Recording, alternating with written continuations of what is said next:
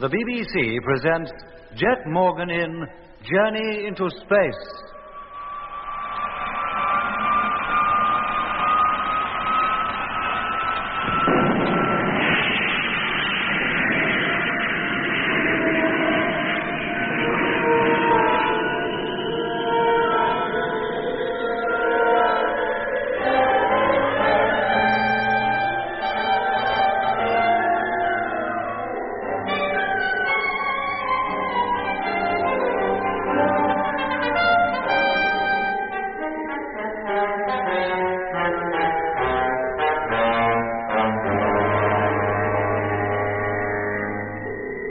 June 15th, 1972. Earth time. 7 years since man first conquered space. 2 hours ago, we took off from Mars on the first stage of our 355 million-mile journey back to Earth and home. Of the 20 men who set out on this momentous journey, only 8 are returning. Of the ships which formed our Martian space fleet, 6 have had to be abandoned. 2 of them total wrecks, their debris destined to drift in space forever. And the rest, for want of crews to man them, have been left behind. It was intended that we should remain on the red planet for a year. In fact, it was little more than 3 months. To have stayed longer would have meant staying for good. When I think back on the last few months, I can hardly believe that such fantastic events could have taken place. And yet, as I look about me, see our 2 companion ships limping home, one each side of us, I know them to be all too true. And during the long, dreary weeks of our return, we shall have time enough to ponder on the wisdom of man's ever venturing further into space than to his own moon. Even now, it is by no means sure that we, the survivors, will reach Earth and home safely. However, I write a full account of what has taken place while it's still fresh in my mind, in the hope that when the next expedition sets out for Mars, as it surely will, its crews may profit from our own bitter experience.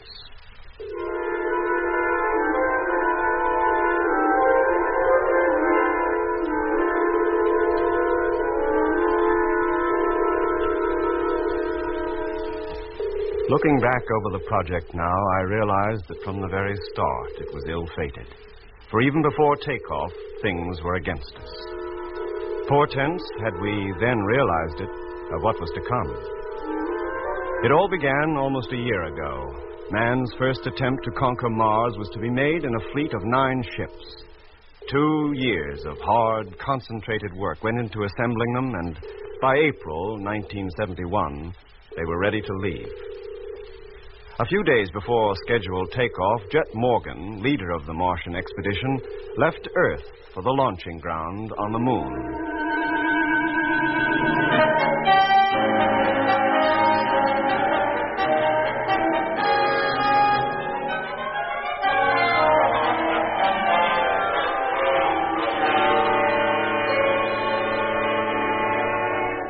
Hello, Lunar 142. Earth Control calling. Takeoff imminent. Stand by. Hello, Control. Lunar 142. Ready for takeoff. Airlock. Contact.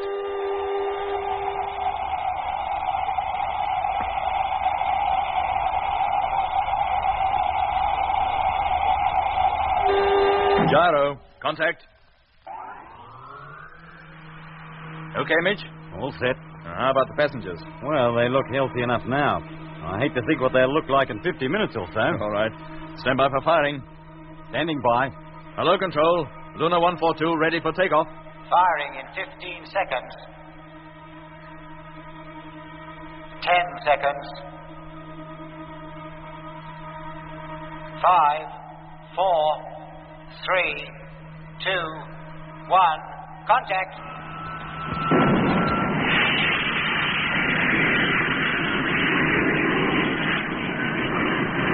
Zero plus 10 seconds. Height 9.2. Velocity 4250. 0 plus 20 seconds. Height 15.1.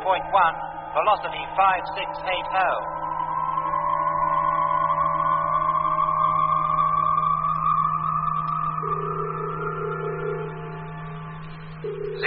plus 3 minutes, 10 seconds. Well, that's that. Dead on course. Cut the gyro, Mitch. Yeah, she's cut. Oh, I wonder how those fellas back there made out. Maybe I'd better go and see. I think you had, but make it quick. All right. Hello, Control. Lunar 142, Morgan calling. Check on course and velocity, please. Hello, Lunar 142.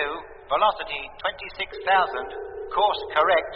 When will you call again? A routine check in 2 hours. Thank you, Lunar, and good luck on the big trip. Thank you. Well, Mitch? Yeah, just as I thought. More than half of them sick as dogs. Well, I'm not surprised. None of them has ever made the trip before. If you ask me, none of them should ever have made this one. What the heck does Winchell think he's up to? Well, I don't think even he had any choice. This isn't a private enterprise. It's an international one. And every country that's contributed to the cost has a right to know how the money's being spent. Oh, I suppose so, but why couldn't they watch by remote control? The whole thing's being relayed to Earth, isn't it? Well, they're with us now, so there's no sense in worrying about it. You better check that motor, Mitch. Meanwhile, I'll get the steward to hand out a few pills.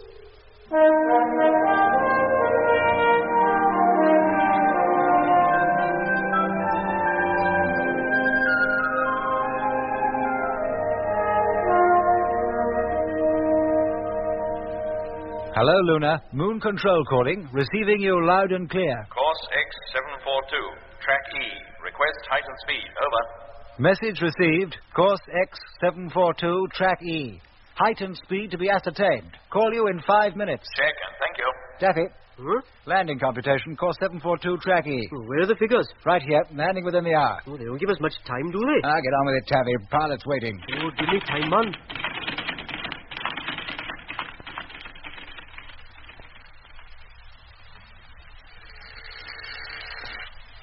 Bonnie, dear. Passenger ship Lunar 142 just checked in. So what do I do? Burst into tears? Dr. Matthews asked to be informed. Oh, that's jet ship, isn't it?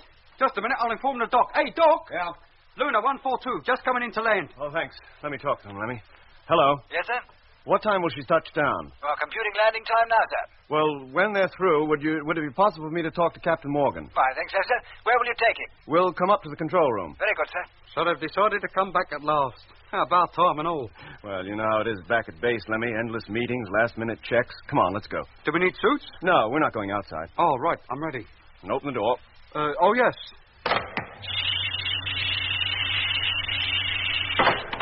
In you go, Lemmy.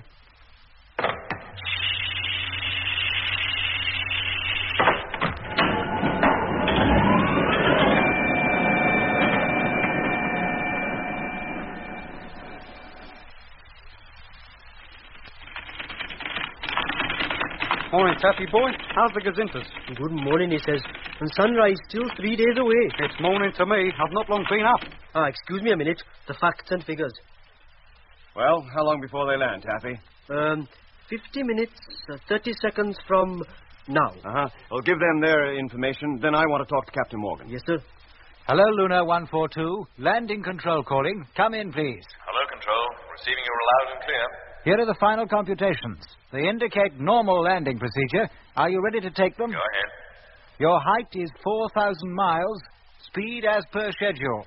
Can give you full figures for checking if you want them. No thanks, Control. If it's normal procedure, we can manage. And thanks for your trouble. Not at all, sir. Dr. Matthews is here and like to talk to you. Okay, put him on. Hello, Jet. Hello, Doc. How's it going down there? All okay this end, except number 2 is giving us trouble. She was down 5% on thrust during last test. Oh, I'll tell Mitch. You've no idea what the trouble is. Well, engineers are still trying to trace it. Last report seemed to suggest the pumps. Okay. Oh, and while you're on, Doc, you might tell welfare we need accommodation for 3 extra personnel. 3 extra. Launching crew, you mean? No, journalists. What? Yes, Doc. Winchell insisted we bring them. Oh, Mitch did his darndest to stop it, as you can well imagine, but it was no go. They're to get an eyewitness account of the takeoff for world syndication. But I thought No, that... I know. So did we, but there it is. Winchell waived the rule and allowed them to come. None of them has even been in space before. How did they take it? Oh, not too well at first, but they were okay one day out. They've been a bit too lively since. You'll have to appoint somebody to look after them and keep them out of our way. Well, I'll do what I can, Jet. Anything else? No, not. What the? Emergency! Action stations! Close all airtight doors! Come on, hurry up! Doc, for goodness sake, what's happened? What is it, Lemmy? Doc, hello? Search me. I don't think there's anything wrong in here. How about it, Taffy? Airtight doors closed, okay. Vents too. Operator, get me engineering section. Yes, sir. Hello. Control here. Hello. Landing control calling. Have Dr. Matthews here. Hello. Landing control. Put Dr. Matthews on, please. Hello, engineering. What happened? I'm not sure yet. Seems there was an explosion in the living quarters. Air pressure went down to zero immediately. You better get over here, Doctor. Is it safe for me to leave this block? I've no spacesuit. I'll find out the extent of the damage and let you know. Okay, and make it quick. Yes, sir. Is it bad, Doc? Living quarters. Either an airlock broke down or one of the walls collapsed or something. Blimey. Anyhow, until we hear from engineering, nobody is to leave this room. Is that clear? Yes, sir. Hey, Doc. What about the men in living quarters? Heaven knows. If the worst has happened, there's nothing we can do for them.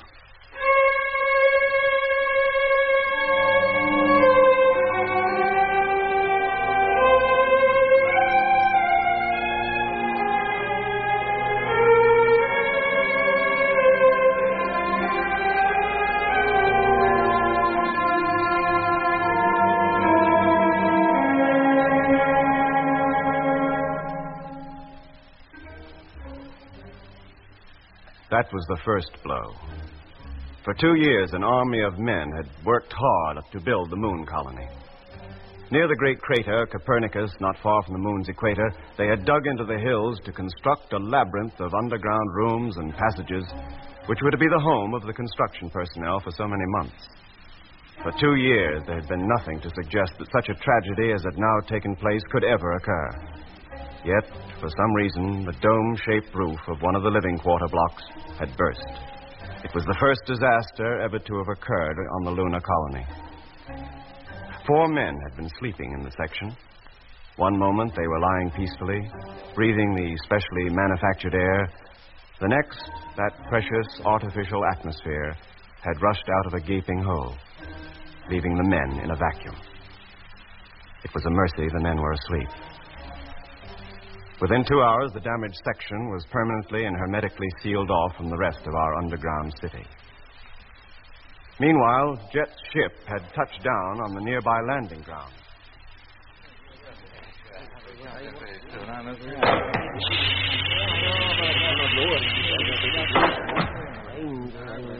Here he comes now. Good afternoon, gentlemen. Good afternoon, sir. I'm sorry your first visit to the lunar colony should have been marred by such an unfortunate catastrophe. We understand, Captain Morgan.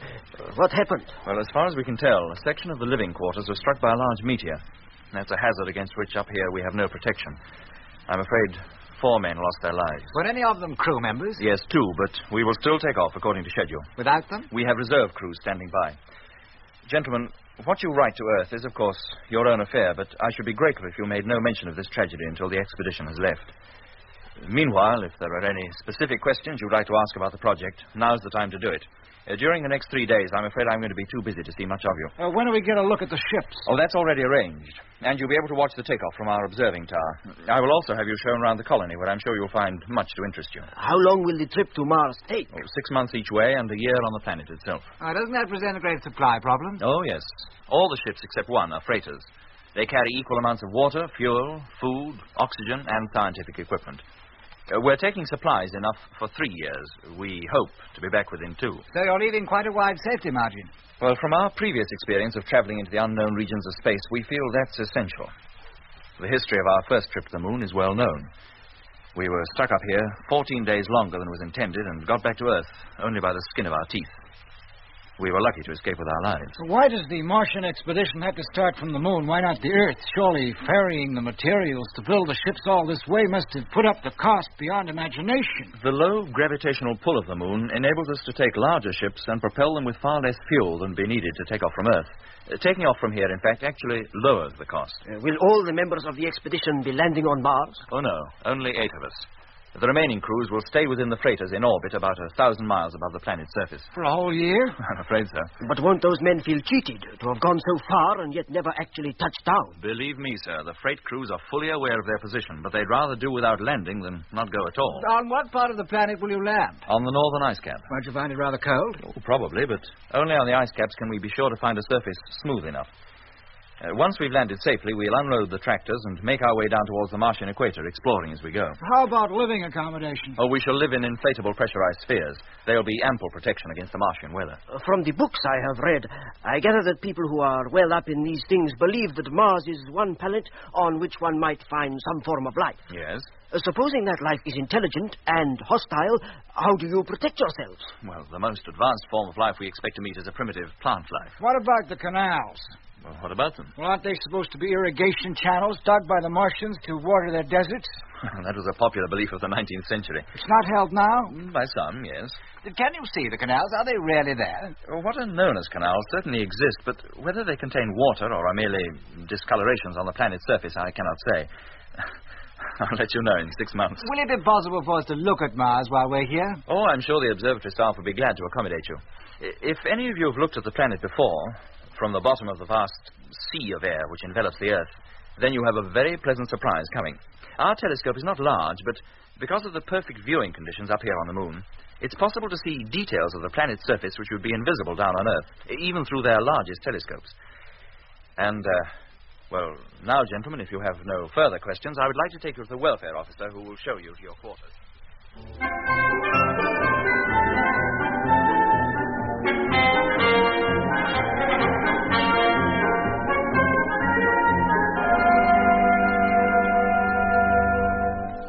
The next few days were a fever of activity. In a shallow crater some 3 miles from the colony stood the Martian fleet. The crater, with its smooth, flat floor and sharp rising circular walls, made a perfect launching platform. The ships were huge, nearly 300 feet tall and 90 feet in diameter. Only one of them, the flagship Discovery, was of the conventional space rocket shape. The rest were quite out of line with the popular conception of what a spaceship should look like. As they would never have to travel through any atmosphere, they weren't streamlined. They consisted only of the barest essentials: solar reflectors, radio antenna, fuel tanks, and other equipment, held together by what appeared to be a tangle of girders. The whole was topped by a large sphere, which, besides carrying most of the cargo, also housed the tiny cabin which served as living quarters for the 2 men needed to man each vessel. The freight ships, numbered 1 to 8 in huge red letters on their spheres, stood in a large circle about a mile in diameter. In the center of that circle stood the streamlined flagship Discovery, painted a bright blue for easy identification. 12 hours before takeoff, every man not on duty was looking towards the lunar horizon, waiting for the sun to rise.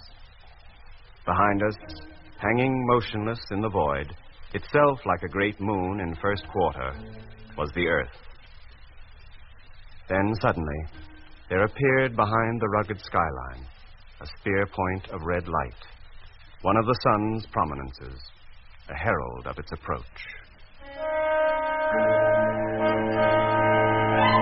Instantly, as though some giant hand had turned a switch, the whole area was bathed in the sun's hard glow. The mountains, rocks, and crater rims throwing long, black, pointed shadows across the moon's surface. The lunar day had begun. The space fleet to Mars could now leave.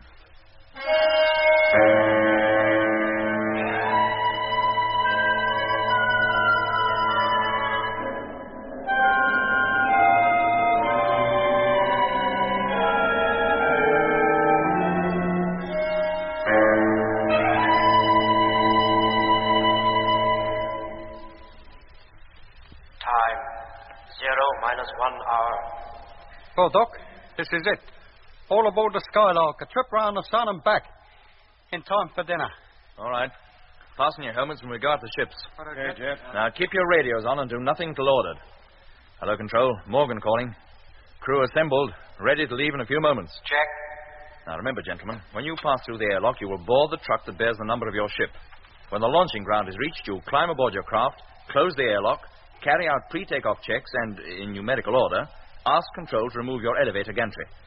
Now, stand by. Okay, Control. We're all set. You may let us out now.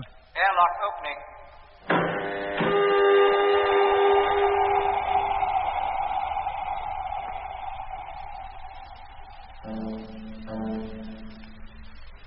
Because of the sharp curvature of the moon, the horizon is usually only a short distance away.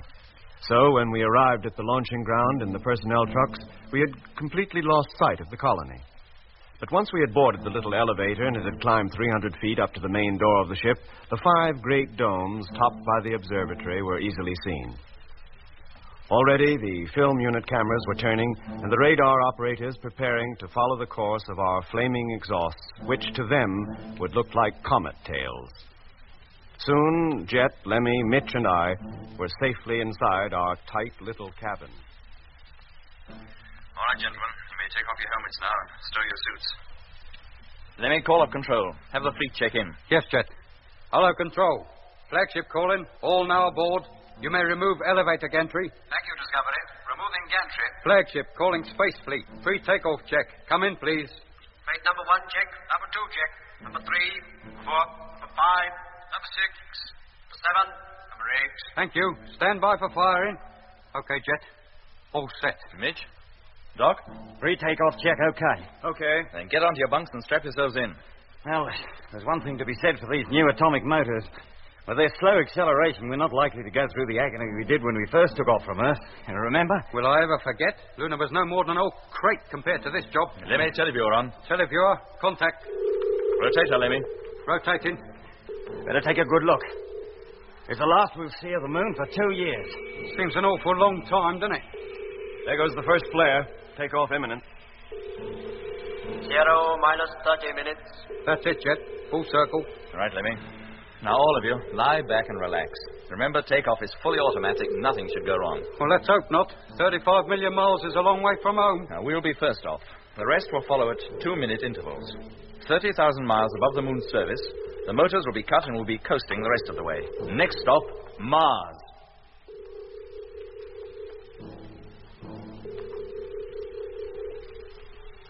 Zero minus 5 minutes. Hello, Control calling Flagship Discovery. Hello, Control. Discovery calling.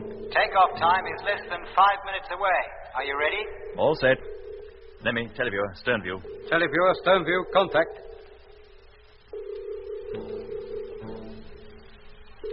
0 minus 45 seconds. Stand by. Won't be long now. Hello, freight number 1. Control calling. Number 1 to control. Your takeoff time is imminent. Are you ready? All set. 0 minus 15 seconds.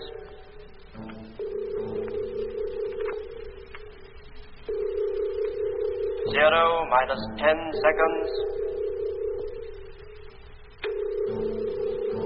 0 minus 5, 4, 3, 2, 1. Here we go.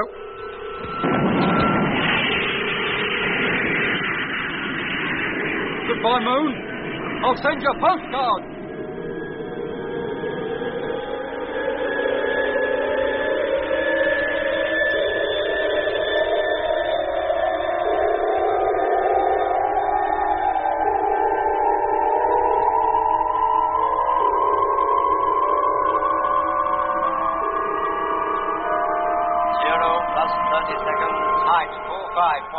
Velocity 5200. Maximum acceleration rate will be reached in 30 seconds. Lemmy, televiewer, stern view, telescopic lens. Stern view on. Telescopic lens. Motor, Mitch. Doing fine. All gate is spot on. Doc? All okay in my section? Ah, first class takeoff. Let's hope the rest of the fleet do as well. Control calling Discovery. Maximum acceleration rate has now been reached. Motors will be cut in 1 hour. Message received. Thank you. Control calling freighter number 1. Stand by for takeoff. 15 seconds. Good luck, boys. See you down there. 10 seconds. Wonder how they're feeling. If they feel like I do before any takeoff, awful. 5, 4, 3, 2, 1. There they go. Well, that's another one safely away. How long before they catch up on us? Oh, not for 2 days. And getting into formation is going to be a bit tricky. Well, we've got 6 months to practice. Wouldn't do to arrive at miles out of line. It would give a bad impression. All right, cut out the chatter, Lemmy, and keep your mind on your job. Yes, Jet. Freighter number 1 coming into view.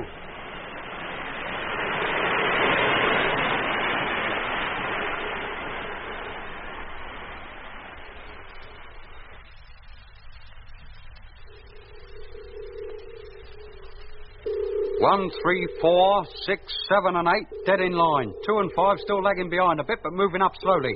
Shall I tell them to give their motors a short burst? No, Lemmy, we don't want them wasting fuel on fancy flying formations. They'll probably drift into place during the next few hours anyway. Well, if the line's pretty enough for you now, Jet, do you think I could call in the motor reports? Go ahead. Let him get the radio, Lemmy. Hey, Mitch, it's all yours. Hello, Space Fleet. Chief engineer, calling freighters 1 to 8. Will you pass your motor reports, please? Freighter number 1 calling Discovery. Reactor normal. Fuel consumption, tank 1, 379.842. Tank 2, 379.836. Thanks, Pete. How was takeoff? Fine. Couldn't have been smoother. Call you again in 30 minutes. Roger. Flagship Discovery calling freighter number 2. Come in, please. Freighter number 2 calling Discovery. How are things with you, Frank? Shocking. Eh? Been having trouble all the way. Well, what kind of trouble? Motor lost thrust soon after we left base. Had to turn on the juice a bit or we'd never have made the rendezvous. Used up a lot of fuel, I'm afraid, Skipper. Well, how much? At least 10% above estimated consumption. Did you hear that, Jet? And that's not all. Well, what else? Main radio receiver's on the blink. We seem to be transmitting okay, but reception from base is down to strength 2. You're hearing us all right? Yeah, strength 5. Well, keep listening up. We'll call you back. Too right. Well, Jet, what do we do about that? Frank might be a good pilot, but he's no radio man or engineer. And who's with him in that ship? Whitaker, construction engineer. No chance of him finding the cause of the trouble, then. We'll have to transfer a motor engineer and radio mechanic from one of the other ships. See if they can detect the fault. Oh, nearest motor engineer is in ship 5. Nearest radio mech is ship 7 on the far side of the formation. Number 5's lagging behind anyway. Transfer will be tricky, Jet. Distance too great for safety. We're closer to her than most. I'll go. And take Lemmy with me to look over the radio at the same time. What, me? Go outside? That's all we can do. Now get your suit, Lemmy, and you, Mitch. Sure, Jet. Now take the long safety lines with you. Call up number 2, Doc. Tell them we're sending over Mitch and Lemmy and to get ready to let them in. Sure, Jet.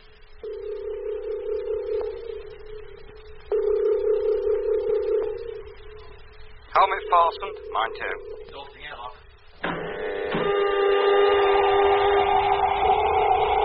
Suit inflating. Suit inflating.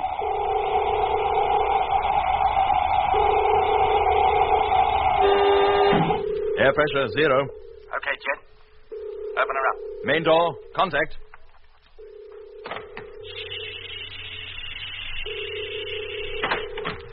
Who's going first? You. Fasten your safety line and push off. There's enough length to allow you to reach the other ship. When you get there, fasten your short line. Then I'll hook the end of your long line to myself, and you pull me across. Yeah, Mitch. And don't pull too hard. Do me a favor. Am I likely to? Just being careful, that's all. Don't want to crash up on the side of that ship. Are you ready? Fasten your line and make sure it's fast. Yeah. All right. Now push. I'll keep a hold of the line. If you push too hard, I'll hold you back. And there I go. There he goes. Cautious, wasn't he? He's hardly moving. Better that than too fast. Blimey. Something wrong, Lemmy? No, just a weird feeling, that's all. Suspended out there in nothing. Oh, it's perfectly safe. You don't feel it. He's nearly there. Ah, made it.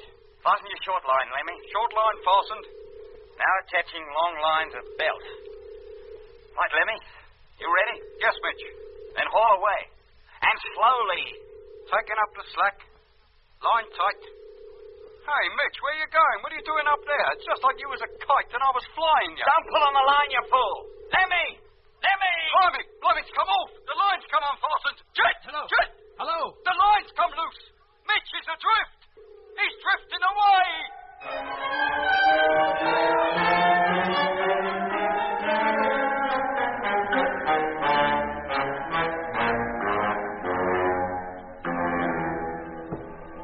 You've been listening to the first episode in the new series of Journey into Space with Andrew Foles as Jet Morgan, David Kossoff as Lemmy, Guy Kingsley Pointer as Doc, Bruce Beebe as Mitch, and with David Jacobs and Anthony Marriott. The orchestra was conducted by Van Phillips, who also composed the music.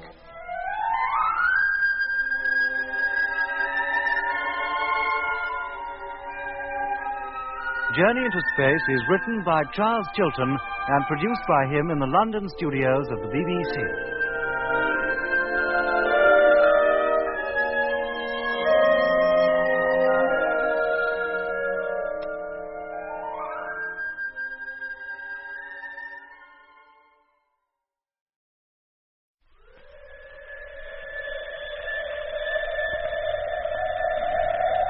The BBC presents Jet Morgan in Journey into Space.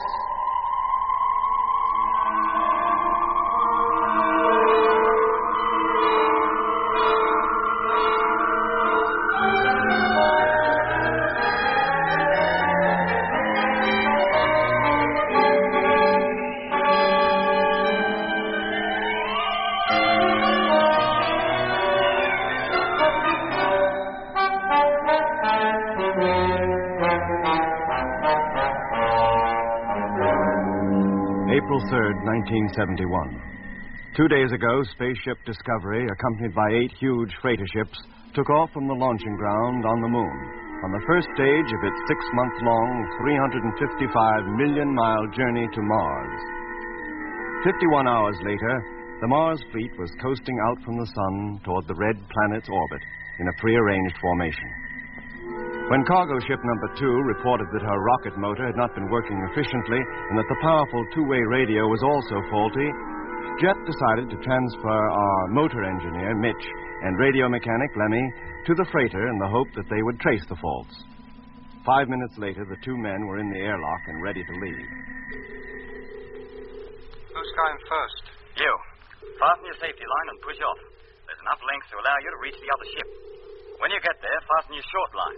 Then I'll hook the end of your long line to myself, and you pull me across. Yeah, Mitch. And don't pull too hard. Do me a favor. Am I likely to? Just being careful, that's all. Don't want to crash up on the side of that ship. Are you ready? Fasten your line and make sure it's fast. There. All right, now. Push. I'll keep a hold of the line. If you push too hard, I'll hold you back. Then there I go. There he goes. Cautious, wasn't he? He's hardly moving. Better that than too fast. Blimey. Something wrong, Lemmy? No, Jet. Just a weird feeling, that's all. Suspended out here. In nothing. It's perfectly safe. It don't feel like it. He's nearly there. Made it. Fasten your short line, Lemmy. Short line fastened. Now attaching long line to belt. Right, Lemmy? You ready? Yes, Mitch. Then haul away. And slowly. Taking up the slack. Line tight. Hey, Mitch, where are you going? What are you doing up there? It's just like you was a kite and I was flying you. Don't pull on the line, you fool. Lemmy! Oh, Lemmy! Blimey, it's come off. The line's come unfastened. Jet! Hello? The line's come loose. Mitch is adrift. He's drifting away. Good heavens, Doc, he is. Jet! Jet! Hold on, Mitch. Don't panic. Lemmy, can you hear me? Yes, Jet. Haul in the line, then throw it towards Mitch. Right. He'll have to look lively. Mitch is definitely drifting off. Yes, but only slowly. The line should be long enough to reach him. You ready, Mitch? Oh, what do you think? And make it a good shot, Lemmy, for Pete's sake. Right. Here it comes. Miles wide of him. I'm sorry, Mitch. I'll try again. Doc, get my suit. I may have to go out there myself. Sure, Jet. Now, Mitch, you ready? Yeah, Lemmy. Now, you try and grab it, boy, as it comes by. Yeah. Now, here it comes. Oh, Lemmy, can't you throw it straighter than that? I'm sorry, Jet. I'm doing my best. It's this suit. It makes it so difficult. All right. Now just keep calm. Have another try. I'm sorry, Mitch. But take your time, Lemmy. Now, slowly dart it. Mitch must be at least 5 yards further away by now. A good throw this time should make it. And if it doesn't? Call up the pilot to freighter number 2, will you, Doc? Sure. Right, Mitch. I'll do it this time if it kills me. Now, you ready? Yeah, Lemmy. And if you want me to be with you at the end of this trip, make it good. Hello, freighter number 2. Flagship calling. Hello, flagship. Number 2 calling. Stand by. Captain Morgan wants you. Okay. Now, get ready, Mitch. Here it comes. Oh, good shot, Lemmy. Doc, he made... Oh, no. What now? A dead straight throw, but Mitch can't reach it. What? He's drifted too far. Get the airlock ready to let me out. You bet. Stretch for it, Mitch, mate. You might just make it. I can't. It's 6 inches too short. Hello, Mitch? Yeah, Jet. Hang on, I'm coming out. Lemmy, Yes, Jet. get inside number 2's airlock. I'm going to ask the crew to let you in. What? And leave Mitch out there? Drifting away into eternity? Lemmy, do as you're told, and don't argue. Now entering airlock. Hello, number 2. Hearing you loud and clear. Let Lemmy in, will you? And put Whitaker on. Yes, sir. Whitaker here. Whitaker, go into the cargo compartment and get a construction engineer's rocket propulsion unit. When Lemmy gets inside, give it to him. Yes, sir. All right, Doc. Let me out. Airlock contact.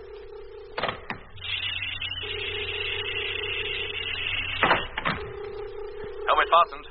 Exhaust the airlock. Contact.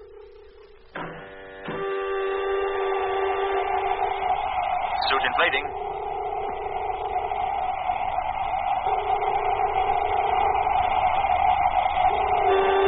Air pressure 0. Open the door, Doc. Hello, Jet. Can you hear me? Yes, Lemmy. I'll be in number 2's cabin any minute. Now, what do I do when I get there? Whitaker will give you a propulsion unit. Take it. Come out again and wait by the main door. Is that clear? Right. Doc?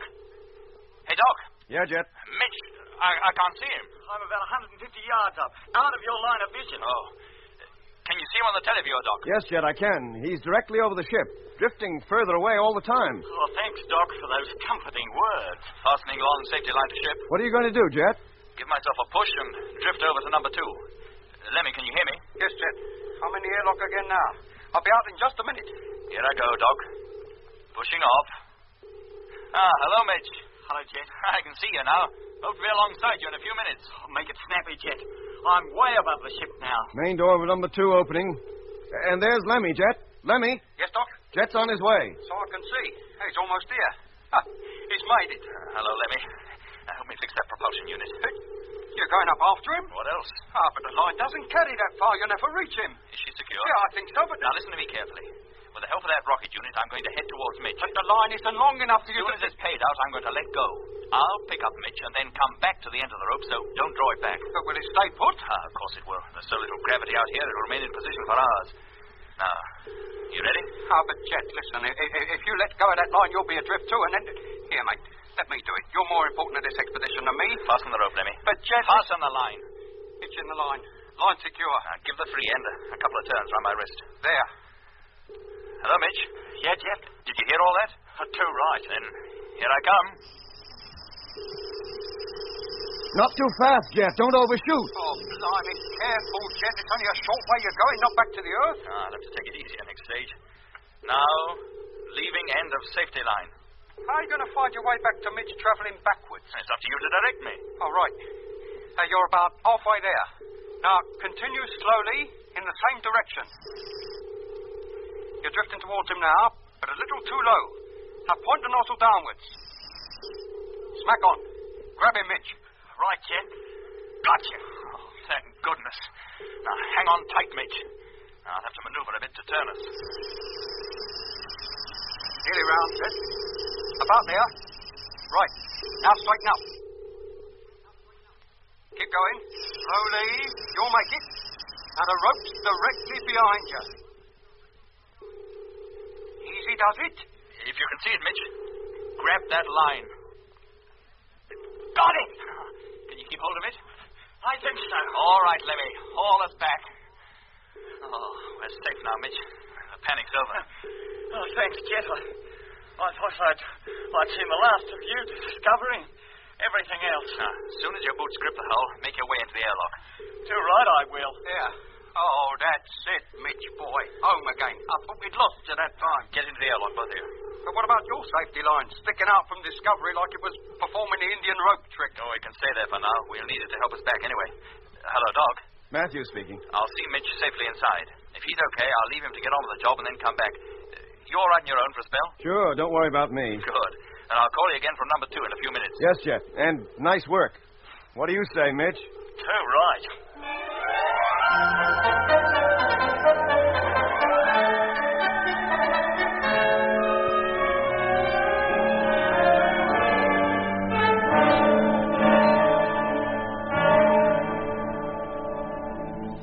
So Mitch was saved. But it had been a close call. The propulsion unit by which Jet was able to reach Mitch was a miniature rocket motor, looking rather like a hand fire extinguisher.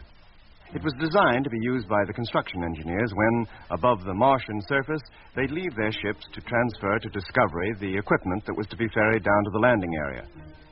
No engineer would dare move about outside the ship without first attaching his safety line so that, in the event of anything going wrong with the propulsion unit, he could be hauled back to his ship by hand.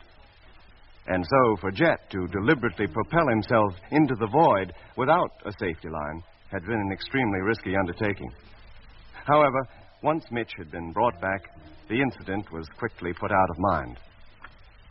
A few minutes later, the 3 men were safely inside the ship and setting about the task of finding out what was wrong with freighter number 2. How soon did she begin losing thrust, Frank? Soon after we reached maximum acceleration. Can I see the log? Yes, Skipper. If you get a step over to the control table. How about that radio, Lemmy? Any idea what's wrong with that? Amplifying circuit of the main receiver. Getting less than half the current through her that she should have. I think I'll have to take her innards out. Oh, will it be a long job? Probably. I can't say yet. Well, let me know as soon as you can. I don't like Doc being in Discovery on his own. Well, you can talk to him if you want to. I won't be interfering with the ship-to-ship system. Well, Jet, so far as I can judge, the motor trouble is way deep down in the hull someplace. Can you get at it, Mitch? Put it right. Not without every engineer we got with us working on it. We'd have to take a whole section of the ship to pieces. We haven't the tools for the job. Can't even get near it for weeks. The motor's still highly radioactive. Oh, then what do you suggest? That we leave it alone and hope. But how about when we begin to approach Mars and have to slow down? She'll have to be working properly then. Well, if, in spite of the trouble, the motor's got the ship this far, she should function well enough to slow her down, too. But she'll probably eat up an awful lot of fuel. Will there be enough in the tanks to do the job? We'll have to make sure there is. We'll take some of the spare fuel from the storage tanks and fill her up. Yes, but that'll leave us short during the exploration period. I know, but it's either that or risking losing the ship. Oh, very well, Mitch. If that's your opinion, we'll have the fuel transferred, but we'll have to wait until she stops boiling. We can't risk the fueling squads getting contaminated. Well, we've got months of coasting before we need to get down to it. How about you, Lemmy? Well, with luck, I think I would have traced this trouble within an hour. As long as that? Well, you want me to do the job properly, don't you? Of course I do, but I don't want to leave Doc alone in the flagship for longer than I can help either. Yeah, I think I'll have to leave you here, Lemmy. Well, it suits me. As soon as you're ready to make the transfer, let me know. I'll be at the main door to see you make it safely. Right. Come on, Mitch. Let's get back to our own ship. Yeah. Open up the airlock, will you, Whitaker? Yes, sir.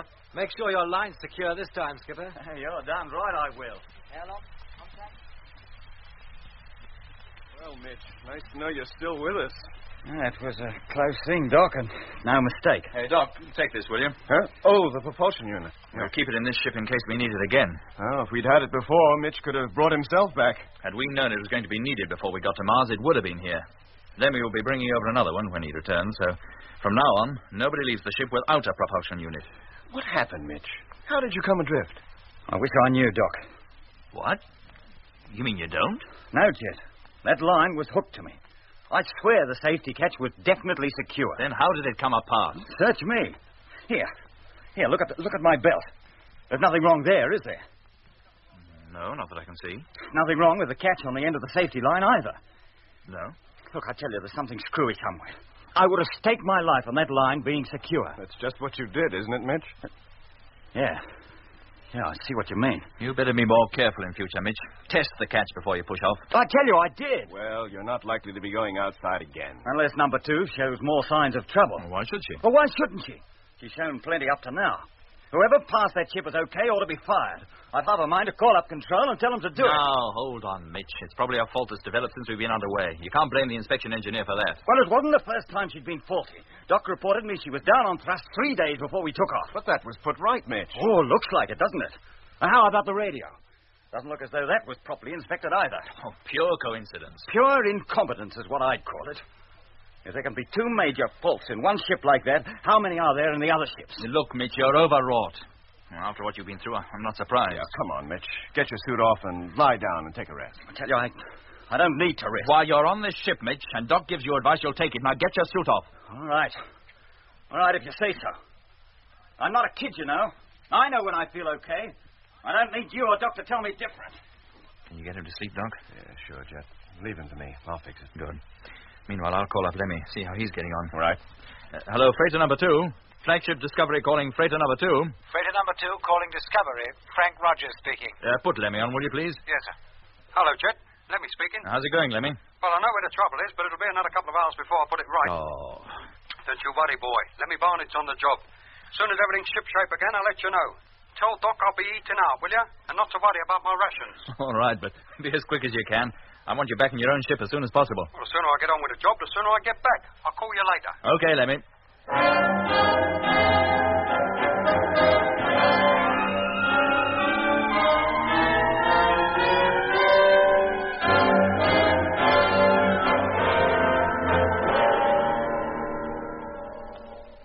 Screw this home, and here we are.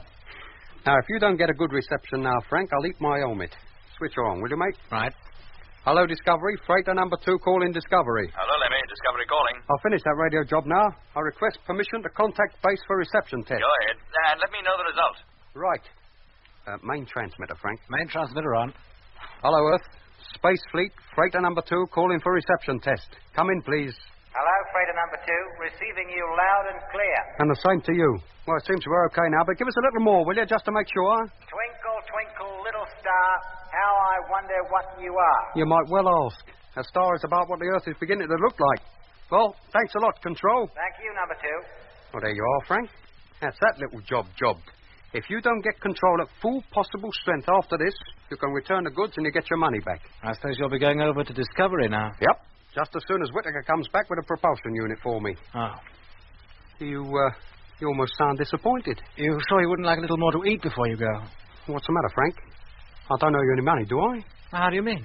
Well, the way you're trying to hang on to me, I thought maybe I did. Oh, it's just that I hoped you might have stayed for a bit.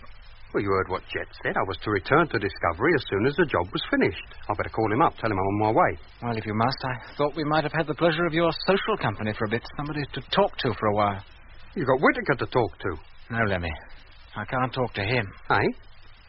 Oh, don't tell me you two are fighting only 2 days out. I couldn't quarrel with him if I tried. Why?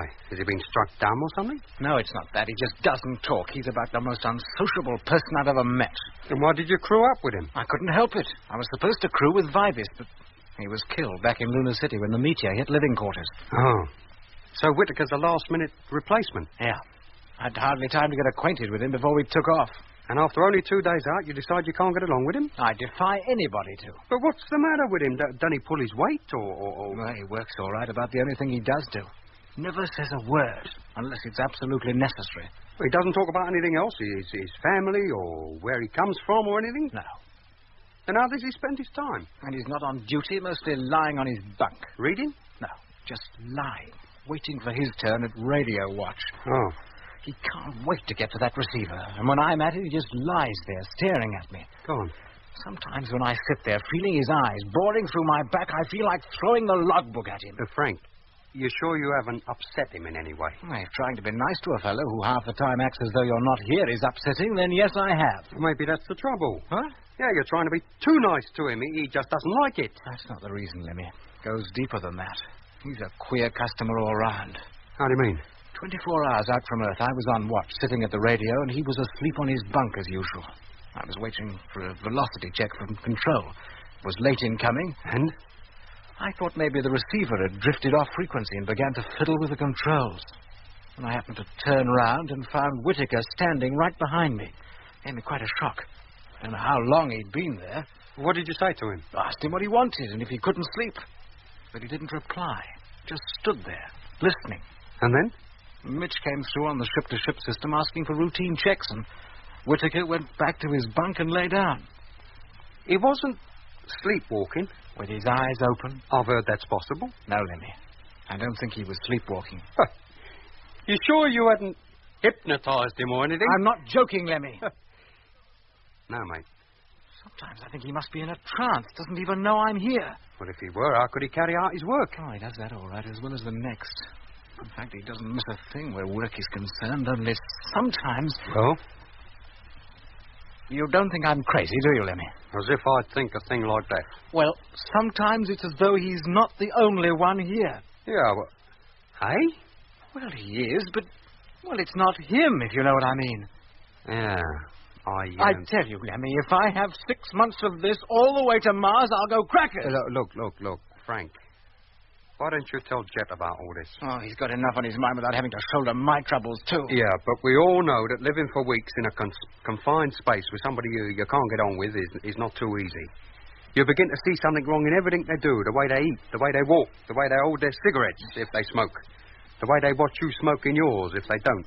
All maddening, irritating little things. But they could drive you off your rocker in no time. You might even start getting violent. I might have that. Yeah. Look, if Jet thinks you've got a good case, he'll get either you or Whitaker transferred to another ship before any real trouble starts.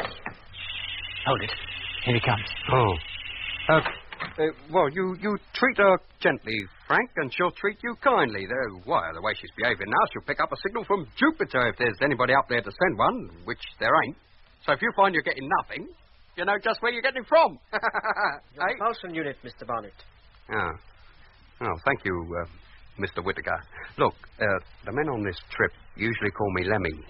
There's no need for you to be formal, you know. Shall I help you on with it? Yeah. Yes, thank you. Not that I'll be needing it. When I push off from this ship, my line will be fast. You won't find me drifting off, as Mitch did. I'm sure he thought the same thing before his line disconnected. You're a little comfort, ain't you? It's fixed now, Mr. Bonnet. I'll call Captain Morgan. Tell him you're ready. Yes, you do that. And thank you. See what I mean? Yeah. Don't you worry, Frank, boy. I'll tell Jet about this. I'll see what he thinks of it. Thanks, Lemmy. I'll be grateful.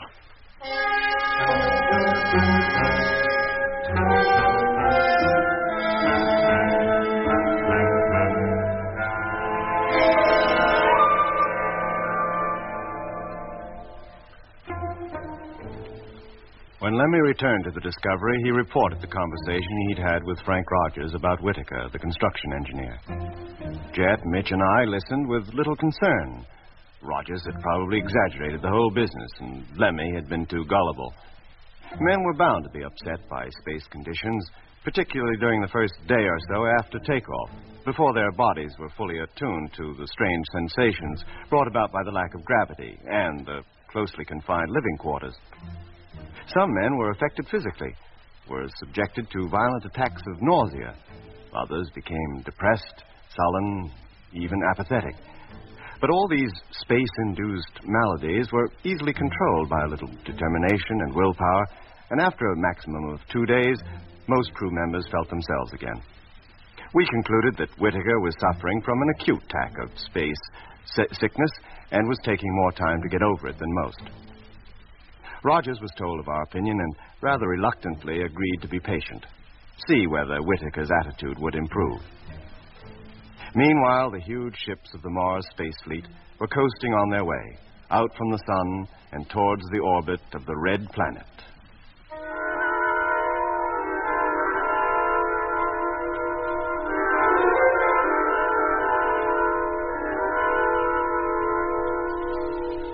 Although we'd left the Earth's orbit, it was still continuing its own course round the sun, and was, as it were, pursuing us. By the time we reached Mars, we would have traveled halfway round the sun, and so would the Earth. In fact, by the time Mars was reached, the Earth would have overtaken us, lie directly between us and the sun, and be approximately 40 million miles away. But to achieve that distance, we had to coast 355 million miles. Had it been possible to travel in a straight line, our journey could have been accomplished in only 55 days.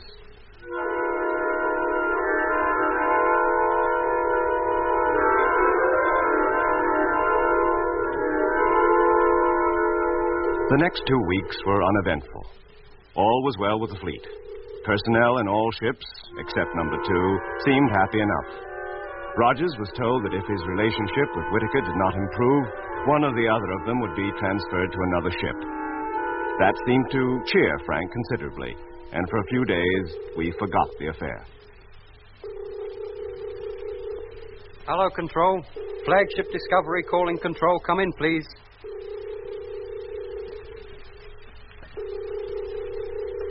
Hello, Flagship Discovery. Receiving you, Strength 3. Over.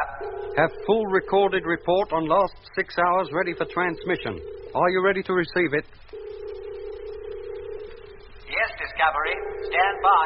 I'll tell you when to start. Right. You know, the time lag between replies gets longer every time we call up. We must be 1 million miles from Earth at least by now. 2 million, Lemmy. Go on. Hello, Discovery. Control calling. Ready to take your transmission, but first I have a message for Captain Morgan. Hold on a minute. I'll call him. Hey, Jet. Yes, Lemmy? Control. Got a message for you. What's it about? They didn't say. Hello, Control. Morgan here. Ready for your message. Is the recorder on, Lemmy? Yes, mate. Hello, Captain Morgan.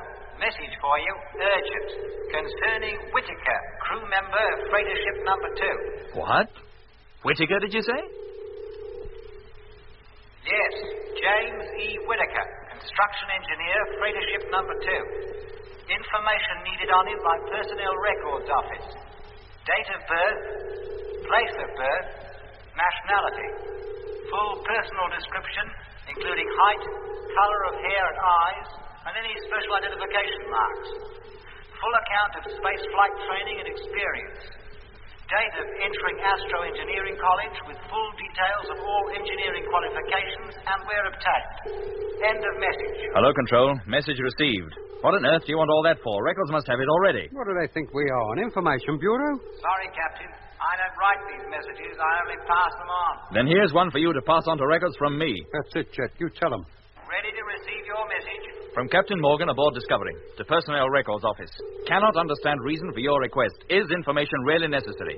Taking no action until reply received. End of message. Maybe they made a mistake. It's the police they want. Message received. We'll call you later. Thank you, Control. All right, Lemmy. Keep listening out. Let me know as soon as you get a reply. Well, Jet, what was all that about? Oh, I'm darned if I know. Want me to check up on Whitaker, something they must have done themselves a year ago. Whitaker? Yeah. Maybe they've lost their information on him and want to keep the records straight. Well, this is a fine time to choose to do it. 3 weeks out from takeoff. Well, besides, there's a duplicate copy of everybody's personal dossier down on Earth. Why not ask them for it?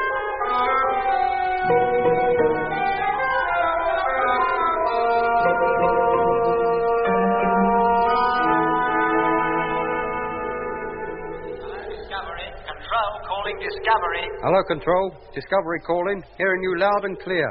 Hey, Jet. Control calling. You're coming, Lemmy. Message for Captain Morgan from Control. Urgent. Repeat, urgent. Information on Whitaker required as soon as possible. Please take immediate action on previous signal. End of message. Blimey. Persistent, ain't they? Hello, Control. Morgan speaking. Message received and understood. We'll call again as soon as information has been obtained. Well, Lemmy, seems there's nothing for it but to carry out the order. Haven't they got nothing better to do down there than expect us to carry out records work for them? Call off number 2, Lemmy. Get Whitaker for me, will you? Yes, Jet. Hello, Space Fleet. Discovery calling freighter number 2. Come in, please. Number 2 calling Discovery. Morgan here. Is that Whitaker? Yes, Captain.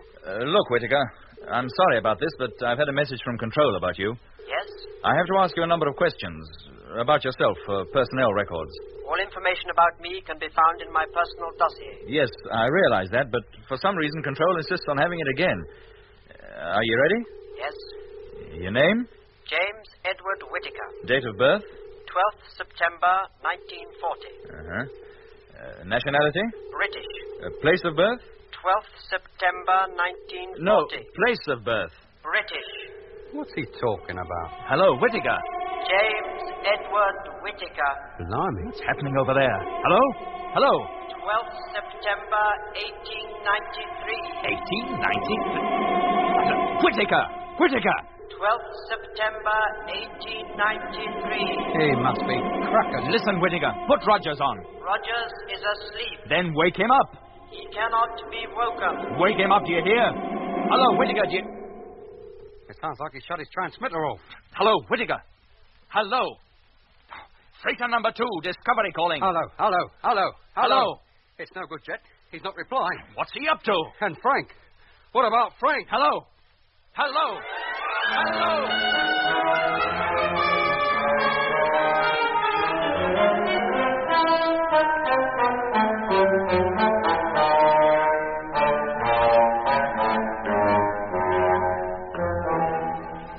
You've been listening to Episode 2 of Journey into Space with Andrew Foles as Jet Morgan, David Kossoff as Lemmy, Guy Kingsley Pointer as Doc, Bruce Beebe as Mitch, and with David Jacobs and Anthony Marriott. The orchestra was conducted by Van Phillips, who also composed the music.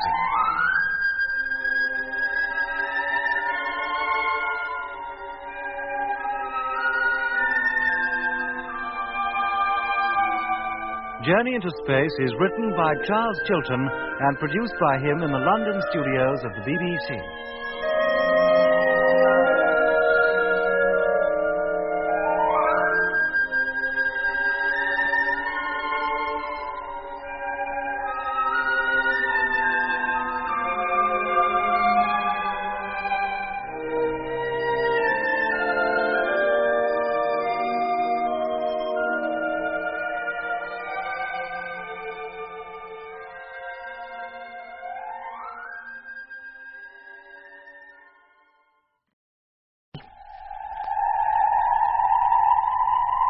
The BBC presents Jet Morgan in Journey into Space.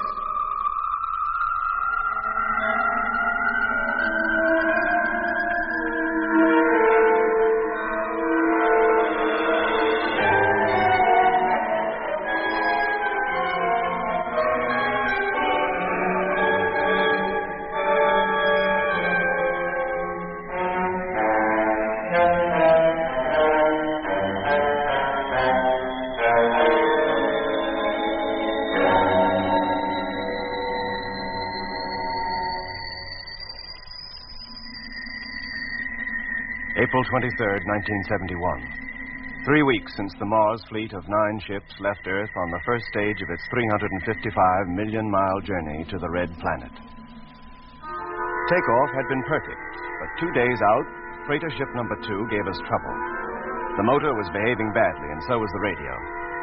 Then, Frank Rogers, the pilot of freighter number 2, complained of the curious behavior of his crewmate, James Whitaker. We didn't attach much importance to this, as we thought Whitaker was probably suffering from an acute attack of space sickness and would soon recover. When Control requested certain information regarding Whitaker, we began to have our doubts. Morgan here. Is that Whitaker? Yes, Captain? Look, Whitaker, I'm sorry about this, but I've had a message from Control about you. Yes? I have to ask you a number of questions about yourself for personnel records. All information about me can be found in my personal dossier. Yes, I realize that, but for some reason, Control insists on having it again. You ready? Yes? Name? James Edward Whitaker. Date of birth? 12th September 1940. Nationality? British. Place of birth? 12th September 1940. No, place of birth. British. What's he talking about? Hello, Whitaker. James Edward Whitaker. Blimey. What's happening over there? Hello, hello. 12th September 1893. Hello, Whitaker. 12th September 1893. He must be crackers. Listen, Whitaker, put Rogers on. Rogers is asleep. Then wake him up. He cannot be woken. Wake him up, do you hear? It sounds like he's shut his transmitter off. Hello, Whitaker. Hello, freighter number 2, Discovery calling. Hello. Hello. It's no good, Jet. He's not replying. What's he up to? And Frank, what about Frank? Hello. What's up, Jet? I wish I knew. Well, you don't think number 2's radio's gone wrong again, do you? The ship-to-ship system never was wrong, Mitch. Then you're quite sure it isn't us. Oh, we'll soon see. Hello, Space Fleet. Flagship calling Space Fleet. Number 1, come in, please. Hello, flagship. Freighter number 1 calling. Hearing you loud and clear. Thank you, number 1. Just testing, that's all. Hello, number 1, Morgan here. Yes, sir? Did you hear me talking to number 2 just now? Yes, sir. And you heard him reply? I certainly did. Thank you, number 1. That's all for now. Yes, sir. Well, that settles that, Mitch. There's nothing wrong with us. Shall I try him again, Jet? Yes, Lemmy. And keep trying. Yes, mate.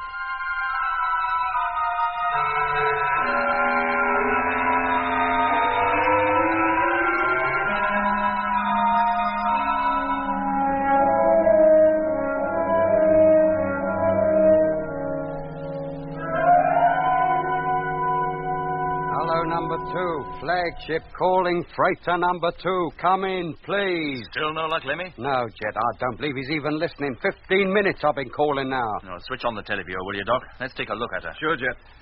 Rotate her, Doc. Rotating. Hold it. There she is. Still in formation. Nothing about it to suggest what's wrong. I'd give anything to know what's going on in there. Well, why don't we go across and see? Oh, fair go, mate. How do we get inside? We can't even ask them to open the door. If one of us went over there and banged on it with a wrench, they should hear that all right. Oh, you big galah. You think they'd realize it was one of us wanting to be let in? Well, I certainly wouldn't think it was the milkman, would they? I think it's worth a try, Jet. We have no other way of contacting them. Very well. Let me get my suit. Shall I get mine and all? And what for? Well, you're not going out there alone, are you? Are we going across alone? Well, supposing their radio is out of gear, you'll need me to put it right. I thought you said that was unlikely. Well, it is. Well, but you I mean, stay here, Lemmy. Keep trying to contact them. Doc will see me across. All right, Jet. Now get those suits and the propulsion unit.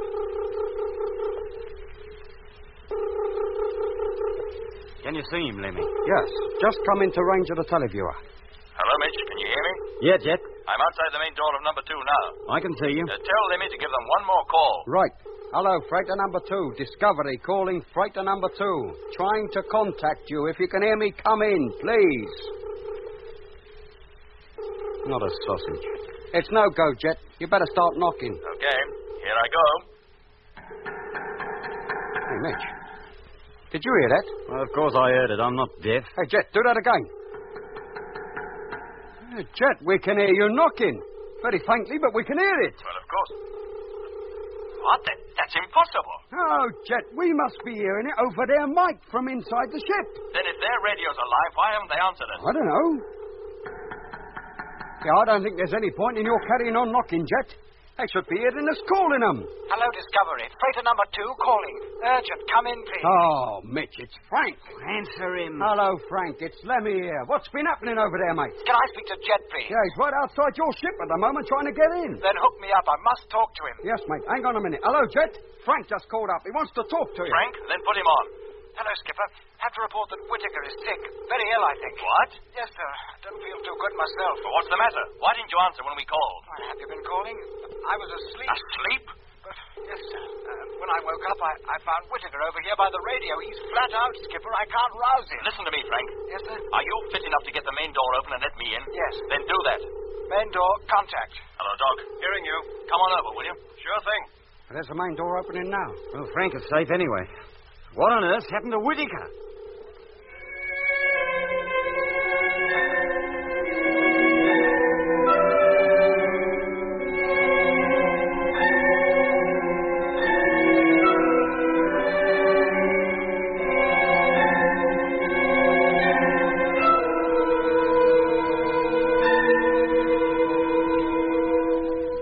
Filling airlock.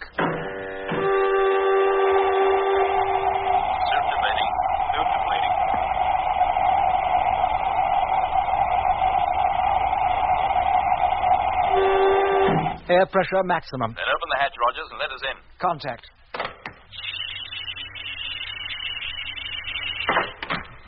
Now, Frank, what's the trouble? And where's Good grief, he's standing up. Did you have to leave him like that, Frank, leaning over at that angle? It's the lack of gravity, sir. He was standing upright when I found him. Well, it makes no difference really whether he's standing up or lying down, Jet. He's unconscious just the same. Well, let's get him over to his bunk. Seeing him like that with his eyes open but lifeless, it's uncanny. Right, Jet. Untie his boots and I'll be able to carry him over. Oh. There's one. Yeah, and there's the other. Right, Doc. He's all yours. Can I help? You stay here, Frank. I'd like to talk to you. Yes. Hello, Discovery. Morgan calling. Oh, hello, Jet. So you made it okay? What's the trouble over there? I'll tell you when I know myself. This was just to let you know we arrived safely. I'll call you later. Right. Now, Frank, let's get to the bottom of this. Why didn't you answer us? If I'd known you were calling, Skipper, I would have. But good heavens, man, the radio's loud enough, isn't it? Do you want an alarm clock, too? I'm afraid it didn't wake me. What time did you go to sleep? About 2 hours ago. Did you take a pill? No, Jet, but while I was sleeping... Well? I had the most horrible dream. One of those nightmares when you know if you don't wake up, something terrible will happen to you. And when I did finally wake, it was to find things as they were when I called you. It was a ghastly experience, Jet. I thought I was back on Earth, but the funny thing was... No, you don't have to give me details of your dream. No, sir. Now, what was Whitaker doing when you went to bed? Sitting at the radio on watch. You didn't notice anything odd about him then? No more than usual. He didn't have a word to say. Well, Doc? Still unconscious. Any idea why? No. I can't understand it at all, Jet. I can find nothing wrong with him, but I can't rouse him. Well, if it's just sleep, Doc, it must have come upon him very suddenly. It certainly did. That's why he was still standing up when Rogers found him. Anyway, I don't intend to leave him before he's awake again. Look, that may be hours. Maybe. You go back to Discovery, Jet, if you want to. I'll stay here. But that means Frank virtually running the ship on his own. You can't share his watches and stay with Whitaker at the same time. I can manage for a few hours anyway, sir. No. I have a better idea. What? Do you think we could move Whitaker over to Discovery? Well... He doesn't weigh anything, sir. It'd only be a matter of towing him across. Rogers, you almost sound as though you'd be glad to get rid of him. Well, it's not that, sir. Look, under the circumstances, Doc, if we can move him, I think we should. All right, give him an hour. If he doesn't wake by then, I'll consider it. Right.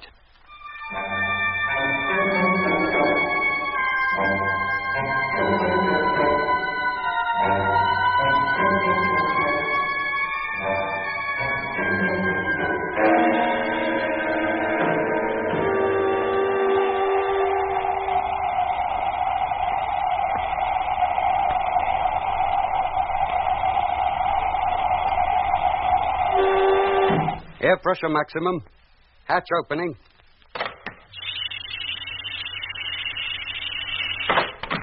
Can I help, Doc? If you don't mind, Lemmy, put him on Mitch's bunk, will you? Hand him up, then. Hello, freighter number 2. Flagship calling. Hi, Flagship. Mitchell speaking. You made it safely, Mitch? Yeah, Jet, thanks. Let me know as soon as it's okay for me to come back. These freighter cabins are a bit too cramped for my liking. Well, that all depends on Whitaker and how soon he's fit to return. I'll call you later. Righto. Hey, Jet. No? He's waking up. Coming. All right, Whitaker. Now, take a drink of this. It'll make you feel better. Where am I? You're aboard the Discovery. How did I get here? Doc and I went over to your ship and brought you back. And what was I doing all that time? Sleeping. At least that's what you appeared to be doing. Can't a man sleep without he has to be hauled from one ship to another, without even being consulted? Now, take it easy. You fell asleep standing on your feet. That's not natural. Under gravityless conditions? What I mean is you fell asleep in the middle of talking to me.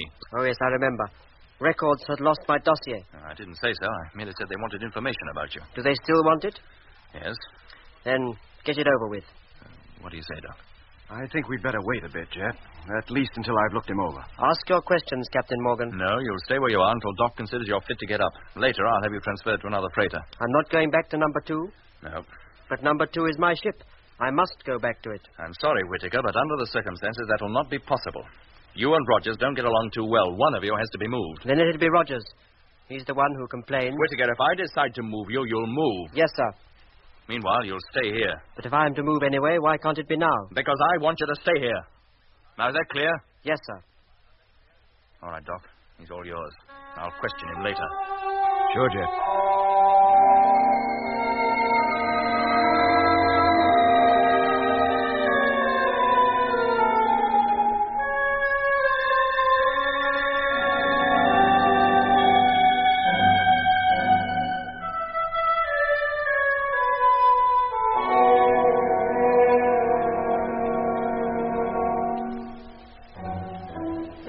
Whitaker rested, much against his will, for 6 hours. At the end of that time, the only report I could give Jet was that he was fit and well, physically at any rate. In due course, Jet got the information he required and had it radioed back to base. As to the cause of the strange, deep sleep that had so suddenly overtaken Whitaker, I was none the wiser, nor apparently was he. But if I learned nothing else, after spending an hour or so with Whitaker, I could appreciate how difficult Frank Rogers had found him. There was some indefinable, atmosphere surrounding Whitaker that made me uncomfortable just to be near him.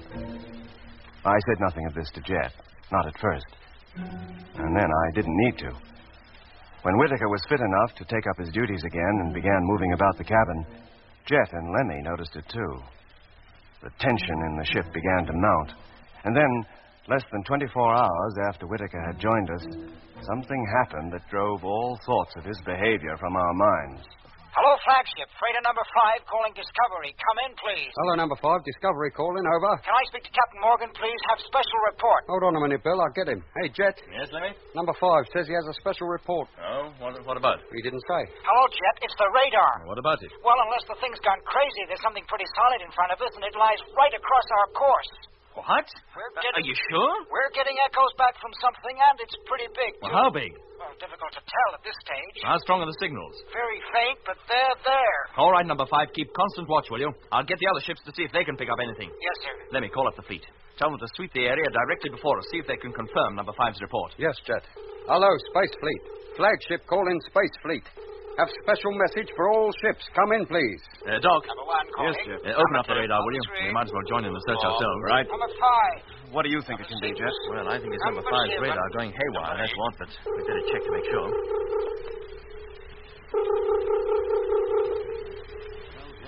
Signals aren't very strong, but there's no denying them. So I can see. You got all the reports in yet, Lemmy? Just waiting for number 7.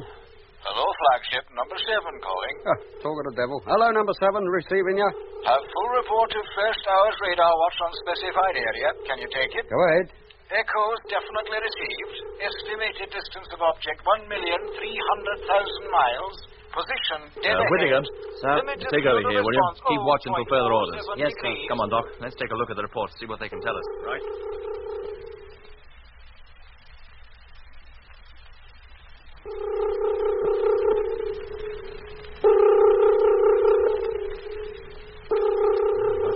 There, all right, but what it is, I haven't a clue.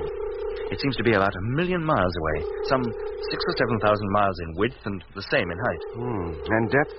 I wish I knew. But whatever it is, it's directly in our path. Couldn't be an asteroid, could it? No, I doubt it. If it were, its dimensions would be about the same as the Earth's moon, and there's no known asteroid of that size that I'm aware of, and certainly none that come between the orbits of Earth and Mars. How rapidly are we approaching it? Well, if we can depend on these reports, and they all seem to agree, I'd say we'll reach it in about 33 hours. If it's a large, solid body, that doesn't give us much time to get out of its way, does it? Well, it might, of course, get out of ours. Yeah, but it hasn't moved since number 5 first reported it. No, that's true. Look, I'll have to notify Control, Doc. See what ideas they have about it. Let's hope they're good, and that they can tell us how to avoid it, if we have to.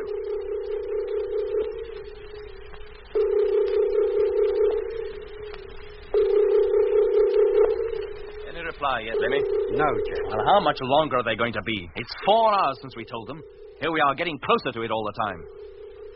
Soon it'll be too late for us to do anything. We'll have overtaken the thing. Yeah, we won't need Earth to tell us what it is then. Hello, Space Fleet. Control calling Space Fleet. Flagship Discovery. Come in, please. Oh.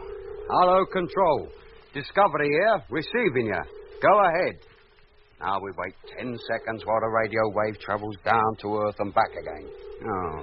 I'll better switch on the recorder, Jet. Be all ready for them when they do come through. I'll do it, Lemmy. Oh, thank you. Hello, Discovery. Here's a reply to your message of April 24th, 1700 hours universal time.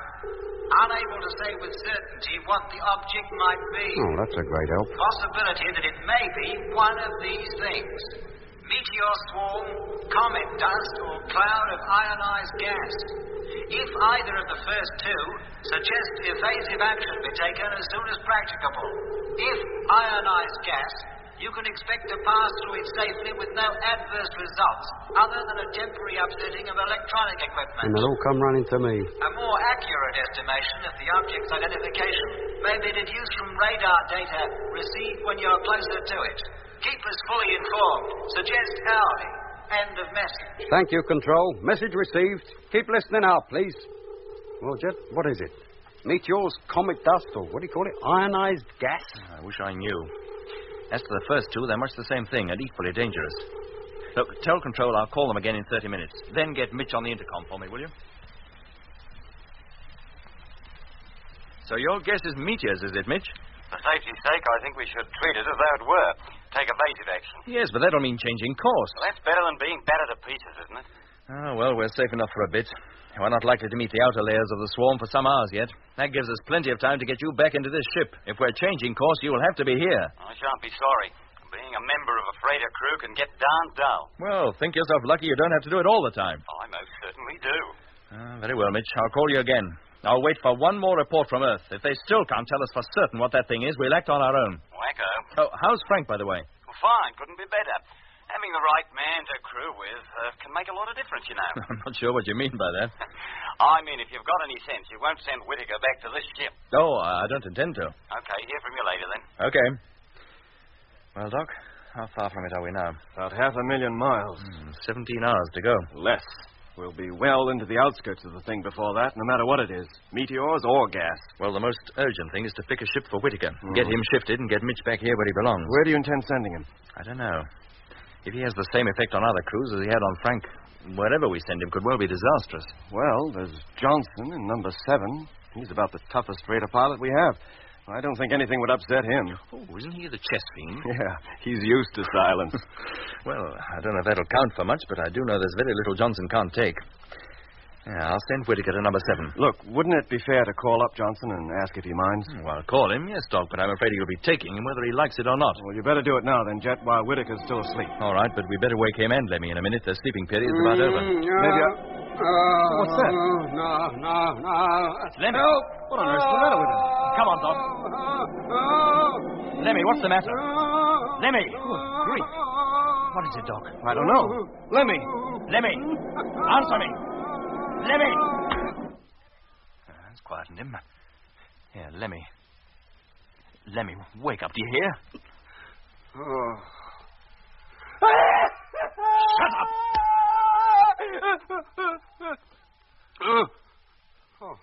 Oh, it's you, Jet. Where are we? What are you talking about? Calm down, Lemmy.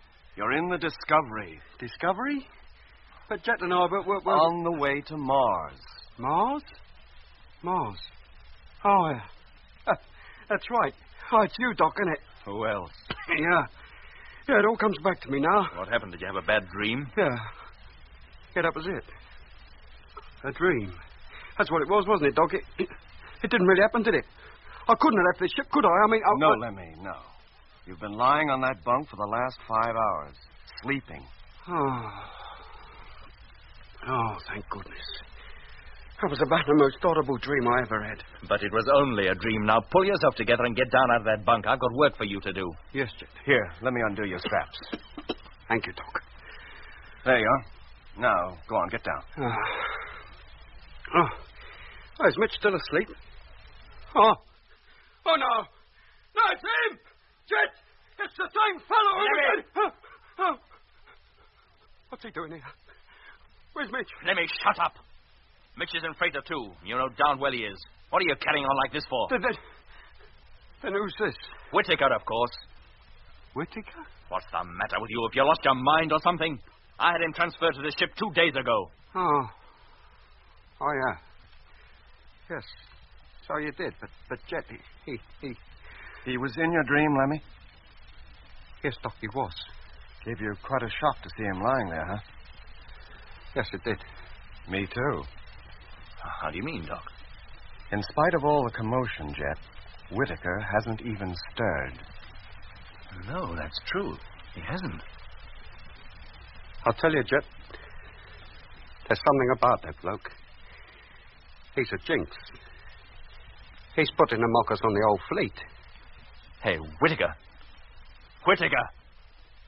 Yes, Captain? You're awake?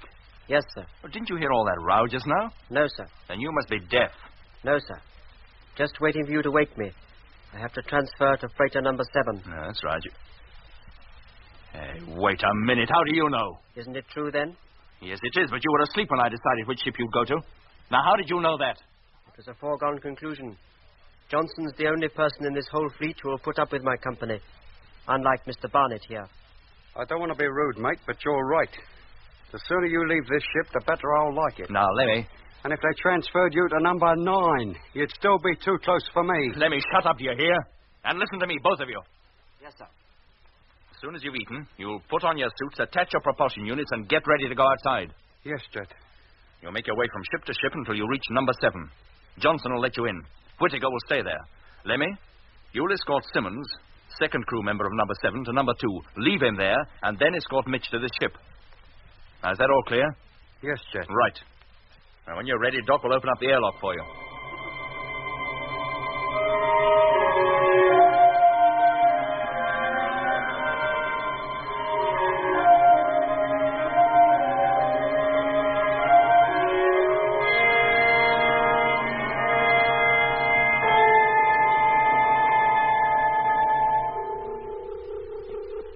Okay, Doc. Suits inflated. Intercom working satisfactorily. You can let us out. Main door, contact.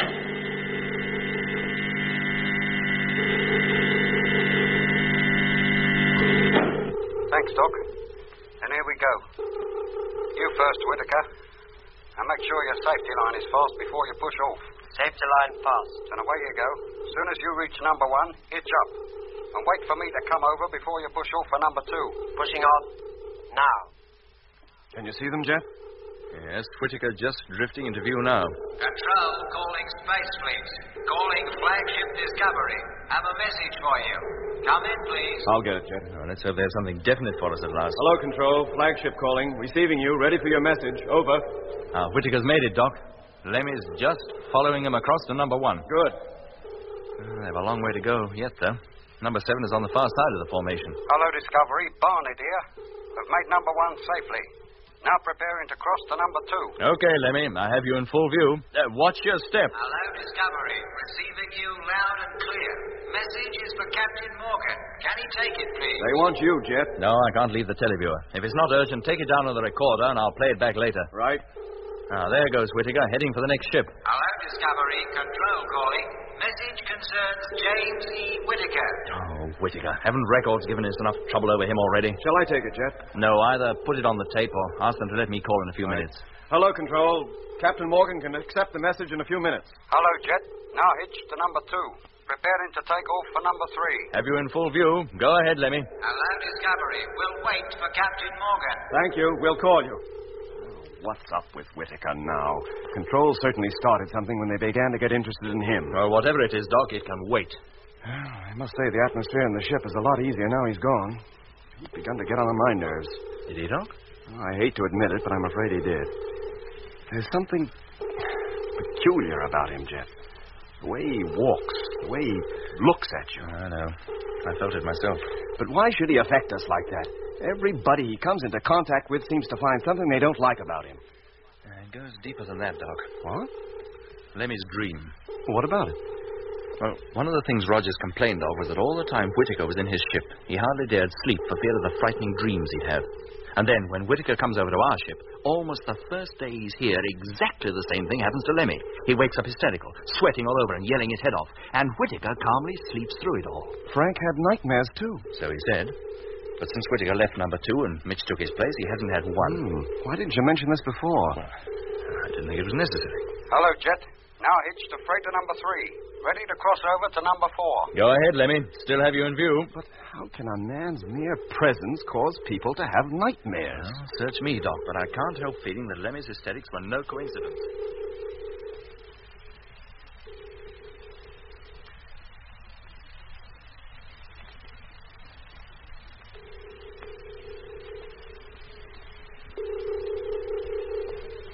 Flagship calling freighter number 7. Come in, please. Johnson calling. Whitaker and Lemmy are now hitched to number 6. I can see them, Skipper. Stand by to let them in, Johnson. Airlock's already exhausted and the main door is open. They can step straight in as soon as they get here. Good. And let me know when they're in the cabin, will you? Yes, sir. All right, Doc. It'll be a few minutes before number 7 calls up again. If you care to take over here, I'll talk to Control. Sure, Jet. Recorder on. Hello, Control. Ready for your message. Come in, please. Hello, Jet. Now hitched to number 7. This is the end of the line. About to enter airlock. Go ahead, Lemmy. Oh, that's Doc, isn't it? Yeah, Lemmy. Jet's talking to Control. He'll be back soon. Hello, Captain Morgan. Here's your message. Information on Whitaker received. It's been checked against his dossier in records section and found to be identical. Well, of course. But further investigations have revealed that the only James Edward Whitaker who answers to the description we have was born in 1893. In 1924, at the age of 31 years, he disappeared and was never seen again. But Whitaker is 31. Director of Records requests that he be allowed to talk to Whitaker as soon as possible. Hello, Control. Your message received, but not fully understood. I can put you on to Whitaker in just a few moments. Stand by, please. Doc, did you ever hear such preposterous nonsense? Is Whitaker in number 7 yet? No, he and Lemmy are hardly in the airlock. Now, let's get to that radio, Doc. Then I'll talk to Johnson. Right. Hello. Freighter number 7. Flagship calling. Hello, flagship. Johnson, number 7 calling. Listen, Bill. The second Lemmy and Whitaker get into your cabin, put Whitaker on, will you? I want to talk to him urgently. As you say, Skipper. I was just about to let... What was that? Sounded like an explosion. Hello, number 7. Hello. Jet, look here at the televiewer. Look at number 7. The crew's compartment is a total wreck.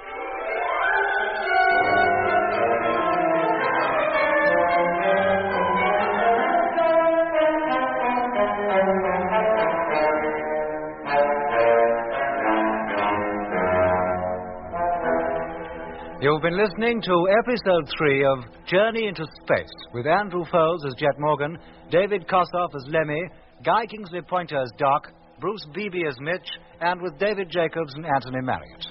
The orchestra was conducted by Van Phillips, who also composed the music.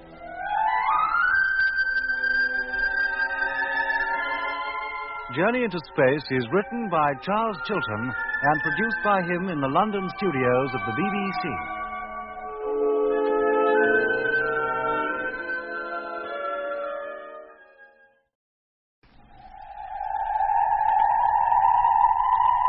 The BBC presents Jet Morgan in Journey into Space.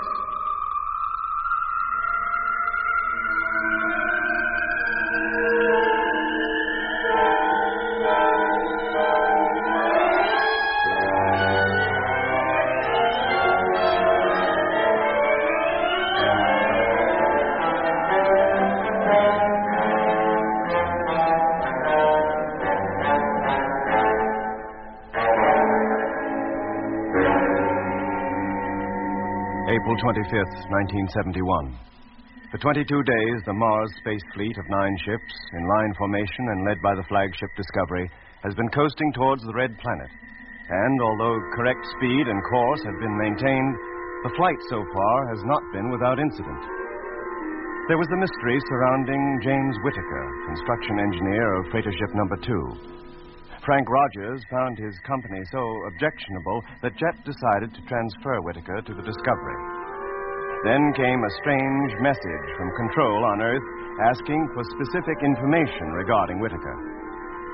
Meanwhile, freighter number 5 reported radar signals from an unidentified object lying directly in our line of flight. The indications were that it was a swarm of meteors, so Jet decided to take evasive action. But first, he wanted to transfer Whitaker to another ship and have Mitch, our engineer, now temporarily traveling in number 2, return to the Discovery. As there was a rule that no crew member should venture outside a ship alone, Lemmy was ordered to accompany Whitaker. The crossing was made in easy stages, from ship to ship. Is Whitaker in number 7 yet? No, Jet. He and Lemmy are hardly in the airlock. Oh, let's get that radio, Doc. I'll talk to Johnson. Right? Hello, freighter number 7, flagship calling. Hello, flagship. Johnson, number 7 calling. Listen, Bill. The second Lemmy and Whitaker get into your cabin, put Whitaker on, will you? I want to talk to him, urgently. As you say, Skipper. I was just about to let them in. That sounded like an explosion. Hello, number 7. Hello. Jet, look at the televiewer. Look at number 7. The crew's compartment is a total wreck. What? Can't you see, Jet? There's a gaping hole just behind her nose. Hello, Johnson. No point in calling him, Jet. By now, every particle of air that was inside that cabin will have escaped. Yes, but what about Lemmy and Whitaker? They were just about to go into number 7. Hello, Lemmy, can you hear me? Whitaker! How far had they got, Doc, before the explosion came? They just entered the airlock. They must be still in there. Had it filled up? No. Johnson couldn't possibly have had time to do it. Then they're still in the vacuum. It's unlikely they'd have felt anything as a concussion. Except through the floor. Yes, that would be enough to do considerable damage. Might have fractured the helmets or even damaged the suits. Yes, Jet. Hello, Lemmy, can you hear me? He doesn't answer, Doc. Hello, Discovery. Freighter number 6 calling. Request permission to break in on transmission. Go ahead, number 6. Barnett and Whitaker entered the airlock safely, sir. We saw them go in. Doesn't the main door of number 7 face you? Yes, sir. Then can you see into the airlock? Can you see Lemmy or Whitaker? Afraid not, sir. Johnston or Simmons had already started to close the door. It's not tight shut, is it? No, sir. It's open enough for a man to pass through it. I request permission to go over there. Thank you, Barker. I'm prepared to leave then, sir. Yes, but don't go until I tell you. No, sir. Hello, Jet. Lemmy calling. Jet, it's Lemmy. Lemmy Barnett calling Discovery. Hello, Lemmy. Can you hear me? Oh, yes, Jet. What happened? Oh, there was an explosion of some kind in the crew's quarters. Oh. Are you hurt? I don't think so. I felt the shock. It come up through the floor, then I blacked out. How about Whitaker? He seems to be all right, but I think his radio's out of action. I can't talk to him. Listen, Lemmy. You can't get into number 7 through the airlock anymore. But if you feel fit enough, I'd like you to make your way towards the ship's nose and enter the cabin from there. The nose? Yes, there's a gaping hole there now. More than big enough for you to pass through. Aye? Yes, Lemmy. But a couple minutes more and Whitaker and I would have been in that cabin. You had a narrow escape. Thank your lucky stars for it. Yes, Jet. But what about Johnston and Simmons' lucky stars? Lemmy, I want you to get inside the cabin and give me a report on the damage. Think you can manage that? Yes, mate. Barker will be coming out to join you. As soon as he's across, have Whitaker take his place in number 6. Yes, Jet. But how do I make him understand what's wanted? I can't talk to him. Look, Lemmy, put your helmet next to his. Let them touch. When you speak, he'll hear you. Oh, do I have to get that close? To that geezer? Do as you're told, Lemmy, and don't argue. Yes, Jet.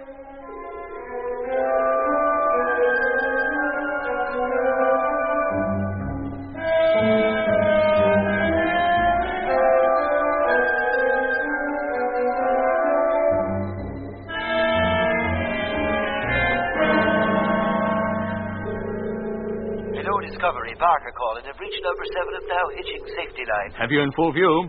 Now walking up side of ship. Toward nose. Put in the telescopic lens, Doc. Let's get a closer look.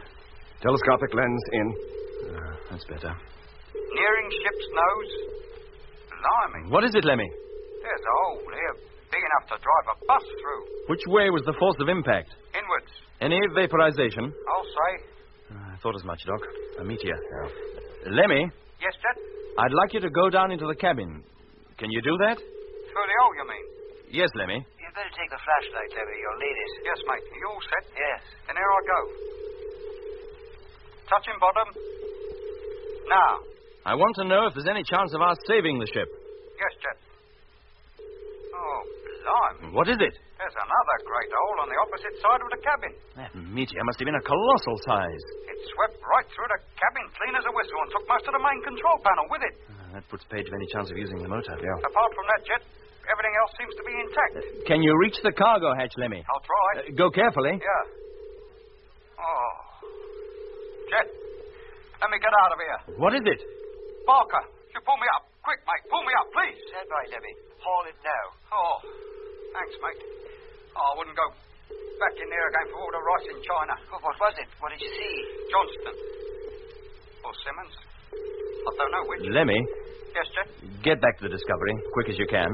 I'll never do it quicker. And bring Barker with you, as far as number 2. Don't I go back to my old ship, Captain? No, you'll relieve Chief Engineer Mitchell in number 2. Lemmy will leave you there and escort Mitch back here. Whitaker will stay in number 6. Yes, sir.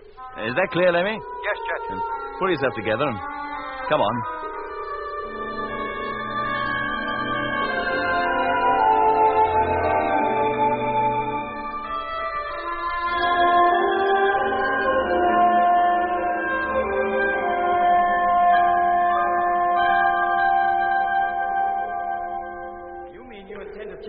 And leave number 7 behind? Abandon her completely? What else can we do? She was hit by a meteor, wasn't she? And a darn big one at that. It's quite likely it came from the outer fringe of the very swarm we're approaching. We've got to take evasive action at once, and that means leaving number 7 behind. But she's full of cargo, Jet. Valuable cargo. Just the fuel she's carrying is worth its weight in gold. Mitch, to save the fuel alone would take hours. And meanwhile, we're getting closer to that meteor swarm. If it is a meteor swarm. We've hardly time enough to avoid it ourselves, let alone attempt any salvage operations. Okay, Jet. You're the boss. If you say abandon her, we abandon her. Does that go for Johnston and Simmons and all? Yes, Lemmy. I'm afraid it does. You mean we leave them there? Alone? In that wreck? Lemmy, what else can we do? But if anybody dies at sea, oh, at least they're given a decent burial.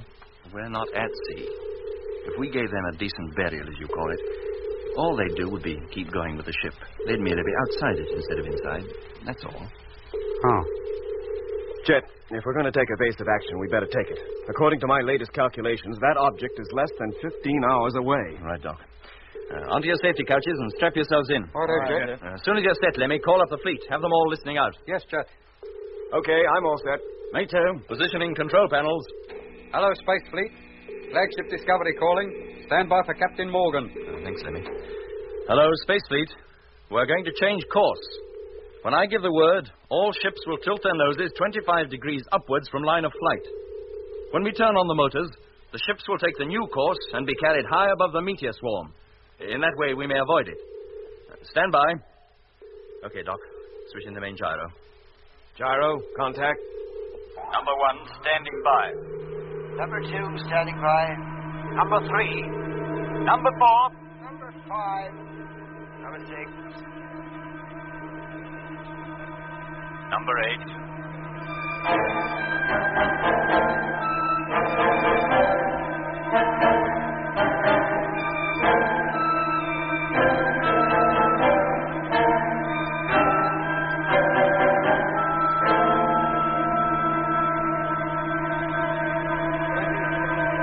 21, 22, 23. Number 2 gyro, stand by. 24, 25 degrees. Cut!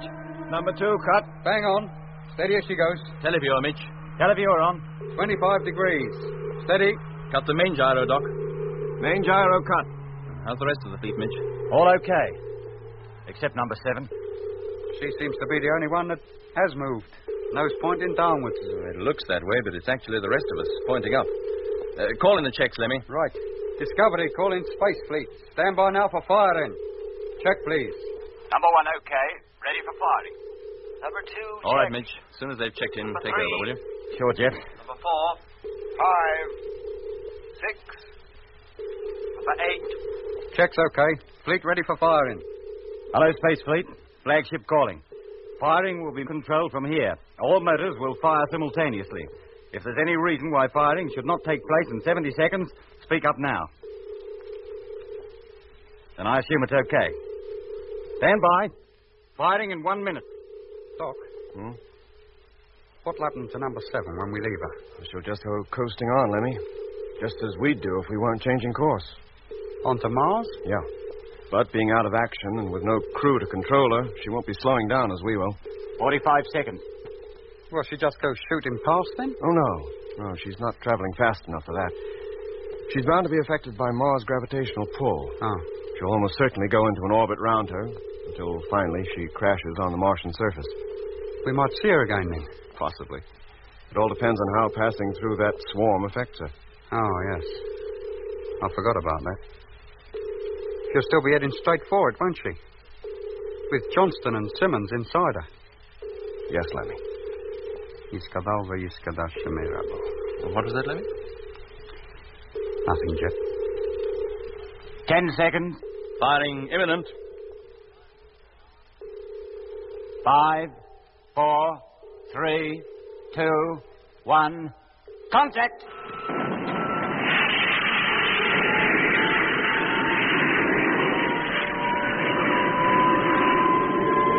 Acceleration rate 100, 200, 300, 400, 500.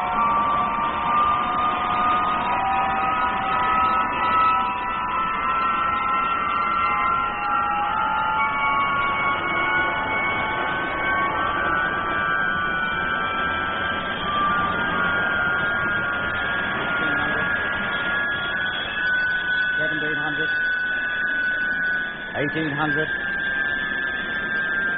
1,900, 2,000. Cut the motor.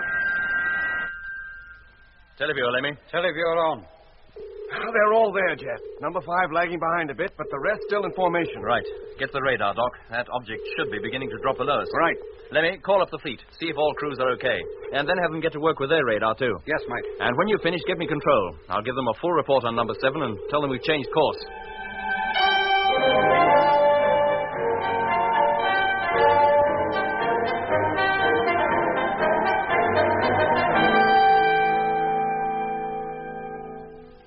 Thank you, Control. Message received. Keep listening out, please. We'll call you again shortly. Well, Jet, what did they have to say? What could they say? They're just as sorry about losing number 7 as we are, but they consider we did the right thing in abandoning her. They think the meteor came from the swarm we're approaching, and we might run close to a few more stray ones before we're through. Well, that's a nice, cheerful thought. What are the latest reports on the swarm's position? We're climbing well above it, Jet. Good. As soon as we've passed over it and down the other side, we'll have to increase speed slightly to make up for lost time. Otherwise, we're going to be late for our rendezvous with Mars. And I'll get to work on the new computations right away. Yes, please, Mitch. What about Whitaker? Oh, what about him? Oh, don't you remember, Jet? The last message we had from Control before the meteor hit number 7 was... Good heavens, yes, I forgot all about that. What was it they said? That the only man they could find answering to Whitaker's name and description was born in 1893, and he disappeared in 1924. What? That was the message we received, Mitch. Did you ever hear anything so preposterous? The Director of Personnel Records wanted to talk to Whitaker. Yes, he did, didn't he? Well, I can hook the main transmitter to the intercom system, Jet. No, Lemmy, I want to talk to Earth about this whole business first. But if Control want to talk to him direct, why not let them? Because, Lemmy, the whole fleet knows of the uncanny effect Whitaker had on you and Rogers.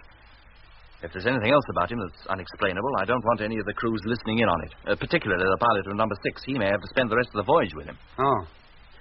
Yeah. Hello, Control. Flagship Discovery calling. Come in, please. Are you sure you heard it right, Jet? How could they seriously say Whitaker was born in 1893? They didn't. All they said was the only man they could trace who answered to Whitaker's description was born in 1893. Hello, Discovery. Control calling. Hearing you loud and clear. Got him, Jet. Thanks, Lemmy. Coming. This doesn't make sense to me, Doc. Me neither, Mitch. When does Whitaker say he was born? 1940. If you ask me, that's just about right. That'd make him 31, and that's about the age he looked. Yeah, but don't you see, Mitch, the strange thing about it is that 31 is just the age at which the other Whitaker disappeared, in 1924. Yes, but didn't they check up on him before he joined the crew during his training period or anything? Well, they must have done. Well, if they were going to find anything as fantastic as this, wouldn't they have found it by now? I would have thought so. You know, record section must be crazy as coots. A whole bang lot of them. Well, I agree with you, Mitch, but for one thing. And what's that? Whitaker's odd behavior. You took his place in number 2, Mitch, so you can't know what I'm talking about. But all the while Whitaker was in this ship, I had a strange feeling of foreboding. Jet, too. Well, I reckon you're all jumping to hasty conclusions. Do you? And what about the inquiries from Control? Mere routine. That's what started you off. If they'd asked for information about other members of the fleet, you would have imagined the same things about them, too. Maybe, Mitch. And I hope you're right. Anyway, we'll see what Jet's talk with Control produces.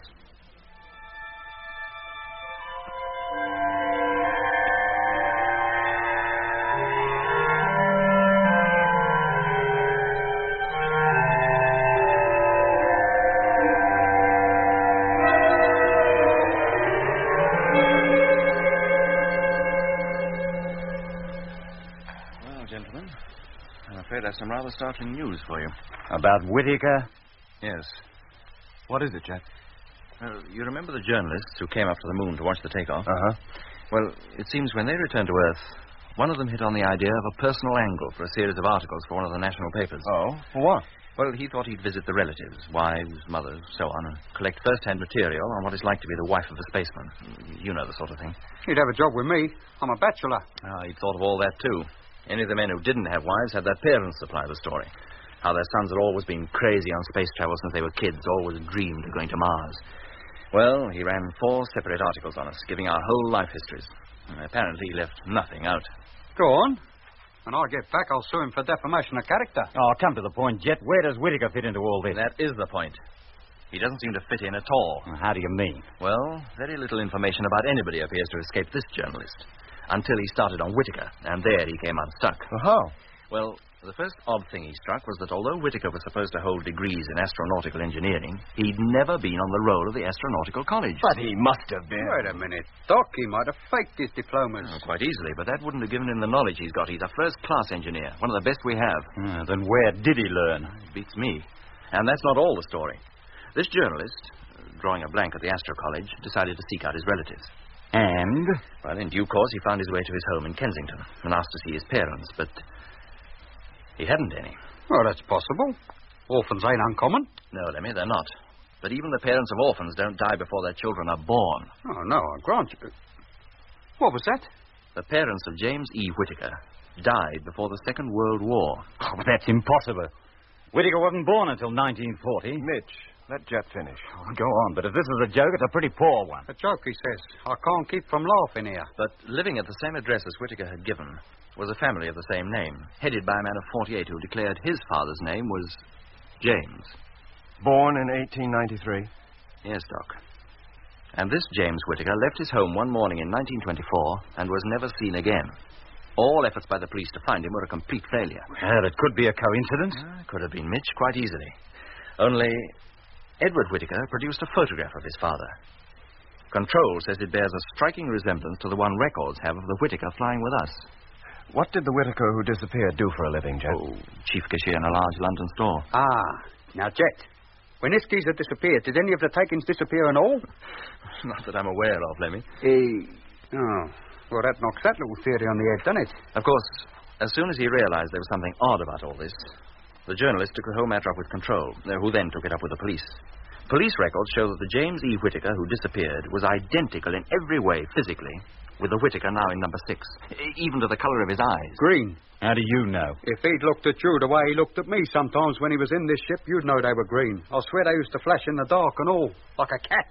Well, it all sounds very mysterious, but I'm sure there's some rational explanation. Why don't you tackle Whitaker about it yourself? I intend to, but not while he's in number 6. Well, how else can you talk to him? Well, when we're safely past this swarm, I'll have him come over here where I can be sure our conversation won't be overheard by the rest of the fleet. Maybe you're right. Until we can get to the bottom of this business, the fewer people know about it, the better. Well, let's forget for now and get back to work. Have you got those figures ready for Control yet, Mitch? Yes, Jet, they're on the table. Lemmy, get in the latest radar reports. Yes, mate. And, Doc, how about some food? It seems hours since we've eaten. It is ours. I'll get it. Thanks, Doc.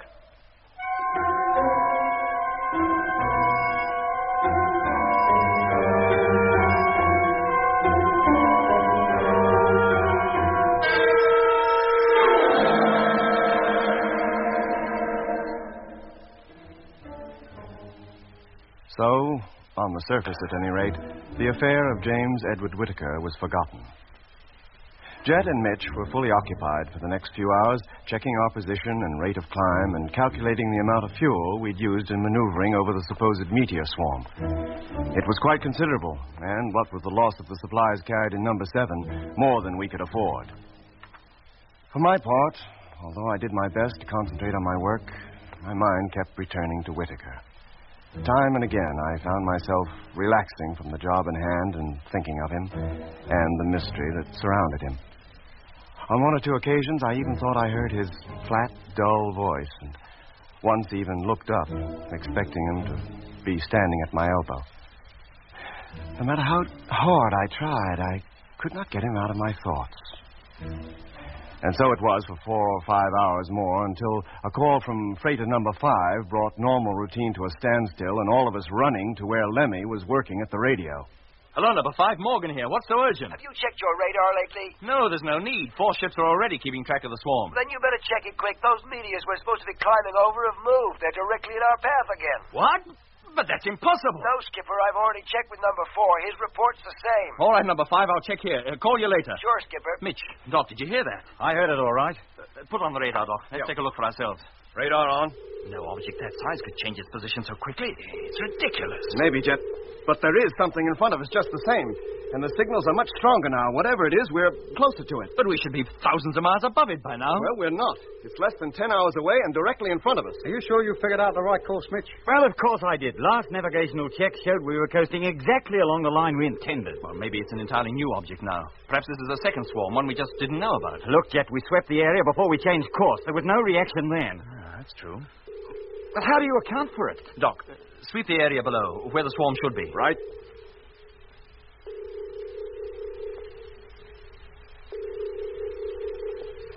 No, Jet, nothing.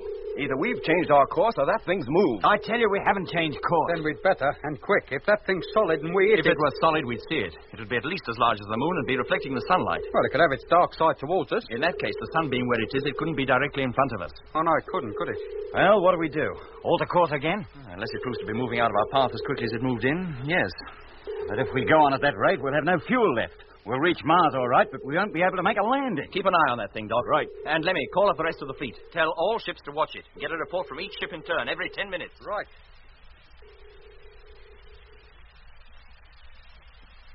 Still directly in our line of flight, Jet. Couldn't be more so. That's it, then. We'll alter course again. Go under it this time, back to our original course. If we make it successfully, we'll keep on it. Call up the fleet, Lemmy. Tell them what we're doing. Right.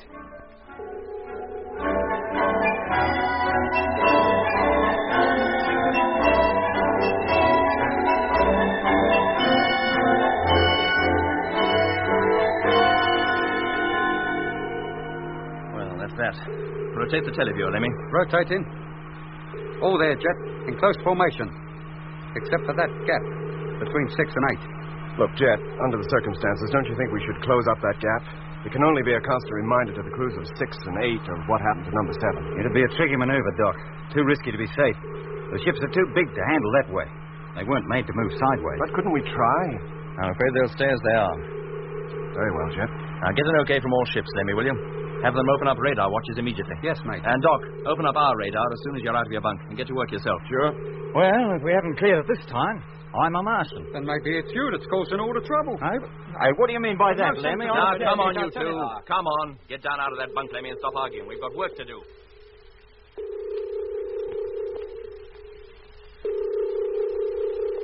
Hey, Jet. Come over here, for Pete's sake. Now what? That object, that meteor swarm, whatever it is, it's coming back. What? Yes, Jet. Look for yourself. It is, too. Oh, what on earth is going It's on? been gradually moving back ever since we changed course. It's as though it's trying to block our way. Well, maybe that's just what it is doing. Don't be absurd, Lemmy. How could it? Well, why not? Twice we've altered course, and each time it's moved with us. That's ridiculous. It would be breaking all known physical laws. And how about the unknown ones? It may not be breaking those. I don't know what to think. There's only one possible answer. There are 2 swarms situated at different heights, and for some reason, whenever we're in front of one of them, we're unable to see the other. Oh, no, Mitch. It must be the same swarm. Well, the same or different. We're approaching it fast. What do we do? Try to avoid it again? We can't, Doc. We'll have no fuel left at all soon. There's only one thing we can do now. What? Go straight on. Plow right through it. Oh, wait a minute. About go through it. You mean the whole fleet? Well, I certainly don't intend leaving anybody behind. But look what happened to number 7, when it met only one meteor. But that must have been of exceptional size. We're not likely to meet another of that caliber in 100 years. But, Jet, if we deliberately go through a whole swarm of them, even small ones, at least one ship is likely to be hit. Not necessarily, Doc. In fact, the chances are against it. And in any case, small meteors will do us no harm. The meteor bumper will take care of them. Then why go to all that bother to dodge them in the first place? Why couldn't we have just coasted on and chanced it? Because, Lemmy, we don't take chances if we can possibly avoid it, but this is different. Well, you'll never get the fleet to back you, Jet. It's too risky. Well, it's that or turn back. Oh, no, we're not turning back. There wouldn't really be much point in trying. It'd take us so long to turn the whole fleet round that by the time we were ready to fire the motors, we'd be as good as on the thing anyway. How far off is it now? Less than 4 hours. Well, how about it? Do we keep going? Or do we rush around in space playing tag with something that's nebulous, that we can't even see in spite of its colossal size? Whatever you say, Jet. I'm with you. Me too. Wherever you go, Jet, I go and all. Good. Then call up the fleet, Lemmy. I'll talk to them. Yes, mate.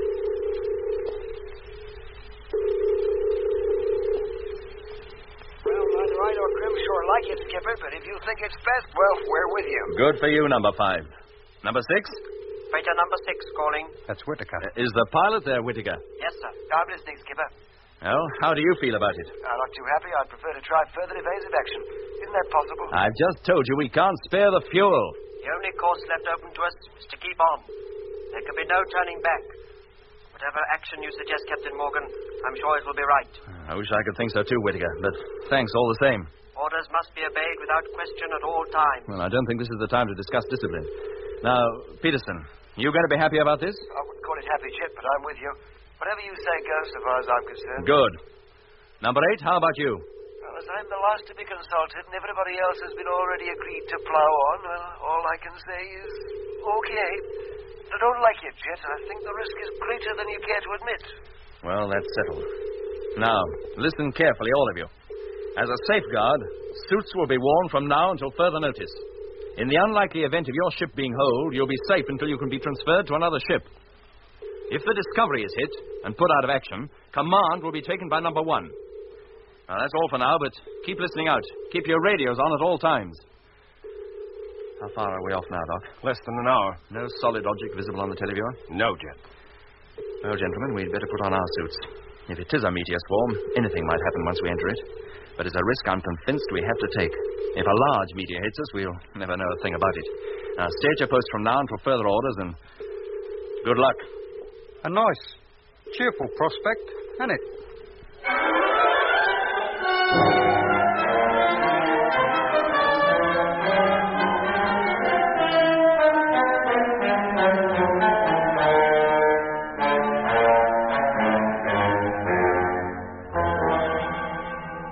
You've been listening to Episode 4 of Journey into Space with Andrew Foles as Jet Morgan, David Kossoff as Lemmy, Guy Kingsley Pointer as Doc, Bruce Beebe as Mitch, and with David Jacobs and Anthony Marriott. The orchestra was conducted by Van Phillips, who also composed the music.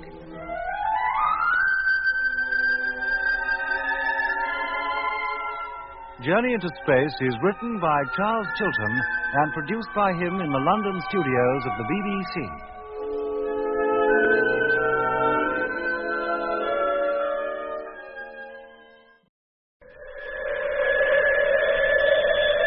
The BBC presents Jet Morgan in Journey into Space.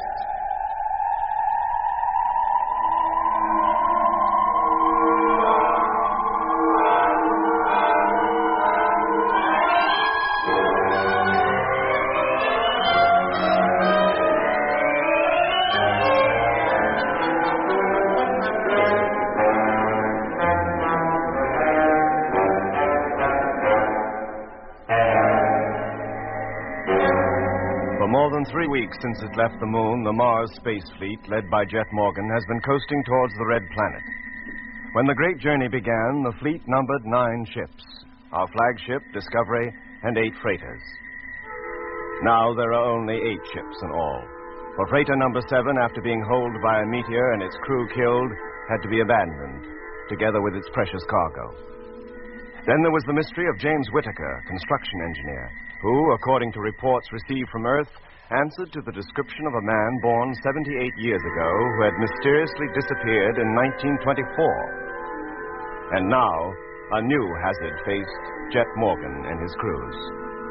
What was thought to be a meteor swarm lay directly in front of us. Hoping to climb over it, we changed course.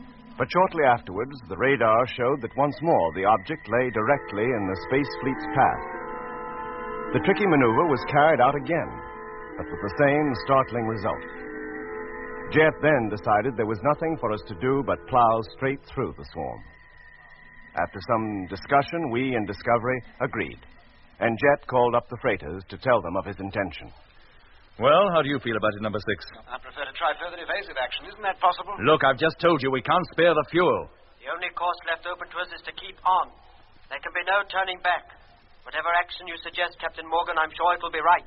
I wish I could think so too, Whitaker, but thanks all the same. Orders must be obeyed without question at all times. Well, I don't think this is the time to discuss discipline. Now, Peterson, you going to be happy about this? I wouldn't call it happy, Jet, but I'm with you. Whatever you say goes, as far as I'm concerned. Good. Number 8, how about you? As I'm the last to be consulted and everybody else has already agreed to plow on, all I can say is okay. But I don't like it, Jet. I think the risk is greater than you care to admit. Well, that's settled. Now, listen carefully, all of you. As a safeguard, suits will be worn from now until further notice. In the unlikely event of your ship being holed, you'll be safe until you can transfer to another ship.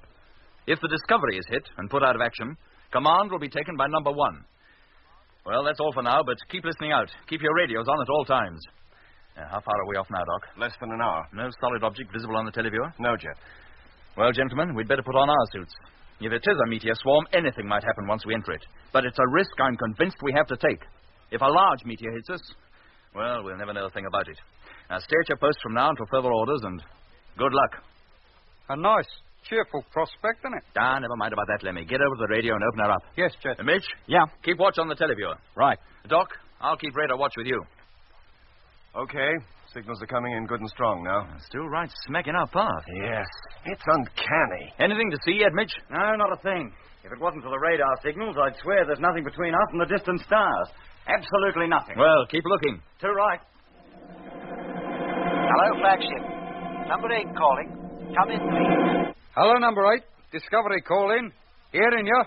Blimey, reception from number 8 ain't too good. Report on radar watch for first 10 minutes. What was that, number 8? There's a lot of noise going on. Will you repeat that, please? I can hardly hear you. Aye, it's not just him, then. Hello, number 8. Are you receiving me? Receiving you with difficulty. Have radar report for first 10 minutes of watch. Can you take it, please? Heard you that time, mate. Yes, I'm ready to take it, if I hear it. Signals increasing in strength every minute. Angle of reception of signal increasing proportionately. Estimate object now approximately 25,000 miles away. End of message. Thank you, number 8. Is your reception as bad as mine? It's not good, Lemmy. Seem to be getting a lot of interference from somewhere. I'll say we are. Any idea what it is? I haven't got a clue. Reception out there should be as clear as crystal. Right, Lemmy. My next call is in an hour. I hope conditions will improve by then. So do I. Hear from you later then, mate. Hey, Jet. Yes, Lemmy? First reports from number 8 just received. Right, let's have them. And what a job I had getting them and all. How do you mean? Oh, reception was chronic. Weak?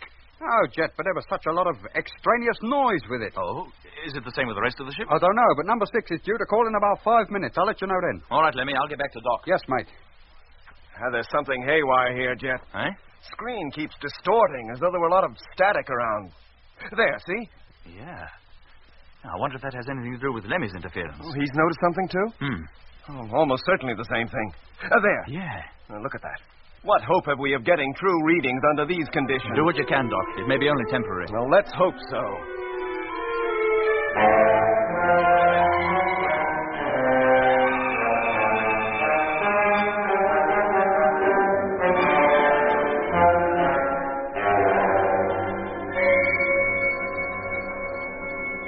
Jet, reception is becoming impossible. It's pointless trying to calculate anything while these conditions last. What on earth can be causing it? If you ask me, it's something to do with that object we're approaching. The closer we get to it, the worse the distortion gets. Hey, Jet. Yes, Mitch? Oh, the televiewer. It's hopeless. Oh, not that, too. It's like trying to see through a blinding snowstorm. What is going on? Hello, number 6. Flagship calling number 6, trying to contact you. Come in, please. Sounds as though Lemmy's having trouble, too. Get back to the televiewer, Mitch, in case it clears. Right, but I think I'll be wasting my time. And you keep at it, too, Doc. Do what you can in the periods free from interference. All right, Jet, but there are so few of them, I don't think I'm going to get very far either. What was our estimated distance from the object last time you were able to make a calculation? 45 minutes. That was 5 minutes ago. But it was only based on my own deductions. I've had no further check reports from the fleet. Well, I'll have a word with Lemmy, see what's happening. Hello, number 6. Trying to contact you. Can you hear me? Now, what's your trouble, Lemmy? Number 6 is 5 minutes late with his report. 10 times I've tried to raise him, but I get no reply. Apart from that, everything in the garden's lovely. Do any of the other ships reply? I don't know. I haven't called them. Well, do it now. Yes, mate. Hello, Space Fleet. Flagship calling Space Fleet. Come in, please. Now. Listen to it. How can we be expected to hear anything through this lot? Hello. Quiet, Lemmy. Huh? I thought I heard something. Then you must have ears like a cat. Hello, Flagship. Hello, number 6 calling. Need to hear from you urgently. That's number 6. Emergency. Come in, please. Emergency, he says. Hello, number 6. Morgan here. Go ahead with your message. He's gone again. It's no good, Jet. With all that row going on, how can you expect to... Hello, Flagship. Hello. For Pete's sake, answer me. Do you hear? Answer me! Blimey, what's happening to him? Hello, number 6. We can hear you. What's the trouble? Over. There, he's gone again. He seemed pretty upset, too, didn't he? Hello, number 6. Flagship calling. I've lost you again. Come in, please, and send your message. Hello, Flagship. Number 6 calling. It's Whitaker. Hello, Whitaker. What's the trouble over there? Hello, Captain Morgan. There is no trouble. Everything is normal. Aye? What do you mean everything is normal? What was Peterson panicking about? And you're 10 minutes late with your radar report. I have the radar report already. Are you ready to take it? Not yet, I'm not. I want to speak to Peterson. Put him on. Radar report number 1. Signals powerful and indicate object now less than 20,000 miles distant. He's reading the report. He didn't hear you. I don't want that report for the moment, do you hear? I want to speak to Peterson. Now put him on at once. Is the end of message. We'll keep listening watch and we'll call again in 1 hour as per routine. He couldn't have heard you, Jet. He's still giving the radar report. I'm not so sure that he didn't. Whitaker, I want to talk to Peterson immediately. He cannot talk to you. He is asleep. Hey, Jet, that's exactly what he said about Rogers, remember? Asleep? At a time like this? I cannot wake him. He must remain asleep. Orders must be carried out without question at all times. Orders? What orders? I've given no orders about sleeping. Wake him up, do you hear? He's not answering at all now. There's something fishy going on over there, Jet.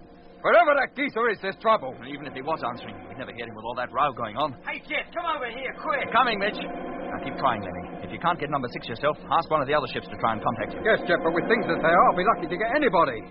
Hello, number 6. Flagship calling. I've lost contact with you. Come in, please. Now, Mitch, what's your trouble? This tel of yours is completely up to spout. It's just a waste of time sitting here staring at it. There hasn't been any kind of a picture since you went over to the radio. And that's about had it, too. There's some kind of static or interference upsetting everything. Well, it must be coming from that meteor swarm. How are things with the radar, Doc? Hopeless, Jet. Haven't been able to take any kind of a reading for the last 10 minutes. And we must be pretty close to that swarm by now. Well, then we better put our helmets on and keep them on until we pass through it and out the other side. If we come out the other side. How about the rest of the fleet?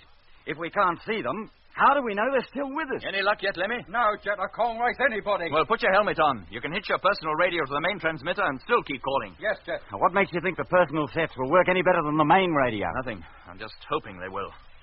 Right, now put them on. I'll call each of you in turn. Righto, Jet. Hey, Jet. Well, that's me fixed. Hello, Mitch, can you hear me? Mitch, can you hear me?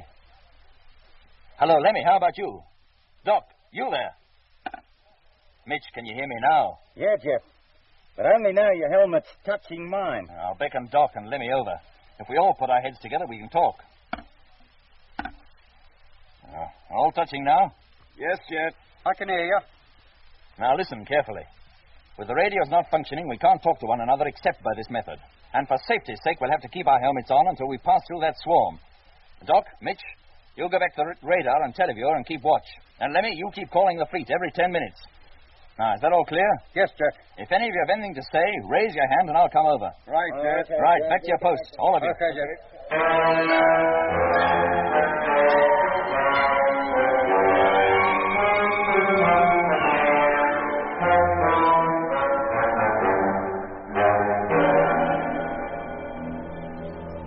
We must have entered the swarm, or whatever it was, half an hour later. By that time, most electronic equipment had gone completely dead. Very soon, it was not only the radio, radar, and televiewer circuits that were affected. The oxygen, fuel tank, air conditioning, humidity, air pressure, speed, and navigational indicators all were jumping wildly about, almost as if they were alive. This went on for nearly 7 hours. It was like a bad dream, a nightmare. The only way we could communicate with one another was by talking with our helmets touching and picking up the sound vibrations. Of course, during this time, we couldn't contact freighter number 6 any more than we could any other ship, and so we were still no nearer solving the reason for Peterson's panicky call, nor for the almost rebellious tone of Whitaker's replies to Jet. In fact, cut off completely as we were from all things outside the ship, we could not even be sure that the rest of the fleet was still with us. And we would not know until the electronic equipment ceased its eccentric behavior and returned to normal again. Not only were we and Discovery a little world apart, but each man was himself enclosed in his own smaller world, confined within the narrow limits of his tightly fitting spacesuit. Hello, Space Fleet. Flagship, call in Space Fleet. If you can hear Lemmy! me, come... Huh? Lemmy, I can hear you calling. Can you hear me? Yes, Jet, I can. Can you hear him, Mitch? You, Doc? Yeah, Jet. Me too. We must have made it. Passed through the swarm, you mean? Yes, Lemmy. And about time, too. It must have been thousands of miles deep. If our speed's been constant about 200,000, I'd say, Jet. And no meteor hit us. We came through safely. Now, don't speak too soon, Lemmy. There's the rest of the fleet to consider. Yes. And, Lemmy, now that the personal radios are working, there's a good chance of your being able to contact them. Have a try, will you? Well, that's exactly what I was doing when you heard me, just Then keep at it. Can you call them without our hearing you? It'll be chaotic if we're all talking at once. I've already thought of that. I'll feed my personal radio straight into the ship's transmitter and you won't hear a thing. Good. Now, Mitch, how about the televiewer? Well, she's not showing any picture yet, but she's alive, all right. I've got the snowstorm back. Well, as soon as you can get a picture, check up on the fleet. Make sure it's still with us. Too right, I will. Jet, when do you propose letting us remove these helmets? Well, not until everything in the ship is in good working order again, and we can be sure there's no further danger of being hit. Right.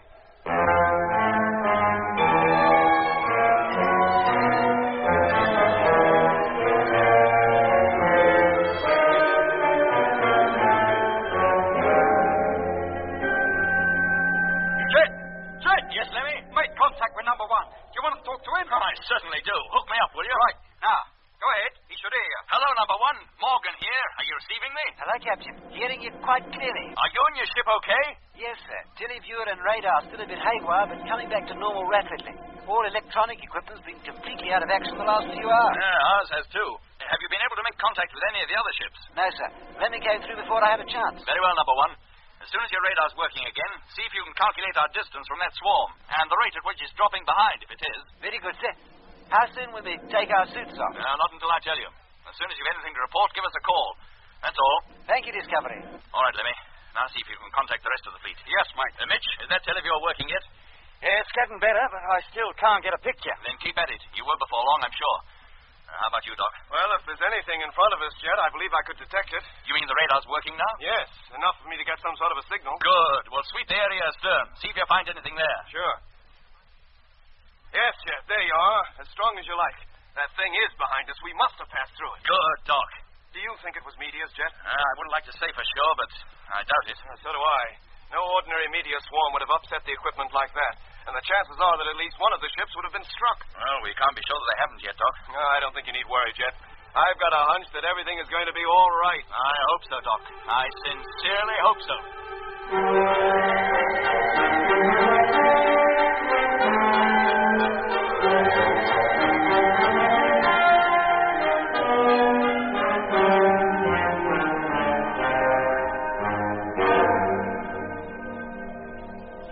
Contact now made with freighter ships numbers 1, 2, 3, 4, 5, and 8. All crew safe and almost all equipment back to full working order. Still no reply from number 6, Lemmy? No, Jet.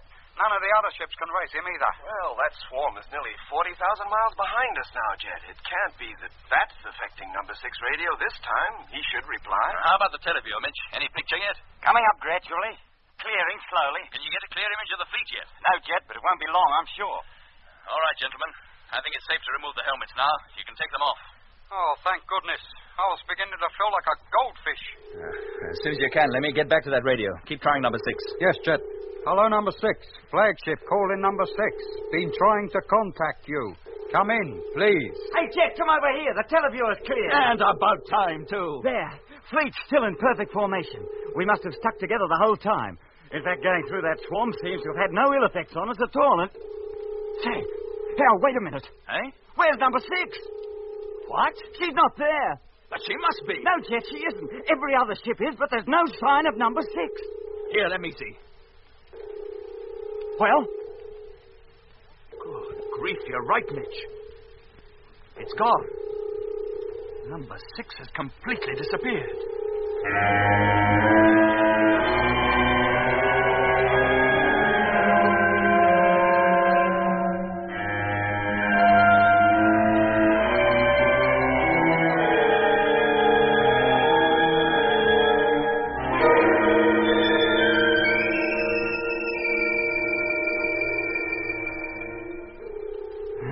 No good, Jet.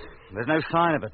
Either behind us, in front of us, on either side of us, up or down. But our whole ship couldn't disappear just like that without trace. Well, if you think you can find it, you're welcome to try. It's fantastic. Unbelievable. After passing through a swarm of meteors, look what happened to number 7. That's no explanation, Lemmy. Even if number 6 had been hit, the wreckage would still be coasting along with us, and we'd see that. And what's the answer? Well, she must be lagging behind. Too far behind for the televiewer to detect. Then I'd still be able to contact her by radio. But I've been calling her for 2 hours now. Jet, you don't think the disappearance of number 6 has anything to do with Whitaker being aboard, do you? Well, it's been at the back of my mind. Yeah, there'd be nothing to stop him turning on the motor and leaving the formation behind. But why should he want to? Where could he go? Besides, he couldn't handle the ship alone, and Peterson would never consent to anything as crazy as that. The only other explanation is that she was deflected from her course somehow while we were passing through that swarm. But a force powerful enough to deflect one ship would be bound to affect the rest. Well, there just isn't any satisfactory explanation. Not that we can arrive at, anyway. You mean we just write her off as lost? Ship, cargo, and crew? Yes, Mitch. If we ever see her again, I'll be very surprised. Well, there's one good thing about all this. We don't have to worry about Whitaker anymore. And if you ask me, that's a definite advantage. He was beginning to give me the creeps. And how about Peterson, Lemmy? Oh, yes. Yeah, there's Peterson in there. All we can hope is that number 6 is still intact. If it is, they'll be safe for a couple of years at least. And in that time, they could find their way to Mars. Or even back to the moon, maybe. I hope you're right, Doc. I didn't really mean it when I said I was glad to be rid of Whitaker. I'm sure you didn't, Lemmy. I forgot he had Peterson with him. Lemmy, get back to that radio. Call up control. Yes, Jet. Well, Mitch, Doc, if we go on at this rate, by the time we get to Mars, we'll have no fleet at all. Hello, control. The loss of number 7 was just sheer bad luck, Jet. We wouldn't lose another ship by meteor collision in 100 years. But what are our chances of losing him the way we lost number 6? If we knew how we lost her, Doc, I'd tell you. Well, unless we find her again, we'll never know what happened. No. We'll never clear up that Whitaker business either. And that's something I'd like to get to the bottom of. His having been born in 1893, you mean? Yeah, Jet. And the weird effect he had on the crews of whatever ship he happened to be in. There was something very odd about him. Well, maybe by now Control will have solved the mystery and have a rational explanation for everything. Yeah, there's no point in my trying to call up Control. It's a complete waste of time. What are you talking about? The radio's working, isn't it? Yes, Jet. There's no more interference, is there? No, Jet. Then get back to it once and get Control. Oh, I'm sorry, Jet, but I'm afraid you're still talking through your helmet. Look, come to the point, Lemmy. All right, that meteor swarm, ionized gas or whatever it was we came through. Well, while we were in it, it completely ruined any kind of intership communication, didn't it? It's not exactly news. Which means that it formed a block to all electromagnetic waves. It must have done. Well, that gas now lies between us and Earth. If no radio wave can penetrate it, then Earth can't receive us, nor can we receive them. What? Well, can we? No, of course we can't. That cloud cuts us off from home completely. At least until the Earth has moved sufficiently in our orbit to be clear of it. And how long will that take? Oh, at a rough guess, I'd say 2 months. You mean we'll be out of touch with Control all that time? Looks that way, Doc. They'll give us up for lost. The last message we sent them was that we were about to enter a supposed meteor swarm. Well, gentlemen, this loss of contact with base, while serious enough, needn't be fatal. They won't give up trying to contact us for weeks, months, in fact. And we should be talking to them again long before we reach Mars. Meanwhile, let's keep going. We'll have a lot more work to do now we're on our own, particularly in the navigational field, but we'll get by. Then we'd better start right away. The first thing is to work out the necessary increase in speed to make up for the time we lost taking evasive actions. Yes, Mitch. Get back to the radar, will you, Doc? Sure. Let me call up the fleet. Have them take bearings on the Sun, the Earth, and Mars, and report their findings as soon as possible. Yes, mate. Mitch, you and I better get to work on the navigational tables. Yeah. Well, get started, all of you. As soon as we've worked out our position and velocity, we can eat. And about time and all. I'm famished.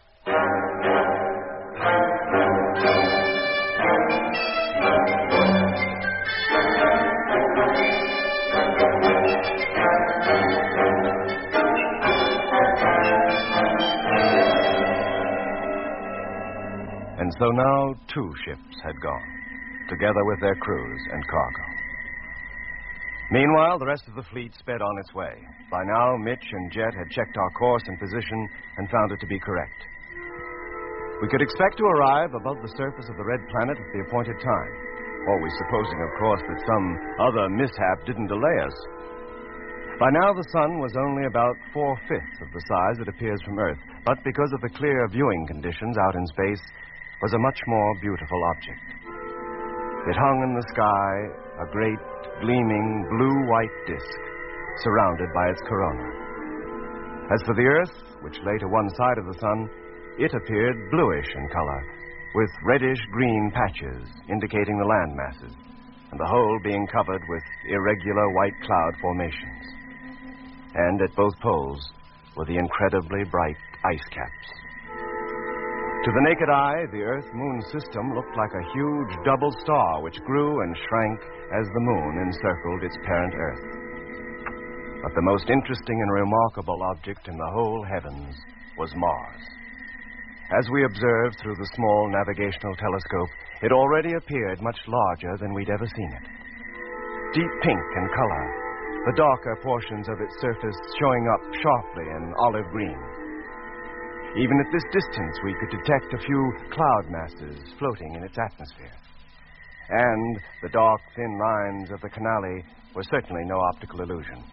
But whether they were dry or filled with water, as many people down on Earth believed, it was impossible to say. So we coasted on for another month. We had covered nearly 119 million miles since taking off from the moon. No contact with Earth had yet been made, nor could we hope to establish it for at least another 2 weeks. Life in our ship had settled down to routine. 2 men on watch, 1 sleeping, and the 4th off duty, but standing by, should he be needed. Hello, Doc. You still writing that book? Hello, Lemmy. Thought you were asleep. I woke up an hour ago. I haven't been able to sleep a wink since. Must be the weird conditions we live under. I seem to get along all right with half the sleep I needed back on Earth. It's the same with all of us, Lemmy. Even Mitch never sleeps for more than 4 hours at a time. Yeah. How about a game? A chess, you mean? Yes, Doc. Oh. I'll beat you just once before we get back home. I made up my mind to it. You'd better learn the game first, Lemmy. Well, isn't that what I've been doing these last 2 weeks? Then set up the board. I'll give you a rook and knight. Oh, that's very generous of you, Doc. I'll do the same for you one day. Which hand? Left. White. It would be. That gives you the advantage. Hardly makes up for the loss of 2 pieces. Oh, I don't think you'll miss them all that much. That we'll see. It's a good thing that this is a metal board and that these men have all been fitted with magnetized boots. Or they'd go shooting all over the cabin every time we touched them. You say that at the beginning of every game, Lemmy. Oh, do I? Well, you start, Doc. Aye. The usual crafty move. A very common one. Shouldn't present any problem. Oh, it doesn't. It's the ones that follow that worry me. Now, I'll put this little fella there. A most unorthodox opening, Lemmy. Foxy, eh? And there's my answer to it. Then see what you make of that. Check. Eh? Well, isn't it?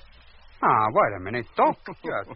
Something must have gone wrong with my plan of attack. Hello, Space Fleet. Control calling. I mean, what I should have Listen, done... Lemmy, the radio. Control calling Flagship Discovery. The radio, it's Control. Yeah. Trying to contact you. Come in, please. Lemmy, Doc, did you hear that? It's Control. Of course we heard it. Let's get over to the radio, quick. Hello, Control. Morgan calling. Hearing you loud and clear. Repeat, loud and clear. Over. Well, there's a turn-up for the book. I didn't expect to hear that beautiful Australian accent for another 2 weeks at least. Beautiful, he calls it. Lemmy, any accent from Control would sound beautiful at this moment. Even yours. What do you mean by that? Hello, Discovery. Control calling. Have urgent message for you. When can you take it? Anytime you like. Switch on the recorder, Lemmy. Recorder on. Control to Discovery. Message will be transmitted in 1 minute. Stand by, please. Standing by. Yeah, wait a minute. What's up, Lemmy? He answered you pretty smart, didn't he?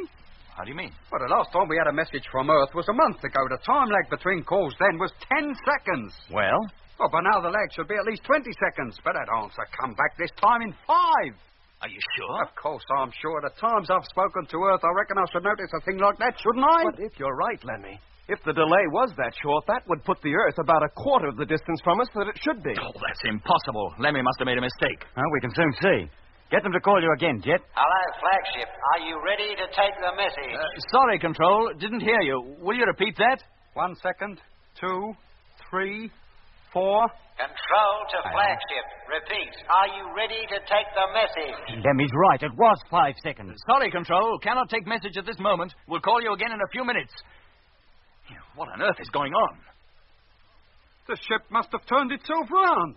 We're going back home. Oh, turn it up, Lemmy. We're heading for Mars. Correct course, correct position, just as we should be. Then how can you account for that message?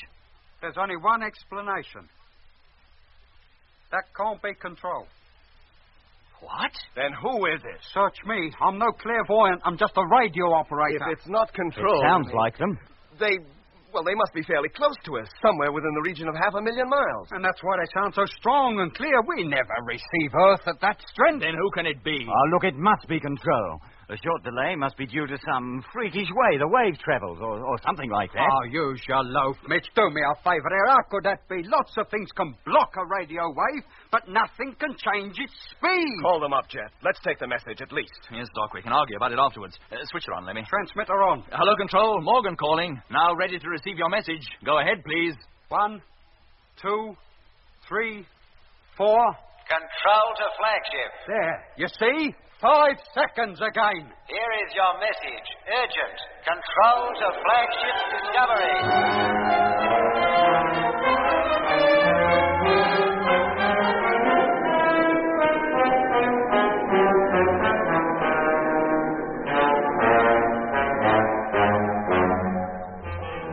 You've been listening to Episode 5 of Journey into Space, with Andrew Foles as Jet Morgan, David Kossoff as Lemmy, Guy Kingsley Pointer as Doc, Bruce Beebe as Mitch, and with David Jacobs and Anthony Marriott. The orchestra was conducted by Van Phillips, who also composed the music.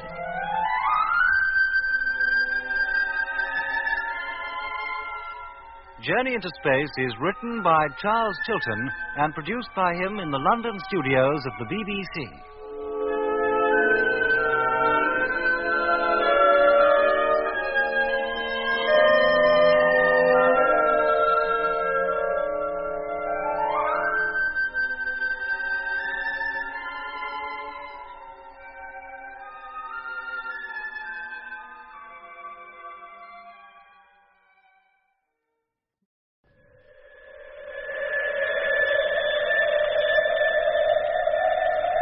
The BBC presents Jet Morgan in Journey into Space.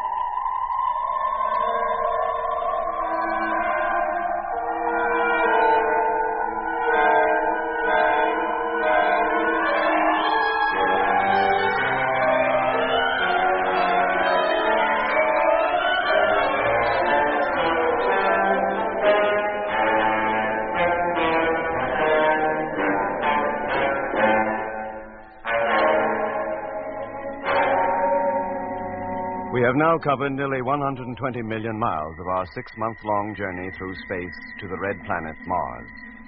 A month ago, we passed through a cloud of space debris. Whether it was comet dust, meteors, or merely ionized gas, we don't know. But for 7 hours, all electronic equipment within our ship was completely upset, causing us to lose contact with the rest of the fleet. When at last we were clear, we discovered to our horror that freighter number 6 had disappeared. All efforts to contact her by radio were fruitless, and finally there was nothing for it but to give her up as lost. So now, 2 ships had gone, for freighter number 7 had already been wrecked by a meteor and abandoned. And yet our troubles were not over. The cloud of gas, or whatever it was, now lay behind us, and as it formed an impassable barrier to all electromagnetic waves, communication with Earth control was impossible. We expected it to remain so for at least another month, or until the Earth had moved sufficiently in our orbit to be clear of the gas cloud. And then one day, while Lemmy and I were passing an off-duty hour with a game of chess, control was suddenly heard. But after only a few preliminary exchanges, Lemmy declared that the 5-second delay between replies was considerably less than it should be in relation to our position from Earth.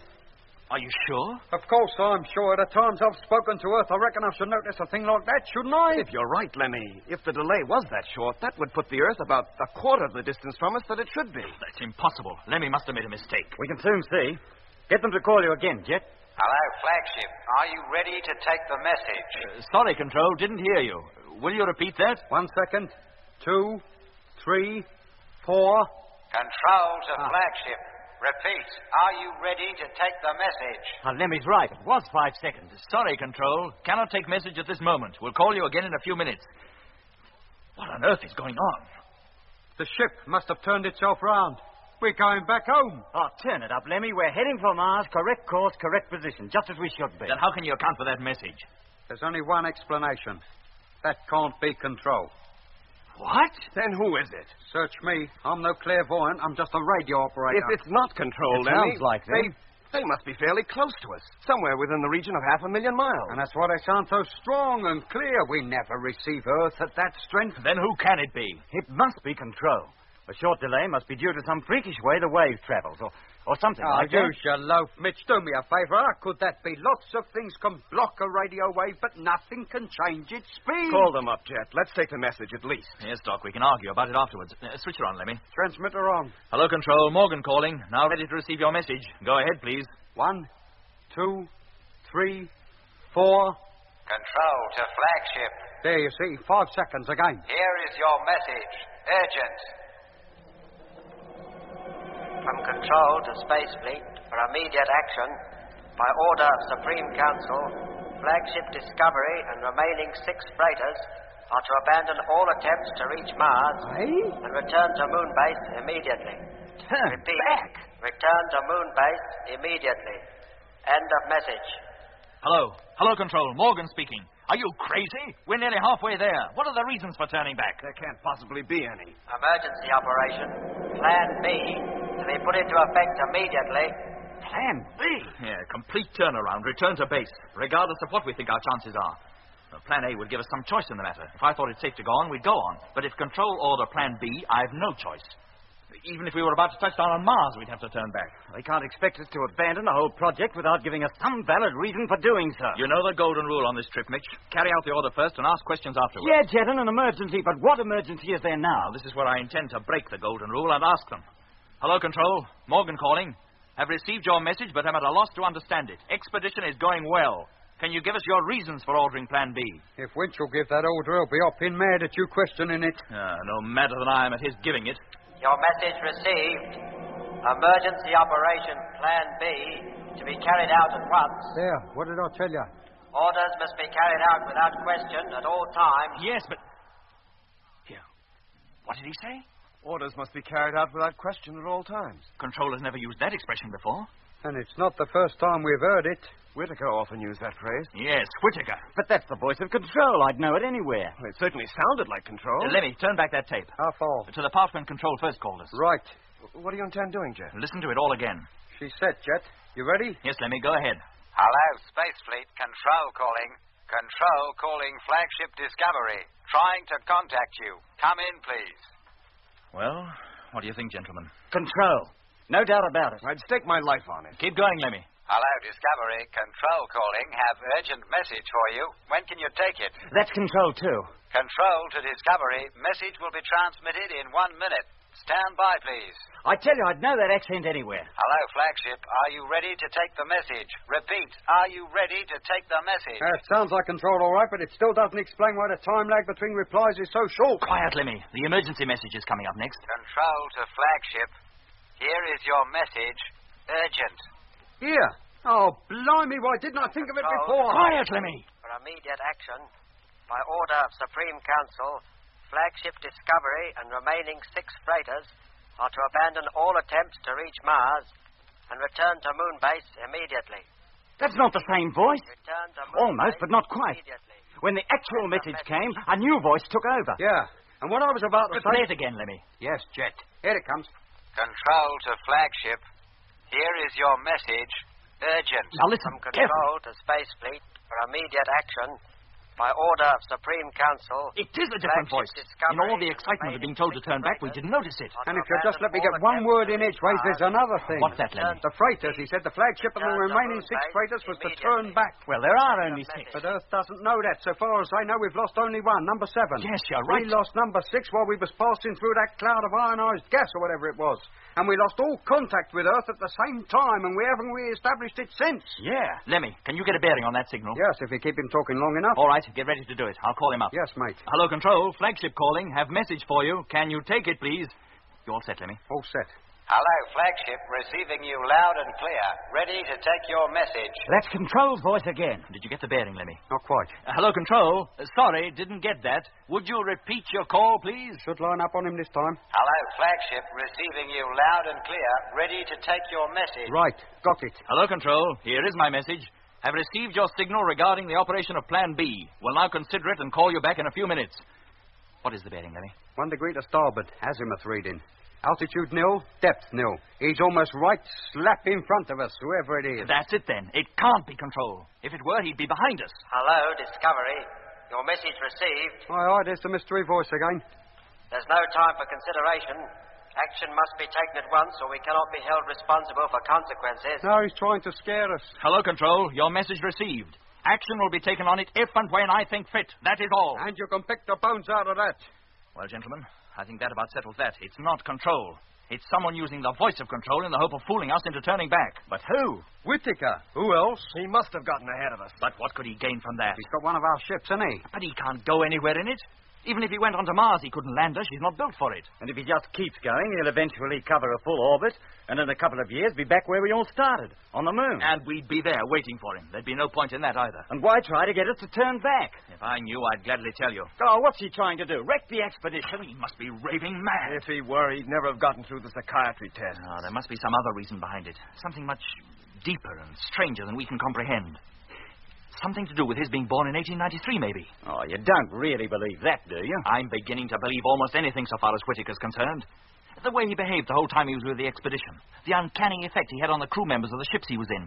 All of it must add up to something. But what? Oh, I wish I knew, Doc. If I did, we might have some idea what to expect next. Well, there's one fellow who can tell you that. Tell you exactly what Whitaker is up to at this very minute. Who's that? Peterson, the pilot of number 6. The last we heard from him, he was yelling for help. Yes, I'd forgotten about him. I wonder if he's safe, even if he's alive. If he were, Jet, he'd have called us up by now on number 6's radio. You're right, Doc. You mean you count him as dead, then? Not necessarily, Lemmy, but if Whitaker is as crazy as he appears to be, we can't hold out much hope. Blimey. Look, Lemmy, keep a constant listening watch on Control's frequency. If anything comes through, call me immediately. Right. But first, get me Frank Rogers of number 2 on the ship-to-ship system. Yes, mate. Rogers? What for, Jet? He spent more time with Whitaker than anybody. I want to get him over here and talk to him.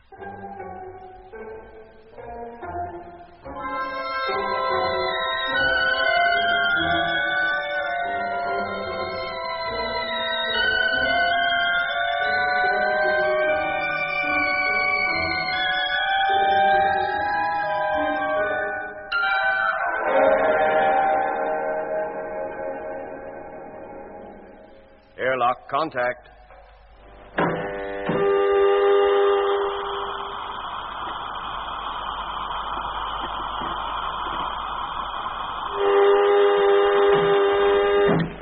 Air pressure, maximum. Okay, Doc. Open her up. Hatch opening.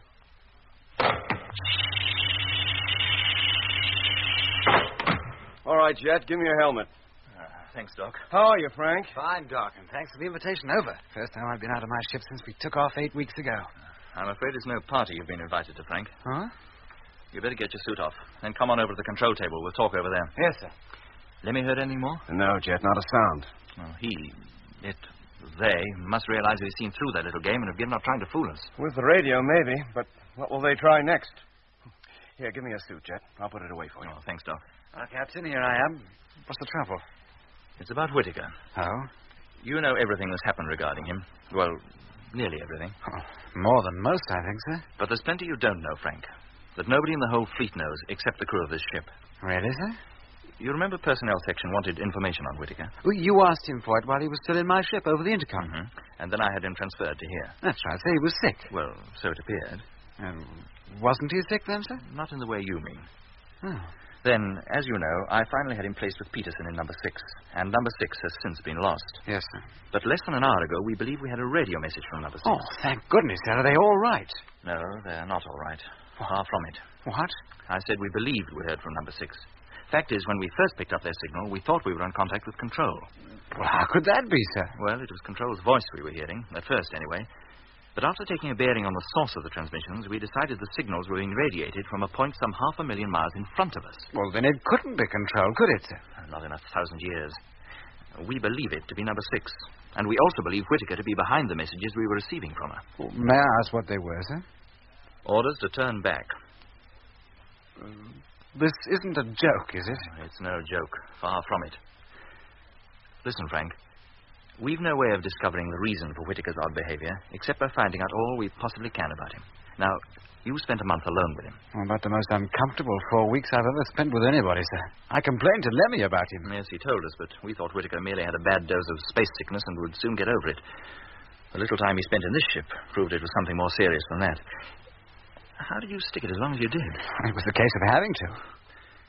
Tell me, Frank, just what did Whitaker do that upset you so much? Nothing.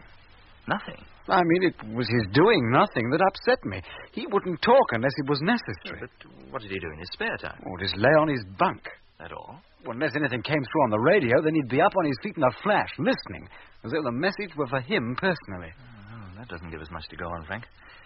Was there nothing else? Well, if there was, it must have happened while I was asleep. And that wasn't often. Oh, why not? I was scared to. Why? Well, I had such fantastic, horrible dreams. What about? I can't remember. I seemed to forget them as soon as I woke up. And believe me, Jet, I woke up in a cold sweat at least a dozen times. But as soon as Whitaker left the ship, you slept soundly. Yes. I can't tell you how grateful I was when you decided to have him transferred. He affected Lemmy in the same way, but not so strongly. Had Lemmy been alone with him, it might have been a different story. It might have that. Look, Frank, you really haven't told me anything I don't know already. There really isn't anything more to tell.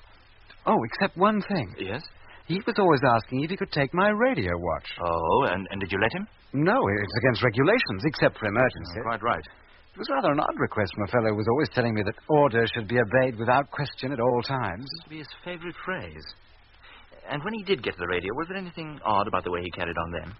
Only once that I'm aware of. What happened? Well, I came out of the cargo hatch after a routine check and found him tuned into control and listening into the messages being passed between this ship and base. Oh? Had he been ordered to listen on Control's frequency? No, we were supposed to be on the ship-to-ship wavelength. And the other odd thing about it was that he'd recorded everything Control had said. Only Control's transmissions, not ours? No, Jet, Control's only. Did you tackle him about it? Yes. What did he say? Well, he said you'd called him up and asked him to keep a check watch on Control as reception wasn't too good and you didn't want to risk not hearing anything vital. How long ago was this, Frank? Well, about 2 weeks out from takeoff. Well, it is possible. One ship is often detailed to keep a double watch on Control. We'll check up. Can you let me have the actual date? Oh, when I get back to the ship, I can. Or we could call Grimshaw and ask him. No, I'll wait until you get back. Look, Frank, I don't want a word of this mentioned to the rest of the fleet. Is that clear? Yes, sir. Meanwhile, if you think of anything else that might have a bearing on all this, call me up, will you? I will, sir. Well, that's all. Oh, have you eaten? Oh, yes, just before I came over, thank you. Very well. I think you'd better get back. We don't want to leave Grimshaw alone in number 2 any longer than we can help. And thanks for the chat, Frank. What you've just told me may well prove very useful. Thank you, sir.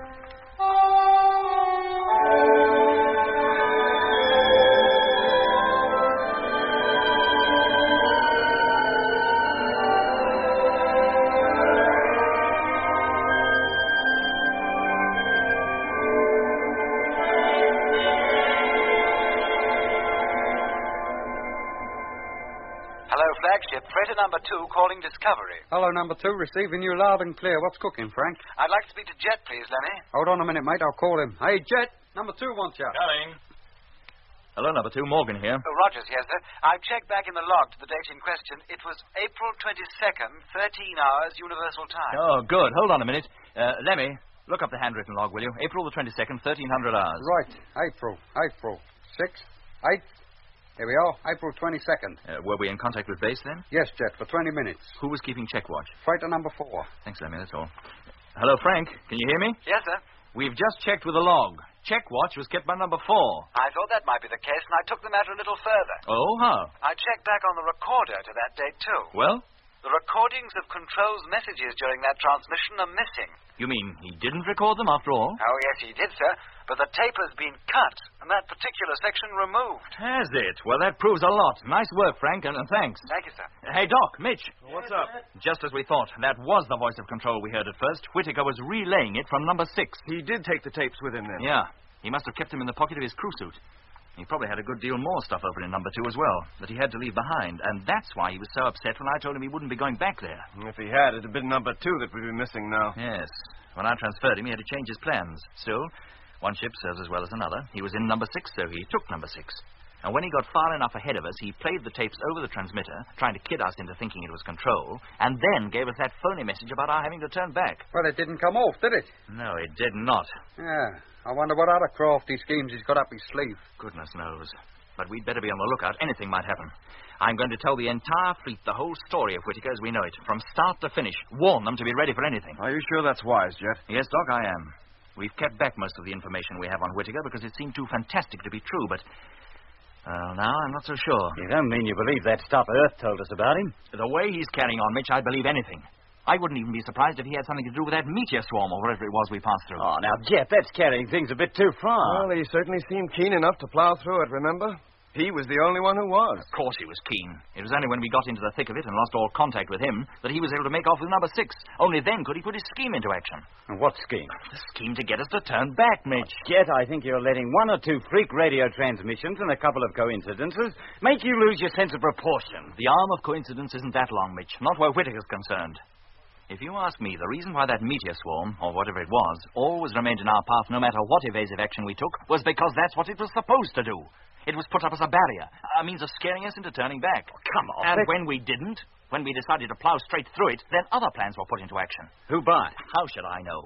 But we're not turning back. Too right we're not. We'll get to Mars, and neither Whitaker nor anybody else will stop us. Let me call up the fleet. Every ship, I'll talk to them. Yes, Jet. They might as well know the truth, the whole truth. And they might as well know that come what may, we're pressing on. We set out to reach Mars, and we're going to. Hello, Space Fleet. Flagship calling Space Fleet. Have urgent message to all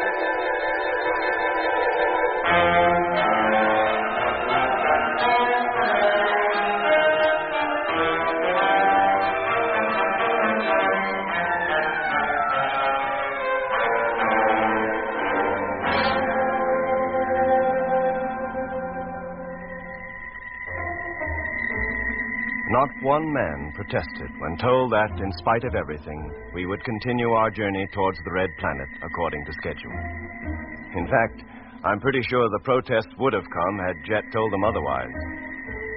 Every ship was now put on a rota to keep watch on Control's frequency, to report to Discovery the moment anything was heard, whether the call was thought to be a spurious one from the missing number 6 or a genuine one from Control itself. But, in spite of the constant watches, no contact was made with anybody outside the fleet. Another 2 weeks went by, 2 uneventful weeks, during which time we covered another 10 million miles, bringing our total since takeoff to 129 million. We were rapidly approaching the halfway mark. The fleet still kept perfect formation, and still there was the large gap between freighter ships 5 and 8, marking the places that should have been occupied by the ill-fated numbers 6 and 7. We were traveling at something over 30,000 miles an hour, but to all appearances, the fleet hung motionless in the star-studded, velvet black sky. Occasionally, we took a look at Mars, which was getting close enough for us to be able to identify it as a disk, even with the naked eye. The Earth, on the other hand, was ever decreasing in size, and it became more and more difficult to pick out the familiar features of its surface, even with the little navigational telescope. For 19 days, nothing untoward was noted in the log, and then Lemmy, who, for the sake of a change, had taken over radar watch for a spell, had something to report. What is it, Lemmy? Something's out in front of us, getting a signal on the screen. What? There. Can you see it? Yeah, I can. Well, what is it? How should I know? It isn't very large. Minutest sizes go out here. Hey, Jet! Coming. Now, what's the trouble? The radar, it's detected something straight ahead. How far ahead? I don't know. I haven't calculated. Then you'd better. Find out its distance from us and its size. No, look, on second thought, you better get over to the radio. Oh, do me a favor. Don't you trust me with this thing? Yes, Lemmy, but I want you to call up freighters 2 and 4. Tell them to keep watch, too. And let me have the reports on the object as soon as possible. Yes, Jet. What do you think it is, Mitch? Haven't the least idea. Not at this stage. But it's not another meteor swarm. That's certain. Object's still too far off to estimate size. Thank you, number 2. Be glad of another report as soon as you can manage it. Jet? Yes, Lemmy? Third report from number 2. I'll get it, Jet. Thanks, Doc. Is this the only one, Lemmy? For a moment, Doc, yes. Mhm. Expecting a further report from number 4 in 10 minutes. Right. Here you are, Jet. And what's it say? Estimated distance, 4,000 miles. 4,000? Then we're still overtaking it at the same speed, at roughly 1,000 miles an hour. That'd put the object's speed at approximately 29,000. 1,000 miles an hour slower than ours. Get over to the telescope, Mitch. See if you can detect that thing yet. Sure. How about the televiewer, Jet? Shall I try to get it on that? If you like, Doc, but I think it's too small for you to pick up at this distance. Well, no harm in trying anyway. I'll give you a call if I see anything.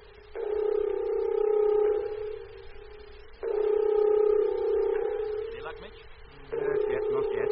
Oh, we should be seeing something now through the telescope anyway. Latest calculation puts it at less than 2,000 miles away, much less. It's possible that I am seeing it, but don't know it. It wouldn't be much larger than a pinpoint. With those stars in the background... Say, wait a minute. Well? Something here, I think. Spot of light a little bigger than it was 10 minutes ago. Any idea what it is? Not yet. Have to wait till we get a bit closer. Did you hear that, Doc? Yeah, Jet, but I don't see anything on the televiewer yet, I'm afraid.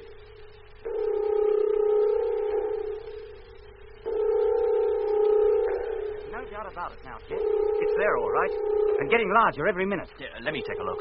Sure, it's right in the center. A white disc. Yes, I see it. More than a disc, Mitch. It's definitely globe-shaped, with the sun lighting up a good 2/3 of it. Huh?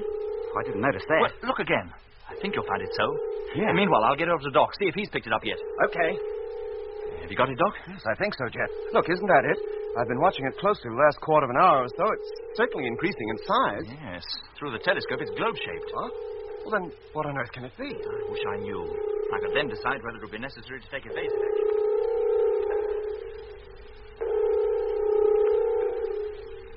Now 1,200 miles. Object globular in shape. Diameter difficult to ascertain at this distance. Thank you, number 4.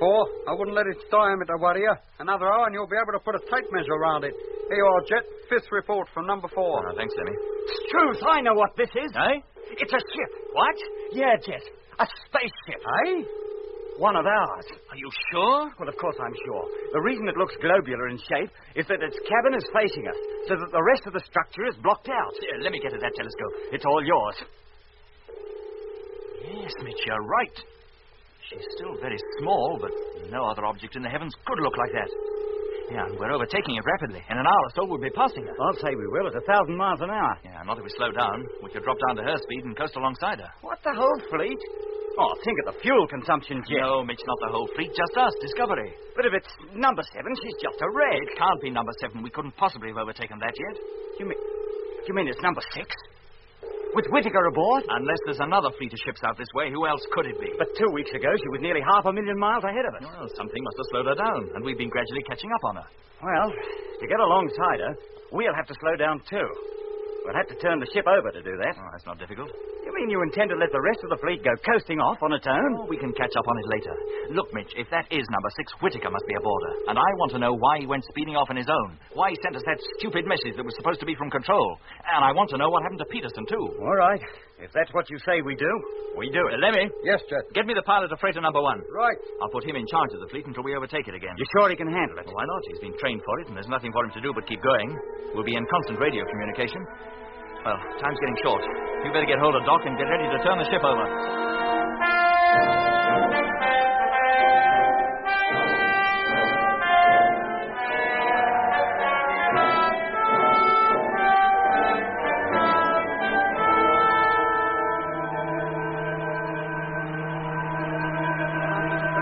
Degrees. 176. 177. 178. Gyro number 1, stand by. Standing by. 179. 180. Cut gyro.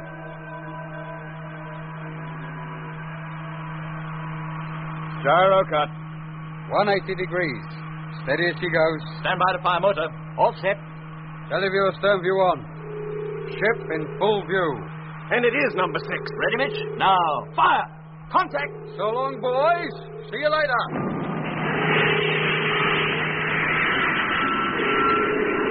Deceleration 100, 200,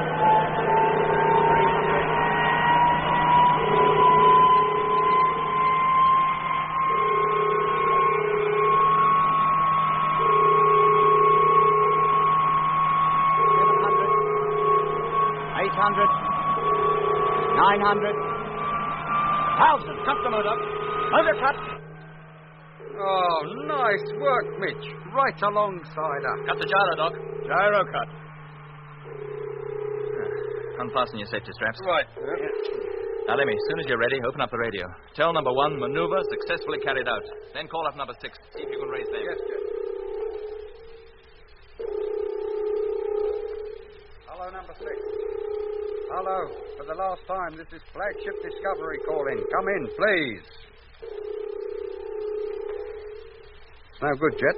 Either he don't hear us or he doesn't intend to answer. He can hear us all right. If he's in there. Where else could he be? All right, Doc. Put your suit on. Hey? Oh, wait a minute, Jet. You don't intend going over there, do you? Not before you know everything's all right in that ship. What other choice have we? But the door isn't even on this side. Before you reach it, you'll have to pass out of our sight. The radios will be on. You can talk to us. Well, if you say so, but I'll tell you, mate, I don't like it. Might be a trap, a trick to get you in there. That's a chance we'll have to take. All right, Doc. Let's go. Hatch opening.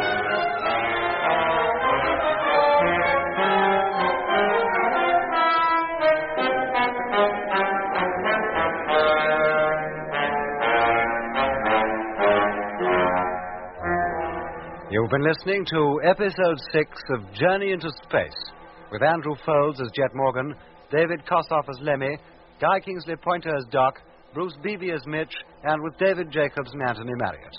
The orchestra was conducted by Van Phillips, who also composed the music.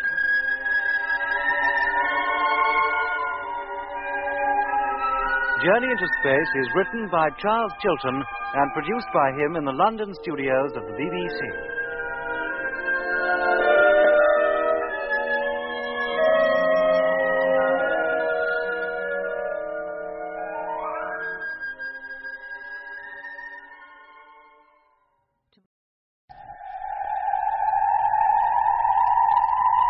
The BBC presents Jet Morgan in Journey into Space.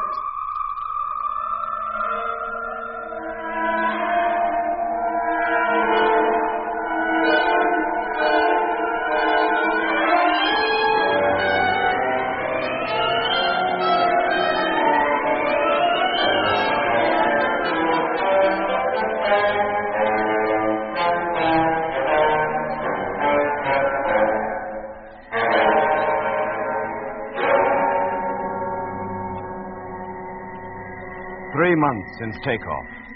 Freighter number 7 lost. A wreck which had to be abandoned when our course was changed. Freighter number 6 also lost, or so we thought, with James Whitaker and Peterson aboard.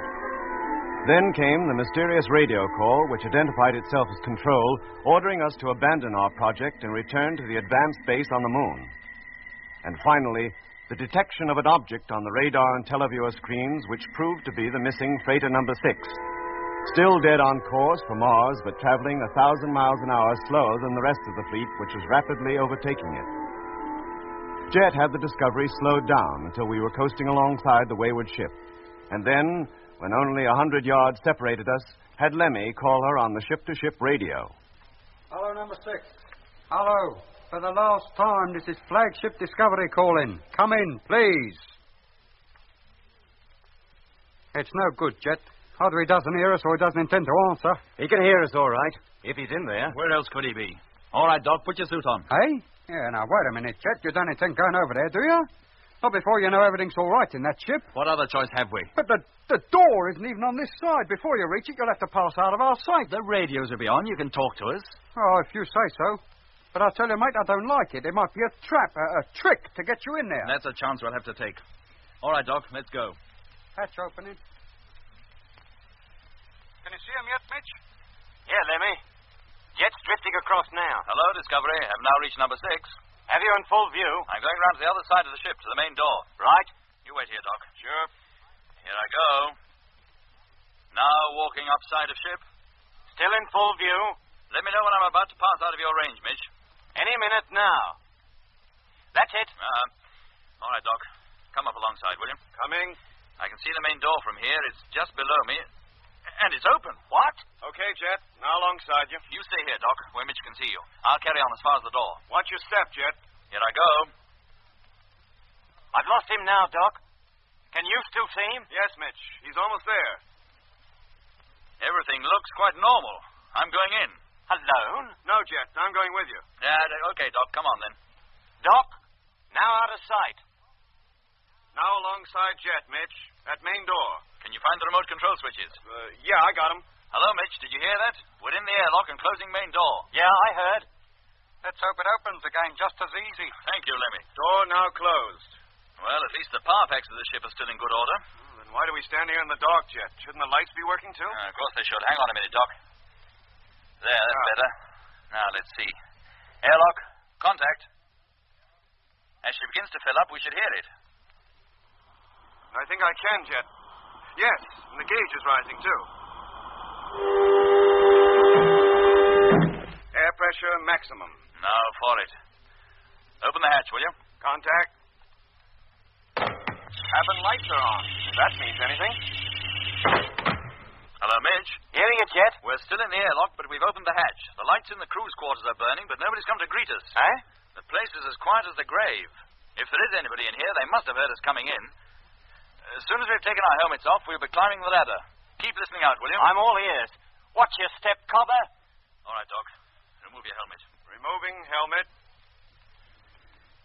That's better. Okay, Doc? Okay. Then let's get up there. I'll lead the way. I'm right behind you. The cabin's empty. Can't be. They must be here, somewhere. Not necessarily, Jet. The main door was open. They could have abandoned ship. But why? Unless they wanted to commit suicide. Having Whitaker as a crewmate might well have driven Peterson to just that. Then where is Whitaker? He should be here at least. Yeah, I guess so. Hello, look at this. Huh? Empty food containers, strewn all over the table, some still floating in midair. Oh, what a mess. There are the remains of at least 6 meals here, and not one of them been cleared up afterwards. Something very strange has been going on here. Look, check up on the oxygen supply and air conditioning, Doc. I'll check the main control panel. Right. No, Jet, nothing wrong here. How about you? Okay, here as well. Good deal of fuel gone, though. Main tanks are empty. Must have used that when they put on that spurt to get away from the rest of the fleet. And to slow the ship down again. Huh? Somebody must have turned her over and slowed her down, Doc. And I'd say that somebody was Whitaker. Well, what was Peterson doing meanwhile? I don't know, Doc. Let's get over to the radio panel. Right. Hey, what's all this? Recording tape all over the floor. But a great part of it is still in the machine. Yeah, it's just as though somebody had been tearing it out of the recorder and was interrupted. Try and get it back on the spool, Doc. Later, I'll play it over, see if there's anything on it. Right. I wonder if the radio works. Hello, number 6. Discovery calling. Come in, please. Oh, it does. That's Mitch. Hello, Discovery. Morgan speaking. What's going on over there, Jet? You tell me to keep listening out and then leave me hanging on here. Sorry, Mitch. I forgot about you. It's a good thing we didn't forget about you. Well, what have you found? The cabin's in chaos. Half-eaten meals on the table, recording tape all over the floor, no sign of the crew. No wonder we got no reply to our calls. What was that? I said no sign of the crew. You mean they're missing? Yeah. We think they must have abandoned ship. Then they must have been stark raving mad, both of them. I'll call you every 10 minutes, Mitch, okay? Okay, and don't forget this time. I won't. All right, Doc. Let's continue the search. Well, how about the cargo compartment? Well, let's look in the personal lockers first. See if they hold any clues. Whose locker is this? Peterson's. And his crew suit's gone. Oh, maybe they had some trouble outside. Went out to fix it and drifted off. Both of them? Well, why not? But that would more or less put Peterson in league with Whitaker. They'd have to be working together. Yes, it would. The last we heard from Peterson, he was yelling for help. No, Doc. I don't think that can be the explanation. Well, maybe not, but everything points to their having gone outside for some reason or other. The main door open, the suit missing. Yeah, that still doesn't explain the empty food containers and the mess this place is in. Let's take a look in the second locker. Right. Well, Just as I thought. Whitaker's suit is still here. You're sure it's his? Well, there's the construction engineer's flash on the shoulders, Doc. Who else could it be? Well, then he couldn't have left the ship. Unless he went out without his suit. Look, I'm going down to the cargo hold. One of them, even both of them, might be there. Meanwhile, you keep searching the cabin. Right. Make sure the air pressure's up to full rate before you open the cargo hatch. I'll watch it, Doc. Don't you worry. I'll start over at the motor panel. And don't miss a thing, Doc. I won't. In fact... Hey, wait a minute. Hey, what's the matter? The inspection hatch. It's partly open. The inspection hatch, you say? Yeah, the light's on down there, too. I wonder we didn't notice it before. Open her up, Doc. Where's the switch? I'm not familiar with the controls in these freighters. On the main control panel. Uh-huh. Bottom left, blue section. I've got it. Hey, there's somebody down there. What? Well, who is it? He's all of a heap. It's difficult to say. Come on, let's get down there. Hello, number 6, Discovery calling. Come in, please. Blast, that's Mitch. You go down, Doc. I'll follow you in a couple of minutes. Right. Hello, Discovery. Morgan here. Your 10 minutes is up. You were going to call me, remember? I'm sorry, Mitch. I've got other things on my mind. Well, what do you think goes through my mind when I think of you and Doc stuck over there in the Mare Celeste and me not knowing what's happening because you don't call up and tell me? Look, Mitch, Doc and I are quite okay. But we just found something that needs our immediate attention. I'll call you again later. 10 minutes? 10 minutes. And if you don't want me and Lemmy to go grey with worry, make it 10 minutes, will you, Jet? Hey, Jet. You better come down here and take a look at this. On my way. Look who it is. Whitaker? Yeah, and out cold. Badly beaten up about the head, too. But Whitaker, he was the last person I expected to... Where's Peterson? Your guess is as good as mine. You were going to look for him in the cargo compartment, remember? I'll get up there right away. How about you, Doc? I'll get Whitaker up onto one of the bunks in the cabin. By the time you get back, I should know just what shape he's in. Okay, Doc.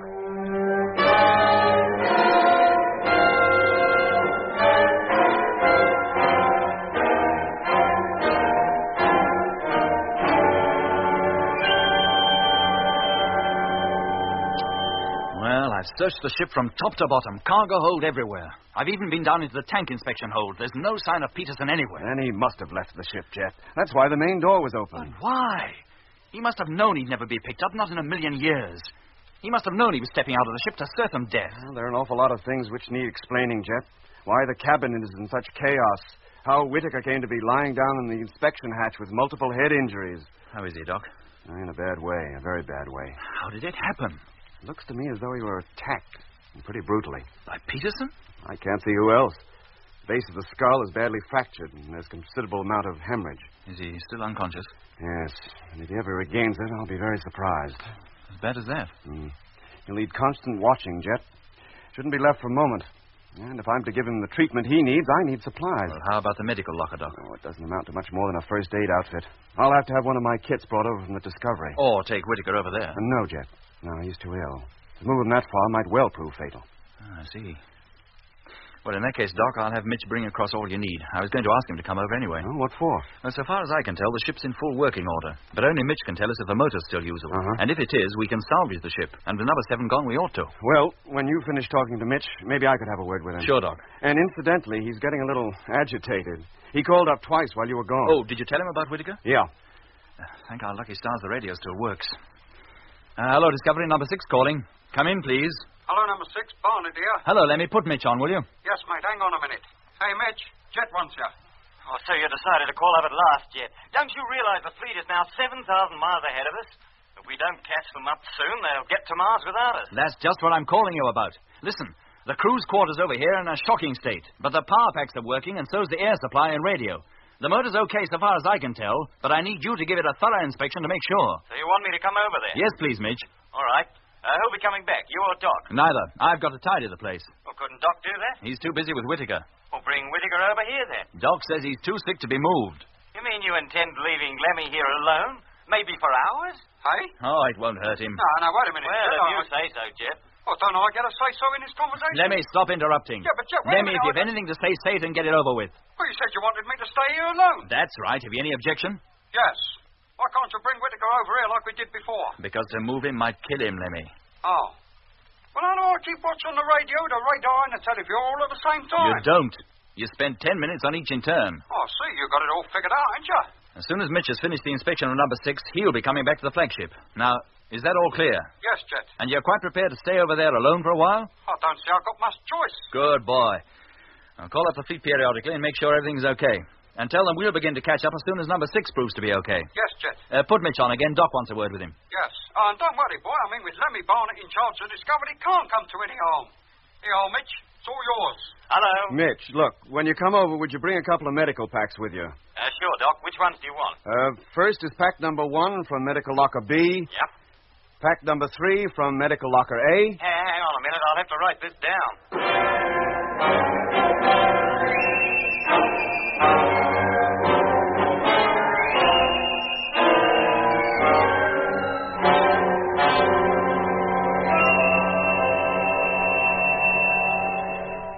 Doc. Some food. Well, thanks, Jet. How is he? If anything, a little worse. Oh, no sign of his regaining consciousness? I'm afraid not. Doc, what chance is there? It's a toss-up. We can only wait and hope. Here comes Mitch. Up from the inspection hatch. Well, Jet, that's that. She's okay, and she's got enough fuel in the reserve tank to give her... Mitch, pipe down, for Pete's sake. We've got a very sick man here. Oh, sorry, Doc. Come over to the control table, Mitch. We can talk there. Sure. Now, what were you saying? Well, I was saying that the motor is okay. We can start to overtake the rest of the fleet as soon as you're ready. Oh, good. That's good news, Mitch. You and I better get back to Discovery right away and get ready to turn the ships over and fire the motors. Yeah, both of us. But you can't expect Doc to stay and handle a maneuver like that alone. There are only 2 takeoff couches in here, and Whitaker's already occupying one of them. Oh, yeah, I forgot about that. Doc must stay with Whitaker. If firing is controlled from Discovery, he should manage okay. Let's hope so. Well, we better tell him what we intend to do. Sorry, Jet. If the motors are fired, I can't hold myself responsible. The pressure that Whitaker would be subjected to would kill him for sure. But we've got to catch up on the fleet sometime soon, Doc. They're already 10,000 miles ahead of us. Well, that's for Jet to decide. As a medical officer aboard this ship, I can only put forward my point of view. But the acceleration won't be all that great, Doc. 4 gravities at most. Too much. I doubt if he could stand even 2. Oh, well, that's too bad. Do we put the whole fleet in jeopardy for the sake of one man who's given us nothing but trouble ever since we took off? Who tried to get us to abandon the trip and go back and killed one of his crewmates into the bargain? No, we've no proof that he killed Peterson. You want to bet on it? No. And don't shout, Mitch. While Whitaker's in the state he is, I insist on absolute quiet. Well, how about it, Jet? Do we rejoin the fleet or don't we? How long do you think, Doc, before it would be safe to turn the motors on? I can't say, Jet. Maybe a few hours, maybe a few days. A few days? Oh, now let's be reasonable You about argue this. it out between you gentlemen. I have to get back to my patient. Now, Jet, look, let's face the facts. I am facing them, Mitch. If Doc says Whitaker is too ill to stand the pressure, then I take his word for it. We wait. Either until Whitaker is fit again or until time compels us to overtake the fleet and leaves us no choice. Oh, but and Jet... meanwhile, you can figure what that time is. Okay. Where do they keep the navigational tables on this ship? Same place as in any other. In the locker under the control table. Good. Yeah, come over here, quick. What is it? I think he's coming round. He was trying to say something a moment ago. What? I didn't catch it, I'm afraid. Leave me alone. What did he say? Leave me alone, I think. But nobody's touching him. Whitaker. Whitaker, can you hear me? This is Captain Morgan. Turn back. Turn back. Whitaker. You must turn back. I can fight them, but you can't. What's he talking about? I wouldn't try to make sense of it, Jet. He's delirious. You do not know the power they have. He must be. I don't think he even realizes I was talking to him. I defy you. Do you hear? I defy you. Whitaker. I must go back. Whitaker. Back to my wife and my children. Has he a wife and children? If he has, I should think this is the first time he's ever mentioned them. They've gone to the exhibition. Everybody's going. Hello, number 6, Discovery. Calling. Come in, please. I'll get it, Doc. Right. Hello, Discovery. Morgan here. Oh, hello, Jet. Look, I don't want to break up your little party over there, but the time has come for routine inspection and fleet reports. Number 1 has already called up. He wants to get cracking. Well, can't you take them, Lemmy? Of course I can take them, but what about our own routine? You can't expect me to keep radar, radio, and televiewer watch and inspect every part of the ship and all. It's a big enough job for the 4 of us. They're running a special train from Baker Street. What was that, Jet? Oh, it's all right, Lemmy. I'm sorry to have left you over there alone for so long. I'll attend to it. Well, somebody will be coming back then. I'll tell number 1 to wait until they get here. One of us will be coming across in just a few minutes. Right. Oh, incidentally, Jet. They must turn back. How's Whitaker? I must tell them to turn back. Still in pretty bad shape. Oh. Oh, well, I'll get the main door open, Jet. Be all ready for whoever comes across. Yeah. Thanks, Lemmy. Mitch, did you hear that? Yeah, Jet. Want me to go back? If you don't mind. You finished that inspection job anyway. I'll stay here with Doc. Okay, I'll put the tables back in the locker and put my suit on. I'll finish the computations in Discovery after we've carried out routine inspection.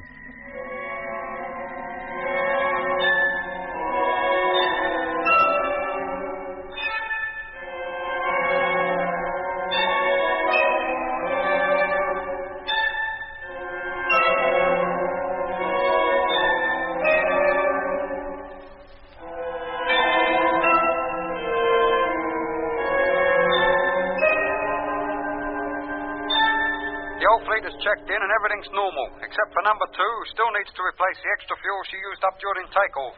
We'll get round to that in good time. Thanks for the report, Lemmy. Will you call again in an hour? Well, Mitch will. I'll be getting some sleep. You sound as though you could do with some yourself, boy. Do I? I'll think about it. Good night, Lemmy. Good night, mate. Lemmy's right, Jet. You pretty well put this ship in order yourself. You must be completely exhausted. A little tired, Doc, but how about you? You've had no more sleep than the rest of us. But I haven't been doing any work. Just sitting here, keeping my eye on Whitaker. I wonder what did happen between him and Peterson. If only he'd come out of that coma, he might be able to tell us. I wouldn't bank on that just yet. He's been too quiet for my liking for a long time. How about you turning in and getting a little sleep, Doc? No, not now, Jet. Later, maybe. But you go ahead. I'll wake you in 4 hours. Okay. If Mitch calls, I'll take it. Oh, and if it's anything important, wake me up. Right. Now lie down. I'll fasten your straps. James Edward Whitaker. Don't worry about him, Jet. He'll probably go on that way for hours. All right, Doc. Good night, you. Night. James Edward Whitaker. Born September 12th, 1893. That's ridiculous. That'd make you 78 years old. You don't look a day over 30. Have you been to the exhibition? Everybody's going to the exhibition. I wouldn't know how to get there. They're running special trains from Baker Street. Or you can catch a bus up the Edgware Road. The train is better, much quicker. Is that where the exhibition is? Of course. Funny. I've not heard anything about it. Well, don't you read the papers? Oh, I say. Look. What? That star up there. That red star. That's Mars. Isn't she beautiful? The red planet. It's not red at all, you know, really. It's pink and olive green. How do you know? Mars is approaching close to the Earth. If only we had telescopes powerful enough, we could see the cities on her. Cities? Didn't you know? What are you talking about? When it's night time in Italy, it's Wednesday over here.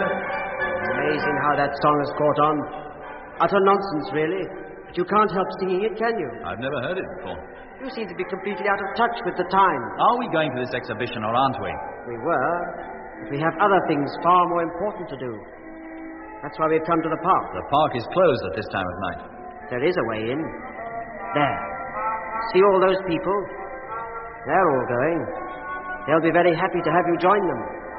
See how pink they are. That's because of the atmosphere. On Earth, the sun turns you brown. But up there, you turn a nice shade of pink. Good evening, Mr. Whitaker. Good evening. Good evening. I've got another one. Are we all ready? Yes, Mr. Whitaker. Then you get in, Mr. Morgan. This will be the finest exhibition you've ever seen. Where are you taking me? In you get, Mr. Morgan, or do I have to force you? Take your hands off me. Take them off. You hear? Hold him. Hold him down. Let go. You're choking me. Don't let him get away. Let go. Do you hear? Let go. Let go. Let go.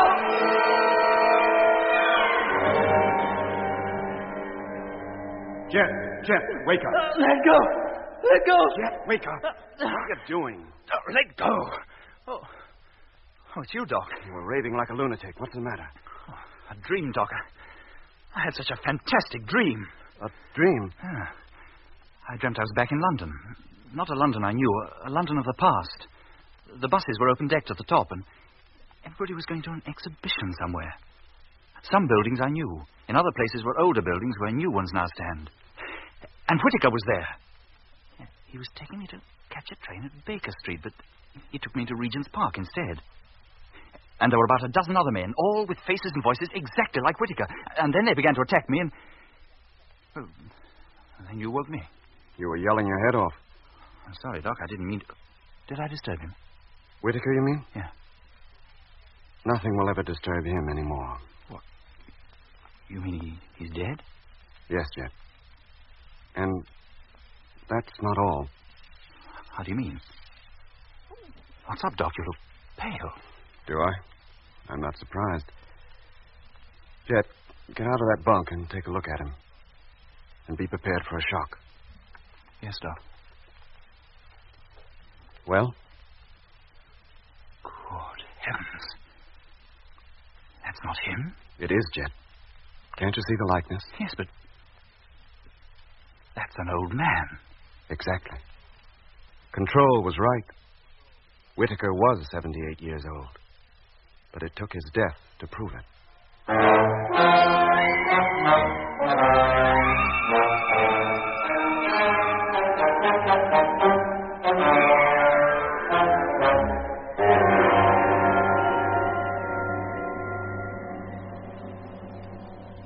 death of Whitaker and the subsequent change of his physical form from that of a young man to an old man was the most severe shock we'd received since starting out for the Red Planet. What did this strange, fantastic transformation mean? How had Whitaker managed to retain his youth for so long? Where had he been between 1924 and the time he joined the expedition as a reserve crew member more than a year ago? And if Peterson, normally cool and calm under almost any emergency, had murdered Whitaker, why did he do it? And then commit suicide by letting himself out into space when the easiest thing in the world would have been for him to call up the flagship and explain his plight. Had there been some strange power in control of Whitaker that compelled him to do things against his will, a power that prolonged his life until death cut off the controlling medium, so making the wear and tear of 47 years overtake the now lifeless form in a matter of minutes? Well, if there was an answer to all these questions, neither Jet nor I were able to supply it. The fact remained, Whitaker was dead. Now there was no longer any point in lagging behind the rest of the fleet.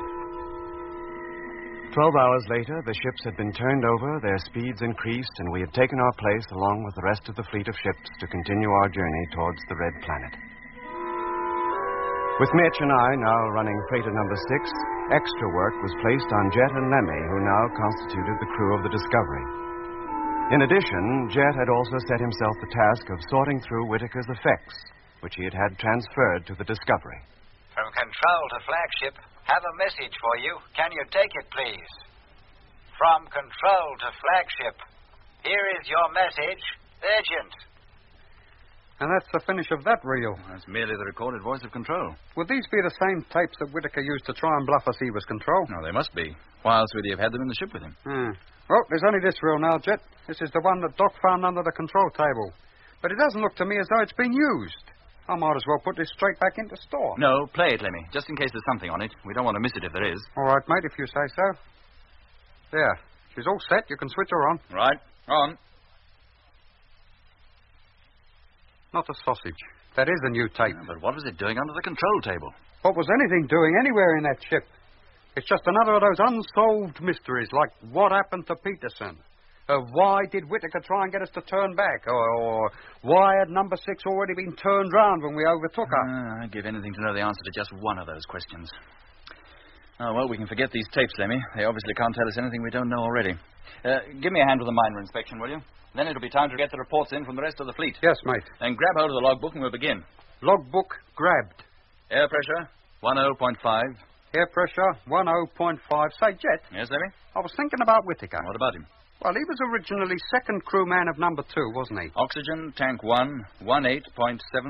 18.760. As I was saying, he was first in number 2 with Frank Rogers. Lemmy, let's concentrate on the job in hand, eh? We can discuss Whitaker later. Yes, mate. Let's get over to the main control board now. Yes, mate. When it's night time... Power pack number 1, blue section. Over here. Lemmy! When it's What were you singing? It's just I said, what were you singing? It's just a song. Sing it again. An encore, you mean? Sing it again, Lemmy. Go on. Yes. When it's night time in Italy, it's Wednesday over here. When it's midnight in Germany, you can't get a... That's it! It's the same one. The song Whitaker sang in my dream just before he died. Hey? Where did you learn it, Lemmy? Tell me, where did you hear that? I don't know. It's been running through my head for an hour or more. I don't remember learning it anywhere. Did you know it before you came on this trip? Can you remember ever learning it down on Earth? Oh, no, I can't. Think, Lemmy. Think hard. It's very important. All I know, Jet, it's been running through my mind. Hello, flagship. Freighter number 6 calling flagship. Well, there's the radio. I better answer. Want to hear from you urgently. Come in, No, please. Lemmy, wait. Hey? He said he was calling from number 6. Hello, flagship. Number 6 calling. For God's sake, answer me. Number 6? But, Doc, and Mitch are in number 6. But that voice ain't either of them. No, Lemmy.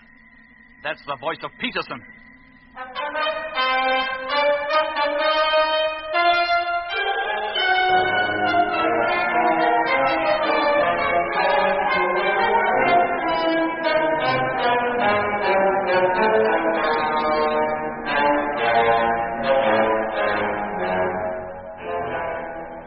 You've been listening to Episode 7 of Journey into Space, with Andrew Foles as Jet Morgan, David Kossoff as Lemmy, Guy Kingsley Pointer as Doc, Bruce Beebe as Mitch, and with David Jacobs and Anthony Marriott.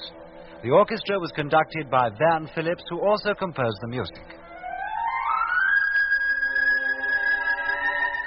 Journey into Space is written by Charles Chilton and produced by him in the London studios of the BBC.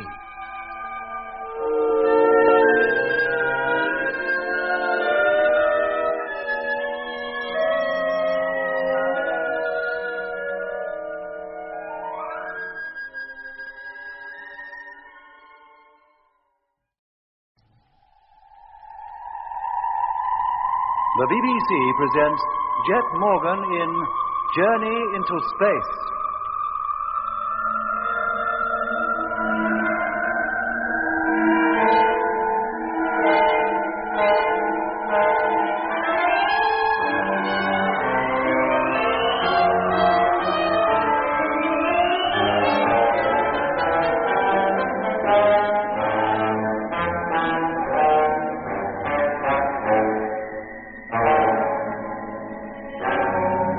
Whitaker was dead.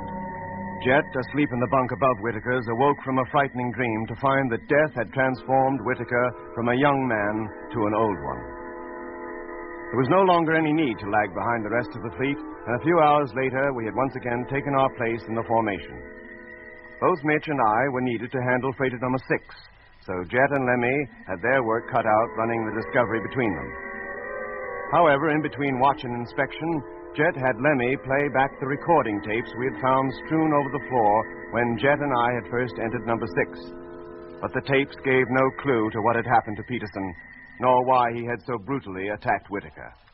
And then... Hello, flagship. Freighter number 6 calling flagship. That's the radio. I'd better answer. Want to hear from you urgently. Come in, please. No, Lemmy, wait. Why? He said he was calling from number 6. Hello, flagship. Number 6 calling. For Pete's sake, answer me. Number 6? But Doc and Mitch are in number 6, and that voice ain't either of them. No, Lemmy. That's the voice of Peterson. Hey? Let's get the radio, quick. Yes, mate. Hello, number 6. Flagship Discovery here. Hearing you loud and clear. Hello, number 6. Hearing you. Come in, please. Hello, Discovery. Number 6 calling. Is that you, Mitch? Well, who else? Well, what's the panic, Jet? We haven't been calling. I know you haven't. Well, what's the idea? We just received a call from Peterson. What? Yes, Mitch. Both Lemmy and I heard it. He said he was calling from number 6. But only Doc and I are here, Jet. You know that. Of course I know it, but we just heard Peterson call. Jet. As clear as I'm hearing you now. Jet. And he distinctly said he was calling from number 6. What did he say? Jet. Oh, hang on a minute, Mitch. What is it, Lemmy? The recording machine. It's still running. What? I put the last spool into it just before we began the inspection, remember? You mean that voice, Peterson was... It's his recorded voice. Are you sure? Yes, mate.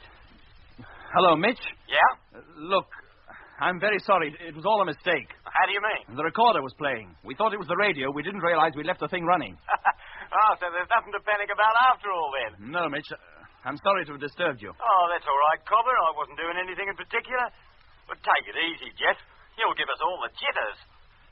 It made us look a couple of fools, didn't it? The whole fleet will be laughing at us. Well, it was quite a natural mistake. Could have happened to anybody. Yes, Jet. I couldn't stand it any longer. What was that, Jet? It's Peterson's voice. The spool is still running. Then that spool has been used. It's not a new one after all. I killed him. Hey? Quiet, Lemmy. Let's listen to it. And I put him down the inspection hatch. Blimey. Then I turned the ship over and tried to slow her down enough so as the rest of the fleet would overtake us. So it was Peterson. But we're out of fuel. So now I'm stuck. Adrift in space with a dead man. A man I murdered. Oh. I try to ignore him, but I can't. Every time I sleep, he comes and talks to me in my dreams. Horrible dreams. Those dreams again. I'm terrified even to close my eyes. He is trying to get control of my mind, to get me to carry out things he boasted of doing before I attacked him. But he can't get at me so long as I remain awake. And I will remain awake. I defy you. Do you hear, Whitaker? I defy you. I defy you. The very words Whitaker used when Doc was nursing him just before he died. It's 4 days now since I closed my eyes. Thank you, gang. Listen. I've decided to end it all. If anybody ever hears this, then you'll know what happened. I can let myself out of the airlock. I'll be out of his reach then. Did you hear that, Whitaker? If you want me, you'll find me out among the stars. Oh, boy. I'm leaving you in a drifting ship for a grave. The fleet will never catch up on us now. But you can't do them any more harm. You'll just go drifting on forever. This is the end. I put on my suit and I'm going outside now to push off. Well, that is the lot now, Jet. The school is finished. Talk about famous last words. Do you reckon Peterson was off his rocker? Oh, he must have been. That's why I didn't notice that only the main fuel tank of the ship was empty. The reserve tanks still had plenty of juice in them. Why on earth didn't he call us up on the radio? He just murdered a man, or thought he had. Or maybe he was even scared to go near the radio. From there, he'd have seen Whitaker lying down in the inspection hold. Well, at least we know what happened to Peterson now. I suppose that about explains everything. Not quite, Lemmy. How do you mean? It still doesn't explain that song you were singing. Whitaker's song that I heard in my dream. I told you, Jet, it was just running through my mind. I don't remember hearing it anywhere. In fact, until I heard myself singing it, I'd never heard it before. Look, Lemmy, think hard. Nobody can sing a song they've never heard before. You must have heard it somewhere. Now, think, where was it? I don't know, mate. Sing it over again. Maybe that'll jog your memory. Do I have to? Yes, please. Right. Command performance coming up. When it's night time in Italy, it's Wednesday over here. Go on. When it's... Oh, I feel such a fool, mate. Midday in Germany. Oh, yeah. It's midday in Germany. You can't get a shave in Massachusetts. Now, does it recall anything? No, Jet. Now, look, mate. Keep singing. How high is up? I'd like to know. Doesn't Baker Street recall anything? Hey? How low is down? Or an exhibition. An exhibition? Oh, think, Lemmy. And when shall we... look, Jet, mate, I can't think of two things at once. It takes all my time to think of the words. All right, forget about it. You got me worried now. Oh, Lemmy, you're no more worried than me. Just before Whitaker died, I had a ghastly dream about him. And in my dream, he sang that song. I'd never heard it before in my life, I swear. And now, here you are singing it. Well, you know how it is for these catchy songs. One sings it, and another, and before you know where you are, everybody's singing it. That's the usual way, isn't it? Yeah, but it's not usual for a song to be passed around by having heard it in a dream, Lemmy. No, mate. I don't suppose it is. Oh, well, I still hope to get to the bottom of it sometime. Yes, Jack. And meanwhile, we'll carry on with the inspection. Now, where were we? We were just going to do the radio panel. Oh, yes. All right, then. Hello, Space Fleet Control. Calling Space Fleet. Control? Trying to contact you. Come in, please. Control. He said it was Control. Calling Flagship Discovery or any freighter ship of the Mars Fleet. If you can hear us, answer, please. And it is Control. It must be. We're in contact with him again. Now, wait a minute, Lemmy. Are you sure the recorder's not still on? No, Jet. I switched it off. That call definitely came through the radio. Hello. Hello, Control. Flagship Discovery calling. Hearing you loud and clear. Repeat. Hearing you loud and clear. Let's not get too excited, Lemmy. We've had too many freak calls lately for me to be sure of anything. And don't let's be too pessimistic either, mate. Look, who else could it be? Can't be Whitaker in number 6 this time, because number 6 is now back with us, and Mitch and Doc are in there. It must be Control. Now, calm down, Lemmy. Yes, mate. I'm sorry. Hello, Flagship. Hello, Discovery. Control calling. Received your call, Strength 3. I've been calling you for weeks. How is it with the fleet? Are you all right? It is, them. Time lag was more than half a minute. The distance we are from Earth, that would be about all right. Hello, Control. This is Jet Morgan calling. Jet Morgan aboard the Discovery. Are we pleased to hear from you? All ships except number 7 are safe and intact, but the crew of number 6 has been lost. Details will be given later. How are things back on Earth? Call up Mitch, Lemmy. Tell them the news. I'll hang on here. Sure. Hello, number 6. Discovery calling. Come in, please. Hello, Discovery. Matthew speaking. Hello, Doc. Mate, we got wonderful news. Oh, what? We've made contact with Control. Oh, you have? Hey, Mitch. Discovery is in contact with home. And what was that? It's true, Mitch. Jet is talking to him now. But it's a bit of a sort of long-winded conversation on account of the delay between replies. Oh, never mind about that, so long as you've got them. You're certain it is them this time. You're quite sure you haven't left the recorder running, eh? Yes, mate. I'm quite sure. From Control to Discovery, your message received. Glad to know that you're safe. There. Did you hear that? Oh, that's them, all right, Lemmy. Hook 'em up, will you? Sure, Mitch. There. How's that? Why have you been out of touch for so long? We've heard nothing from you for weeks. Oh, that's fine. Thanks, Lemmy. It's a long story, Control. I'll let you have full details in due course. Meanwhile, I'd be glad if you'd keep on talking for a bit. Doesn't matter what about. The latest cricket scores, anything. So long as you keep on talking. I want the whole fleet to hear you. Did you get that, Lemmy? Yes, Jet. Then call them up. Hook up the entire fleet to the main receiver. And let them hear the voice of home.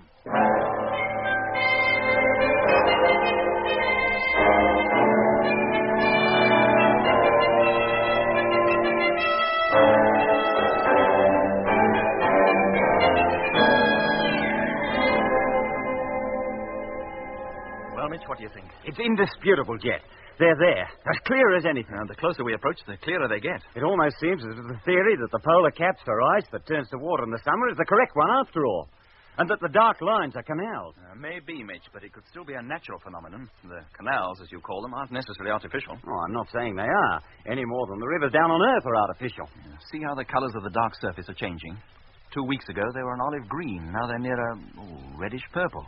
And closer to the pole, the change is even more marked. When do I get a look in on all this, Jet? You two have been monopolising that telescope for hours. Sorry, Lemmy. You must excuse us. Granted, so long as I get a look in soon. Hey, Army, old mate, it's all yours.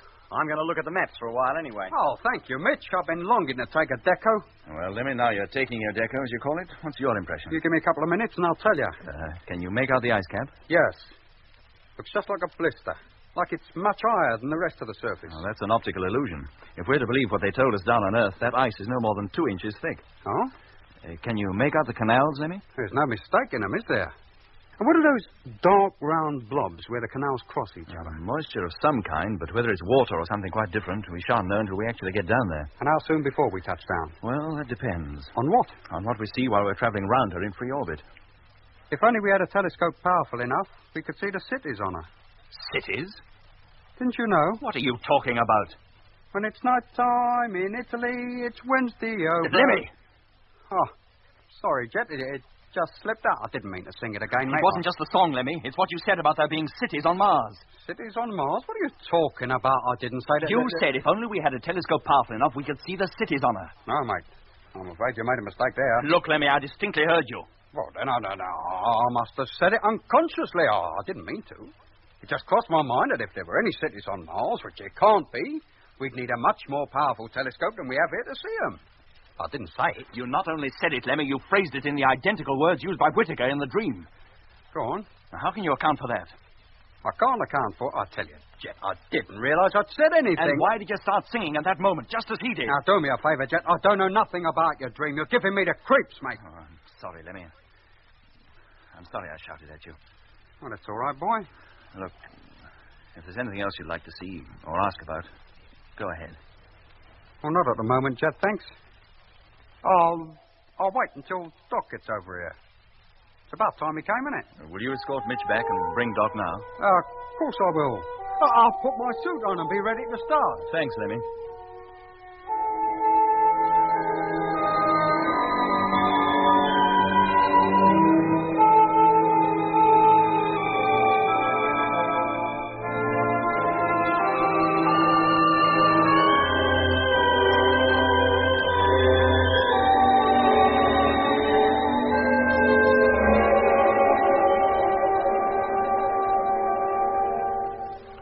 Well, Doc? It's beautiful. Really beautiful. Now, don't go getting too ecstatic, Doc, or every member of every crew or every freighter will be wanting to come over here and take a look and all. 2 weeks from now, every ship will be less than 1,000 miles above the Martian surface. They'll all be able to see it, better than we can now. I can hardly believe we're that close. The nearer we get, Doc, the stranger I feel. You, Jet? After 27 trips to the moon. I can't explain it, Doc. When we set out, I was looking forward to 6 months of uneventful, perhaps even dull routine while coasting here. Well, this trip has been anything but that. And I have a feeling that our exploration of Mars is not quite going to be what we expected either. In what way? I wish I could tell you. I can hardly wait to set foot on Mars, and yet, at the same time, I'm full of apprehension about it. Hey, Jet, what's the big dark patch? Looks a bit like India in shape. Has it got a long, curving prominence running towards the north? Yes. That's the Syrtis Major. Oh, is it? Let's get over to the map table, Doc. Oh, yeah, sure, Jet. Sorry about that, but there's something I want to tell you. What is it? Something very odd happened just now. I was over at the telescope with Lemmy when he suddenly came out with a remark about there being cities on Mars. Well, that's the question that must have passed through the mind of every man in the fleet at some time or other. Yes, but that's not the point, Doc. Whitaker said the same thing in my dream, and Lemmy used the identical words. Huh? And then the whole conversation I'd had with Whitaker in that dream came back to me. I remembered what I'd said to him and repeated it to Lemmy. And again he came back with the identical replies. But, Jet... And to crown the whole thing, he suddenly broke out into that song again, at exactly the same point in the conversation as Whitaker had done. What? You know, it's almost as though Whitaker was still with us. But he's dead, Jet, and whatever influence he had must have died with him. Yes, but whatever it was that influenced Whitaker is not necessarily dead. You mean we might still be subject to it? You, me, everyone in the fleet? I don't know what to think, Doc. Have you told Earth about this? Well, I told them Whitaker was dead. Did you tell them about his transformation? No, I did intend to, but I checked up on a few other things first, and, well, then I decided against telling Control anything but the bare essentials. Well, what did you check up on, exactly? You remember I told you that in that dream, Whitaker kept talking about an exhibition? Yeah. From the impression I got of the London I was dreaming about, I guessed the period to be sometime in the 1920s. Uh-huh. So I asked Control to find out if an exhibition had taken place during that decade, and whether it was possible to reach it by train from Baker Street. And had there? Yes. The Empire exhibition of 1924-25, held at Wembley. Good grief. I'd no idea such an exhibition had ever been held. Well, it was a little before your time, wasn't it? After that, I asked them to check up on the song. You know, the one that Lemmy keeps singing. Well, apparently it was a popular song of the same year, 1924, the year Whitaker disappeared. But that's fantastic. What did Control say about it? Well, I didn't tell them. But weren't they curious to know why you wanted the information? Oh, I told them I needed it to settle an argument. Look, Jet, do you think it wise not to tell Control everything? Yes, I do, Doc. But why? Look, suppose I did tell them about that meteor swarm apparently trying to block our path, about Whitaker making that bogus call and trying to get us to turn back. Well? Isn't there a chance that Control might tell us the same thing? To turn back, you mean? Why not?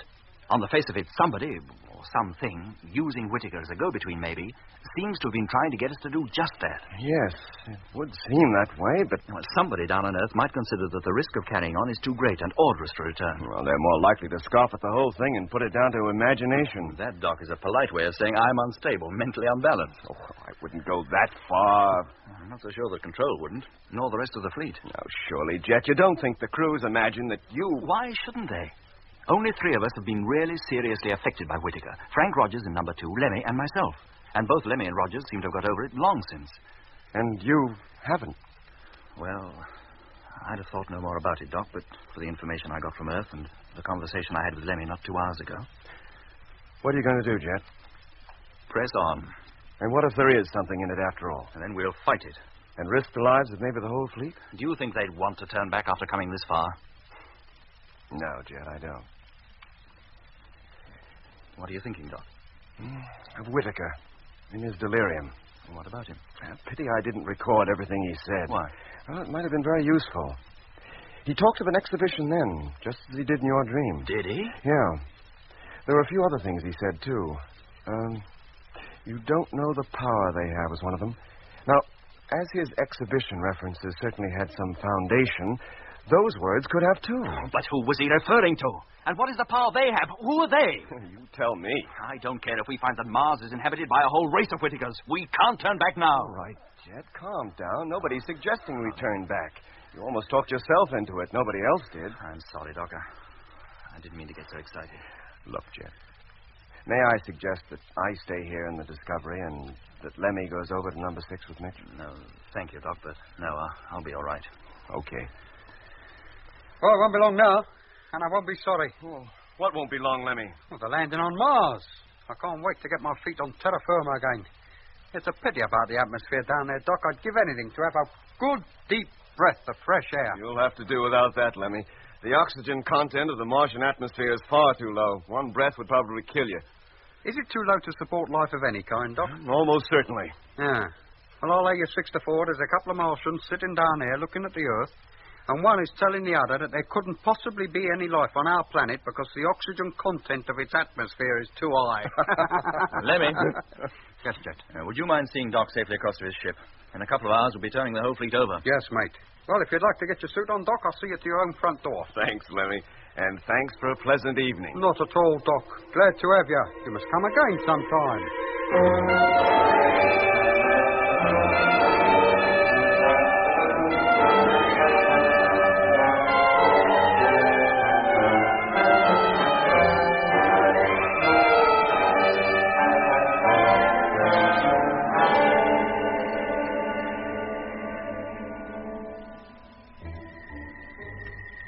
I left the Discovery and returned to freighter number 6.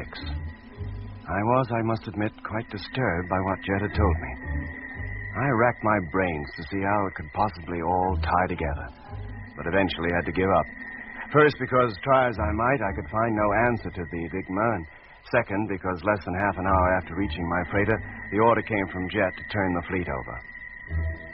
Since leaving the moon, our ship had been coasting outward away from the sun, our speed slowly decreasing. By the time we reached the red planet, we had hoped it would have reduced sufficiently to match that of our objective. Unfortunately, owing to our having changed course twice, this was not so. We found we were actually approaching Mars at a speed high enough for us to overshoot it, unless we slowed the fleet down in good time. So first, the tanks of freighters number 2 and 6 had to be filled. On Jet's orders, 4 construction engineers left their ships and, trailing their long fueling lines behind them, began the task of pumping fuel from the reserves into the main tanks of the 2 freighters. 4 hours later, the fleet had been turned over, and every man in every ship was safely strapped onto his takeoff couch, waiting for Jet's orders to fire the motors. Firing in 30 seconds. Stand by. In spite of the high speed at which we were still traveling, the whole fleet seemed to hang motionless in space. One side of each ship bathed in brilliant sunlight. 20 seconds. The other half in total darkness. And so our long journey was almost over. In a few days, the red planet would be reached. We would be encircling it 1,000 miles above its surface and preparing the Discovery for its first descent. 5 seconds. But first, we had to slow down. Contact!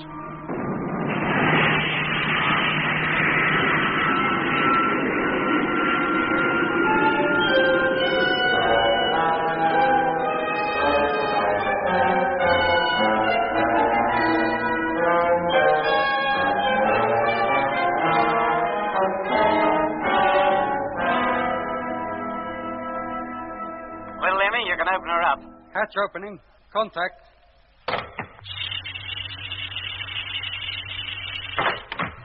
Well, nice to be back in the Discovery again, eh, Doc? Oh, sure is. Well, what's cooking, Jet? Well, we've encircled the planet 4 times now. I think we should try to make the landing as soon as possible. And what do you think, Doc? I can't wait, Jet. She's such a fantastic sight from up here. I'm longing to see what she's really like on the surface. The fantastic sight is right. The place seems to be one vast red desert. You mean all that red stuff down there is sand? If not sand, Lemmy, then something very like it. Well, what are all the dark patches? Vegetation. What else could it be? And it must be a very peculiar kind, too. The telescope doesn't show us as anything that we can definitely recognize. How long before number 1 is ready to descend, Mitch? The ailerons are already fitted, Jet, and the atomic motor disconnected. She should be ready in about 4 hours. Then we'll start as soon as our crew is settled in. First landing will be attempted at 1500 hours Universal Time. Lemmy, call up the fleet and tell them, will you? Yes, Jet. Hello, Space Fleet. Discovery call in. Have message for all ships. Come in, please. Very well, gentlemen. We'll go over the procedure once more. Now, once the motors have been fired, we should enter the Martian atmosphere within a few minutes. We will use the resistance of the atmosphere to reduce our speed even further. Let's hope there's enough of it to make the necessary difference. That we'll find out. If there isn't, then we'll attempt a tail-first landing as we normally make on the moon. Now, you all set? Okay, Jet. Okay. Okay. Positioning control panels. Lemmy, televiewer. Televiewer on. Motor, Mitch? All set. Then I'll go up into the pilot's cabin. Hook me up to number 1, will you? Right. You're hooked. Hello, number 1, Morgan here. Come in, please. Hello, Jet. Receiving you. We'll be on our way in just a few moments. You'll wait 30 minutes and then follow on. Now, is that clear? Yes, Jet. In the event of your not landing on the prearranged spot, you're fully acquainted with the procedure for locating us? Yes, Jet. Thank you, Frank. Well, we'll be off. Okay, and good luck, Skipper. Good luck to all of you. Same to you, Frank. We'll see you down there. Okay, Mitch. It's all yours. Turn on the motor and I'll take you down. Stand by for firing.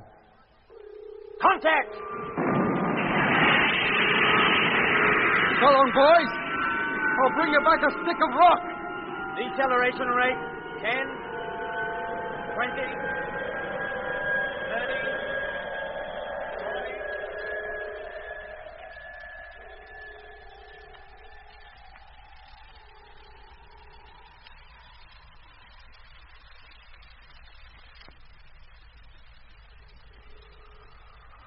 How we doing, Jet? Fine, Mitch, fine. Check airspeed, will you?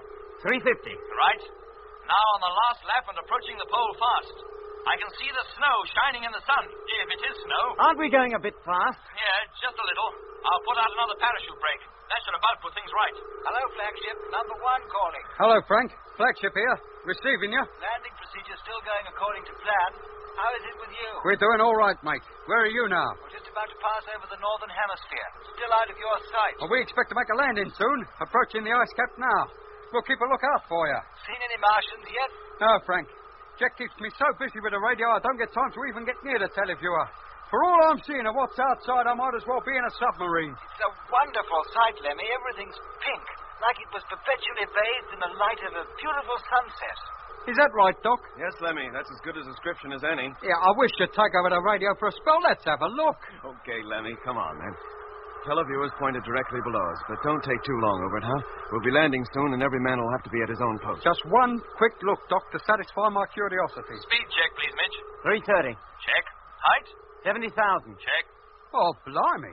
What is it, Lemmy? Are you taking a look at this lately? Oh, no, Lemmy. I'm too busy. You don't know what you're missing, mate. I've never seen such a sight. Hey, what's that? Hey, Mitch, come here, look. I tell you, Lemmy, I haven't time. Look, there's something down here, a light. What? It's like a reflection from a huge mirror. Oh, it's gone now. Yeah, show me. Where did you see it?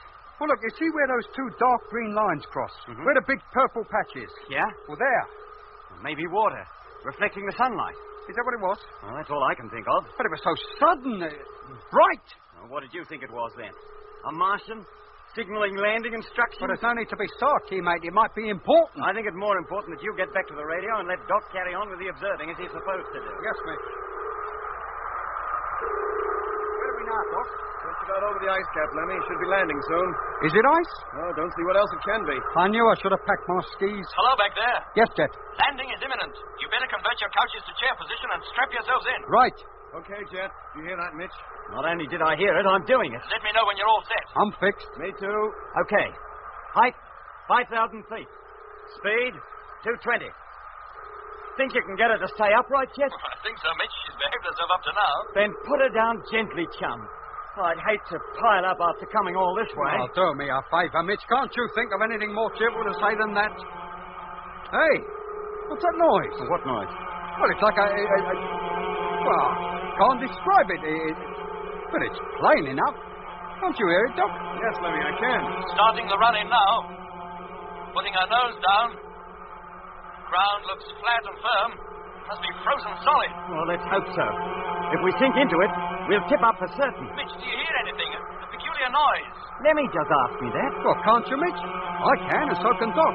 It's getting more than I can stand. It's like it's right inside my body.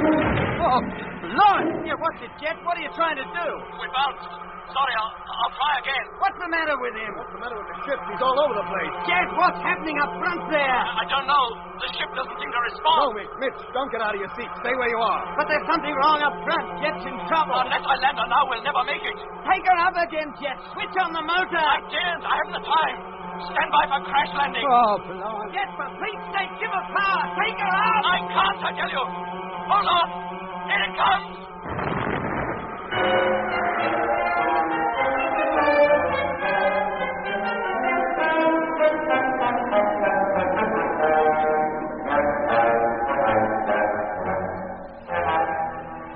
You've been listening to Episode 8 of Journey into Space with Andrew Foles as Jet Morgan, David Kossoff as Lemmy, Guy Kingsley Pointer as Doc, Bruce Beebe as Mitch, and with David Jacobs. The orchestra was conducted by Van Phillips, who also composed the music. Journey into Space is written by Charles Chilton and produced by him in the London studios of the BBC.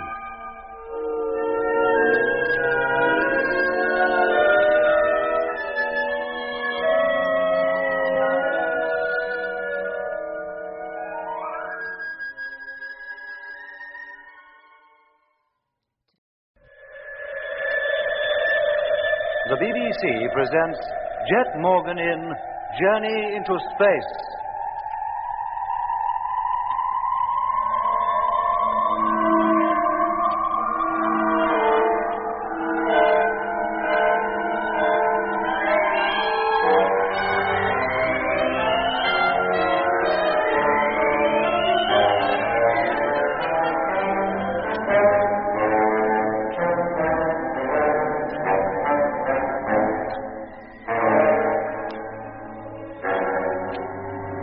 6 months after leaving the moon and traveling 355 million miles through space, flagship Discovery, accompanied by the remaining 7 freighters of the Mars fleet, reached the Red Planet.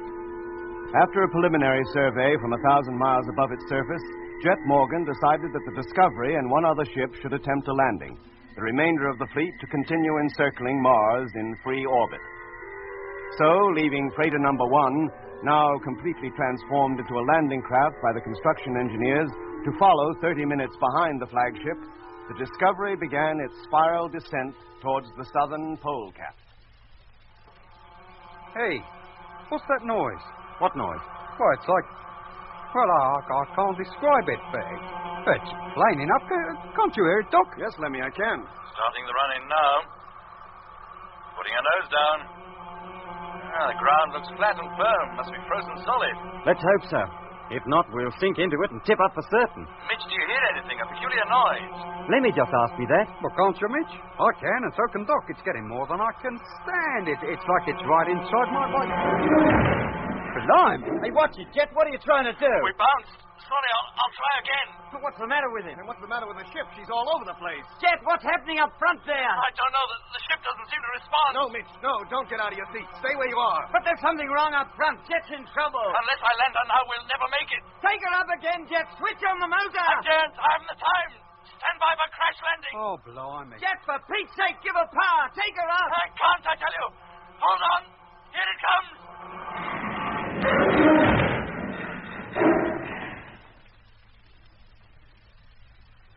Oh. Are you all right, Lemmy? Yes. I think so. You sounded as though you'd been hurt. Oh, Doc. That was a sigh of relief at finding I was still in one piece. Well, it wasn't all that much of a bump. Yeah, we seemed to hit the ground tail first, then skewed round. Now, how about you, Jet? You okay? Hey, Jet. Are you okay? He don't answer. Perhaps he's hurt. Undo your straps. We'll go up front and see. Yeah, there. That's mine. Oh, blimey. Hey, Lemmy, what are you doing down there on your knees? I don't know, Mitch. I seem to have lost the use of my legs. My legs? What's happened to my legs, Doc? Lemmy, for the last 6 months, we've been living under gravityless conditions. Now, for the first time gravity returns, you try to run. Your legs just aren't used to it. Oh. Is that all? For a minute, I thought I must have been injured in that crash. Look, get up, slowly. Then take your magnetized boots off, and when you start walking, take it easy. Yes, Doc. I'm all set. Then go on up to Jet. I'll follow as soon as I'm ready. I'm on my way. Hey, Jet. Jet. He's out cold, Doc. Be right with you. Hey, what happened to him, Mitch? Oh, look at that bump on his bonds. Must have struck his head on the instrument panel. Here, help me undo his straps, will you, Lemmy? Yeah. Oh, blimey, look out there. Christmas on Mars. Oh, never mind that. Give me a hand to lift him out. Yes, Mitch. Oh, he seems heavy. Yeah. No weightless objects anymore, Lemmy. Not now we've landed. Can you manage, Mitch? Yeah, thanks, Doc. You'd better reconvert one of the chairs into a bed. Right. There. Now, put him on that, and I'll take a look at him. Yeah, lower him gently, Lemmy. Yes. Now, that's it. Can I get you anything out of the medical locker, Doc? Yes, please, Lemmy. A number 4 dressing. Right on, mate. Is he badly hurt? I don't think so. Bruise on his forehead seems to be the only injury. He's coming round. Here you are, Doc. Thanks. Hello, Jet. How are you feeling? What happened? We made a crash landing. You bumped your head and were knocked cold.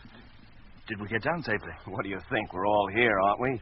Now, hold your head back, will you? I'm going to put something on that bruise for you. None of you were hurt. No, mate. We didn't bump all that much, and the chair saved us. What was wrong, Jet? Why the crash landing? I couldn't help it. I was blacking out. What? I nearly lost control of the ship completely. I've no recollection of anything after we touched down. You mean you were unconscious by then? Well, of course he was. He hit his head, didn't he? Must have happened the second we hit the deck. Do you remember striking your head, Jet? No, Doc, I don't. All I remember was that fearful noise. And the louder it got, the hazier everything became. Didn't any of you hear it? Yes, we all did, but it didn't seem to bother us all that much. Never bothered me at all. In fact, I don't think I would have even heard it if you hadn't drawn my attention to it, Doc. Well, that must have been because of where you were sitting, Mitch. Aye? Well, Jet obviously heard it louder than any of us, and he was in the pilot's cabin. Nearest chair to that is Lemmy's, and of us 3, he heard it first. It was loud to me, too. It was like it was right inside me. I sat behind Lemmy, and although I heard the noise, it wasn't strong enough to worry me. finally, Mitch, comes your place, farthest away from Jet. And you heard it hardly at all. No, the sound, whatever it was, must have centered around the pilot's cabin. But what's in there that could make that kind of noise? Well, nothing. And it wasn't the noise itself so much, Doc. It was the way it seemed to affect me. And I was powerless to do anything about it. But how can just a sound do that to anybody? I know a noise can do a lot of damage if it's strong enough and powerful enough, like breaking wine glasses and smashing windows. But to send anybody off to sleep, to knock them out, that I've never heard of. We have no proof that it was responsible for Jet's blacking out, Lemmy. The two things coming together might be pure coincidence. Possibly, Doc, but I'd still like to know what that noise was. How does it matter, boy? You landed us safely in spite of it, and you've got nothing worse than a bump on your head. And there's certainly nothing bothering us now. No, Lemmy. But supposing that noise did cause the trouble, isn't number one likely to be affected by it too? Look, when did we first notice it? Well, just as we was coming into land. We weren't more than 4,000 feet up. But then if they do hear it, it'll be when they're only a few minutes off touching down. Here, let me get over that radio. No, Jet. Stay where you are, will you? Mitch, you do it. Yeah, Doc. Hello, number one, flagship calling. Come in, please. Number 1 to flagship, receiving you. How's it going, Frank? Oh, fine, thanks, Mitch. We'll be alongside you in about 25 minutes. I'll call you before I make the run in. No trouble? No, everything going smoothly and according to plan. Wacko, we'll be listening for you. Well, you heard that. Nothing has affected them up till now, and it'll be another 25 minutes before they attempt a landing. Let's hope it's better than the one I made. There, Jet. How's that? Feels fine, thank you, Doc. Good. Now drink this and lie back for a few minutes. Thanks, Doc.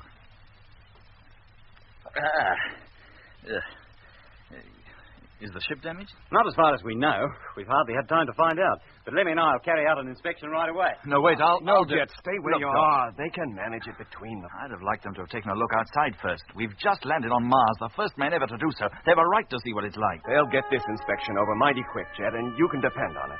By then you'll feel better and we can all take a look. Together.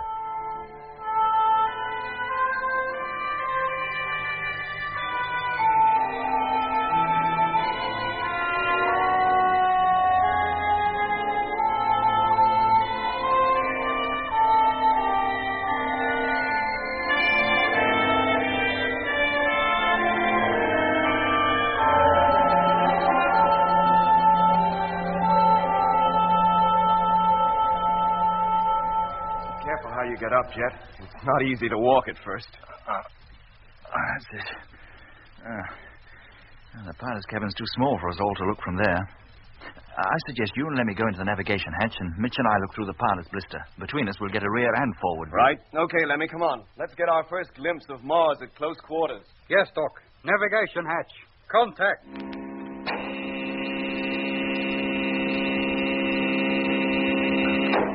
Okay, Lemmy, after you. Thank you, Doc. But I've already had one glimpse when I helped pull Jet out the pilot's cabin. It's nothing but a white, flat plane, and it... Hey. What's over there? What, Lemmy? It's our skid marks. We turned almost completely round. Hey, Doc, look at the sky. It's a deep mauve. Yes. I thought it would be blue like it is down on Earth. Would the sky be that color all over this planet? Almost certainly. It's because of the thin atmosphere. Go on. I wonder what color the soil is under that ice.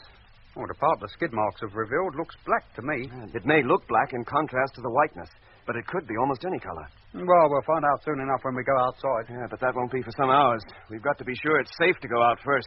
Hello, flagship. Number 1 calling. Hey, listen, that's Frank on the radio. I better get back. He'll be landing soon. Away you go, Lemmy. Hello, number 1. Morgan here, receiving you. Oh, you're here already, Jet? Yes, Lemmy. Hello, Jet. We're rapidly approaching landing point and are preparing for the run-in. Just take it easy and you'll do all right. How did you get on? I fluffed it, I'm afraid. Oh? But we're all in one piece. So's the ship, so far as I know. You shouldn't have any trouble. Okay, Jet. I'll keep in touch all the way in. And we'll keep a lookout for you. Remember, you've got some valuable cargo aboard.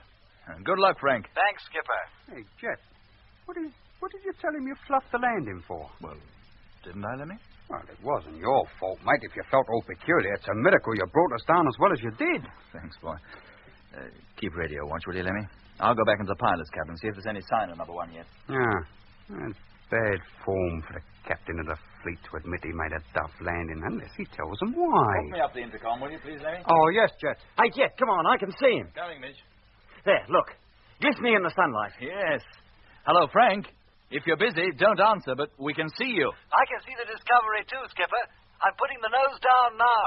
Well, he doesn't seem to be affected by any peculiar noises. Not so far, Mitch. Are you going to warn him about that business? No, Mitch. I don't want to worry him unnecessarily at this stage. If he hears any odd sound, he's bound to tell us. Yeah, and a fat lot we can do about it if he does. Everything's going fine, Skipper. Just about to bring her in now. We can still see you, Frank. Make it good. He's not going to land very near us. That's certain. He won't be too far out. There he goes, touching down now. And a beautiful landing. Good for him. And look at the way that ice sprays up from the wheels. It's more like powdered snow. It must be composed of very fine, dry crystals, Mitch. Don't think it can be snow, not as we understand the word. Well, that's it, Jet. He's down and safe. Nice work, Frank. Thank you, Skipper. Tell your operator to keep radio watch. Meanwhile, as soon as your men have satisfied their curiosity about what's outside, you better start preparing to leave the ship. Yes, sir. Now, Mitch, let's get to work ourselves. Prepare to go outside, you mean? Of course. You don't think we came all this way to sit inside and twiddle our thumbs, do you? Oh, good on you, mate. You're sounding better already. I feel it. Come on, Mitch, let's get started. I can't wait to get my feet on Martian soil.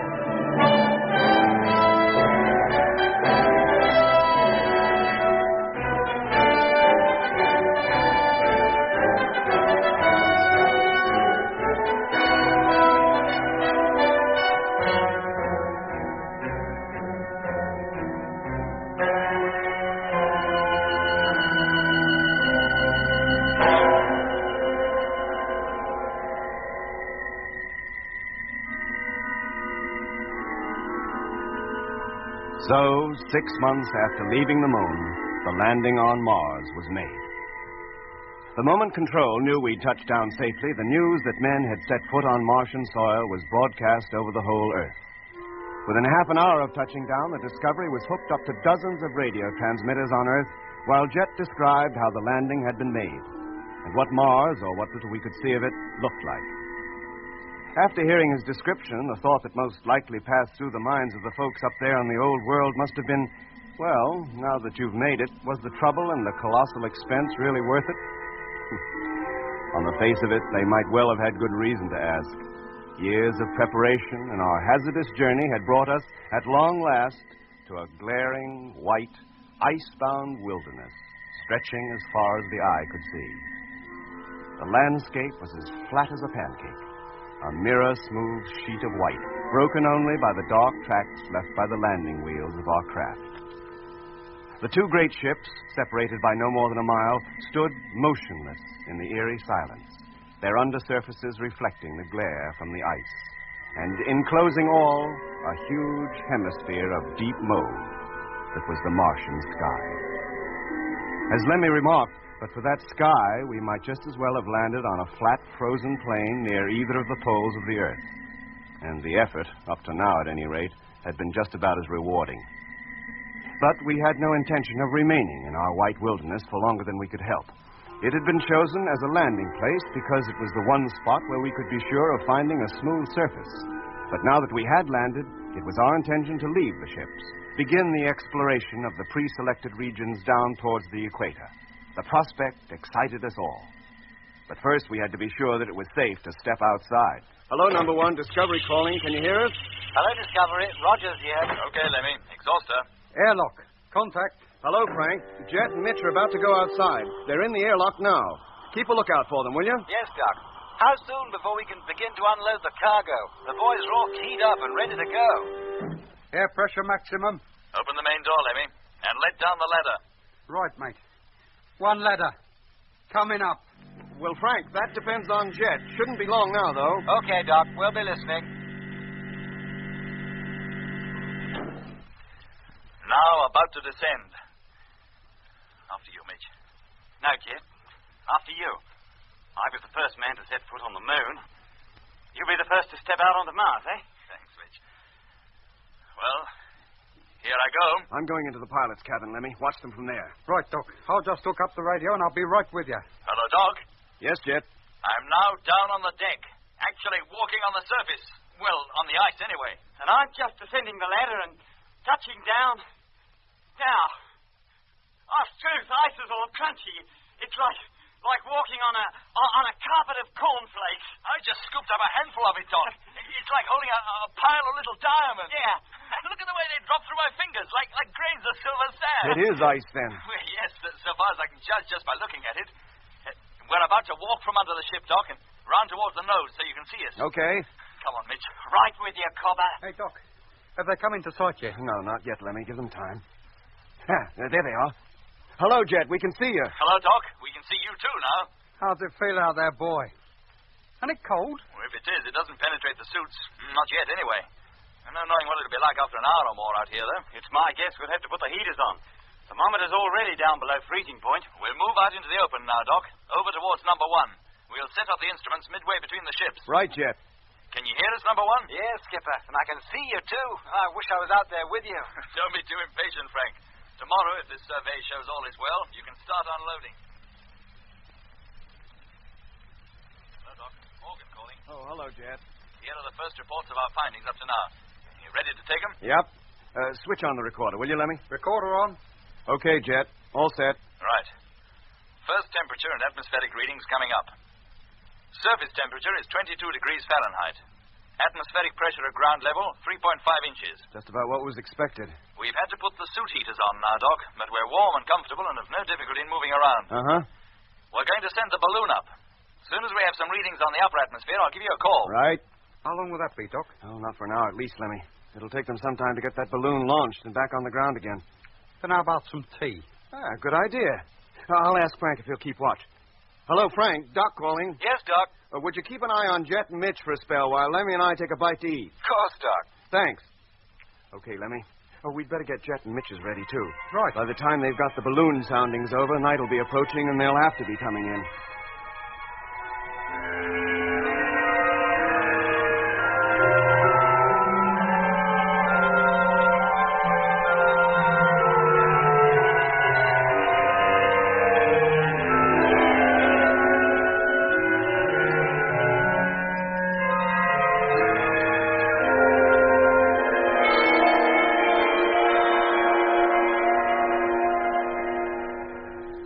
How about it, Doc? You want any more? No, thanks, Lemmy. Let me give you a hand to clear these things away. Oh, no, I can manage, thanks. Well, then I'll go on up to the pilot's cabin and... Hello, Jet. Mitch, can you hear me? That's Frank calling. Yeah, sounds like Jet and Mitch must be almost through. Yes, Frank? You better get back into your ship quickly. That sounds more like there's something wrong. What for, Frank? We're not finished yet. Good grief. Hello, Jet. Come on, Frank's right. You'd better come back. Cripes. Well, we had to. It's getting foggy. Eh? Yeah, mate. Look, number 1 is hardly visible. But a few moments ago, it was quite clear. Well, it's not now. And it's getting thicker all the time, fast. Come on, let's get this balloon down and get moving. What is it, Doc? What sort of panic? Now, look for yourself, Lemmy. There's a dense white fog gathering. Seems to be rising straight up from the ground. I can hardly see Jet and Mitch. Blimey, if they're not careful, they'll never find their way back. Hey, Jet, come on in, mate. Just picking up the gear, Lemmy. We'll be coming in a minute. Oh, give me a hand to wind this darn balloon in, Jet. She's still 1,000 feet up. What kind of a fog is that, Doc? Some form of ground mist, I suppose. How else could it have formed so quickly? Search me. Maybe that's the usual way with mists on Mars. Let's hope not. It could prove darn troublesome. Or maybe it's only in the cold region that... Blimey, Jet and Mitch have completely disappeared. Hello, Jet. Hello, Doc. Look, we can't see you at all now. And we can't see you either. We're completely enveloped. In fact, I can hardly see Mitch, and he's not more than a few yards from me. Hello, Frank. Can you see them? No, Doc, not now. I can't even see the Discovery. No, we can't see you either. Jet. Yes, Doc? How are you going to find your way back? We'll manage. Ship is only about 1,000 yards away. We shouldn't miss it. We're just collecting the last of the gear together now. We'll be on our way in just a few moments. Okay, but hurry up. You ready, Mitch? You got everything? I think so. Anything we've forgotten, we'll have to stay out here all night. All right, then. Now, let's keep close together. Okay, Doc. Coming back now. Good. I'll put on the main landing light. Maybe you'll see it. There, can you? No. We can see nothing but this white wall of fog. Visibility is down to 0. We can't even see our own feet. Oh, blimey, Doc. Hey, Doc, what's the temperature likely to be out there at night? Somewhere in the region of minus 100 degrees, Lemmy. And it's not far off nightfall now. They'll freeze to death. If they're caught out there all night, they certainly will. Their suits are no protection against such severe cold. Not without the sun rays to help warm them. Oh, what about the heaters in the suits? They're not powerful enough to combat the kind of cold to be found during a Martian polar night. Hello, Jet. Yes, Doc? How you doing? Can you see the light of the ship yet? No, this mist is so darn thick. I doubt if we will see it before we're almost on top of it. Still, don't worry, Doc. It's bound to come into view soon. Lenny, call up Frank. Tell him to take a bearing on Jet and Mitch. And you do the same, huh? Try to fix their position. Right. Hello, Frank. Yes, Lemmy? Next time Jet or Mitch speak to us, take a bearing on them, will you? And let me know what it is. Okay. Well, there's no need for that, Lemmy. We're not lost. Not yet, we're not. Well, we're just being cautious, that's all. If you've been walking in a straight line, Jet, you must be pretty close to us by now. You should see the light. We will in a minute, Doc, I'm sure. We're not walking as fast as you think. We've a lot of gear to carry. Jet, hello. Yes, Doc? Stay where you are. Don't move. What's up? We figured out your position. You've been walking in the wrong direction. What? Are you sure? Yes, mate. You're well south of us, about half a mile or more. Bearing from Discovery, 182 degrees. You've missed the ship completely. But we couldn't have done. I'm telling you, Jet, this fog has made you lose your sense of direction. You'll have to turn completely round to come anywhere near us. But what's the guarantee we'll stay on course if we do? Well, Frank and I can keep taking bearings on you. We'll guide you in. No. I've a better plan than that. Huh? What, Jet? The balloon line. I'll take one end of it, Mitch, and try to head back to the ship. You pay out the line until it's 1,000 yards long. If I haven't found the ship by then, well, then I'll use you as a center and sweep out a circle 2,000 yards in diameter. The ship's bound to be somewhere within that area. Righto, Jet. We should have done that in the first place. Did you hear all that, Doc? Yes, Jet. Okay, then, Mitch. I'll get going. Start paying out the line. Keep checking on him, Lemmy, just in case. I'll keep him talking. Right, Doc. Hello, Frank? Yes, Lemmy. Keep at it, will you, mate? Just on Jet this time. Roger. Hurry up, Jet. Just standing here, I'm beginning to get darn cold. Is your heater working, Mitch? Yeah, Doc, going full blast, but my feet are starting to freeze up. You'd hardly believe the mere blocking out of the sun's rays could make all that difference. How far have I gone now, Mitch? 70 yards. And don't let go of the end for Pete's sake.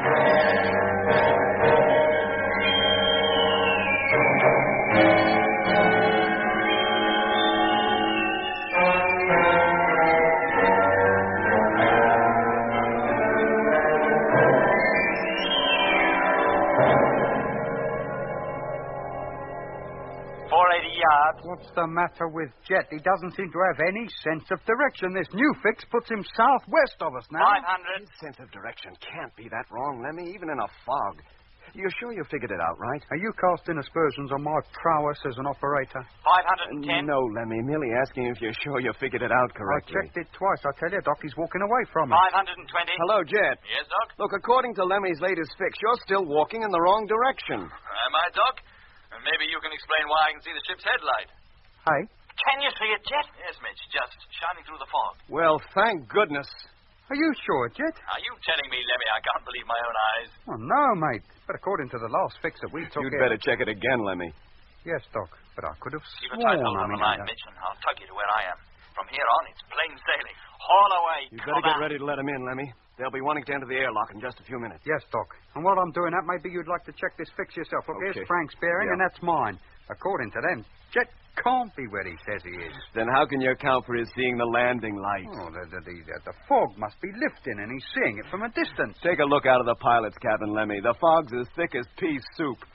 Well, then something must be wrong with the direction finder. We'll argue about it later, Lemmy. Now go on, get to the airlock, and don't let's have any more fuss. Yes, Doc.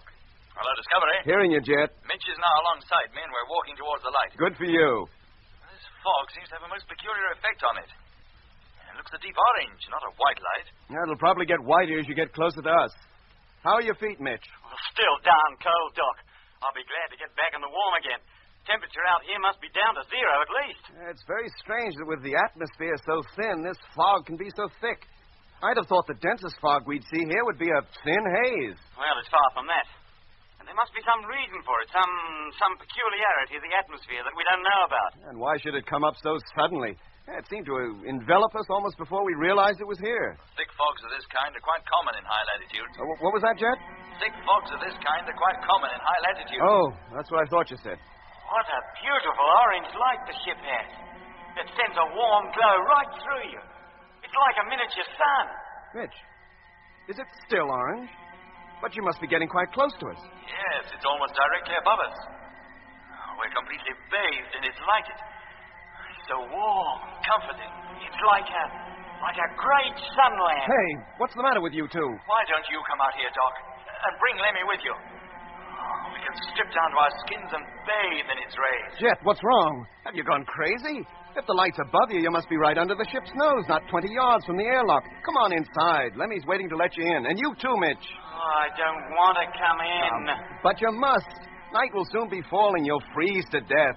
What's the matter with them, Doc? Have they gone crackers or what? Can you see them out there? No, Lemmy, I can't. But if they're directly beneath the light, shouldn't we see them? It penetrates as far as the ground, doesn't it? Yes, Lemmy, but they're not there. Then where are they? Hello, Jet. Look, can you hear me? Yes, Doc. Just now you said you were standing directly in the landing light. But we've looked through the pilot's window and we can't see you.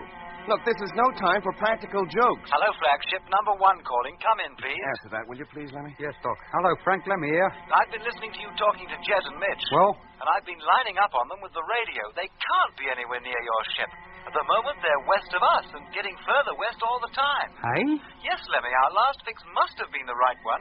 Jet wasn't anywhere near the Discovery when he said he saw a light. Hello, Frank. There's something screwy somewhere. Nothing seems to add up. Well, I've checked up on them 3 times, Doc. I swear they're nowhere near you. Then how come they're so sure they can see our light? Search me, Doc. I'm as much in the dark about this as you are. Look, how long would it take you to unload one of the land transport trucks and get it ready for service? Well, if we work fast, with all the men on the job, about 45 minutes. Right. Then do it, Frank, will you? And when you've unloaded it, turn the heaters on and get inside. Stand by to drive it over here. Okay, Doc. I'll get started right away and call you when I'm ready. What's the idea, Doc? Maybe your fix wasn't so wrong, Lemmy. If Jet and Mitch are walking away, as they seem to be, we may have to go out after them. What? In this Scotch mist? We'll never find them. There's a chance it'll lift as rapidly as it descended. Maybe after the sun has set. And how long will that be? Roughly about half an hour. It'll be dark by then. How will they keep warm? Lemmy, listen. Huh? That noise. Can't you hear it? Yes. That's the same noise we heard just as we was coming into land. The noise Jet said caused him to... Jet, can you hear me? Jet! Leave me alone, Doc. Can't you see I'm tired? Tired? What do you mean? I want to sleep, but it's warm. Jet, listen. It's not the tiredness that makes you sleepy. It's the cold. I must lie down. I must lie down. No, Jet, don't. For heaven's sakes, don't lie down. Oh, sleep. It is a gentle thing. Beloved from pole to pole. Hey, if you ask me, you're up the pole. Jet, do you hear me? Don't go to sleep. And Mitch, what about Mitch? Is he asleep and all? Sleep. That knits up the raveled sleeve of care. A nice time to start knitting. What's he talking about? Jet, listen to me. You're nowhere near the ship. There is no orange light. You must find your way back. Do you hear? Jet, do you hear me? He's not answering. He must be asleep already. They both must be. If they are, Lemmy, out there in that bitter cold, it'll be the end of both of them.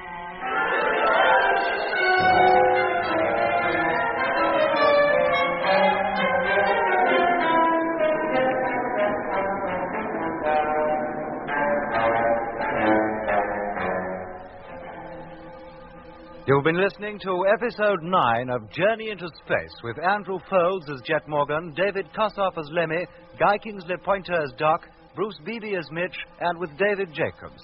The orchestra was conducted by Van Phillips, who also composed the music.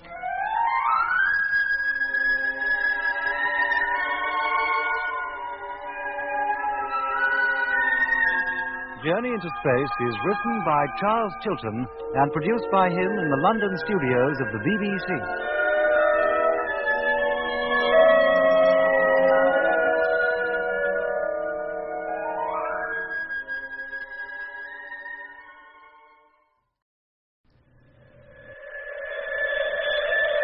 The BBC presents Jet Morgan in Journey into Space.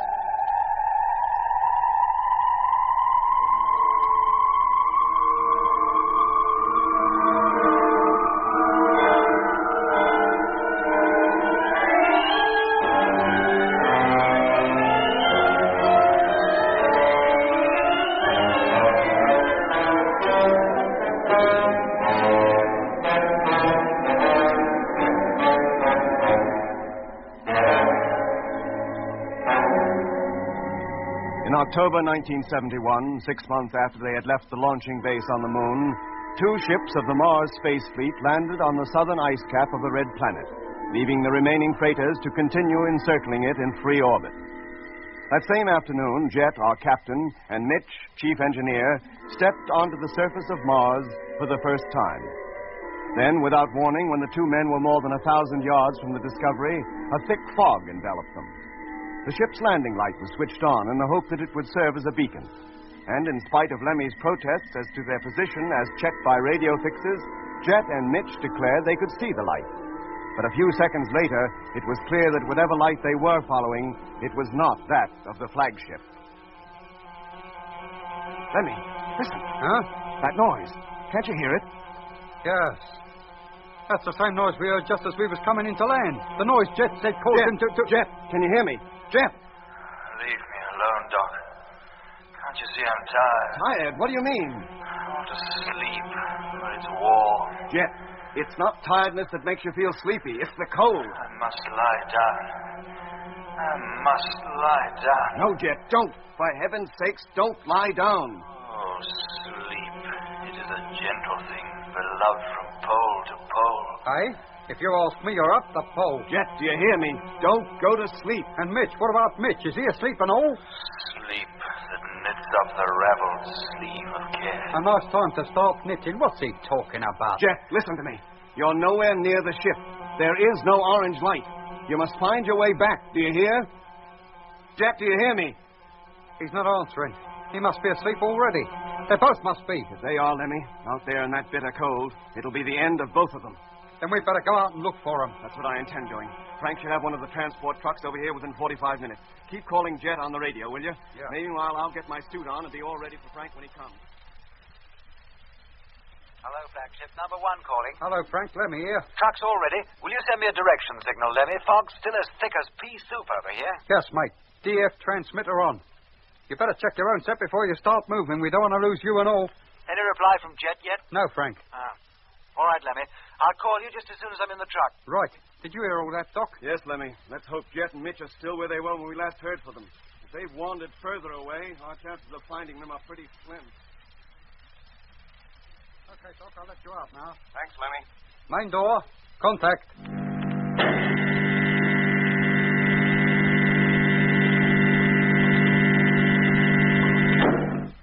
Can you see the truck, Doc? No, not the truck, but I can see its headlight. Now, wait a minute. You're sure it is its light? Jet and Mitch thought they were seeing our light, but they weren't. Frank, switch it off, will you? It's off. Now switch on again. There you are. That's it, all right. Okay, Lemmy, let down the ladder. Ladder. Contact.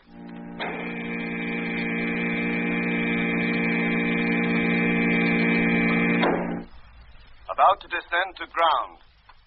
Touching down now. Now making my way over to the truck. The airlock's open, Doc. You can step straight in. Thanks, Frank, but I'll ride outside. Start her up and let's get going. Right. Here we go. Good luck, boys. Thanks, Lemmy. We'll need it. Hello, Lemmy. Yes, Doc. How are we doing? Well, the latest fix puts you half a mile northwest of number 1, bearing 226 degrees. Then we must be pretty close to where they were when we last heard from them. And slow down, Frank. We don't want to risk running over them. What's visibility like out there? About 10 yards, Lemmy. The fog seems to be a lot thinner over here. Well, it's still as thick as it ever was over here. And it seems to be getting dark. I know, hey, Doc, hadn't you better get inside that truck? I'm not cold yet, Lemmy. Well, you watch it, boy. We don't want you to freeze. If it gets too cold, I'll slip into the airlock and warm up. I say, Doc, the fog's definitely thinning. Headlights shining way ahead now. So I can see. Hey, Frank, hold it. Stop. Stop the truck. Project the light down a little. Right. That's it. See, there, directly in front of us. Yes, it's them. All in a heap on the ground. I'll go on ahead, Frank. You come as quickly as you can make it. Hey, Lemmy, are you listening? We found them. Yes, Doc. I heard you. Nearly up to them now. Hey, Jet, Mitch, can you hear me? This is Matthews. Jet. Well, Doc. They don't reply, Lemmy. They just lie here, motionless. Frank, come on out. Be right with you, Doc. Just leaving the airlock. Doc, do you think they're frozen? I don't think the temperature has dropped far enough for that yet. Right, Doc. Here I am. Good. Help me get them into the truck, Frank. There's room in the cargo section. They'll be comfortable enough there until we can get them back to the ship. Yes. So we'll take Mitch first. And go easy, Frank. We mustn't damage his suit.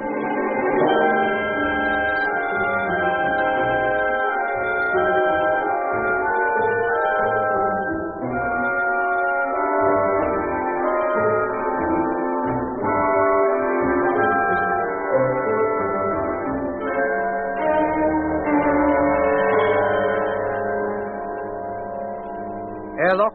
Contact.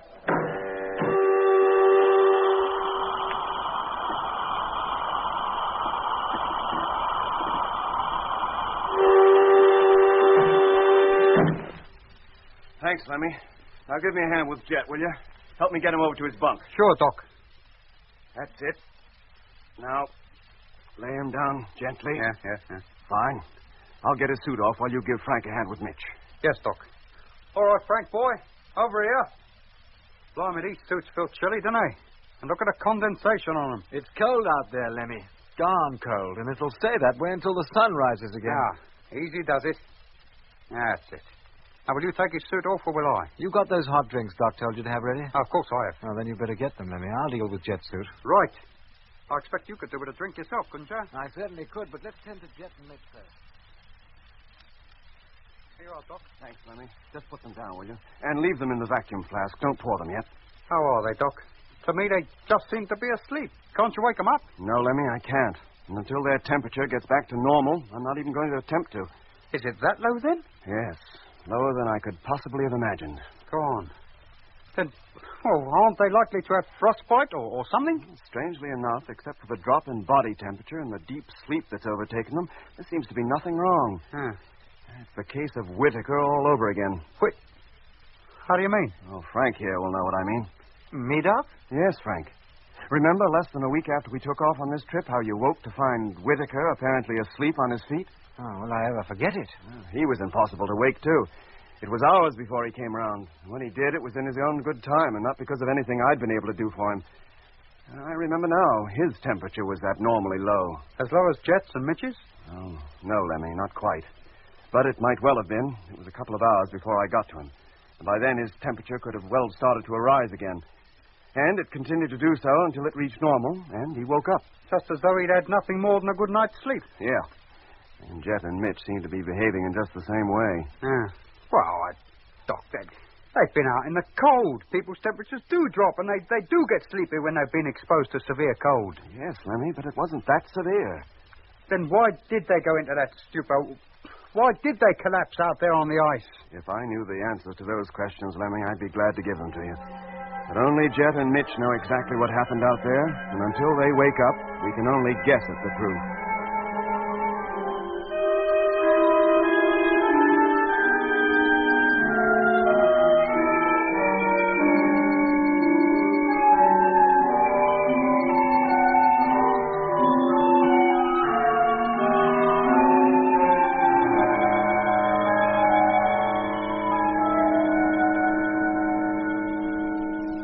Hey, look, Frank.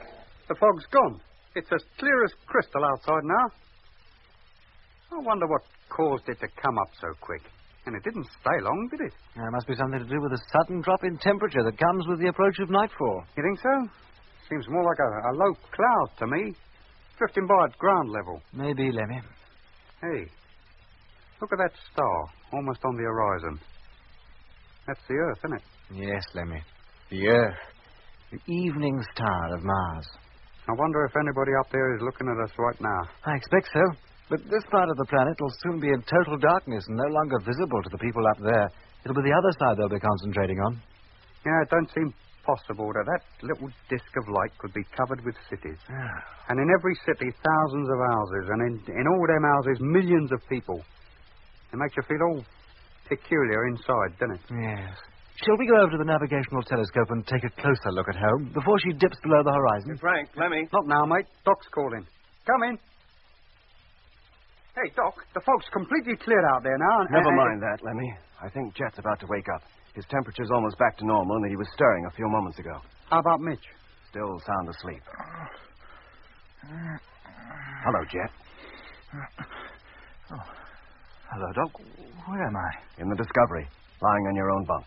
Well, how did I get here? Frank and I went out and brought you in. Mitch, too. What was I doing meanwhile? Sleeping, apparently. Sleeping? The last thing I remember, Mitch and I were outside, lost in a thick fog. That's right. And then we saw the ship's light and began to walk towards it, and then... And then what, Jet? Well, I'm not sure. I felt so terribly tired. We both felt so tired, you and Mitch lay down on the ice and fell asleep. And you slept soundly until now. But what was the light you saw, Jet? The light? Yes. At first you thought it was the light of this ship. But it was orange, not white. And far from guiding you here, it led you away from us in completely the wrong direction. Yes, I remember now. When it shone on us, we felt warm. And it was that made us so sleepy. Didn't you hear Lemmy and I calling you over the radio? In a vague kind of way, yes, I did. And why didn't you answer us instead of giving us a list of quotations about sleep? Did I? What were they? One was about sleep being beloved from pole to pole. And the other was about knitting. Sleep that knits up the raveled sleeve of care. That's it. Strange I should remember that after all these years. Oh? I'd completely forgotten it until now. Methought I heard a voice cry, "Sleep no more. Macbeth doth murder sleep. The innocent sleep. Sleep that knits up the raveled sleeve of care." Funny I can remember that. I don't remember saying it when I was outside, though. Oh, gosh, I feel cold. Here you are, mate. You drink this. Oh, thanks, Lemmy. Jet, what was the light you saw? The orange one. I don't know. We were so sure it was the light of the ship. Even when you got right up to it? Yes, Doc. It was about the same height from the ground. Did it throw a beam? A beam? Yeah. No, come to think of it, it didn't. Not a beam like the headlight of the ship. And that didn't strike you as strange? By that time, Doc, I felt so sleepy I just didn't care about anything, so long as I could sleep. And how about when you did? Did you have any peculiar dreams? Like the one you had when Whitaker died? No, not like that. It was a pleasant dream. But you did dream. What about? I was walking across a hot, sandy desert. Yeah? An orange-colored sun was in the sky, and its rays permeated me with a soft warmth. Uh-huh. Then, suddenly, I topped a rise. I found myself gazing down at a shallow valley. It was so long, it stretched from horizon to horizon. It was filled with what appeared to be a forest of plants, like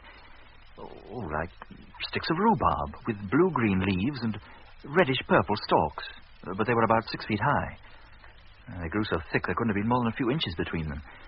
Then, right in the center of the valley was a city, built of, red stone or mud. I couldn't tell from where I was. All the houses were rectangular in shape, with flat roofs. And they were built terrace fashion, like those old pueblos you find in Southwest America. Were there any people there? Well, if there were, I didn't see any. The place seemed to be a ruin, and the rhubarb forest had grown right up to its walls. Oh, it was a walled city. Well, in a way, yes.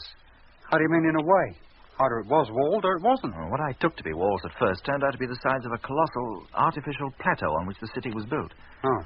The rhubarb had even got up there. I could see it growing on the rooftops. Seems to me you dreamt about Babylon and the Hanging Garden. Then I heard the voices. The voices? Go on, Jeff. Pathetic, wailing voices. Oh, they were dreadful to hear. It was as though they were crying out for help, for me to help them. Well, what help did they want? Well, they wanted me to take them somewhere. Home, they said. But you didn't see anybody? No, Doc. Only the city. And the blue and red forest waving in the gentle breeze. Oh, bloody. Of course you heard voices. It was me and Frank. What? Well, just before you woke up, we was watching the Earth sink below the horizon. And Frank said he'd like to take a look at Earth and home through the telescope before it dipped out of sight completely. You must have heard us, and our voices got all mixed up with your dream. Yes, Lemmy, that sounds plausible enough. The dream was vivid enough. It seemed so real. But for those tragic voices coming from the city, it was so pleasant, so very pleasant. I was almost sorry to wake up, Doc, I can tell you. Well, that makes a change. Most of the dreams we've all been having up to now have been so horrible you couldn't wake up fast enough. How's Mitch, Doc? Did he dream too? I don't know, Jet. He's not awake yet. Pass me another drink, Lemmy. I still feel cold, deep down inside. Yes, mate. 1 cup of tea. Coming up.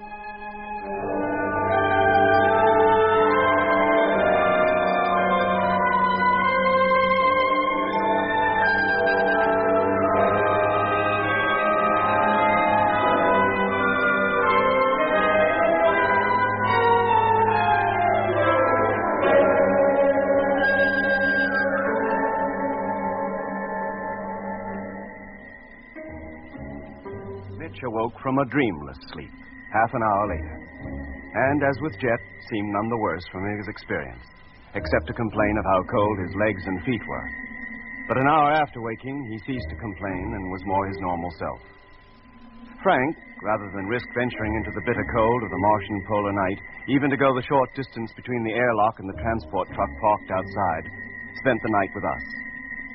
Next morning, when the early rising sun had rapidly warmed the thin atmosphere, Frank returned to his own ship to supervise the unloading of the equipment needed to carry the first party on its expedition down towards the Martian equator. An hour before sunset, all work ceased. and every man returned to his own ship to spend his second night on the Red Planet. On the third day, we were ready. The first expedition could now start out on its 3,000-mile journey. Hello, Space Fleet. Flagship calling freighter number 2. Come in, please. Hello, Flagship. Space Fleet freighter number 2 here. Receiving you loud and clear. Hello, number 2. How are things with you up there? Fine, thanks, Skipper. Oh, listen, number 2. Yes, sir? Tomorrow morning, the first party will be on its way. It's time to bring the third ship down. Well, she's all ready. Just waiting for the word. You can descend as soon as your position in free orbit is favorable for making the landing. The boys can hardly wait. And by the time you get down, Doc, Lemmy, and I will be on our way in the land transport machines. Frank will be in charge while we're gone. Yes, sir. As soon as you've unloaded your cargo, you'll return to free orbit for another load and bring that down, too. Then Frank will start out after us with the second caravan, and you'll remain on the deck. Your ship will then become the main relay station between the land expedition and the rest of the fleet. I quite understand, Skipper. Pity we won't be down there in time to give you a send-off. Thanks, number 2. And good luck with the landing. And good luck to you, too, sir. Thank you. Well, Mitch, I think it's about time we started. Well, we're all ready, Jeff. Doc and Lemmy are out there aboard the trucks. Grimshaw? Sir? We're off. And we leave you in charge of the Discovery. When number 2 gets down, one of his men will take over. And you can get back to number 1 and get ready to follow in our tracks with Frank's expedition in 4 or 5 days. Yes, sir, and good luck. Take care of yourselves. We will. We'll keep in touch. Now, let us out, will you? Airlock. Contact.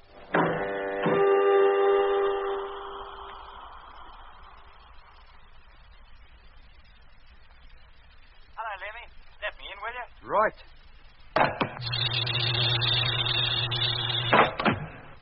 Here you are, Cobber. I thought Jet would be riding in this truck. No, Lemmy. I'm afraid you'll have to put up with me for the first couple of 100 miles anyway, and then we'll change round.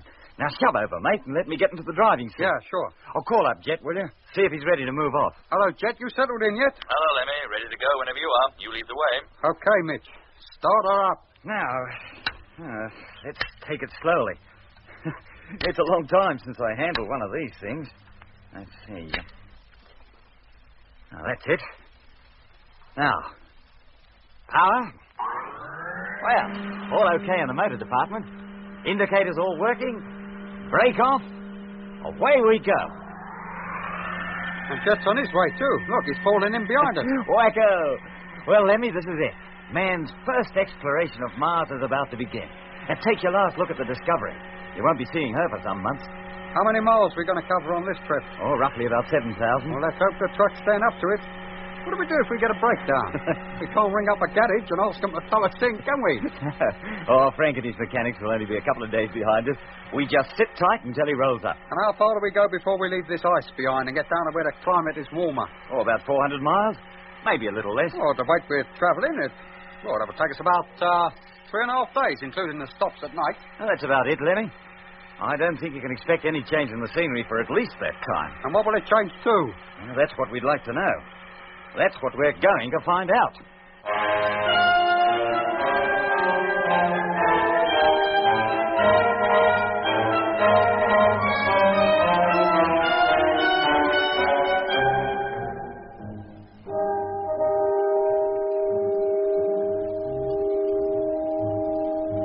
And so we set out across the glaring white wastelands of the South Polar ice cap towards the warmer climes of the temperate zone nearer the equator. The gray transport trucks, looking almost black against the gleaming white of the ice, resembled 2 lines of beetles, slowly wending their way across a barrel of flour.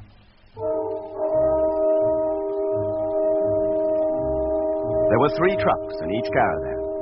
First came the tractor, with its roomy, airtight cabin, in which sat its crew of 2 men, one to drive, the other to navigate. In tow was the living quarters vehicle, a huge tank-like machine which, in its base, carried the food, water, surveying tools, spare clothing, and other personal equipment essential for the trip. On the upper deck, hermetically sealed to the circular platform, were the living quarters themselves, looking like transportable Eskimo igloos. And finally came the cargo truck, carrying the necessary fuel, oxygen tanks, and other equipment too bulky to be stored beneath the living quarters.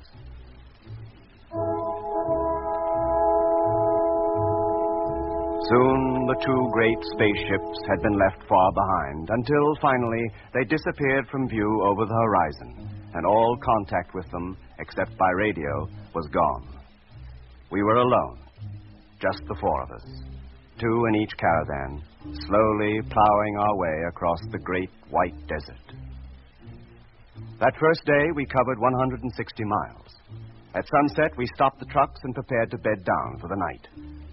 Darkness fell, and with it came the bitter cold of the Martian night.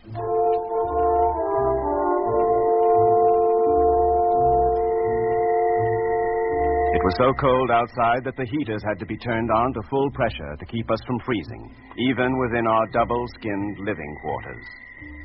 All night, the two caravans stood under the black, diamond-studded sky while we slept. Next morning, half an hour after sunrise, we were on our way again, and by noon had covered another 70 miles. Hello, Mitch. Jet calling. Jet, hearing you. We're going to halt. Stop your truck. We'll come up alongside you. Right. What's up, Mitch? Something wrong? Not that I'm aware of, Lemmy. We'll stop here for food. Food? Oh, come to think of it, I can't do with a bite. As soon as you've had your meal, Mitch, join me outside, will you? And bring the number 1 kit with you. How about me, Jet? Can I come out too? Not this time, Lemmy. Maybe next stop. Just my luck. I'd like to go out and stretch my legs a bit. Oh, never mind, Lemmy. By way of compensation, I'll get the meal ready and you can take it easy. Oh, it's very nice of you, mate. Hello, Landfleet. Polar Base calling. Come in, please. Take it easy, did you say, Mitch? Hello, Frank. Barnett here. What can I do for you? Number 2's on its way. Present line of flight indicates she'll pass right over you. You should see her. Oh? How high is she? 2,000 feet. Oh, then we could hardly miss her, could we? Thanks for the news, Frank. We'll keep a lookout. Hello, Jet. Lemmy here. Just had a call from base. Yes, Lemmy, I heard it. You want to talk to number 2? I can hook you up. No, Lemmy, not now. I'll talk to him after he's landed. Right. Yeah, wait a minute. That's number 2 approaching already. Yeah, Lemmy. Oh, she's traveling pretty fast, isn't she? That's just what I was thinking.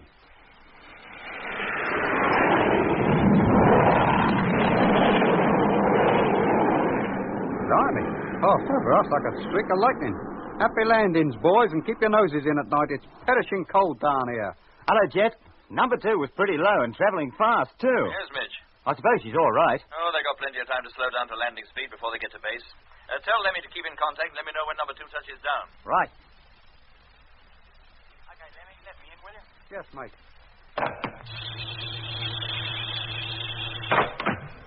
Thanks, Cobber.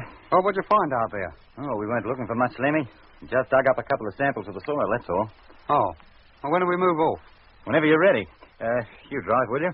I have to mark up the map, show the precise spot where the samples came from. Right. Motor on. Hold on to your helmet. Here we go. Any word from base about number 2? Yes, mate. She made a safe landing and the boys are already unloading her. Hello, base. Land fleet calling. Come in, please. Hello, Lemmy. Hearing you. Routine check. Coming up. I've now been travelling 2.5 days and have covered 327 miles. Have now stopped for midday meal. Will continue journey northwards within 1 hour. Check. How about you? You got anything to report? Number 2 is on his way down with the second load of supplies. Should be landing within 2 hours, and the ship should pass right over you again. When do you start out after us, Frank? Shouldn't be long now. Pretty well everything we need is already loaded in our trucks, and the tractor's all hooked up.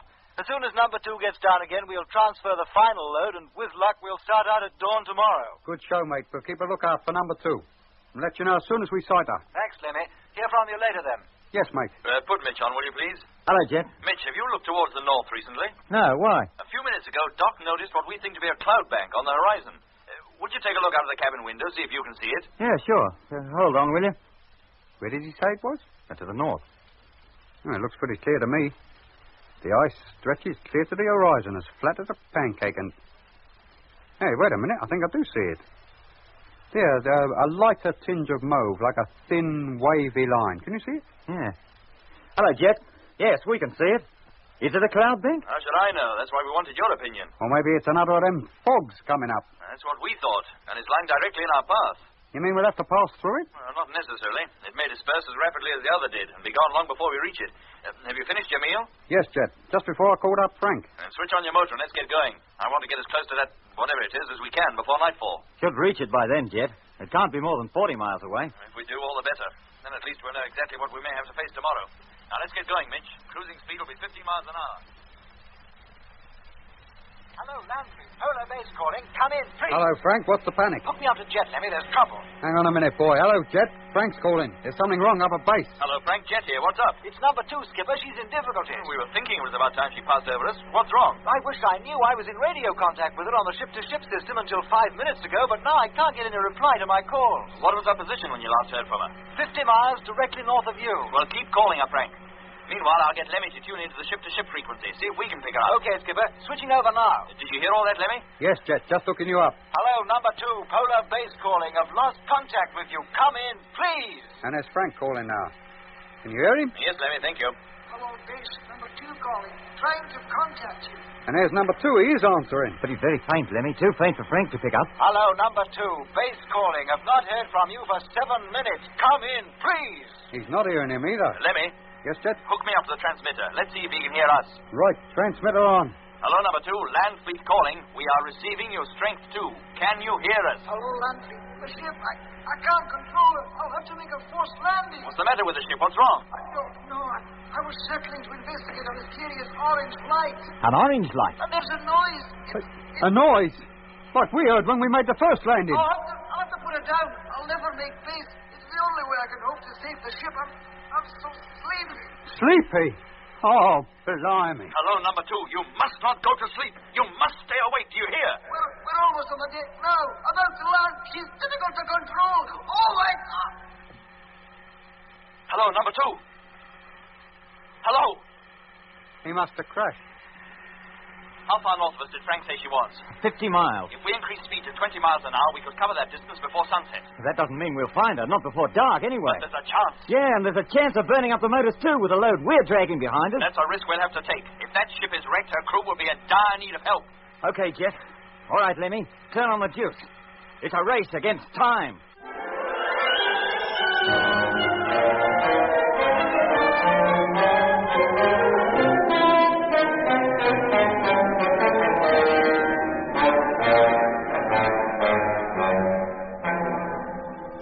You've been listening to episode 10 of Journey into Space with Andrew Foles as Jet Morgan, David Kossoff as Lemmy, Guy Kingsley Pointer as Doc, Bruce Beebe as Mitch, and with David Jacobs and Anthony Marriott.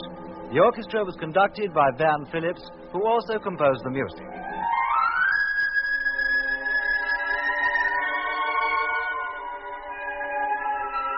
Journey into Space is written by Charles Chilton and produced by him in the London studios of the BBC.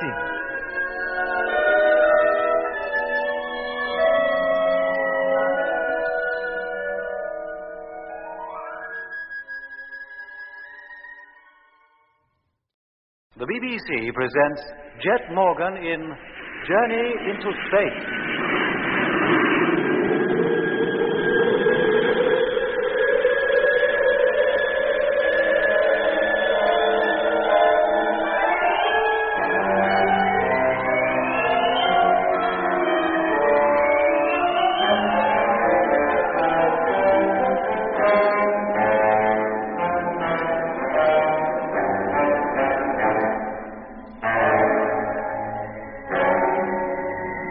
The exploration of Mars had begun.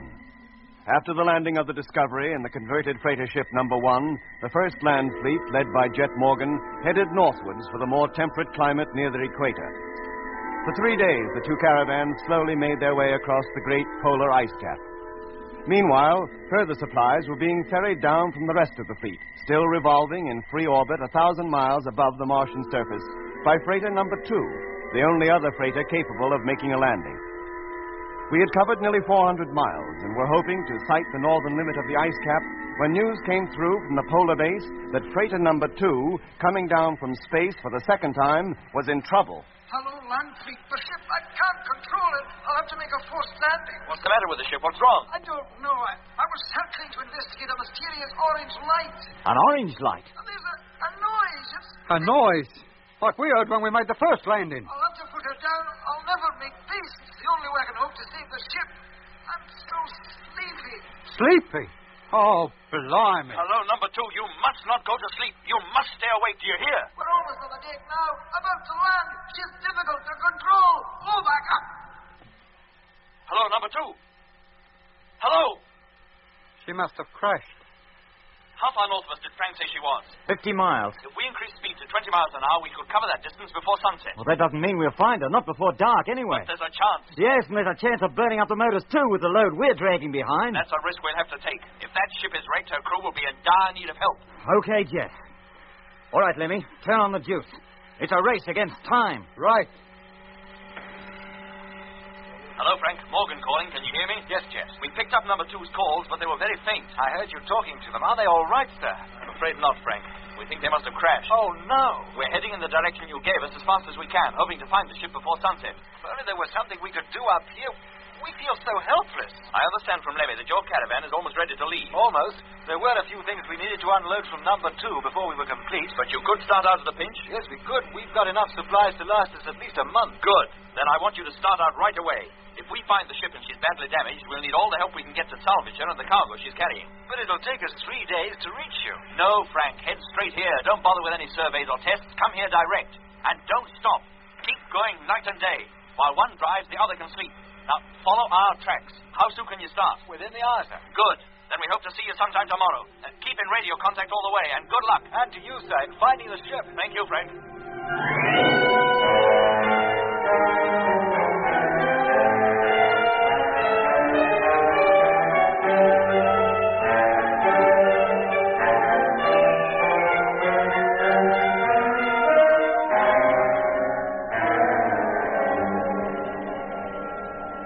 Hello, Jet.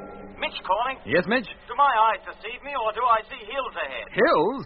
It's not a fog bank, after all, nor a cloud bank. It's a range of hills, and all covered with ice. Yes, I think that's just what they are. What's your opinion, Doc? Could be, Jet, but I thought the ice cap would be flat all the way. We were told to expect some high ground, but not at this latitude. Not until we reach the southernmost limits of the Mare Australis, at least. Well, maybe those are the southernmost limits. Perhaps there's no ice on the other side of them. Well, maybe, Doc. But a more important point at the moment is whether that range is climbable. Mitch. Yeah, Jet. What do you estimate the height of those hills to be? At a rough guess, I'd say around 2,000 feet. And they must be 100 miles wide at least. 100 miles? Hey, what do we do, Jet? Climb over them or go around them? Oh, it may take hours to find a way round. We'll go over them if we can. And what if we can't? What if the load's too heavy? We'll cross that bridge, Mitch, when we come to it. Meanwhile, we press on and hope for the best. Hello, Landfleet. Rogers calling. Hello, Frank. Jet here. We've left the base now and on our way. Good for you. How are you doing? Had any luck yet? No, Frank. We've barely covered 30 miles since we last spoke to you, and we're now approaching a range of hills. Hills? We're going to attempt to climb over them. In fact, we're already on the lower slopes. Are you going to make it? I can't say yet. Have you kept a constant listening watch on number 2's frequency? Yes, Skipper, but we haven't heard a thing. Neither have we. Oh, let's hope the reason for the silence is nothing more serious than that the radio's been put out of action by the forced landing. Well, keep listening, Frank, and call us again in an hour. Okay, Skipper. Well, we're certainly getting up this far, all right, Jet. The gradient's no more than 1 in 3, Mitch. How high have we come? Oh, about 1,000 feet. Oh, the worst part is still in front of us. Let's hope we make it. And let's hope we make it before darkness falls. The sun's almost touching the horizon. And let's hope when we do get to the top that we can get down the other side. It'd be just our luck to find ourselves poised above a precipice. Looks as though we might do it, Doc. There's only a few hundred yards to go. Hello, Jet. Jet! And what is it, Mitch? Our treads are not gripping. We're beginning to slip. Well, take it easy. We're nearly there. It's no good, Jet. You better go on without us. We'll catch you up if we can. All right. When we get to the top, Hey, it's happening to us now, Jet. The treads are losing their grip. Nurse the motor, Doc. Treat her gently. No, it's no use, Jet. The slope's too steep for her to take it. We're carrying too much weight. Oh, well, wait a minute. She's okay now. Yeah, we're climbing again. Yeah, but Mitch isn't. He's stopped. Hello, Mitch. It's no go, Jet. If I keep racing the motor, she's liable to burn herself out. You go on, and we'll go back a little and try again. Okay, Mitch. Here we go again, Jet. She's losing it. Stop the motor, Doc. Switch off. Mitch, uncouple your tractor. Leave the other 2 trucks behind. What? Abandon them, you mean? Just temporarily. Without their weight to hold us back, we should make the summit easily. Then we'll be able to get a look at what's on the other side before it gets dark. We might even see number 2. Okay. I'll see you upstairs then. Uncouple our trailers, Doc. We'll come back and pick them up later. Okay. I'll disconnect the linking section between us and living quarters and seal it off. To reconnect it will mean going outside, Jet. By the time we get back, it'll be too dark and too cold even to put our noses out there. We'll have to spend the night sitting up in the driving seats. It won't hurt us.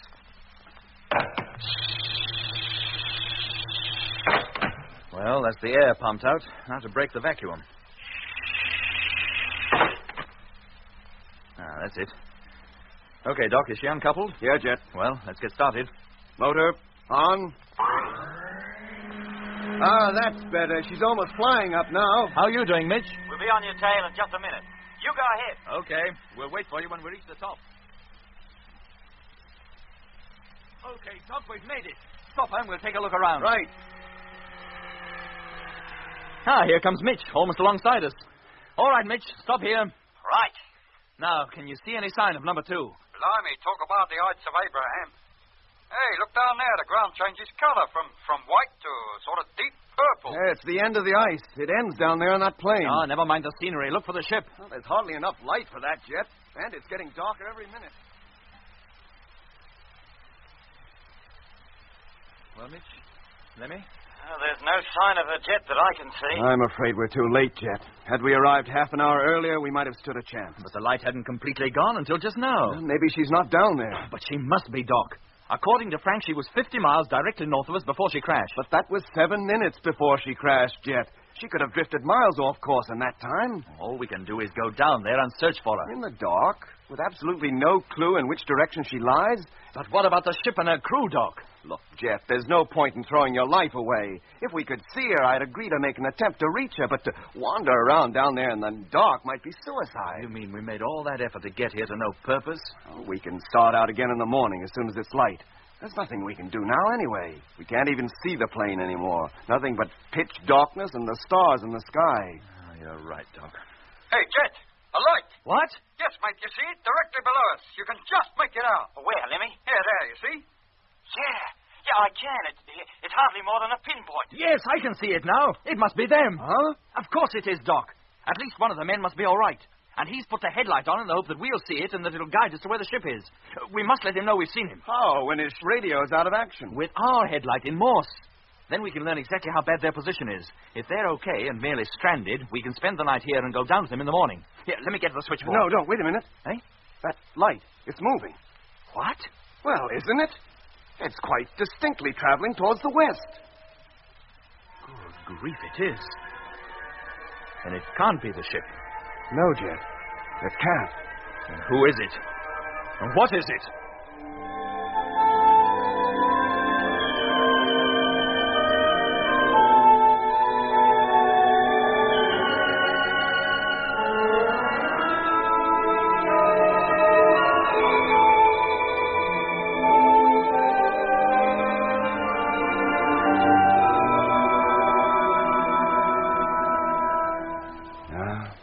Seems to have gone now, Jet.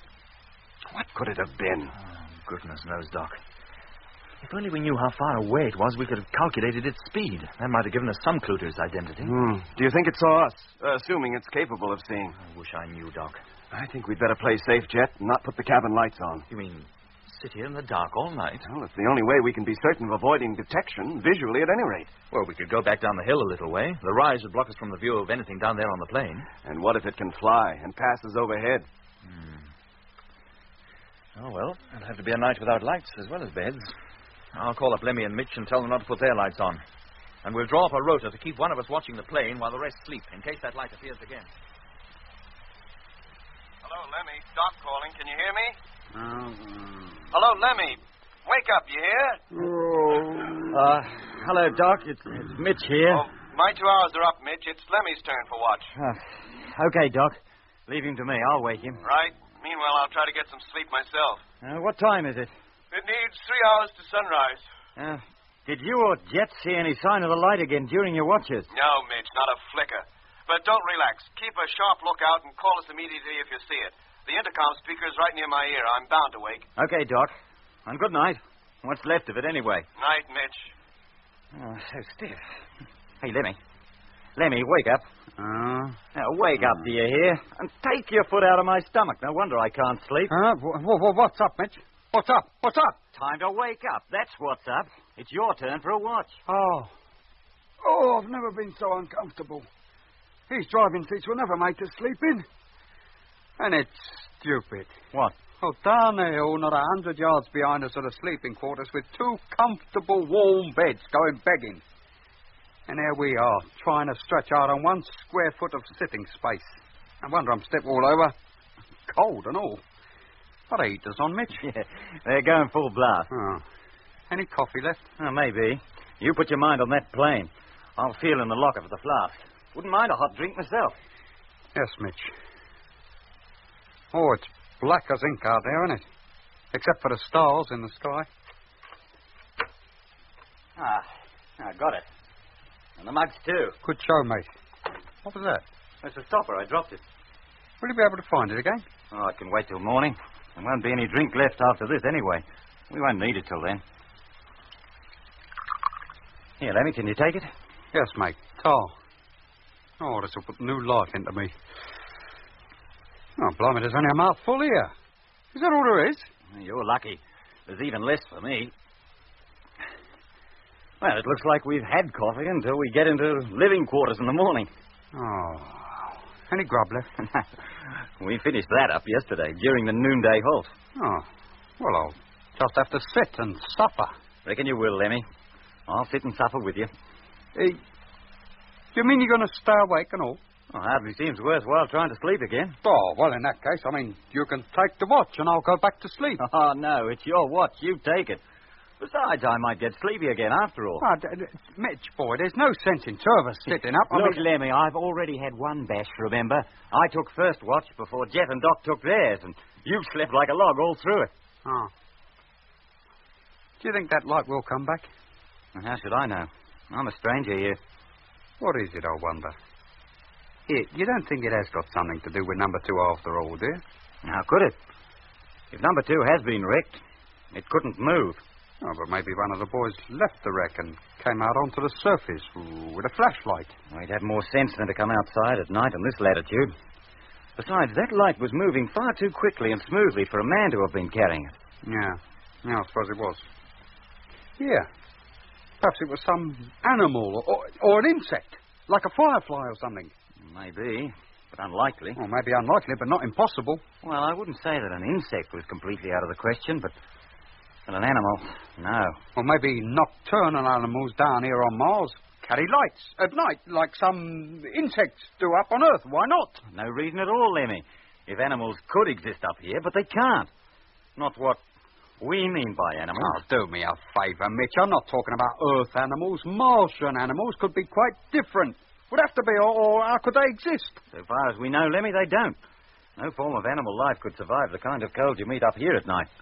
It'd be frozen right out of existence. Well, somebody or something must be connected with that light.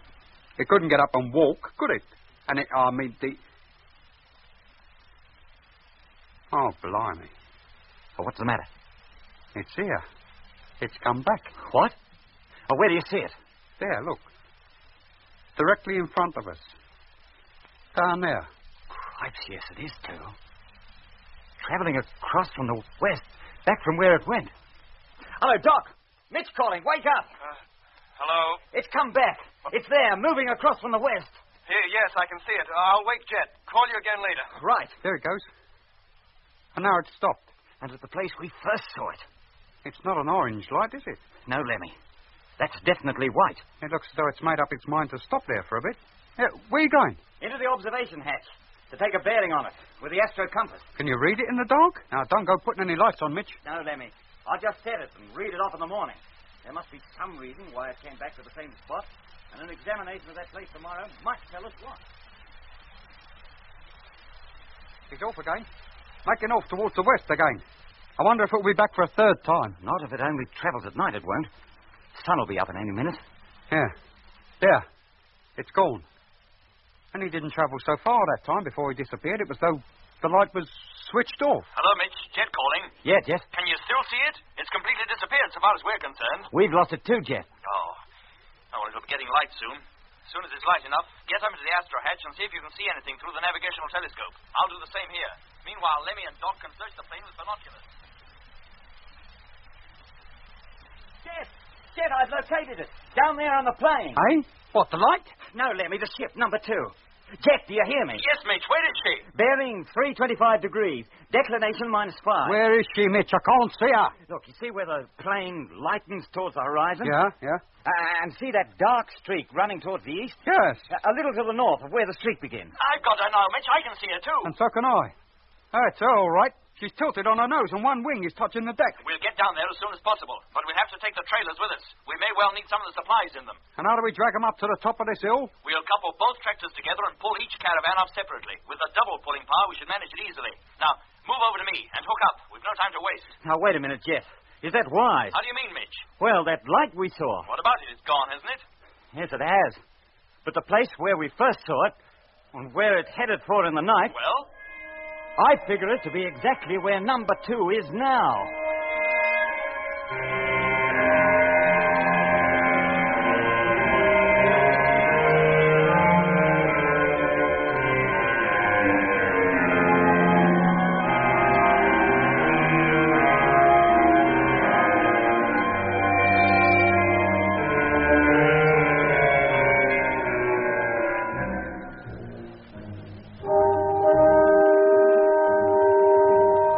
Mitch's announcement didn't deter us.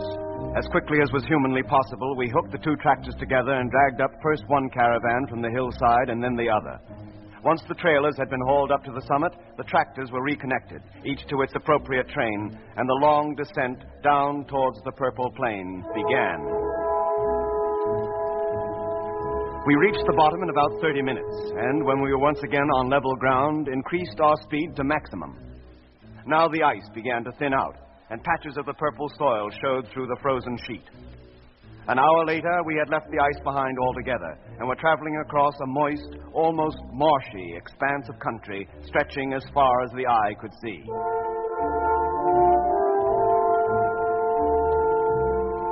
The ground, softened by the melted ice, clung to the treads of the trucks in purple clods. For the first time since we'd arrived on the planet, we saw high in the sky a thin, pink, feathery cloud formation. It was probably one of the most colorful scenes we had ever witnessed. But we had little thought for the glorious view. Somewhere out there on the purple plain was the wreck of number 2. Our aim was to reach her as quickly as possible. From the top of the hillside, she had been invisible, except through navigational telescope and binoculars. But now, nearly 2 hours after leaving the vantage point, number 2, no more than a speck on the vast plain before us, became visible to the naked eye.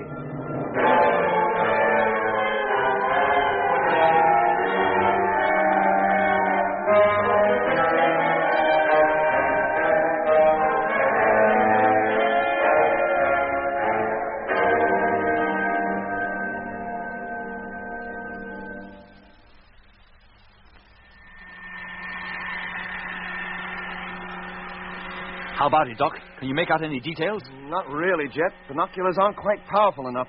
But the port wing is damaged. It's all out of line. Any sign of life around her? No. Oh, then our crew must still be inside. Let's hope they stayed in from choice. Hey, wait a minute. The main cargo flaps are open. What? Yeah. Then they must have left the ship at some time. Maybe the airlock was damaged and they could get out only through the cargo hatch. And where they know? Inside, of course. They'd have to go back into the ship for the night and they must still be in there. Well, that means that at least one of them must be okay. Maybe they all are. I wonder if they got their radio working yet. Hello, number 2. Jet Morgan calling. I'm now directly south of you and near enough to see you. Can you hear me? Can you hear me, number 2? Hello, Jet. Hello, Lemmy. I don't think you're going to get any reply, mate. I've been calling them every 5 minutes since we come down from the hills. Oh. Well, keep trying, Lemmy, and let me know if you hear anything. Right. How about Frank? Any news from him? Yes, mate. He caught up less than half an hour ago. He's on the other side of the hills now. He should be over them in about 3 hours. And overtake us sometime during the afternoon. We'll be at the ship by then. Yes, mate. Well, thanks, Lemmy. I'll call you later. Right. Hello, Mitch. Jet. We've only a few hundred yards to go now. When you reach the ship, pull up just south of her. Then both you and Lemmy put on your suits and go outside. Wait by your truck, and Doc and I will join you. Right. Oh, come on, Lemmy. Jet and Doc are already on their way over here, and you're not even out yet. Well, give me time. I had to hook up the personal sets to the main radio, or how would we hear Frank if he calls up? Now open in airlock. Hello, Mitch. Lemmy can follow us over. Did you hear that, Lemmy? Yes, Jet. You get going, boy, and I'll join you in just a jiffy. Come along, then. Doc, Mitch, let's get over to the ship. She's a bit of a mess, isn't she? Must have hit the deck pretty hard. Yeah. It's a miracle that any of the crew are still alive. What makes you so sure they are? There's been no sign of life since we first sighted her. How else can you account for the cargo flaps being open? Impact might have done it. Might have set the mechanism off and they opened automatically. Chance in 1,000 of that happening. There was a chance in 1,000 of her crashing. You know, I can't help feeling, Jet, that if there was anybody in there, they'd have shown themselves by now. They must have seen us coming across the plain toward them, even if they didn't hear our radio calls. Yes, Doc. You'd think somebody would be keeping a lookout. Look, let's go round to the nose. The way the ship's tipped, we should be able to see into part of the pilot's cabin, at least through the window. Yeah. Come on, Mitch. Hey, where you going? Wait for me? Oh, here comes Lemmy at last. Only round to the nose, Lemmy. Make your way round there, will you? Yes, Jet. And don't walk under the wing. Go round it. Why? You think it's going to fall on me? The ship has had a heavy smash, Lemmy. There's no point in taking any risks. All right. Round the wing, then. But it means a lot further to walk. Well, there's nobody in there. If there was, we'd see him. Even if he was slumped on the floor? During flight, he'd be strapped to his seat, Lemmy. He couldn't slump to the floor. And if he isn't in the seat, where's he going? Ask me. Well, if they won't or can't come out to us, we'll have to go into them. But how? The main door of the crew cabin is tight shut. We'll go in through the cargo hatch. And how do you get up to that? Fly? We'll drive one of the caravans over here and climb onto its roof. We should reach the hatch then. Yeah, I reckon we might, too. All right, Mitch. Come on, a couple of feet more. How's that? A little further. That's it. Hold it. All right, Doc. I'll go first. And be careful, Jet. Don't slip and damage your suit. Oh, I'll take care. Don't you worry. Look, have you got a flashlight in case the ship's lights don't function? Yes, Doc.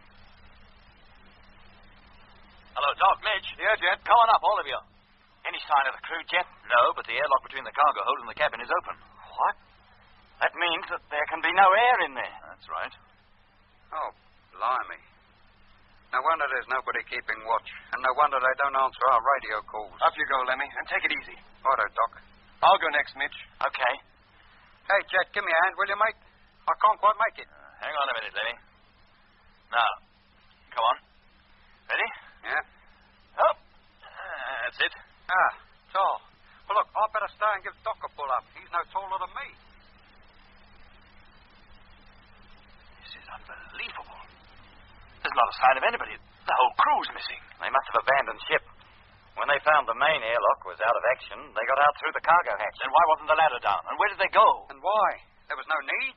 They must have known we'd find them within 48 hours. They could have sat tight there until we arrived. Oh, they didn't, did they? And wherever they went, Jet, they must have walked. Eh? Yes. This ship carried only one land truck, and it's still in its stowage. It hasn't been moved. In that case, they're frozen to death. Unless they spent the night here and left the ship this morning before we came up. In which case we would have seen them, Jet. We've had this ship under constant watch through the telescope and glasses since dawn. Look, Jet, if they left the ship, they must have gone on foot. Well, the ground outside is soft and moist from the melted ice. Anybody walking on that ground would have left footprints. Let's go back outside and see if we can find any. Yeah, come on. Well, all the prints out here seem to be ours. Of course they do, Lemmy. We all wear clothes and boots of identical design. And except for their size, these prints are barely distinguishable from one another. No, we don't look here. Lemmy, directly under the cargo flaps. We look over parts of the ground we know we haven't walked on. If we find any prints there, we know they can't be ours. Oh, yes, mate. I didn't think of that. Now, let's see. We left the trucks over there, walked round to the front of the ship, and then back here over the same route. Doc, you better take the area towards the ship's stern. Right. Mitch, you take the starboard side of her. Roger. And Lemmy and I'll cover the port side. Hey, Jet, over here. What is it, Lemmy? I found them. You have? Yes. Come on. But there's something fishy somewhere. What? How do you mean? When you get here, you'll see for yourself. Well, Lemmy? Are they footprints? All right, they. Yes, they are, But they're not the same type as ours, are they? Whoever made them marks wasn't wearing regulation boots, spaceman for the use of Mark III, was they? Good gracious. Hey, Doc, Mitch, come on over here. I'm already on my way. Me too, Jet. Whoever left these prints behind must have had 2 left feet. Or 2 right ones. And flat feet at that. That's certainly not the regular boot shape, I must say. What do you think, Doc? No, not a pattern I'm familiar with. Well, why doesn't somebody say it? Say what, Lemmy? Martians. These are their footprints. Who else could they be? Now, don't let's go jumping to any hasty conclusions, Look, Lemmy. do these prints lead right back under the cargo hatch? They seem to. Let's follow them. Now, what's all this about peculiar footprints? Well, you take a look at them, Mitch, and you'll see. There, right under the hatch. We might have noticed them before if we hadn't driven the caravan right over them. How far away from the ship do they lead? We can soon find out. Come on. Here we go again. If people back on Earth could see us now, they'd think we were playing it. Boy Scouts. This is where they stopped, nearly half a mile from the ship. But there must be some more of them. They can't just disappear into thin air like that. Hey, look at this. What, Mitch? A deep circular depression. Here, about 3 feet wide. Yes. Now, what could have made that? And here's another one over here, exactly the same. And there's one more, Jet. That's 3 of them all together, like the corners of a triangle. An equilateral triangle, sides about 20 feet long. I know what this is. It's the light. The light? Yes. Or whatever was carrying the light. It must have come here to investigate the ship after it had crashed. Maybe it even caused it to crash. Eh? What else could it be?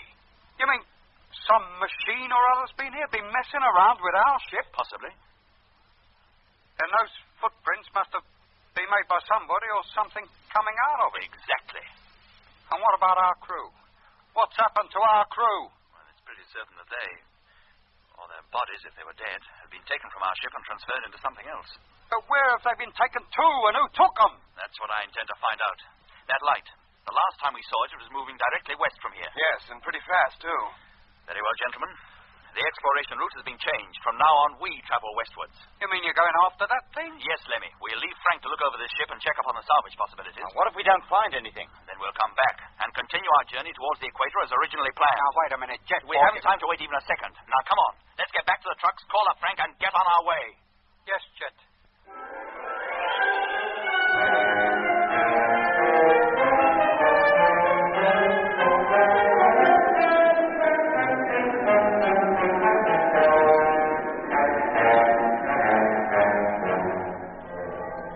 You've been listening to episode 11 of Journey into Space with Andrew Foles as Jet Morgan, David Kossoff as Lemmy, Guy Kingsley Pointer as Doc, Bruce Beebe as Mitch, and with David Jacobs. The orchestra was conducted by Van Phillips, who also composed the music.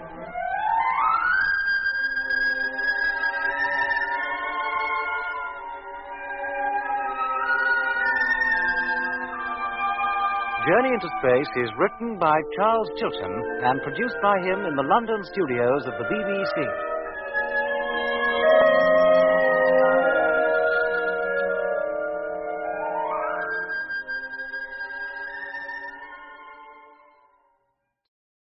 The BBC presents Jet Morgan in Journey into Space.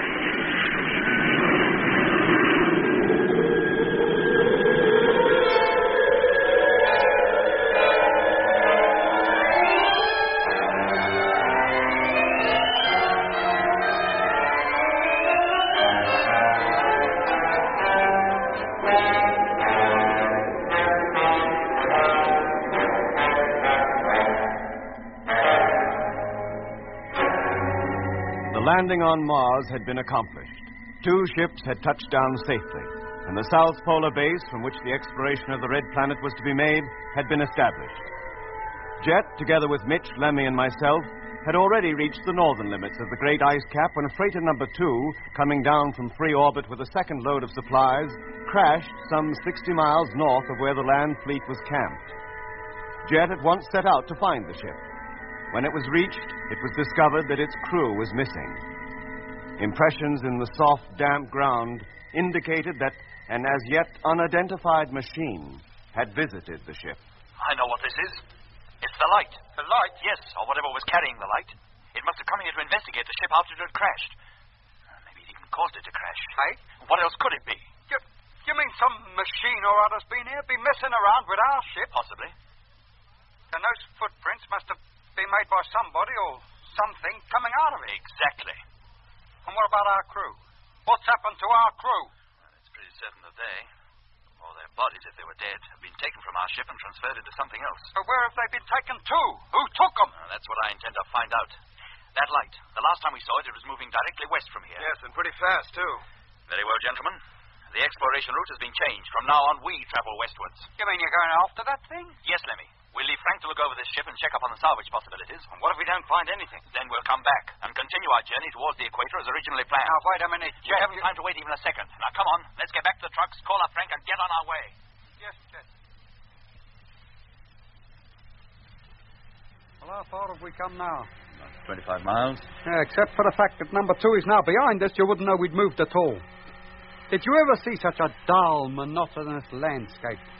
If you got lost out here, you'd never find your way home. Look at the way the ground stretches on and on. Not a change in it. Clear from here to the horizon. Not quite, Lemmy. How do you mean? See there, just on the horizon, to the northwest. A pink tinge. Oh, yeah. Well, what's that, then? One of the bright patches. Either the southernmost tip of the region called Noakis or the southeastern tip of Argeir. Go on. Are they marshy regions like this lot? I doubt it. Probably as dry as the Sahara. The ground here is damp because until a few weeks ago it was ice-covered. That ice has now become moisture. Except at night when it turns to ice again. Look, Jet Boy, I know it's none of my business, and I'm here to obey orders the same as the rest of us. Well, Lemmy? Do you honestly think there's any chance of us finding that ship or whatever it is? Very little, Lemmy. It'll probably find us first. Yeah, well, that's... Eh? Whatever kind of machine it is, it flies, and at a very high speed, too. It must do, to cover the distance it did when we saw its light moving across the plain last night. Well, then what's the idea, then? I mean, compared with that thing, we're like a car trying to overtake an aeroplane. By nightfall, Lemmy, we'll have covered about 200 miles. Well? And be 200 miles nearer the place from which that light came. So? Perhaps tonight it will return to the ship along the same course, in which case we should see it. And then? We'll have an even clearer idea of where it comes from. And tomorrow we set out in that direction until we come to its base. But that might be anywhere. And what if it sees us? Lemmy, whatever it is, it took 4 of our men with it yesterday. We've got to try to get them back. Who knows what might be happening to them? And who knows what'll happen if that thing does see us and decides to come down and investigate us. I almost hope it does. Hey? So far as is known, Lemmy, the highest form of life that Mars can support is vegetable life. You mean the men that fly in that ship are a bunch of carrots? Vegetable men? No, Lemmy. And it's my belief they're not Martians either. Then who are they? You remember the time travelers, Lemmy? On the moon. Will I ever forget them? At first, we thought they were moon men, that they lived on it, but they didn't. Hey, you don't think that ship belongs to the time travelers, do you? I wish it did. I'd have no fear then for the safety of Evans and his crew. No. No, Lemmy, the impressions left by that craft were not those of a time traveler's machine. The point I'm trying to make is that whoever flies that ship is a visitor to this planet, as we are. In which case, they must have a base established somewhere, and I hope the strange machine with the light will lead us to it. And how are we going to approach it without being detected? And once we are detected, how do we know a human turnip isn't going to carry us off like they must have carried off Evans and his lot? We don't know. But so long as Evans, his navigator, and the 2 freighter men are missing, it's up to us to try to find them. But doesn't that mean walking straight into trouble? We don't know what these flat-footed cabbages can do. It might mean the end of us all. It might be safer to keep out of their way, not let them know we're even here. Oh, it's a little late for that. They already know we're here. That orange light Mitch and I saw the first day we landed. The noise we heard that caused me to black out. The fact that after freighter number 2 had crashed, a flying ship of some kind made its way directly to it. All these things show that somebody or something on this planet is fully aware of our presence here. We're bound to meet them face to face before very long. And so far as I'm concerned, the sooner the better. Then at least we'll know what we're up against. Oh, well, I'll say this for you, Jet Boy, you got guts. But it's tough on us weaker types who have to string along with you. Hello, Landfleet. Rogers calling. Oh, that's Frank. Hello, Frank. Barnett here. Hello, Lemmy. This is to report that we've now topped the hill and are about to descend down the other side. Good show, mate. Did you have much trouble getting up? Yes, we did. I had to unhook the caravan and drag it up in 3 parts. We can see number 2 from up here, through the glasses at any rate. Let me talk to him, will you, Lemmy? Yes, mate. There you are. Go ahead. Hello, Frank. Oh, hello, Jet. When you get to number 2, start looking her over straight away. And give me a report on the chances of salvaging her cargo and getting it back to Polar Base. Yes, sir. You can enter her by the cargo hatch. The airlock into the crew's quarters is jammed, so you won't get in that way. Right. We left the ladder extended so you wouldn't have our trouble getting up. We also closed the airlock between the cargo hold and crew's quarters and left the air supply to build up, so you can spend the night in there if you wish. Oh, thank you, sir. Power supply to most of the ship still works, and so does the main transmitter and receiver. So you'll be able to keep in touch with us and the main fleet still in free orbit. Right. Keep in regular radio contact. And Frank... Yes, Jet? Wherever you decide to spend the night, be sure to be inside with all hatches tightly closed at least an hour before sunset. And make no attempt to leave the ship or your trucks between then and sunrise, no matter what happens. Roger. Now, keep a permanent watch throughout the night. If you have any visitors, call us immediately. You're darn right I will. And hide your lights, Frank. Seal the door leading into the pilot's cabin, if you're in there, and keep watch with the aid of the televiewer. Yes, sir. Now, our position at the moment is longitude 11 degrees, 34 minutes approximately, latitude minus 53 degrees, 22 minutes. We're heading directly westwards along the latitudinal line. Call again as soon as you reach the ship, Frank, and good luck to you. Thank you, Skipper. And if you ask me, he'll be needing it.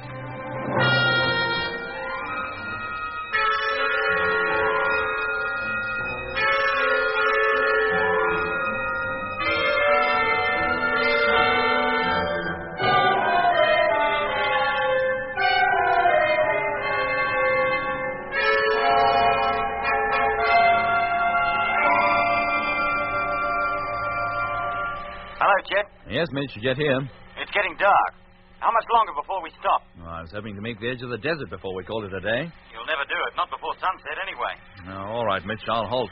Bring your train up alongside. Okay. Well, there's that, I suppose, Lemmy.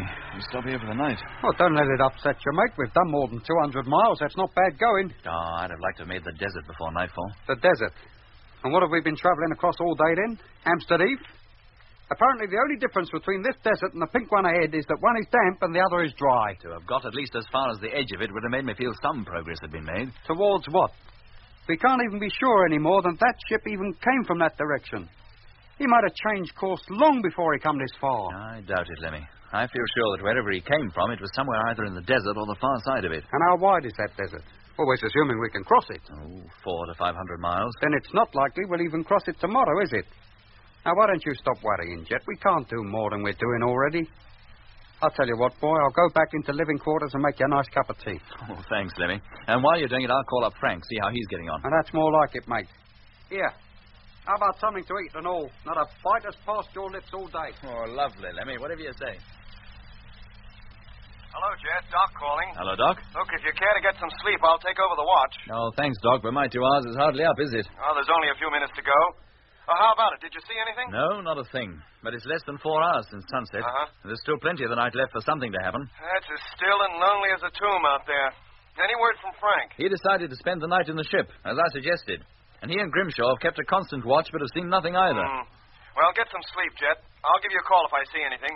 When Mitch takes the watch, I'll get him to do the same. Okay, Doc, thank you. I'll move back into the sleeping quarters. I'll leave the radio on, and if you call, I'll hear you. And check with Frank every half hour, will you? Okay. Hello, Jet. Hello. Now, wake up, do you hear? It's arrived. Oh, hello, Mitch. What's that? The light, it's here. To the northwest of us and approaching fast. Thanks, Mitch. I'll get out to the driving cabin right away. Hey, Lemmy. Lemmy. What's up? The light, it's here. Follow me out into the cabin as soon as I pass through the airlock. Yes, mate.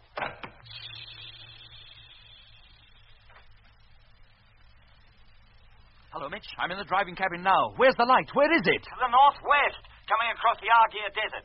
Almost directly towards us. Yes, I see it. How fast is it approaching? Well, it was only a pinpoint when I called you. Look at the size of it now. It must pass overhead almost any second. It is overhead. I couldn't have seen us. Or if it did, it chose to ignore us. Where is it, Jet? Where is it? Just passed over our heads, Lemmy. Climb up to the Astrodome and you'll see it. If it stays on that course, it won't be going anywhere near freighter number 2. But it ain't staying on that course. Hey? Look at it. Sweeping round.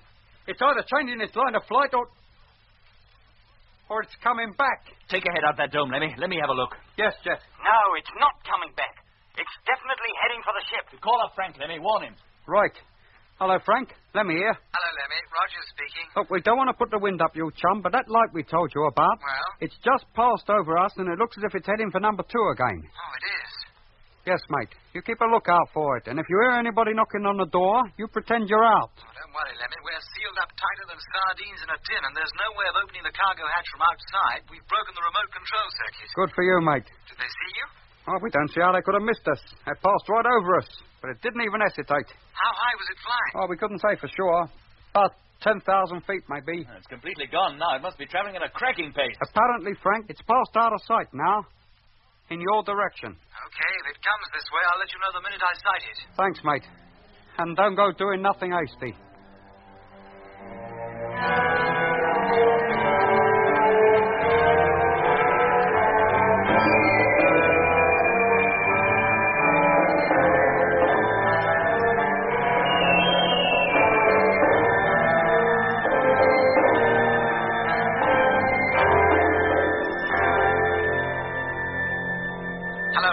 Roger's calling. Yes, Frank. Barnard here. We can see it. It's coming straight at us. Oh, blimey. Well, let me talk to him, Lemmy. And hook up Doc and Mitch. Let them hear this. Right. Hello, Frank. Yes, Jet. Where are you keeping lookout? From the pilot's window? No, Jet, through the televiewer. Have you a clear view all round? No, Jet. The tilt of the ship doesn't allow it, but we've got a clear view forward and almost 90 degrees either side. Where is the light now? Directly in front of us. Height about 45 degrees. It seems to have stopped now. It's just poised up there above the ground. Just hanging there, you mean? Not moving? No, Jet, it's as though it has some anti-gravity device. Now it's descending very gently. It's almost down.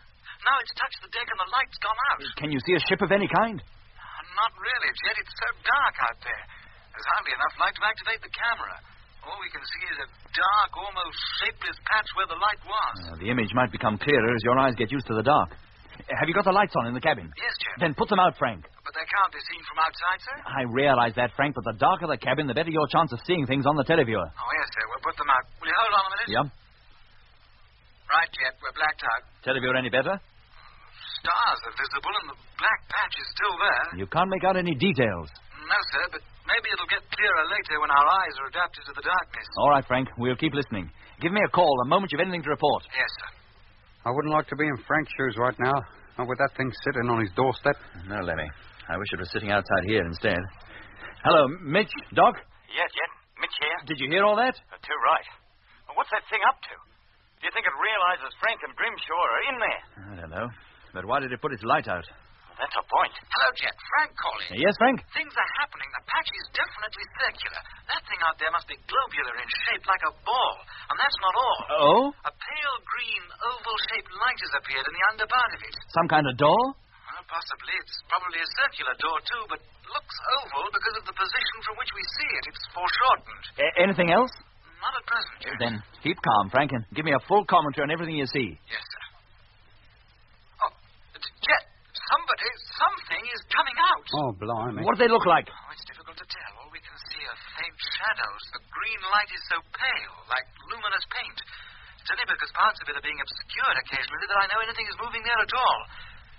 There's 1, 2, 3 shadows passed across it, apparently towards the ground. Listen, Frank. Yes, sir. They must be going to approach the ship. Almost certainly they're not aware that you're even in there. They probably expect to find the cargo flaps still down as they left them yesterday. Oh, then they're going to have a big surprise coming, aren't they, sir? Unless they've something like superhuman powers, they can't possibly get inside, so just sit tight and wait. Yes, yes. So what else can he do? Oh, Frank, where did you leave your land trucks? About half a mile away to the east. The globular craft is directly in front of us to the west. Well, let's hope they don't see them. What if they drive them off? Grimshaw and I'll be stranded here. Oh, what's that? What the? What is it, Frank? There's a clicking coming from the control board. Sounds like relays of some kind. Are you working or breaking any of the circuits? No, Jet, neither of us have moved. We're just sitting here watching the screen. There it goes again. Can we put the control board lights on, Skipper, to see what's happening? Yes, Frank, if you must. All right, Bill, switch them on. That's it. They're on now. Well? It's the remote control relays from the cargo flaps. Somebody outside is pressing the switch. But they can't get in, can they? I hope not, sir. The switch won't open the doors, that's for certain. I broke the circuit.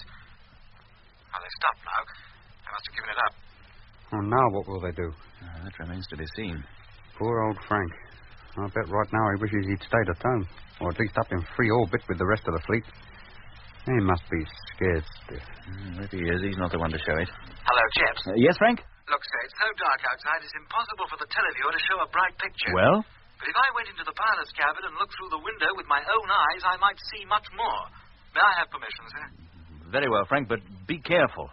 Switch off the televiewer and the control board lights before you go in case they should be seen when you open the pilot's cabin door. Yes, sir. Televiewer off. And now the control lights. I'll put Bill on the transmitter and get him to hook me up to the pilot's intercom so I can still talk to you. Okay, Frank. And be careful, boy.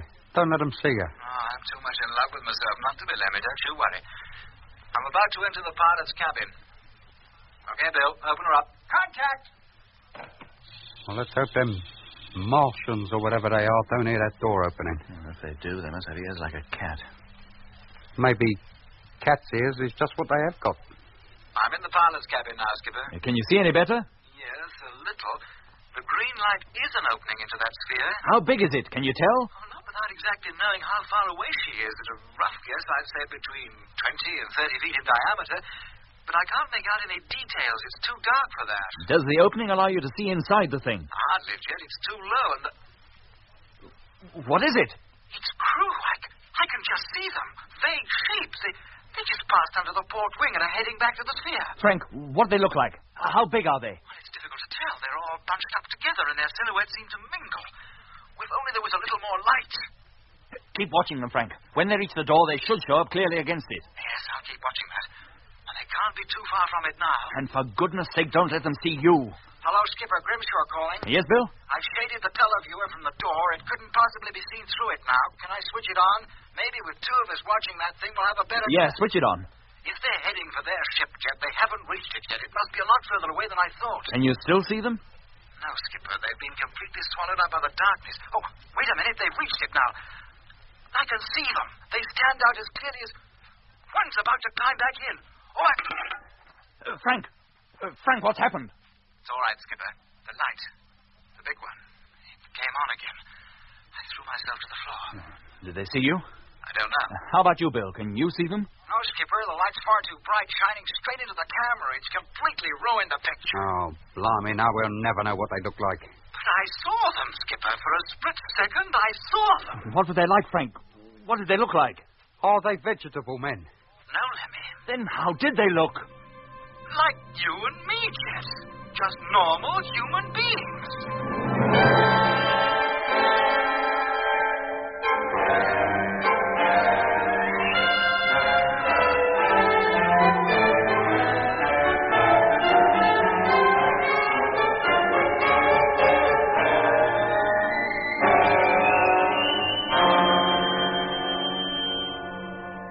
Frank, are you sure? You were straining your eyes to see anything. They could have played your tricks. I'd stake my life on it, Jet. When the big light came on, it showed them up so clearly I couldn't have made a mistake. But Grimshaw didn't see them. How could he? The light shone straight into the camera. The picture was too distorted for him to recognize anything. Did you see the ship take off again? No, Jet. While the light was on, I thought it best to lie low. A couple of minutes later, she was gone. The last I saw of it was a diminishing light in the sky. It passed over us about 10 minutes later, heading northwest across the Argier Desert, the direction from which it came. Frank? Oh, yes, Doc? How were those men dressed? It's difficult to say exactly. I got the impression they wore one-piece suits, tight-fitting like our crew suits. Did they wear helmets? Well, I hardly had time to notice. Oh, they must have, Doc. How else could they breathe? And how did they keep warm out there in that bitter cold? Oh, I can't answer that one, Doc. All right, Frank, we've grilled you long enough. You better take it easy now. Get some sleep. I expect you need it. Well, it seems hardly worth it. Dawn will be breaking soon. I want to get some of the cargo out of this ship and transfer it up to base. No, Frank, get some rest first. You can start back with the first load this afternoon. What, and leave the ship unprotected? You can't stay in there forever, Frank. Nobody can. We haven't the men to spare. Base is in urgent need of some of the supplies in that ship. They've got to have them. But how about the big stuff, Skipper? We need more than 2 men to handle that. We'll leave it there until you get back. Where from? Frank, we must have at least 2 more men down here on the surface. I want you to return to the main fleet in free orbit in number 1. Bring down MacDonald and Hammond. When you've touched down again, I'll give you further orders about salvaging the rest of the gear from the wreck. Very good, sir. Now, turn in, Frank. It's unlikely you'll be disturbed again. Whoever was in that ship seems to prefer to wander around at night. Give me a call when you wake up. Yes, sir. Signing off. Couldn't we go back and give him a hand, Jet? We could, Mitch, but we've other things to do. As soon as it's light, we're getting underway again. We're going to cross that desert. The Argier? Yes, Mitch. We head northwest as soon as the sun's up.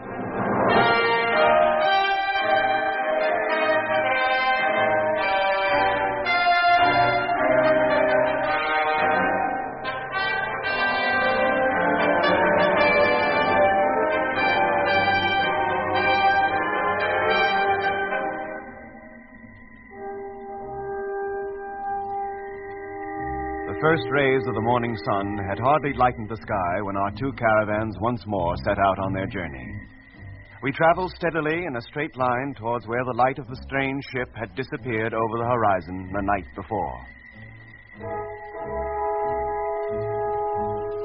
3 hours and 60 miles later, the soft, damp, purple soil of the Mare Australis began to give way to the sandy pink of the Argier Desert. By noon, the Mare had been left behind. Now the 2 trains of vehicles plowed through the soft sand, each trailing a miniature dust storm behind it. For the first time since landing on the planet, the sun's rays, shining through the windows of the driving cabins, were hot enough to allow us to travel through the day without the need of the heaters to keep us warm. The desert scene was unbelievably beautiful. The sand pink and, unlike the flat plain of the Mare Australis, gently undulating. Slowly, as the day wore on, the copper-colored sun made its way across the mauve northern sky. At noon, we rested, refreshed ourselves, and stretched our legs by walking ankle-deep in the sand. By then, we were well into the desert, surrounded on every side by low pink hills, with not the tiniest living plant to relieve the monotonous, if colorful, scene.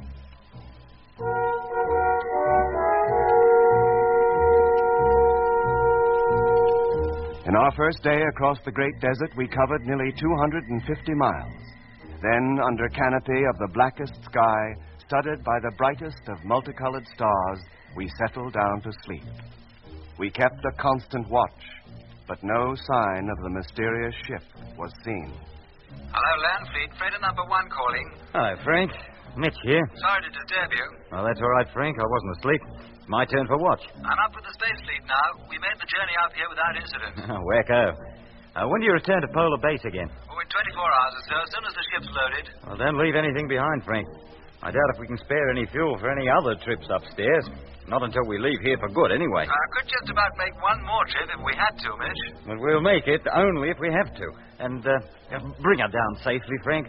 If your ship cracks up, there's only the Discovery left to get us off this planet. I will, Mitch. Don't worry. Well, that's all for now. I'll call you again when we're ready to make the descent. Right.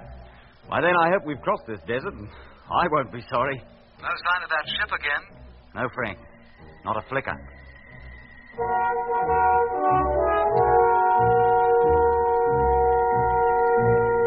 Next morning, we were off again, hoping to make the far side of the desert before nightfall. Jet didn't allow us to let up for a moment.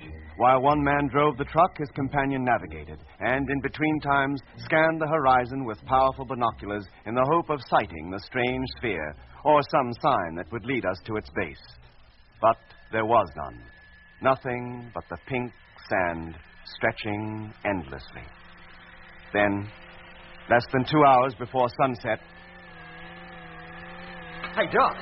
Doc, what's happening? I don't know, Mitch. The motor seems to be giving out. Oh, treat her gently, Doc.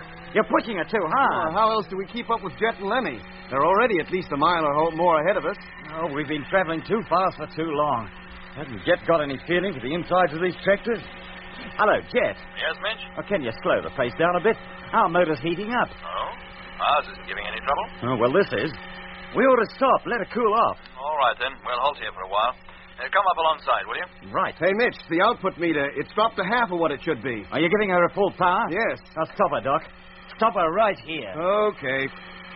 Hello, Jet. Yes, Mitch? There's something definitely wrong with the motor. We'll have to stop and find out what the trouble is, or we may ruin her completely. Oh. You sure she won't be all right for an hour or so? That's about all we need to cover the full distance. That'll about take us across this desert. No, Jet, she's not moving another inch until I've had a look at her. Oh, very well, Mitch, if you say so. Look, do you mind if Lemmy and I continue? At least as far as the top of the next rise. I want to see what's on the other side. Jet, don't go out of sight. We've got to stick together. I won't be out of your sight. We'll stop at the top. You'll still be able to see us. It's not more than 2 miles away. Well, I guess that far won't hurt, so long as you don't go down the other side. If the sand stretches still further, I'll come back and join you. All right, but you'd better be back here before it gets dark. Oh, I will. Don't you worry. All right, Lemmy. Start her up. Head up the rise and stop when you get to the top. Yes, mate. Motor on. Well, this is about the highest hill we've met on this desert. And it rises pretty sharpish and all. We're nearly there, Lemmy. Get ready to stop. All right, hold it. This is far enough. Well, was it worth it? Pink desert and more pink desert. And another rise bang in front of this one. Uh-huh. And did you notice anything about it? No. What? Towards the top, it changes color from pink to brown. Oh, yes. I come to mention it, it does. I'd like to look on the other side. But to do that means dipping down out of sight of Doc and Mitch. We just told them we wouldn't do that. They'd start getting worried. Oh, it wouldn't take a couple of minutes to get over there and back. I could almost walk it in the time. Yeah, that's what I'll do. What, leave the cabin? Oh, why not? I'll go over there, satisfy my curiosity, and then come straight back. But, Jet, it's less than an hour to sunset. Supposing you break your leg or something, what happens then? I promise not to get out of your sight, Lemmy. Whatever's on the other side of that ridge, I'll just take a look at it, and that's all. Well, if you must, you must. But why can't you wait until the morning? I don't know, Lemmy. I have a strange feeling that I must see the other side. And if I don't, it'll keep me awake all night wondering about it. I don't like the sound of that. Pass me my helmet, Lemmy. When I've got it on, fill the airlock and let me out. Hello, Lemmy. Can you see me? Of course I can. How could I miss you? Good. And here I go. Now remember, just to the top, boy, and no further. The sun's already low in the sky. Look at the color of it. A deep orange. The sun. A deep orange. You said that once before. How could I until a few minutes ago to this normal color? A long time ago, I mean. Or was it so long ago? Nearly at the top. I've made it. What is it, Jet? What can you see? Lemmy, the other side of this hill leads down into a valley, a great wide valley. And it's full of plants like giant rhubarb. And it stretches from west to east as far as the eye can see. Rhubarb plants. Any custard trees growing up with them? This must be one of the canals. Then you'd better come on back here before a barge horse comes along and tramples you to death. It must be at least 15 miles wide and... Yes, there it is. It's there exactly as I saw it in my dream. What? What was in your dream? The dream I had when Mitch and I got lost in the fog. When you dreamed about seeing a city, you mean? Yes, Lemmy, and it's here. What? The city? Yes, identical in every detail.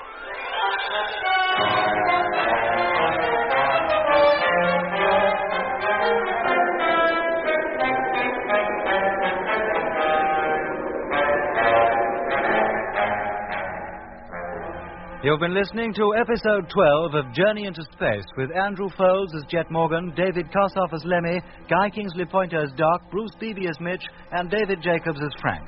The orchestra was conducted by Van Phillips, who also composed the music.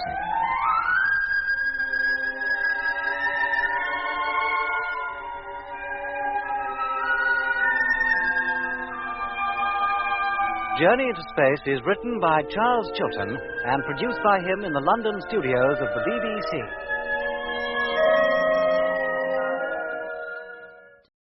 The BBC presents Jet Morgan in Journey into Space.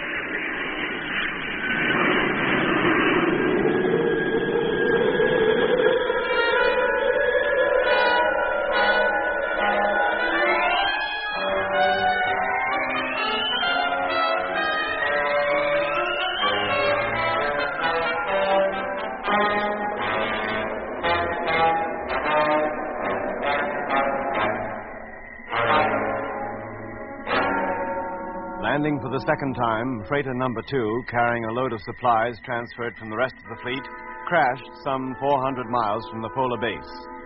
When Jet, Mitch, Lemmy, and I arrived at the scene of the wreck, it was to find that an unidentified craft had got there before us and carried off the crew.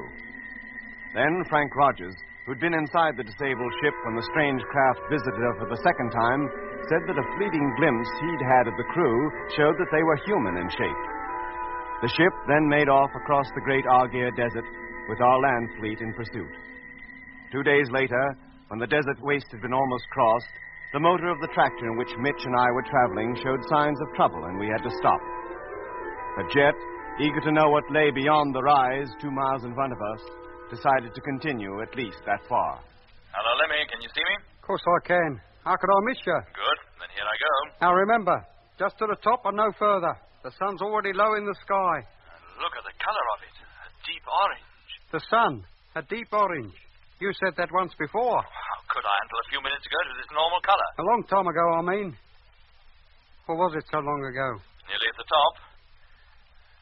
I've made it. Good heavens. What is it, Jet? What can you see, mate? Lemmy, the other side of this hill leads down to a valley, a great wide valley. It stretches from west to east as far as the eye can see, and it's full of plants like giant rhubarb. Rhubarb, yet? Any custard trees growing with them? This must be one of the canals. Then you better come on back here before a barge horse comes along and tramples you to death. It must be at least 15 miles wide and... Yes, there it is. It's there, exactly as I saw it in my dream. What is? What was in your dream? The dream I had when Mitch and I got lost in the fog. When you dreamed about seeing a city, you mean? Yes, Lemmy, and it's here. What, the city? Yes, identical in every detail. Jet, are you sure you're not dreaming again? No, Lemmy, it's there, I tell you. Even to the plants growing on the rooftops of the houses. Then if there are houses, there must be people. Or were passes for people on this planet. Now, come on back, Jet, before anybody sees you. Oh, just a few more minutes, Lemmy. I must take in all I can. Look, mate, in a few more minutes the sun will be setting. Now, are you coming back, Jet, or do I have to come out there and drag you in? All right, Lemmy. I'm coming. I should think so and all. Now, let's get back to Mitch and Doc, or we won't make it before dark. I tell you, Doc, I saw it exactly as it was in my dream. And I knew I'd see it the moment I stepped outside and began to walk up that hill. Did you see any sign of life, Jet? No, Doc. Only the curious red and blue plants. Do you think that city or whatever it is has any connection with the ship we've been following? Well, it certainly led us here, but it might have passed right over and gone beyond it. Oh, Jet, why didn't you ask Lemmy to call us up on the radio?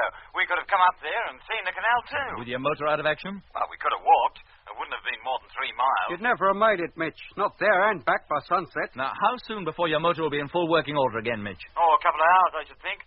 Fortunately, I can get at the trouble from inside, so I can keep working even though it's dark. She should be right in the morning. Good. Then as soon as it's light, we'll go as far as the rise and see what the chances are of bulldozing our way through that rhubarb forest and reaching that city.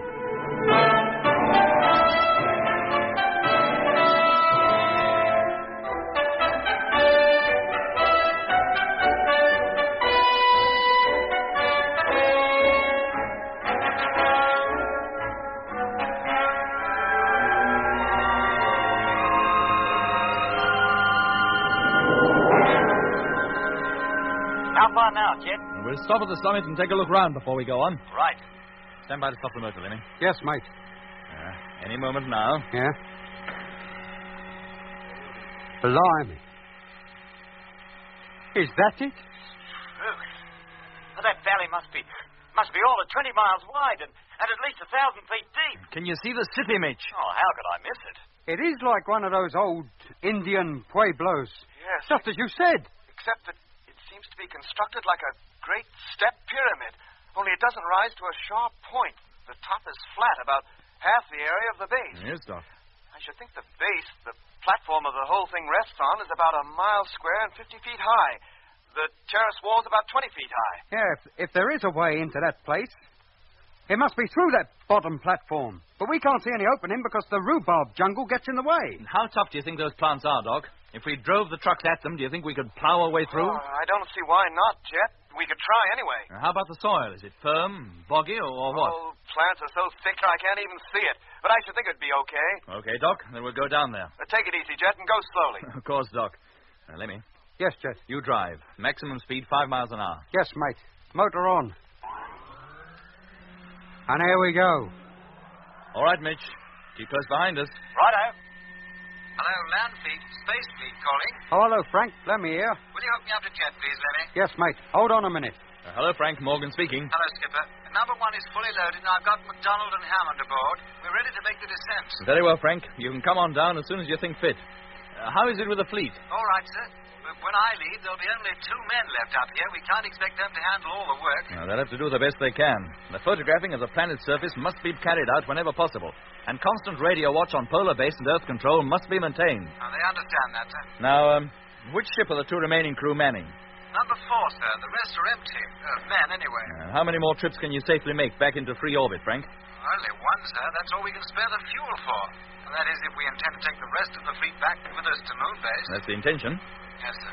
Very well, Frank. You better come down and report as soon as you've landed.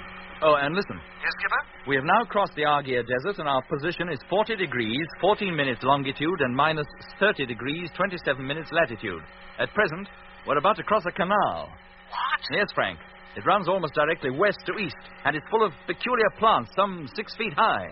Then it is vegetation that colors the canal. Yes, Frank, and very luxuriant it is, too, but that's not all. Oh? We're about to attempt to plow through it to investigate what appears to be a walled city situated in the middle. Are you sure it's not an odd-shaped natural rock formation or something, sir? There's nothing natural about it, Frank, I can assure you. Now, you have our position. I want you to pass over it before you land. Have one of your crew observe it and another photograph it. Now, is that clear? It certainly is, Jet. Very well, Frank. That's all for now. Thank you, sir. Hey, Jet. Yes, Lemmy? That rhubarb. We're nearly up to it. Hello, Mitch? Jet. Slow down to 2 miles an hour. Okay. And you, Lemmy? Reducing speed. 4 miles. 3. 2. Good. Now head straight for that jungle. Keep a steady course and plow through it if you can. Right. Nearly on it. Just a few yards now. Stand by. Here we go. Blimey. We didn't even feel it. They don't offer any resistance, Lemmy. The tractors are knocking them flat. Well, how about the ground? It's not marshy, is it? No, Lemmy, I don't think so. Hello, Mitch? Yeah, Jet. It looks as though we'll get through. So I see. We'll keep going as far as the base of that pyramid and then halt. Right. And increase speed to 5 miles an hour maximum. Roger. Did you hear that, Lemmy? Yes, Jet. Well, at this rate, we should reach it in about 2 hours. And let's hope when we reach it, we don't regret it. How do you mean? I only hope that when we get there, we don't find something that makes us wish we hadn't come.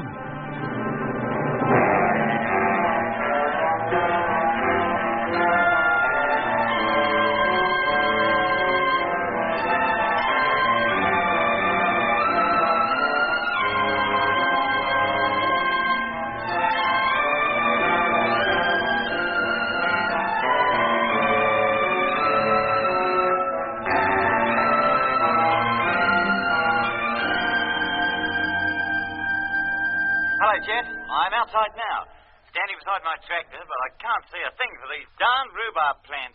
I'm outside, too. And don't worry about these plants. The slightest pressure and they break off like matchsticks. Do they? Go on, try it. All right. Well, I'll be a... And look, they're all hollow inside, like bamboo. Break your way through them, Mitch, and make for the wall. Right. And Lemmy. Yes, mate. Keep us hooked up to Doc, will you? As you say. Well, Jet, how about it? Well, this wall's solid enough, Doc. What's it made of? It's difficult to tell. Is it of a brick formation? If it is, they must be covered with some kind of plaster. The wall's smooth. Is there any way into it, or through it? Not that I can see, but we'll walk right round the base. There may be an entrance in one of the other sides. What? And leave me and Doc here sitting in the trucks? You and Doc follow us round. Drive at a walking pace. Well, wouldn't it be better if you rode on the trucks? You can't go hacking your way through rhubarb all round that city. We don't have to, Lemmy. There's a path, some 3 feet wide, runs the whole length of the wall. Oh. All right, Lemmy, get going. I'll fall in behind you. Right. Motor on. And here we go.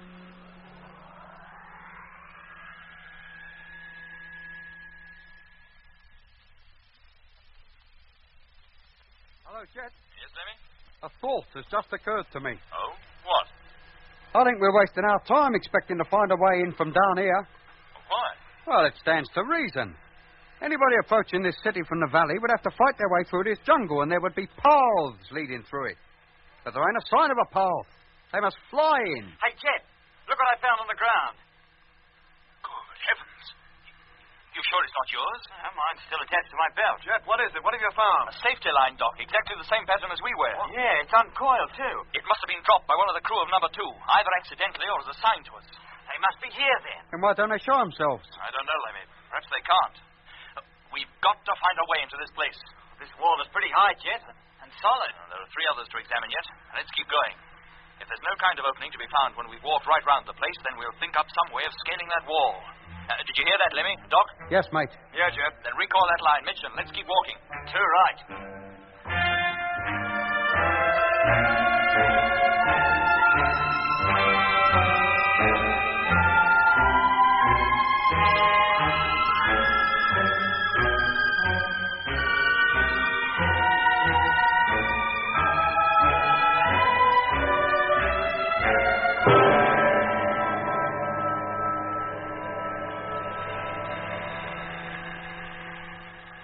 Lemmy, Doc, stop your trucks. Put on your suits and come out. What is it, Jet? Have you found something else? I'll say we have. Right here at the corner of the wall. A flight of steps leading up to the first terrace. What, no lift? Be with you in about 5 minutes, Jet. All right, gentlemen. I'll lead the way. These steps must be old. Look at the way they're worn. Hundreds of feet must have passed up and down these steps thousands of times. And where are these hundreds of people that own these thousands of feet? What kind of feet have they got? Don't ask me, Lemmy. If you ask me, Doc, I'd say there's nobody in there at all. Whoever wore out those steps must have left there years ago, probably thousands of years ago. This is more like a well-preserved tomb than a place to live in. Come on, Doc. Yeah, come on, Lemmy. Jet and Mitch are already at the top. I'm coming as quick as I can. Blimey, what a view. You can see right across the valley and way back across part of the desert. You can even see the tracks of the caravans and the path we cut through the jungle. Oh, never mind the view, Lemmy. Well, how about it, Jeff? Where do we go from here? It was at the base of this wall we found the line. If one of our men did drop it, it must have been from somewhere along there. Then that's the way we go. Right, come on. Okay. Well, if that line was dropped from up here, this is about where it would have fallen from. And it doesn't tell us anything, Mitch. Let's keep going. All the way round, you mean? Yeah, why not? Maybe there's another flight of steps around the far side that will lead us up to the next level, up to where we saw what looked like houses. But what about our trucks? Are we going to leave them down here in that rhubarb jungle with nobody to look after them? Yeah, that's a point. Maybe we haven't seen anybody, but that doesn't mean that there's nobody around. Exactly. Somebody better stay and keep an eye on them. Of course. The rest of us will continue the exploration. Lemmy, you better stay. Yeah, that's what... Me? If anything happens, or if you see anything, call us up, and if necessary, we'll come back. You're going to walk right round the terrace, then? Yep. There must be a way up to the next one somewhere. We'll let you know if we find it. Well, must you all go? Couldn't one of you stay here with me? It won't take us more than an hour to walk right round, Lemmy. We won't be out of sight all that long. All right, Jet, if you say so. I'll start walking back. Good. I'll wait at the top of the steps, and We'll pick you up there. Or give you directions on how to reach us if I want you to join us. Yes, mate. Hello, Landfleet. Rogers calling. Hello, Frank. Barney, dear. We're now approaching the position you gave us and should be overhead in a few minutes from now. Right, Frank, boy. Now, the place we call the city is right smack in the middle of the canal. If you're on the right course, you can't miss us. Right. Have a good look round, Frank. You might see something that we can't. We'll do our best, Lemmy, but we'll be travelling pretty fast. We'll take some photographs, too. Right, boy. Where are you now? In the land trucks? No, Frank. I'm standing guard at top of a long flight of steps that leads up to the lowest terrace of this place. I'll look out for you when we pass overhead. And I'll remember to smile when you take the picture. Okay, Lemmy. See you later. Yes, mate, and best of luck. Hello, Jet. Yes, Lemmy? That was Frank. I heard him. Where are you now? On the opposite side from you. Halfway round, in fact. Any sign of any more stairs or anything yet? No, Lemmy. We'll call you the moment we see anything. Then don't leave it too long, Jet boy. I'll get lonely standing here with nothing but a flight of steps and thousands of sticks of rhubarb for company. And there's another thing. Oh, wait a minute.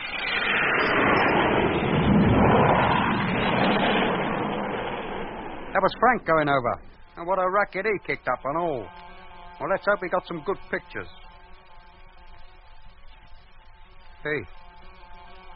What's that? That noise. It's back again. The same noise that... Hello, Jet. Hello. Hello, Lemmy. What's wrong? Jet. It's here. That... Lemmy, do you hear me? Oh, what wouldn't I give to have 40 winks right now? Huh. I'm so tired. Lemmy, answer me. Lemmy! Oh, shut up. How can a fella sleep with you making all that noise? Lemmy, you must not go to sleep, do you hear? Of course he can sleep. There, you see. Hey. Who was that? Who was who? Said I could go to sleep. I didn't hear anybody. Lemmy, pull yourself together. He's too tired. Lie down, Lemmy. You'll feel much better. Yes, mate. That's just what I will do. I want to lie down. Hello, Lemmy. He must have fallen asleep, Doc. He doesn't answer. We've got to get back to him, Jeff. Which way? It doesn't matter, Mitch. It's the same distance round, whichever way we go. Then we'll keep going in the same direction. Come on, and keep calling him. He might still be awake. Hello, Lemmy. Hello, Lemmy. Hello, Lemmy.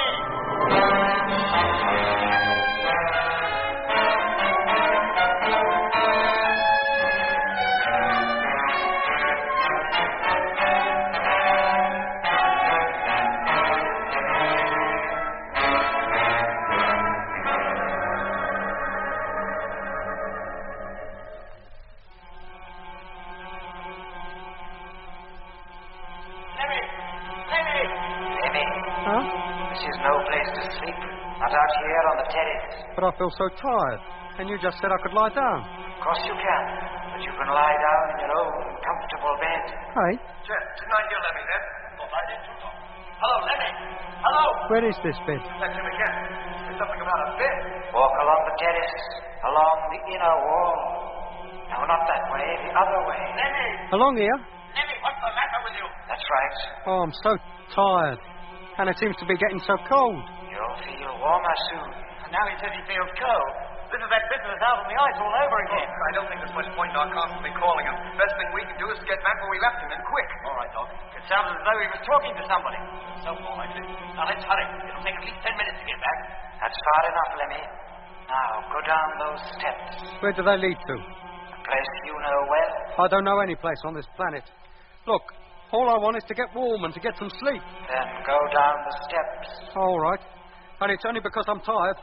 I wouldn't do a thing like this normally. On this planet, none of us is normal. What do you mean by that? All right, I'm going. What are you doing to me? I'm going, I'll tell you. What's happening? Lemmy! Good.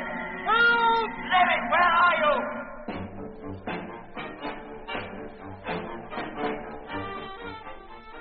There, Lemmy. Feel better now? Where am I? Do you still feel tired? No, I don't. I feel wide awake, and I feel much warmer. In fact, I feel better all round. But where am I?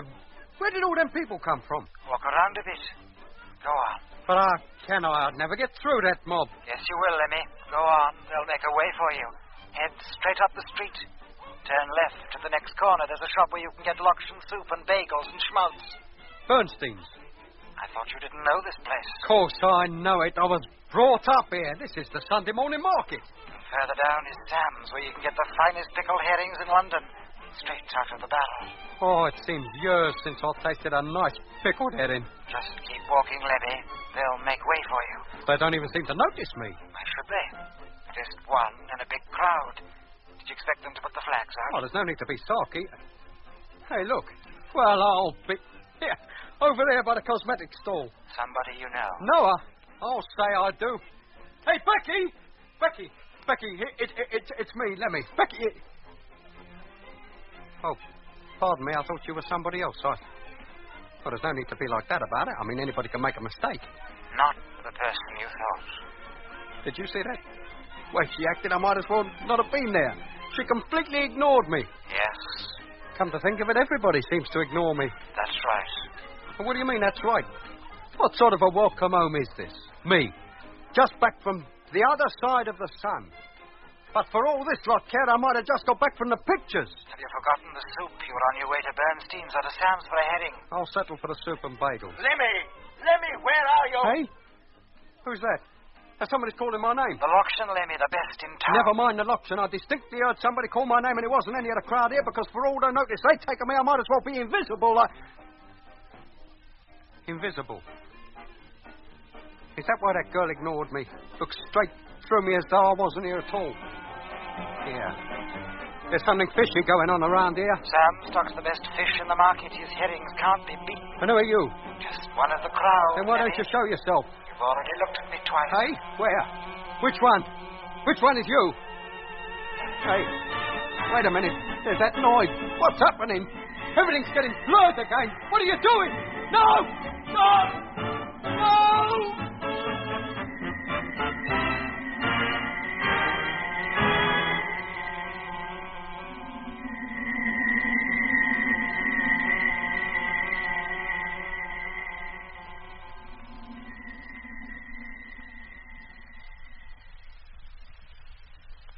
Oh. Feel better now? Yeah, that's more like it. The most comfortable bed I ever slept in. Even if it is a bit creaky. There's no place like home. No? Hey? What do you mean, home? Isn't this your home? Yeah, it is, too. That's my room, my own room. And there are my autographed pictures on the wall. Neville Duke, Charlie Chaplin, and my Uncle Solly on the stage with best wishes. Which day is it? Sunday. I always go over the lane on Sundays. Here, what's the time? Must be getting late. Sun is high in the sky. Oh, blimey, and I promised Mr. Bernstein I'd give him a hand in his delicatessen at 9 o'clock. Why didn't somebody wake me? Hey, Mama! Wakey, wakey! Yeah. Listen, it must be 1:15. That's the Billy Cotton Band show starting up. On Mr. Van Berg's radio. It's always the same on Sundays. You can't hear yourself speak down here for the noise going on up there. I can't even turn that thing down. Hey, Mama! She's out, Lenny. Hey? Gone out looking for a bargain for you in Great Sauce, the tailor.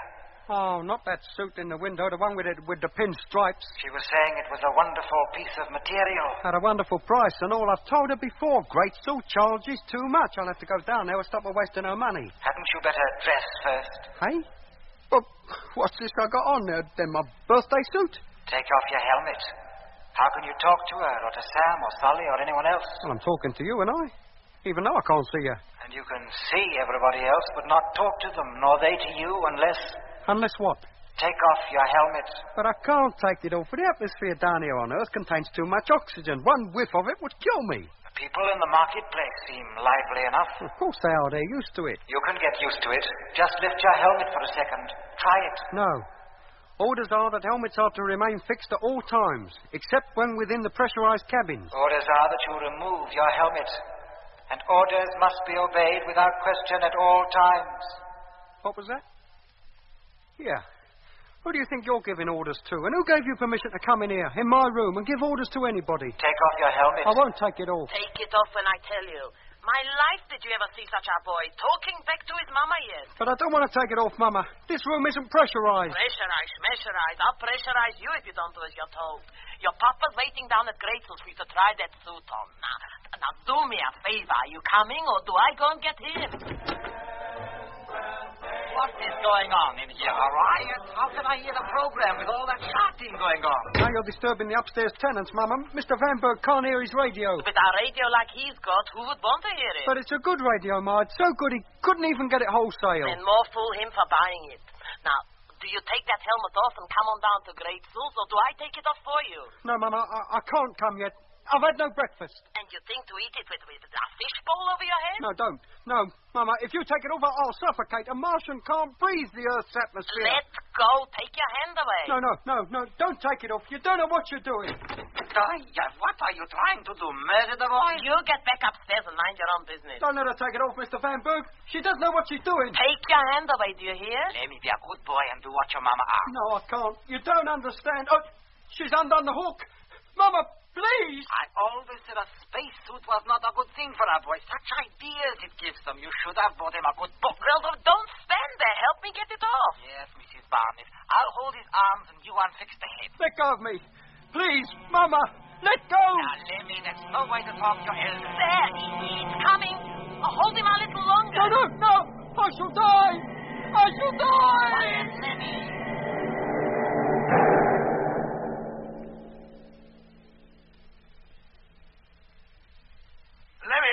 Lemmy! What could have happened to him, Jet? Oh, here comes Mitch, back from the trucks. Well, Mitch? Not a sign of him. You looked in both cabins? And in the living quarters trucks.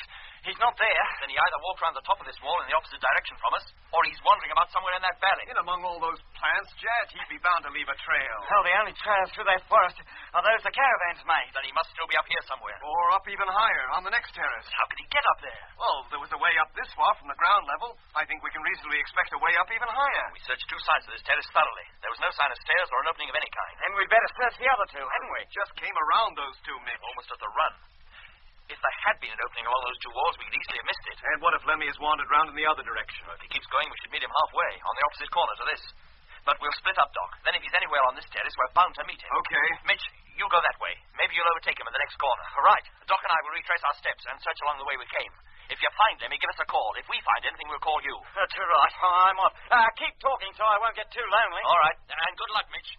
Now, come on, Doc. And keep your eyes open. Now halfway along the terrace, but no sign of him yet. How about you? No, Mitch. Just the long, blank wall and the forest down below. Wait a minute, Jet. Look at this. Has Doc found something? I'll say I have, Mitch. A narrow staircase cut into the base of the next terrace. Do you think Lemmy went up there? Possibly. We'll go up and see. You carry on, Mitch. Go right round the perimeter if you have to. Jet, this staircase is so narrow it's almost a squeeze to get up it. Keep going, Doc. Up here is about the only place he could be. Almost up now. There, that's it. Well, how does it look? No different from down below. Not in this direction, anyway. And in the other... Good heavens, Doc! Look, along there, almost at the corner. What? It's Lemmy. Yes. And who's that bending over him? What's he doing? It looks as though he's trying to remove Lemmy's helmet. Oh, what's he trying to do? Kill him? Whoever he is, he's wearing a crew suit. Oh, there, he's seen us. He's getting up. Doc, do you see who it is? It's McLean. Pilot of number 2. But how can he be alive? How does he breathe? What do you mean? Don't you see, Doc? He's not wearing a helmet.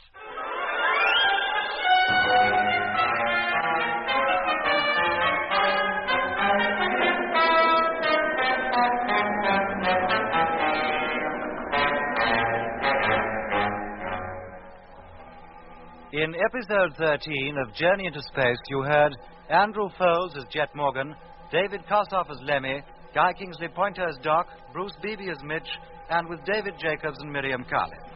The orchestra was conducted by Van Phillips, who also composed the music.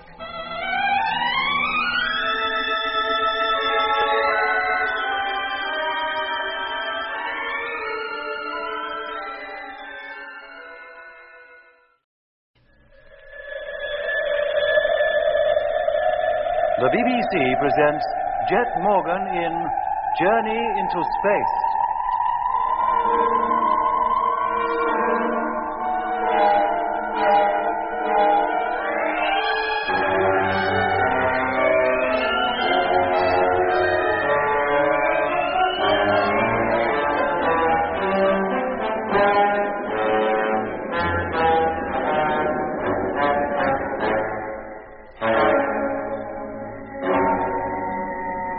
Leaving Lemmy to watch the land transport trucks, Jet, Mitch, and I explored the mysterious pyramid-like city, hoping to find some trace of the crew of the wrecked freighter number 2. But once Lemmy was alone, we heard him calling for help. The base of the pyramid was at least a mile square, and at the time of hearing Lemmy's cries, we were on the far side of it. By the time we returned to where Lemmy had been left, he had disappeared. Then, first sending Mitch to search the lowest terrace, Jet and I found our way up to the next, which was reached by a flight of narrow stairs, almost too narrow to negotiate in our bulky spacesuits. Well, Doc, how does it look? No different from down below.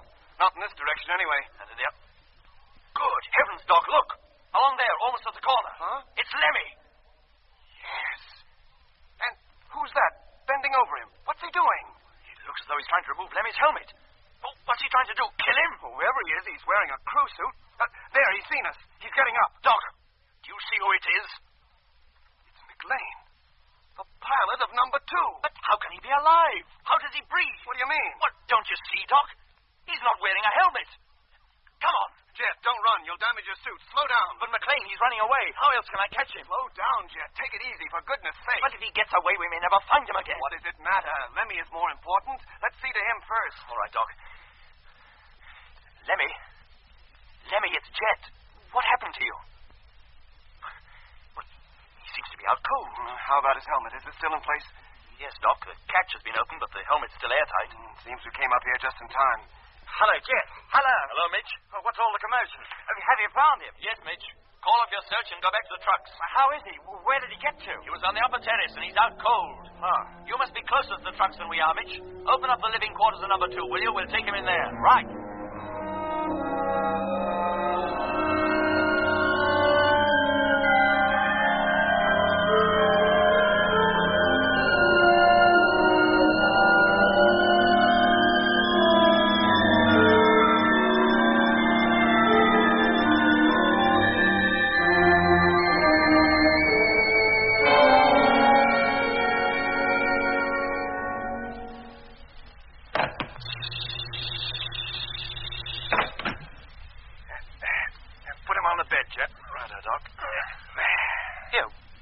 Where's Mitch? He used to be here before us. He must have been a lot further away than we thought. Hello, Mitch. Where are you? Hello, Jet. I'm still out on the terrace, heading back to the truck. Oh, I thought you'd have been here by now. Be with you in just a couple of shakes. Very well, Mitch. Now, Doc, can I give you a hand? Get your suit off first, Jet. Righto. That's my helmet removed. Mine, too. You give it to me, Doc. I'll stow it away for you. Thanks. And your suit, too. As soon as you've got it off, get to work on Lemmy. Sure.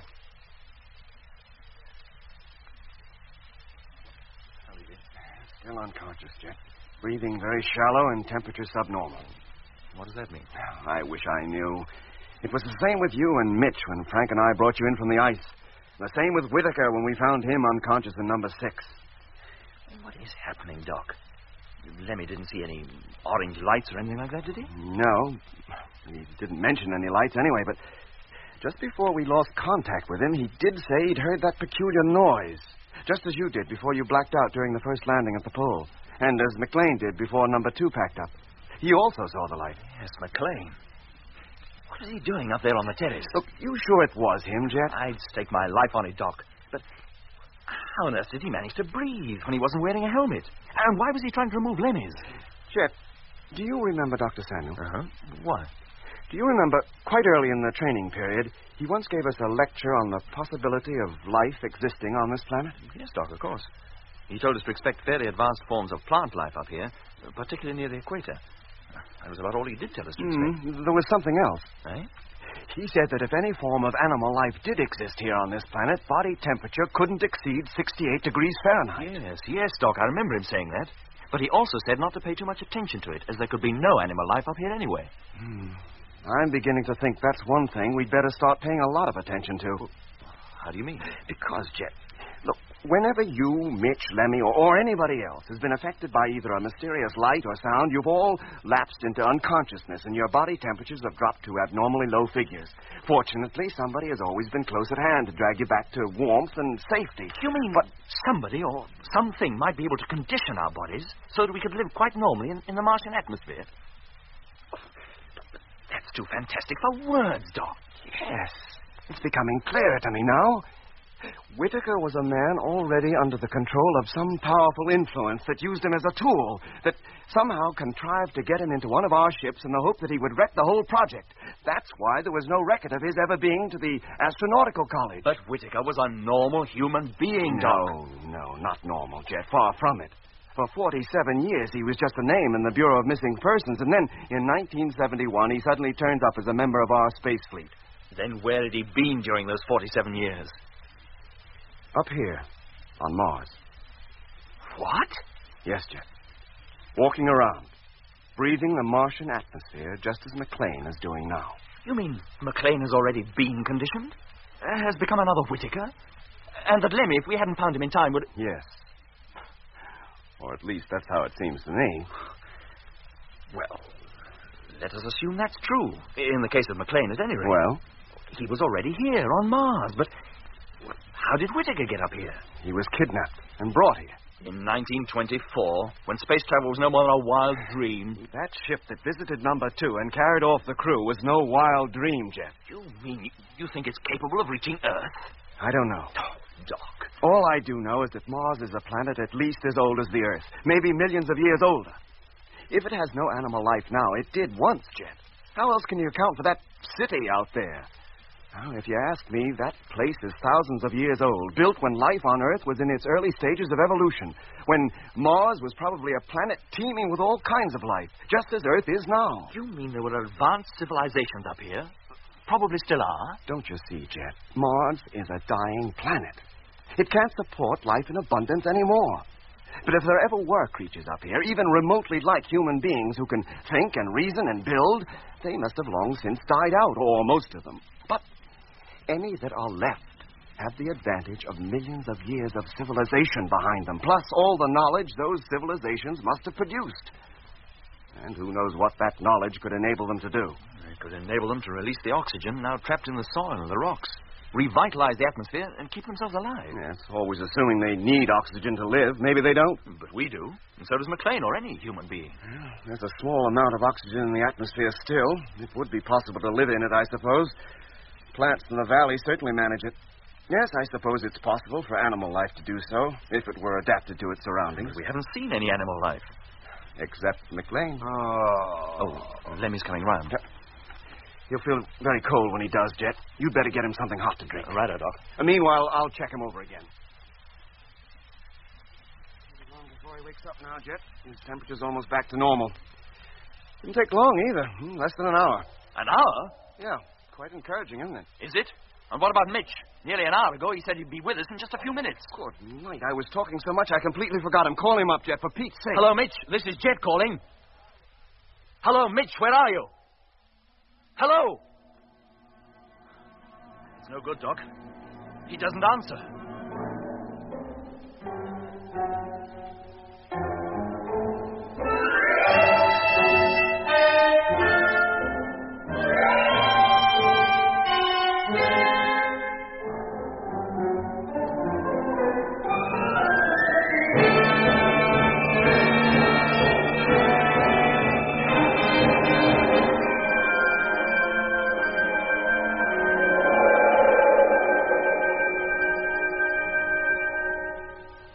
I must go out there, Doc.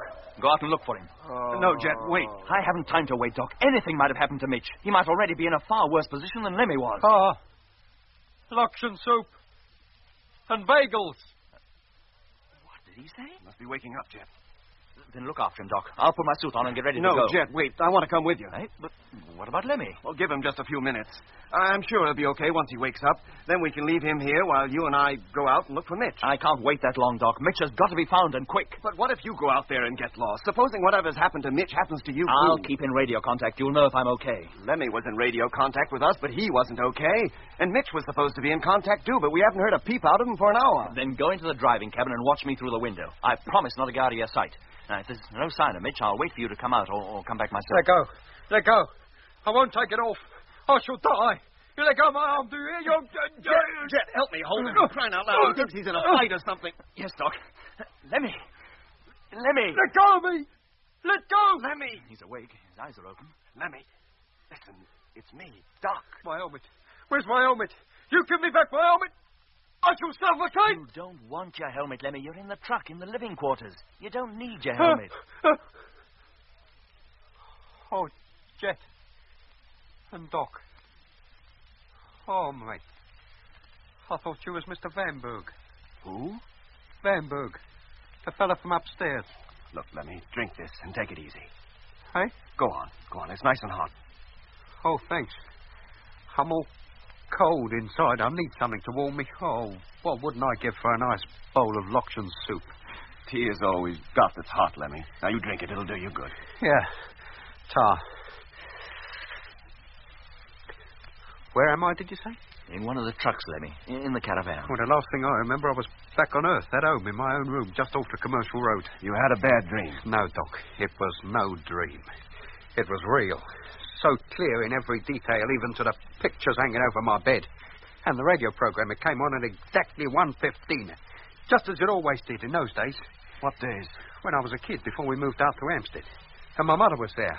And I was wearing my spacesuit, helmet and all. And she wanted me to take it off and go down to Greatsource to be fitted out in a new suit. But I wouldn't. I knew if I took that helmet off, it would be the end of me. It nearly was, Lemmy.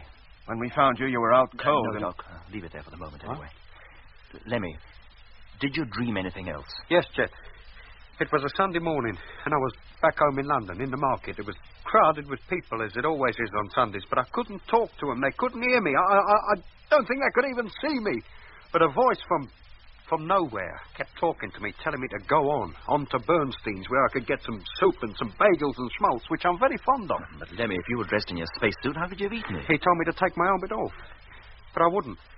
And next thing I knew, I was a kid again, and back in my room. And then my mother came in, and she tried to get me to take it off. And then the next thing I knew, I was here. Lemmy, the voice you heard, did you recognize it as belonging to anyone you knew, or see the person it belonged to? No, I didn't see him. But the voice was familiar. Whose was it, Lemmy? Now, think hard. Well, if it was anybody's at all, I'd say it was McLean's. But it wasn't his normal voice. McLean? That's what I thought you'd say. But how could it be? Look, Lemmy, there's some strange power at work here. You were induced to think you were at home, where you'd be happy, somewhere where you'd feel safe and comfortable. And then, having hypnotized you into this state, somebody, using McLean's voice, tried to induce you to remove your helmet. Well, what for? I can't be sure, Lemmy, but I have a good idea. You don't know it, but while you were under that illusion, you somehow found your way up to the next terrace. And that's where we found you, with somebody who looked like McLean bending over you and about to unfasten your helmet and take it off. What? I'm beginning to see how it all ties up now, Doc. When Mitch and I saw that orange light out on the ice, we imagined, and were led to imagine, that it was the sun, and that it warmed us, made us feel safe. So safe that I wanted to remove my suit and bathe in its rays. Now, if you hadn't come up when you did, Doc, I might even have done so. And you would have died, if not for suffocation and from the bitter cold. Maybe that's just what was intended. And in Lemmy's case, too. But what harm have I done anybody? Why should anybody want to kill me? I can think of no reason, Lemmy. But McLean isn't dead, Jet. We saw him up on that terrace as large as life. And how about the rest of the crew of number 2? Are they here, too, walking around with no helmets on? And if they are, how can they do it? What makes you so sure it was McLean? How do you know you weren't hypnotized as well? Because, Lemmy, when we got up to you, the catch on your helmet had been unfastened, although the helmet itself hadn't been removed. Had we arrived just a minute or so later, it certainly would have been. But Lemmy's right about one thing. The man we took to be McLean might not have been. He might only have looked like him. If only we knew which. Well, if you ask me, the only way you'll ever know is to find him again and ask him. How do you feel now, Lemmy? All right, Doc. Just all cold inside, that's all. Yeah. Look, we want you to stay here, alone for a while. Huh? Well, where are you going? Mitch should have been back nearly an hour ago, but he hasn't returned yet. Oh, blind. We want to go out and look for him. Doc thinks it's safer for 2 of us to go, which means you will have to remain here. But what if that noise comes back? What if it starts hypnotizing me again? You must fight it, Lemmy, just as you fought against taking off your helmet in your dream. Now, when we're gone, seal yourself up tight. Break the airlock circuit so the door cannot be opened from the outside, and open it to nobody but us. Or Mitch, if he should come back before us. We'll keep in constant radio contact. And what if anything happens to you? Well, hoping it won't. Now we're aware of what can happen, maybe we can fight it too. If you ask me, you're heading straight for trouble. We should get away from this place. It's got the mockers on it, and the sooner the better. Maybe we will, Lemmy, but we must find Mitch first. Yes, Jet. All right, Doc. Put on your suit and we'll go. We've got to find him. Right.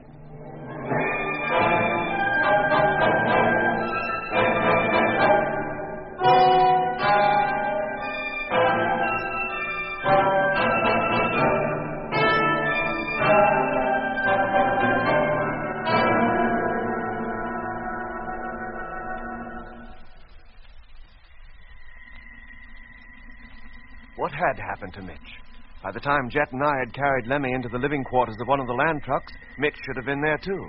In fact, he was quite close to us, still up on the lower terrace of the mysterious city and about to head down the steps to where the trucks were parked.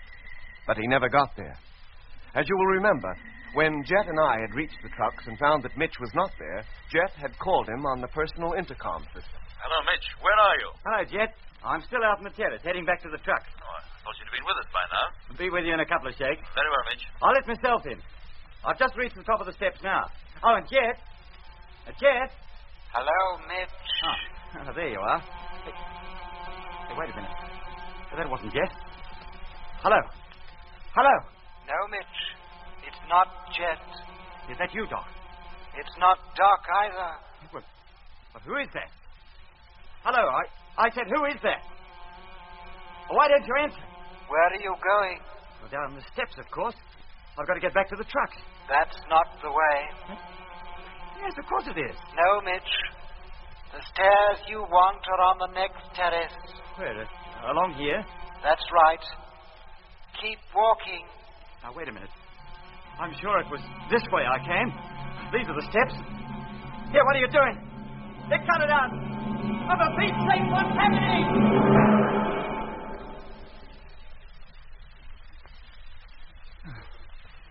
Where am I? How did I get here? What the... Hello, Jet. Hello. Hello. Hello there. Huh? Over here, copper. Oh, where did you spring from? Might ask you that. Come on over. I've got a fire going and my billy's on. You'd like a cup of tea, wouldn't you? Yeah. Like it's fine. Come on, mate. Sit down. Oh, thanks. What's that? Dingoes. Sun's going down. They're starting up early tonight. You hunting scalps? Hey? Dingo scalps for the government bounty. I've got a swag bag full of them. No, I'm not hunting dingoes. I'm lost. I need help. And where do you have to get to? The city. I must get back. Nearest settlement here is Udnadata, 200 miles to the south. And city is a fancy name for it. 200 miles? Maybe a little more. Oh, what is going on? Look, a little while ago I was in it, up on the terrace. The sun was high in the sky, and the next thing I know, I'm wandering through this desert and night is falling. You've come a long way since noon. Huh? Apart from Udnadata, there's no city within 500 miles of here. They should count Marugi, and that's in ruins anyway. Is it in a valley? A long, wide valley? That's the place. Then take me to it, will you? The others will be looking for me, and worried stiff. You got a camp there, then? Yeah, we parked our caravan there. Oh, show me which way to go. You been in this part of the outback before? No, never. Oh, I'll take you, then. Well, how far is it? About a mile, just over the next drive. Oh, come on, then. What are we waiting for? Well, there's the youth down there. Where's your caravan? Oh, this isn't the place. You said a ruined city in the valley. But the city I'm looking for is it's at least a mile square and built up in steps like a great pyramid. And the valley is full of plants, like rhubarb. Look, I tell you, you brought me to the wrong place. There's no other place to take you. You better come on back to my camp. Look, I must find the valley. I must find Jet and Doc. Hello, Jet. Where are you? Hello, Mitch. Where are you? Hello, Jet. Hello, Jet. Hello. Hello. Nothing but an echo. That valley's full of them. When the dingoes get down there, you'd swear it was a choir singing in the church. Now, come on back to the fire, Digger. It'll be dark directly, and you'll be getting cold. But the city. I must find the city. You can find it tomorrow. Now, sit down. Put this blanket around your shoulders. Oh, thanks. There's Matilda in the bag. Tastes pretty good roasted over the red ashes. Like a bite? No, thanks. Just the tea. That's all I need. When did you leave civilization? Well, we took off last April. Landed just over a week ago. That's right. Is that all? 32 years since I left the world behind. Started out looking for gold. Gold? And all that time I don't think I found more than enough to fill a thimble. The game isn't worth it. But the dingoes are different. £1 a scalp the government pays. Listen to them out there. Look at their eyes glaring in the dark. But my rifle, I could drop them all right now if I wanted to. They just stand there waiting for it. Then why don't you? Wouldn't be good business. In the dark, you can't tell the dogs from the bitches. I only collect dog scalps. Is that what the government wants? I don't give a hang what they want. To me, a female dingo is capital. What are you doing out here? What's your line? Astronautics. I'm an engineer. Astronautics? Astronautics. I travel among the stars. See what you mean. 32 years ago, I felt much the same way myself. That's when I came out here to live in the desert, with only the dingoes and the stars for company. When did you decide to leave it all behind? Leave what behind? The noise, the fight, the jungle, the grind of city life. I told you, we took off last April. It wasn't easy, was it? Something deep inside you that says you should resist it, line, and go back. Ignore it. Fight it. And don't go. Then you'll find peace and contentment. 30 years I've been tramping over this desert. 30 years. And still as young and as healthy as when I first started out. So look at me. Would you think I was 62? You don't look a day older than 30. Exactly. This is the place to keep you young. Out here with the sand, the mulga, the eucalyptus, the dingoes, and the stars. What more can a man want? Mitch! Hey, listen. Did you hear that? That was Jeff. There down, it was the dingoes. In that tucker bag, there's a box of tea. Pass it out, will you? Is this it? Thanks. How'd you like it, strong? Look, before we go any further, I'd like to ask you a few questions. Do you like plenty of sugar? Oh, never mind the sugar. I'm talking to you. Sorry, I've got no fresh milk. What's the matter with you? Can't you listen to what I have to say? Sit down, Mitch, and save your breath. Sit down. Mitch! Tell me, how do you know my name? What are you doing here, anyway? Where is this place? This is the Northern Territory. The Northern Territory, but where? Australia, where else? Australia?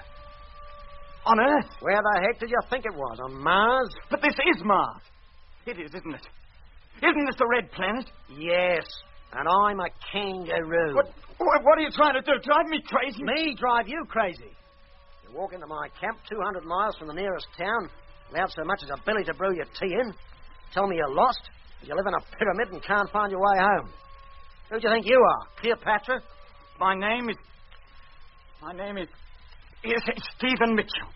I'm an astronautical engineer. Now, listen, nearly 7 months ago, I left the moon on an expedition to Mars. A week ago, I landed in the southern ice cap and with 3 other members of my ship's crew, began to explore this planet. And now I find myself here, and you tell me this place is Australia, back on Earth. Mitch. In my opinion, you've spent too long in the sun. You've got a touch of it. Not many miles from here, there's a cattle station run by a farmer and his wife. Tomorrow I'll take you there, and they'll call up the flying doctor and get him to look you over. Now, will you lie down and take it easy? Or do I have to put you to sleep with the butt of this rifle? No, there's no need for that. Maybe I am the crazy one. The swag bag's unrolled. Lie down on it. That's it. Now go to sleep. And while you're falling asleep, tell yourself you're not going to give me any more trouble. Yeah. That you'll do exactly as I tell you from now on. Yeah, anything you say. Good on you. I feel so tired. Awful tired. Good, then go to sleep. Tomorrow everything will be all right. Tomorrow everything will be all right. Tomorrow everything will be all right. Tomorrow everything will be all right. What the? You let go. Oh, what are you trying to do to me? Will you kill me, you big galah? Let go! Help! Help!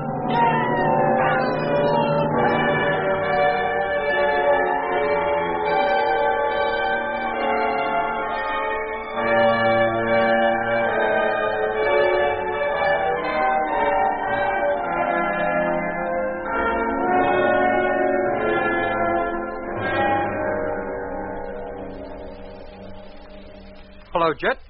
Can you hear me? Yes, Lemmy. How are you doing? Oh, it's no good. There's not a sign of him anywhere. Look, Jet, how about me coming out there and helping in the search? With 3 of us looking, No, I mean... Lemmy. You stay where you are. But, Jet, I feel so helpless, just sitting here. If you feel well enough and want to make yourself useful, you can go into the driving cabin and keep watch from the astro hatch. Keep watch on what? On this place, on the jungle, on anything within view. All right, boy. I'll do that. I'll call you again as soon as I'm settled. Righto. Come on, Doc. Right. How many hours of daylight have we left to us? About 2. Well, if we don't find him by then, he's not safely under cover somewhere.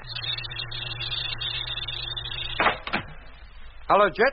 Yes, Lemmy? I'm in the driving cabin now. I'm just taking up position in the astro hatch. Good. I can see you and Doc. climbing the steps. Well, there's no need to watch us, Lemmy. You keep your eye on the places we can't cover. Yes, Doc. And in particular, keep your eye on the upper terraces. Let's get going, Jet. Time is definitely against us now. Let's look at the spot where we found McLean bending over Lemmy. No, Doc. Let's start this way.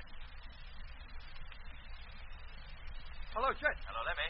Jet, he's here. Mitch, I can see him. Where, Lemmy? Walking along the path that runs along the lowest wall. Where are you now? Round on the far side of the second terrace. Are you sure it's Mitch? Well, he's seen me and he's waving at me. Who else could it be? Hello, Mitch. Can you hear me? Hello, Mitch. Why doesn't he answer?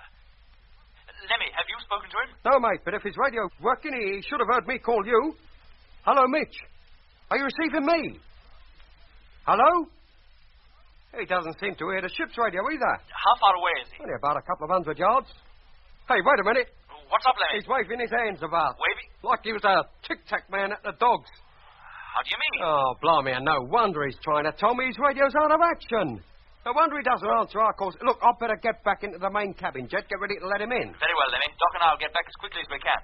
Come on, Doc. Right. Well, thank goodness we found him at last. And just in time, too. Another half an hour and the sun would have set in our hopes of finding Mitch with it. Oh, the first thing to do is to reconnect the door circuit so he can let himself in. Yeah, that's it. I wonder where he's been. And what kept him so long? Must have been in some trouble for his radio to be on the blink. Hello, Lemmy. Yes, Jet? Has Mitch reached the truck yet? No, but he can't be far away. What's that knocking? Huh? Oh, that's him knocking on the door. Who does he think he is, the milkman? He must think the circuit's still broken. I'll open the main door for him, Jet, and then... Oh, he's doing it himself. Now, Jet, will you be coming back into this truck and all, or you're going into the other one? We'll come into that one. It's going to be a bit crowded, isn't it? Oh, we can put up with it for a little while. Well, he's about in. He's just coming through the airlock now. And there he is. Hello, Mitch, boy. Where you been all this time? We've all been... Hello, Lemmy. What's the matter? Surprised to see me? You? Oh, no.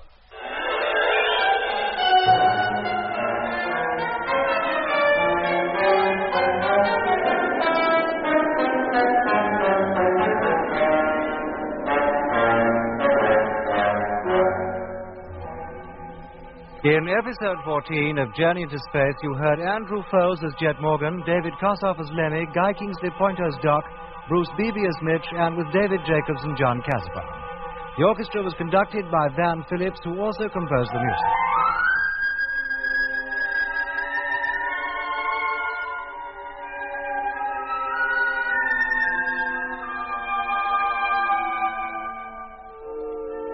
Journey into Space is written by Charles Chilton and produced by him in the London studios of the BBC.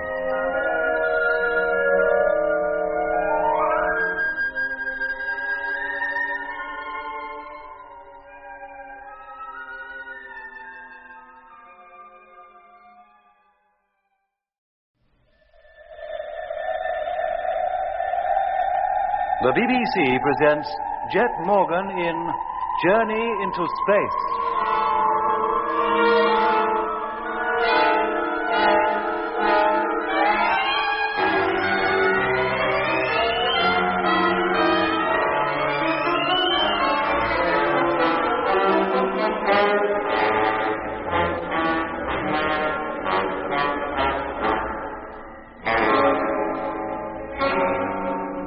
Mitch was lost.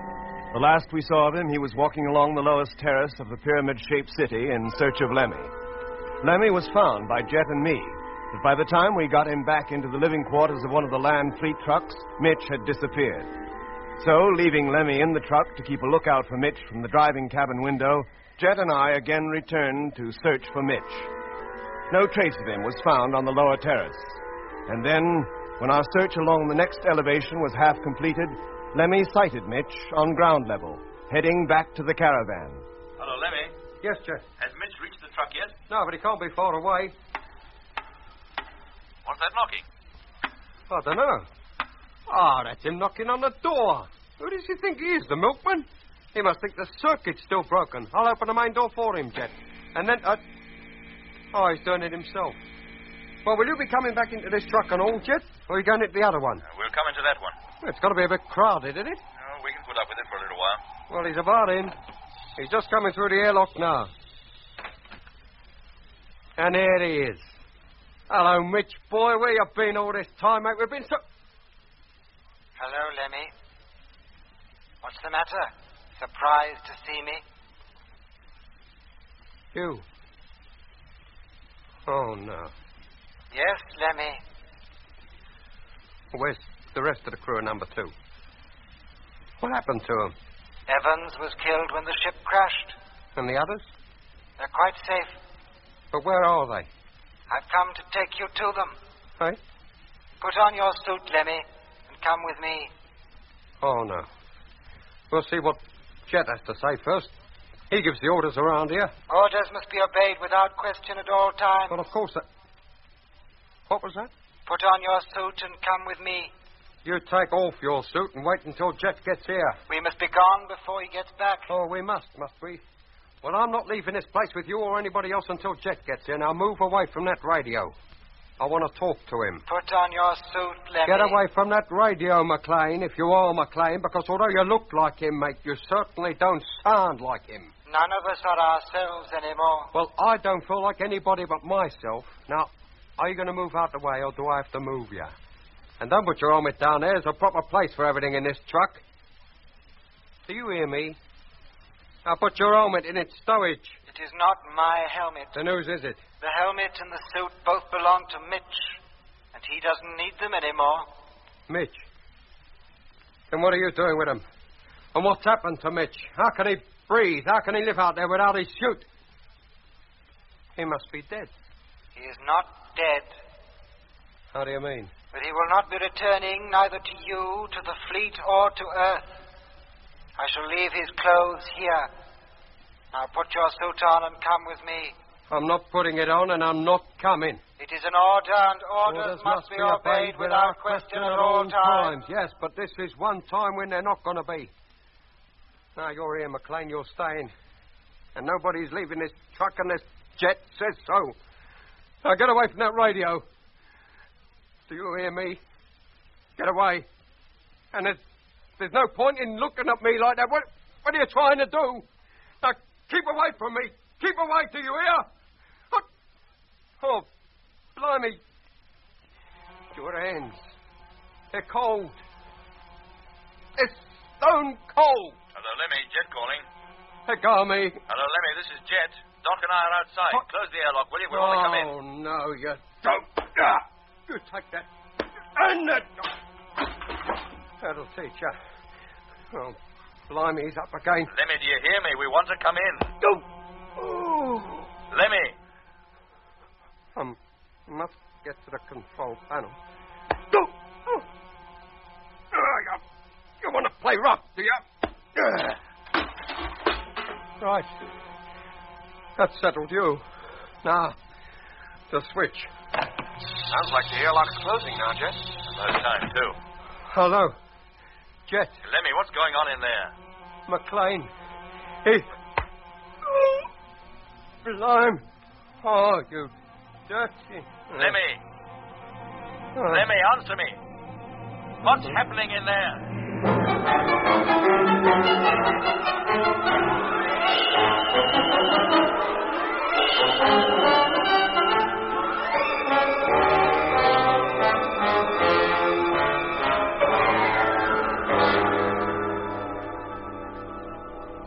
It's no good, Jet. The airlock door has been closed, but the chamber hasn't been exhausted.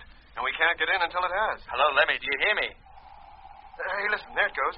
It's exhausting now. Thank goodness for that.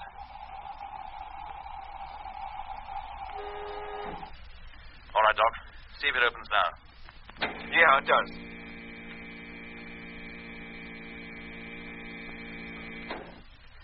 In you get, Doc. And quick, I'll follow. Right. Okay, you in? Yep, you can close that now.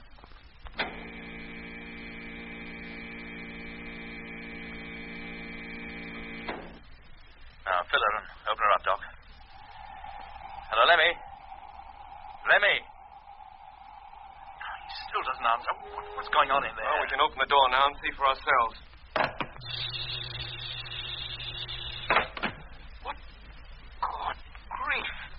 though a tornado had hit the place. Lemmy! Lemmy! Oh. Hello, Jet. You made it. Thank goodness for that. What happened to you? You're in a terrible mess. I've been in a bit of a roughhouse. Eh? With McLean. He's lying over there. I hit him over the head, Jet. I had to. He would have killed me otherwise. McLean? But how did he get here? And where's Mitch? Well, what I thought was Mitch turned out to be McLean. He had Mitch's suit on. Yeah, Jet, it's McLean, all right. You certainly gave him a pasting, Lemmy. Have I hurt him much, Doc? I don't know. Let me get my suit off and I'll look him over. How about you, Lemmy? Can you get up? I think so, Jet. I just feel a bit dizzy, that's all. Go and lie down on one of the beds. As soon as I'm free of this diving suit, I'll clean up your face for you. Yes, Jet. There, Lemmy, now, how does that feel? Well, never mind how it feels. How does it look? Well, your cheek is badly bruised, but the cut in your head isn't very serious. Now, do you feel all right? I feel a lot better than I did before you gave me the drink. Jet, how about McLean? Oh, Doc's still dealing with him. He hardly seems to be aware of where he is or what's happened to him. Oh, do you think I hit him too hard? Well, maybe, Lemmy, I don't know. I didn't want to hurt him, Jet, but I had to defend myself. Well, what happened exactly? I told you. He come in, he was wearing Mitch's suit. That's what made me think he was Mitch. Well, what did he do when he came in? He told me to put on my suit and go with him. Where to? To where the rest of the crew of number 2 are. Or so he said. All that is but Evans. Apparently he was killed in the crash. Oh. Well, he didn't say where they were? No, Jet. Nor where Mitch was either. But he did say Mitch wasn't dead. But that he'd not be coming back to us or to Earth ever again. Never. When he asked you to go with him, what did you say? I told him I wasn't going anywhere with anybody. And then he stood in front of the radio so as I couldn't call you up and tell you he was here. And then? Then he began to walk towards me, staring at me with those hard green eyes like he was trying to hypnotize me. But I wouldn't let him. I told him to keep off. But he kept at me and then he put his hands on my face and his hands were cold, Jet. Stone cold, like they was made of marble. And then I began to feel all peculiar, same as I did when I heard that noise. And then I hit him. And from then on, it was a straight bundle. And then you and Doc came in and... Chet, did I do wrong? No, Lemmy, I don't think so. You said yourself, the next time anything peculiar started happening, I was to fight it. And McLean certainly wasn't normal. Well, under the circumstances, I think you did the right thing. Had you allowed him to overpower you, well, goodness knows what might have happened. As it is, he came to get you, but we have him instead. And what about Mitch? Have we given up looking for Mitch now? No, Lemmy, but the night temperature in these latitudes is too low for us to venture outside. We've no choice but to wait until the morning. Yes, sir. Well, perhaps by then McLean will have returned to something like normal and be able to throw some light on this whole business. Yes, sir. Now, get some sleep, Lemmy. After what you've been through today, I think you need it. Yes, mate. Good night. Good night, Lemmy.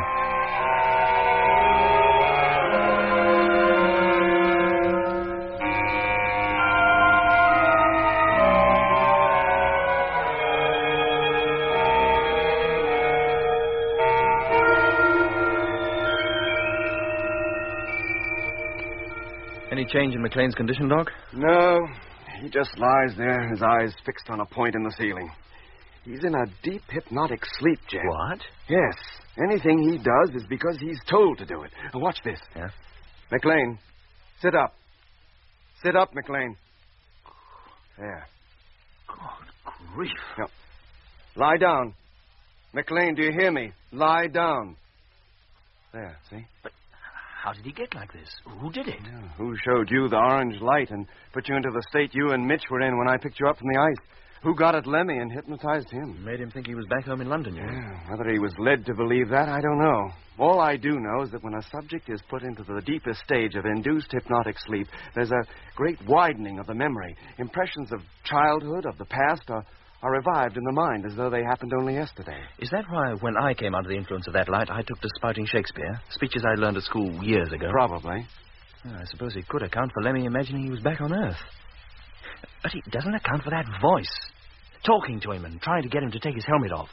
And it doesn't explain why McLean is able to walk about outside with no helmet on. No, it doesn't. But it does show, Jet, that whatever is capable of conditioning us to survive out there in the Martian atmosphere must first of all get us into a deep hypnotic state. Only then can they persuade us to do things our own minds tell us we oughtn't to do. Yeah, like taking off our helmets. Exactly. It's a well-known fact that no matter how deeply a subject may be hypnotized, it's extremely difficult to get him to do things he wouldn't usually do. Hence the fight Lemmy put up in his dream. Oh, but McLean and Whitaker, they must have been easy meat, as you might say, once they were caught. Seems they put up no fight at all, merely obeyed orders. What orders, Doc? The orders given to them by their operators, either orally or telepathically. You mean whoever induces this hypnosis can get our men to do anything he wants without even seeing them? I don't know, Jet. That's merely an assumption on my part. But if that's true, they can keep us, or whoever they have, in their control for years. In the case of Whitaker, 47 years. And how many people are there on this planet living in a dream and not knowing about it? I hate to think, Jet. But unless we're very careful, there'll be a few more soon. Us, you mean? Unless we find some way of combating it, yes. But how can we, Doc? We don't even know what we're fighting. This much I do know, Jet. There is nobody more difficult to hypnotize than an unwilling subject.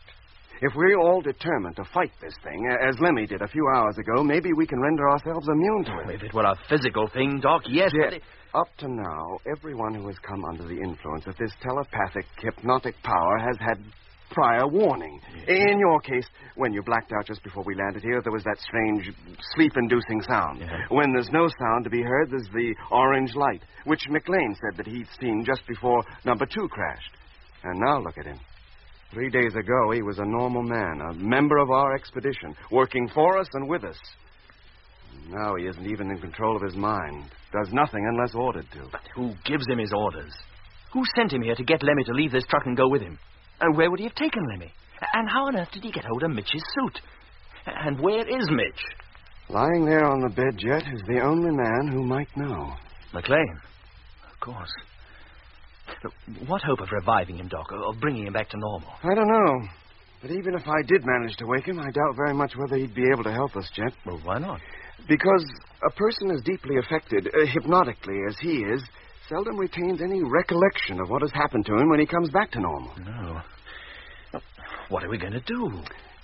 I suggest we keep McLean here until morning anyway. And then? If he's sufficiently recovered to walk out of this truck, maybe we'll let him and follow him. He may lead us to Mitch. That's an idea, Doc. Now, look, you get some sleep, Jet. I'll stay up and keep an eye on McLean. You can relieve me in a couple of hours. I'll wake you.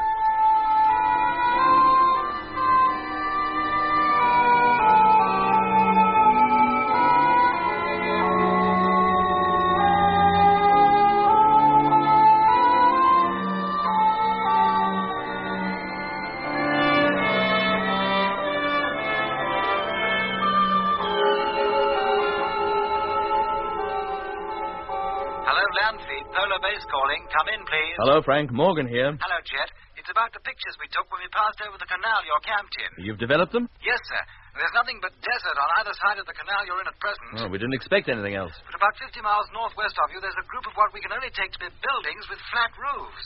There's a large one and a couple of smaller ones a short distance from it. And nearby what appear to be 2 large areas of land enclosed by fences. Fences? Well, anything else, Frank? Well, yes, sir. The pyramid, the city or whatever it is. Well? We took a picture directly over it, and on the uppermost terrace is a large sphere. Not the same one you saw visit the wrecker number 2. I think it must be, Jet. Then it did come here. It's been sitting up there out of our sight on the roof of that city all the time. Apparently. Oh, nice work, Frank. That's the most useful piece of information you've given us. I haven't quite finished yet, sir. Oh? The canals. Uh-huh. We passed over others after leaving you. They're all filled with the same type of plant as the one you're in. That's why they show up so clearly against the pink desert. They're all full of vegetation. I thought they might be. Well, thank you, Frank. That's a great help. Now, have all the information you've given me radioed up to the fleet and have them relay it back to Earth Control as soon as their orbital position is favorable. Yes, sir. And thanks again, Frank. I'll call you later before it's light. Right. Well, Doc, here we are searching the base of that place, and all the time the very ship we're looking for is sitting up there on the roof. That must be how McLean comes to be here. He traveled in it. Yeah. It must have been him, Dobson, and Harding who were in it when it visited number 2 for the second time, when Frank saw the crew of that ship. That's why they look like normal human beings. Maybe, but who was in that ship when it visited number 2 for the first time and carried off McLean and the rest of the freighter crew? The same people, if they are people, who left those peculiar footprints behind? Oh, that's me, Doc. McLean. It's the first sound he's made since his fight with Lemmy. Do you think he's coming? Coming round. I don't know. His body temperature certainly hasn't changed. It's still abnormally low. He's sitting up, Doc. Let's get over to him. No, Jet, stay here. Let's see what he does. He's getting off the bed. Walking towards the airlock. Where are you going, McLean? McLean, where are you going? My orders are to return to the ship, and orders must be obeyed without question at all times. The orders have been changed. You are to remain here. Do you understand? You are to remain here. He stopped dead in his tracks. Go back to your bed, McLean. Go back to your bunk and stay there. Do you hear? He's going. You're able to control him, Doc. Quiet, Jet. It may not be as easy as it seems. Well, he's certainly lying down. Do you think he'll sleep? I hope so. He's getting up again. Lie down, McLean. The ship. I must get back to the ship. The others are waiting. You must remain here. Now lie down. Lie down. That seems to have done the trick. If it lasts. What do you mean? There must be great conflict going on within his mind yet. Somehow, from somewhere, he's been receiving orders to go back to where he came from. To that ship on top of the pyramid.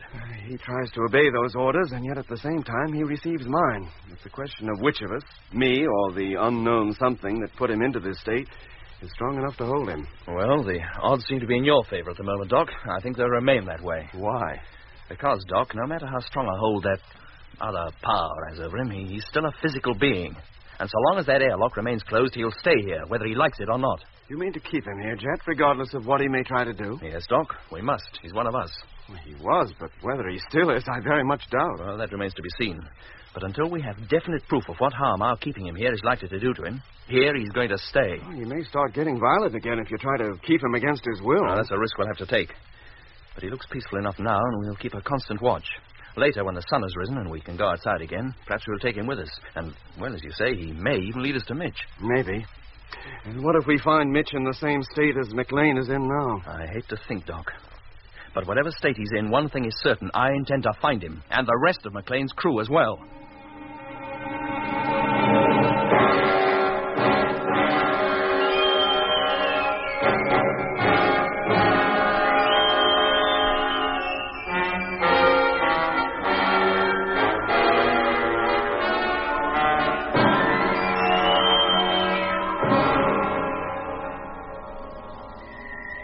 The call from Frank had come through from Polar Base about 2 hours before dawn. From sunset on, I had sat by McLean's bed, hoping that some change would come in his condition. Meanwhile, Jet and Lemmy took it in turns to sleep in the only other bed available to us inside the truck. So while I kept watch on McLean, either Jet or Lemmy kept watch on the highest point of the city, where, according to Frank's report, the strange spherical craft that we had been pursuing was situated. In all probability, waiting for McLean to return to it, with Lemmy. Hey, Lemmy. Lemmy, wake up. Yeah? What's the matter? It needs only 30 minutes to sunrise. I want you to continue the watch until dawn. Yes, Chet. I'll get up into the hatch right away. Righto. Well, Doc, how is he? Just about the same, Jet. Except now he seems to have forgotten about leaving here. He's made no attempt to get off the bed for more than an hour. He seems to accept me as his only control now. I've told him to sleep. Do you think by keeping him here and controlling him yourself, you might cut him off from the outside control completely? I'm hoping so, Jet. Well, what chance is there of bringing him back to normal, as he was before he crashed? I wish I knew. I don't know how he got into this state, and I don't know how to get him out of it. It certainly can't be done by any normal methods. I've tried them already. Oh. You mean he is, in fact, another Whitaker? At the moment, yes. But there's one big difference. Whitaker was up here on Mars and presumably in a similar condition for some 40 years. Now, McLean has been here little more than a week. You think the time he's been under the influence of whatever it is might make a difference? Probably. Well, let's hope you're right, Jet. In which case, the sooner we get hold of Mitch and the rest of the lost crew members, the better. Hey, Jet. Doc, come out here, quick. Lemmy, he's seen something. You wait here, Doc. Right. Jet, come on, mate, quick. Coming, Lemmy. Now, what's the trouble? Look up there, at the top of that pyramid. That light. It must be coming from that sphere parked up there. What's going on, Jet? How should I know, It Lemmy? lights up everything as bright as day. It did. It seems to be getting dimmer now, but it's still very strong. Here, what? Hey, it's taking off. There it goes. And look at the rate she's climbing. Now she's just hovering. No, it's not, Lemmy. It's pulling out. It's giving us the slip. Oh, it's almost as though it's showing us that they know we intended going up there. It's heading directly southwest across the desert. Yes, mate. Lemmy, as soon as the sun has warmed the atmosphere, I'm leaving this truck and going into the next. Huh? I want you to remain here and drive this one. And take it easy over the bumps. Remember, Doc is still tending McLean in the living quarters truck behind you. And where am I supposed to be driving to? You fall in behind the other truck and follow me. Well, where are you going, then? After that ship. I'd stake my life on the rest of the crew of number 2 and Mitch being in it. And we've got to get them back, Lemmy. We must. Yes, mate. I'm ready to get going the minute you give the word. Good for you, Lemmy. But first, you better go back into the living quarters and prepare a meal. And make it a big one. It'll probably be the only one we'll get today.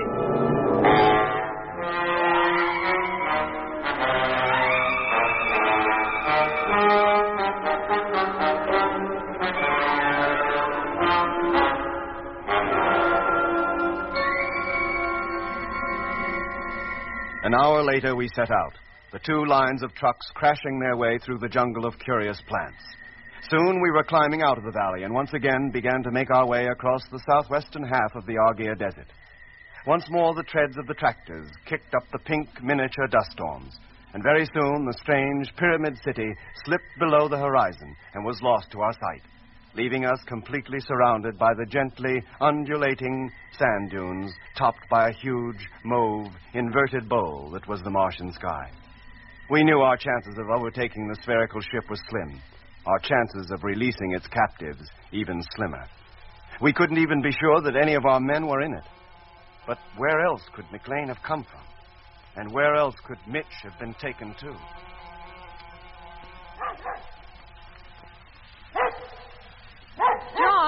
John! What is it? What's the matter with the dog? He's been going on like that for nearly 20 minutes. How should I know? Well, you better go out and see. There might be a dingo hanging round the pins. You better take your rifle with you. Oh, all right. Dog's only got to yap a little and you think it's dingoes after the sheep. Well, it's better to be sure than sorry. Hey, Bob! Oh, drat the dog, I can't even see him. Well, go and look for him. He can't be far. Ah, there he is. Hey, what the... Hey, Martha, there's a man out here. Well, if it's that dingo scalp hunter no, again... Martha, he's not a scalp hunter. He's lying face down on the sand and Bob's standing over him. What? Oh, the poor fella. He must be sick, John. Now, you wait here and I'll go over and fetch him. Here, drink this. Come on, chum. It'll put new life into you. Hey, where am I? What am I doing here? I might ask you that. What are you doing out there in the sun without even a hat on? Where'd you come from? I'm lost. That's a bit of an understatement, isn't it? Last night, a dingo hunter invited me to his camp, and then he tried to kill me. But I managed to beat him off. And then he turned a pack of dingoes onto me, and I had to run for it. He said there was a cattle station nearby.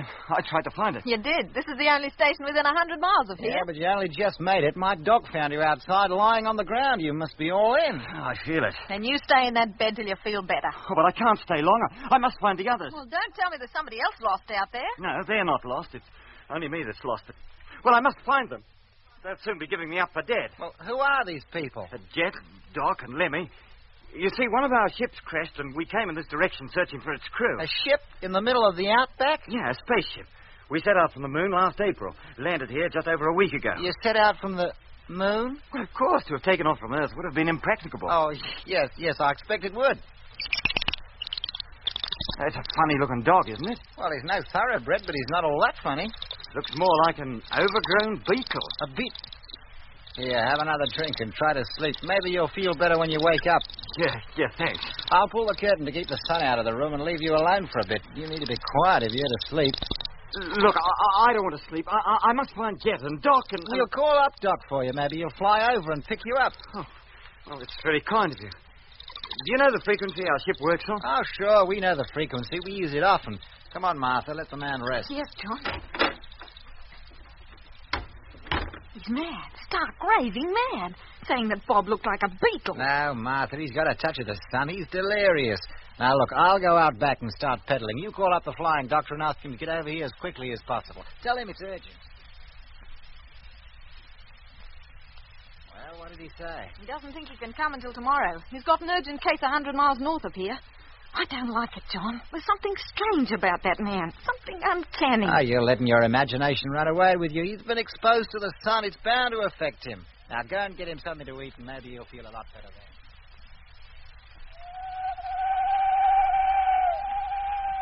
How are you feeling now? What's that noise? What noise? All that hooting. I hear no hooting. All I can hear are the sheep bleating. Sheep? Well, of course, I told you I'm a sheep farmer. But they don't do anything. Have you had enough to eat? Yeah, thanks.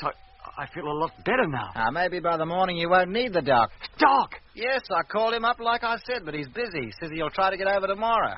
Doc said that? Well, you know how it is out here. One doctor covers an awful lot of the outback. You have to take your 10. Look, mister, it wasn't a doctor I wanted. It was Doc Matthews, or Jet or Lemmy.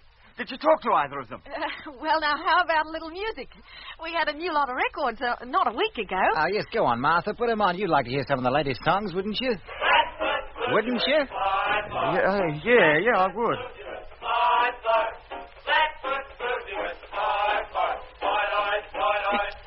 Is that the latest song? It most certainly is. They're playing it on the radio all the time. Oh, I've never heard it before. You haven't? Why, that song's so well known, even the blackfellas are singing it. Just take it off. Take it off, do you hear? What's the matter? Don't you like music? We're only trying to cheer you up, you know. That orchestra, it sounds old-fashioned. Old-fashioned? Well, I like that. Well, I've never even heard the song it was playing either. Well, you must be completely out of touch with the times. That song's all the rage now, the hit of the year. Of what year? Of this year, 1939. What's the matter with him? What are you trying to do to me? I was only 2 years old in 1939. Now, calm down. You're not well. Can't I? Or maybe I'm not. Or maybe you're not. Neither you or that dingo hunter I met up with last night.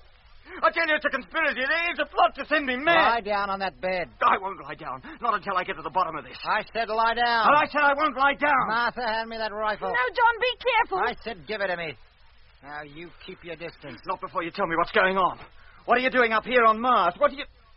Hey, that's where I am, isn't it? I warn you. And what are you doing with a black beetle for a dog that whistles like a bird? Keep away. And what kind of sheep do you have that sound like a lot of owls hooting? For the last time, stay where you are. And another thing... No, John, don't!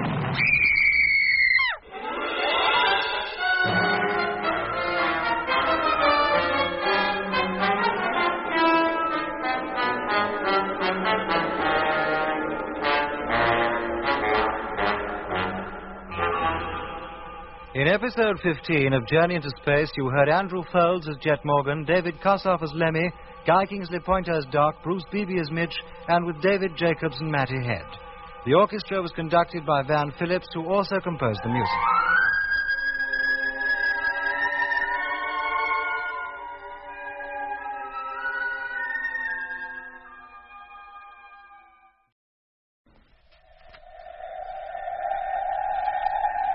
The BBC presents Jet Morgan in Journey into Space.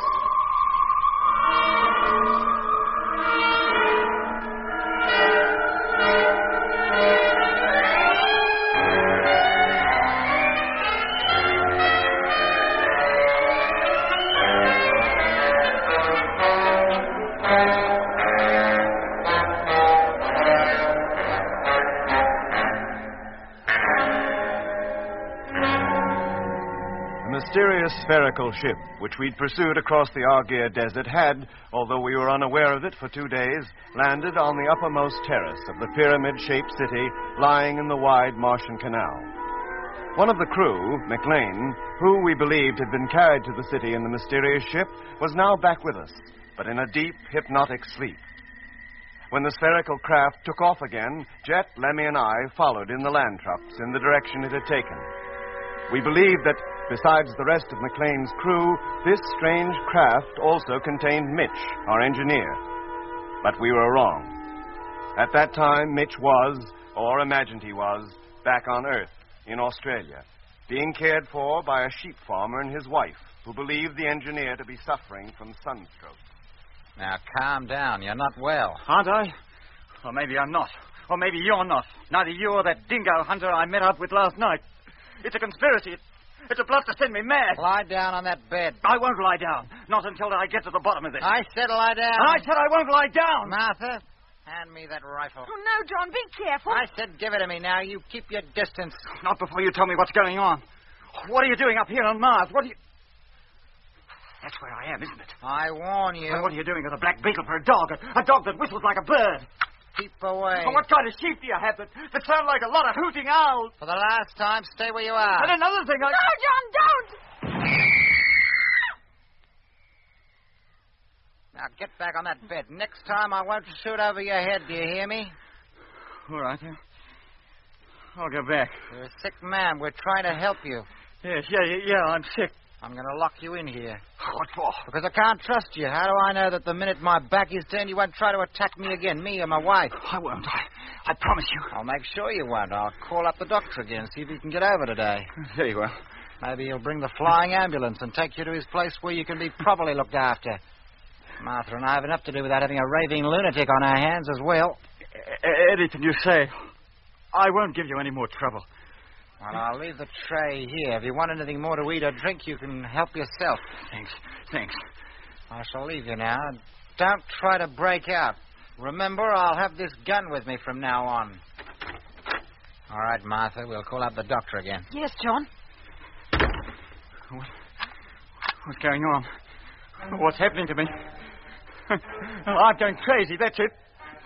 There never was any space fleet. I never even left the Earth. I'm as crazy as a goose. Stark raving mad!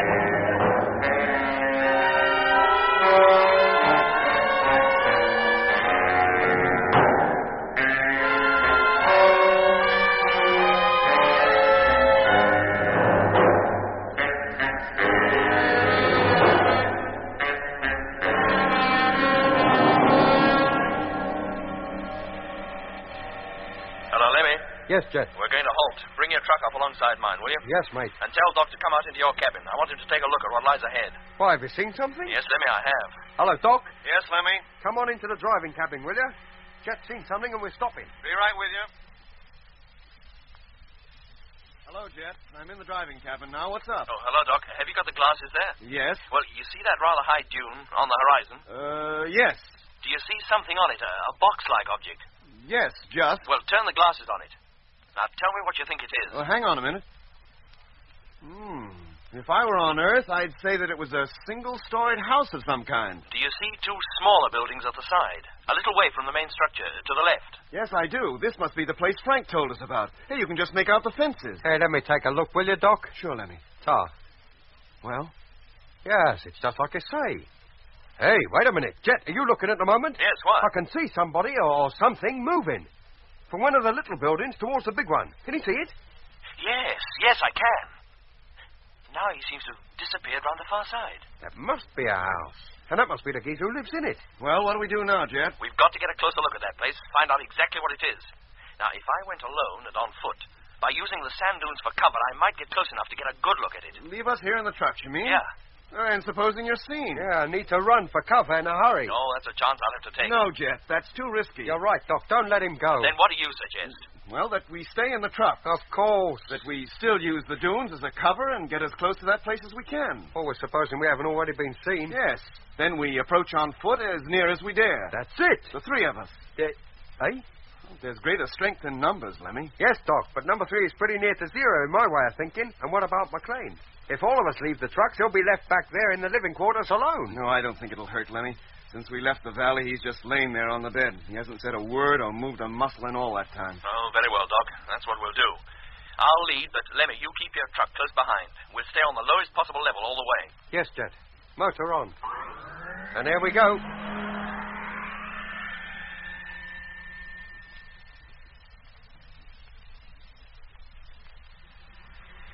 All right, Lemmy. Hold it there. Motor off. Jet, do you think we were seen? Not unless they saw us before we took to cover. Now, we'll leave the trucks here and then climb to the top of that dune. The house or whatever it is on the other side. All right, Lemmy, get your suit on. Go outside and walk over to Jet's truck. I'll be out as soon as I've checked on McLean. Yes, Doc. McLean okay? Yeah, Jet. I disconnected the airlock in the living quarters. He couldn't possibly get out even if he wanted to. And we can only get in through the driving cabin now. Hey, where's Lemmy? Oh, isn't he still inside? Oh, no, Jet. I sent him out first and told him to come over here and wait. But he... Oh, there he is, coming from behind the cargo truck. What on earth is he carrying? Hey, Lemmy. Come in, Jet. What have you got there? 3 of the biggest monkey wrenches I could find. What for, Lemmy? To protect ourselves with, that's what for. Who knows what we're going to meet on the other side of that sand dune? Oh, well, maybe it'll be a good idea to carry something. Take one, Doc. Okay, Jet. Now, come on, let's get up the top. Hold it. All right, Doc. Lemmy, now, you wait here. I'll go right to the top and look over the edge. If it's okay, you can follow me. You bet. And you be careful, mate. Don't you let nobody see you. Oh, I will. Don't you worry. I don't like this, Doc. If anybody should appear between us and those trucks right now, how would we get back? Oh, that's pretty unlikely, Lemmy. Hello, Doc. Yeah, Jet. I'm at the top now and looking over the edge, directly down on that house or whatever it is. Well? Those pens are full of peculiar animals. Like we ain't got enough trouble. How peculiar? But there's no other sign of life. Can we come up, Jet? Well, do you think it's wise? 3 of us are more likely to be detected than 1. But if there's no sign of life up there anyhow, what difference does it make? Oh, well, come on then, but keep your heads down. All right, up you go, Lemmy. Yes, Doc. Blimey. What are they? I've never seen anything like that in a zoo. They look rather like anteaters. Yeah, and see how they poke their long snouts into the ground. They're probably rooting for food. So there is animal life on Mars. And what animals? Enough to drive a bloke on the wagon for the rest of his life. Hey, Doc, do you think they're dangerous? Heaven knows, Lemmy. Hold it. Stay still. Don't move. Huh? There's somebody at the other side of the large building. Oh. What did he look like? If it is a he. I don't know. I caught only a glimpse of him. I think he'll appear in a minute round the far corner. Hadn't we better duck down out of sight? No. If we stay still, he might not notice us. There he is. Good grief. He's just a normal person. Human, like us. And that's a gun he's carrying. Oh, blimey. Now, what use is a monkey wrench going to be against that? It sounds like he's got a dog with him. And here it comes. A dog, did I say? It looks more like an overgrown beetle. Hey, that dog. It's got 6 legs. Land sakes, it has, too. Oh, no. And, hey, look, that man's turning in our direction. He's bound to see us. Ain't he? I don't know, Lemmy. Don't move. Maybe he won't. What's he doing now? Looks as though somebody called him. Yes, that's just what it must have been, Doc. He's going back again. He's going inside. Oh. Well, let's thank our lucky stars for that. There. He's gone. Now, let's get back to the trucks. Do me a favor. I'd feel a lot safer in there. Oh, very well, Lemmy. You and Doc go back. Me and Doc? Well, what about you? I'm going down there to introduce myself, as you might say. Down there? On your own? It's the only thing to do. We'll never find out anything sitting up here and just watching from a distance. No, Jeff, not alone. If you're going, I'm coming with you. Yes, mate, me and all. If that bloke down there is unfriendly, he's not likely to take on the 3 of us. Lemmy's right, Jeff. It's safer to stick together. Oh, very well, Doc, but leave the monkey wrenches here. Hey? The surest way to receive a friendly welcome is to look friendly. And a 2-foot wrench looks anything but. Now, let's go.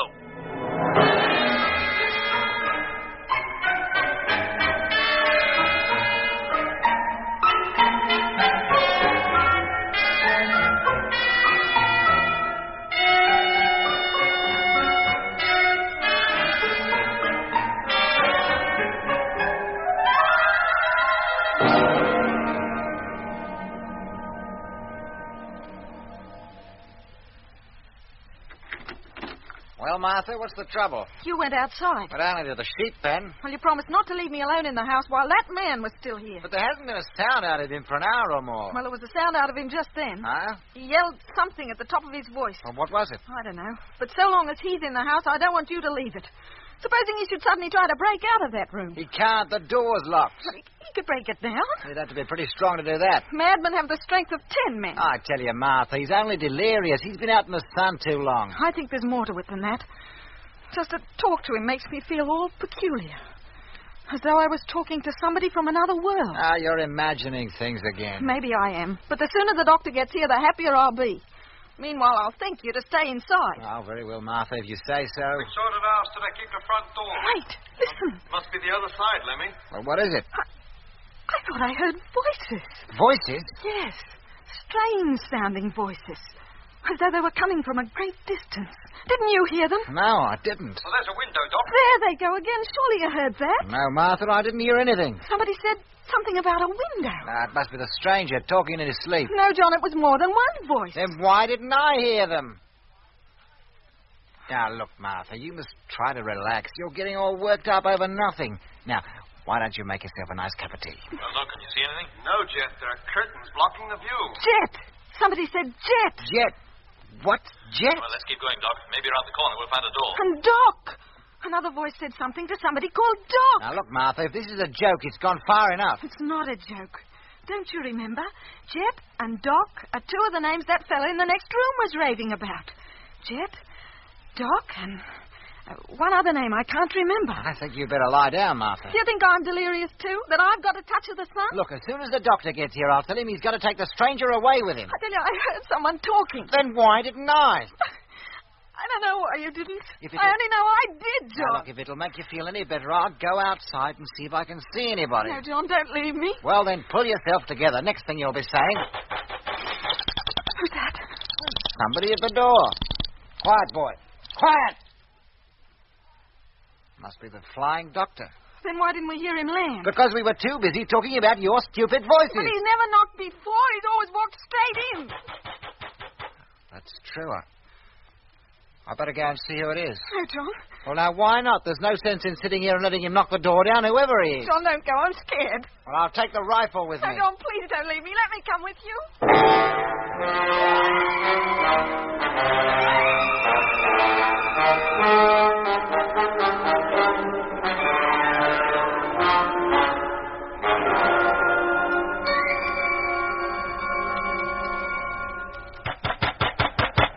It don't sound like there's anybody at home after all. But there must be. We saw somebody go into this building not 10 minutes ago. Then he must be deaf. What should we do, Doc? Go in? Give it one more try, Jet. Hey, not too hard, mate. To stake that door's in, you'll knock it off its hinges. It certainly could do with a little repair.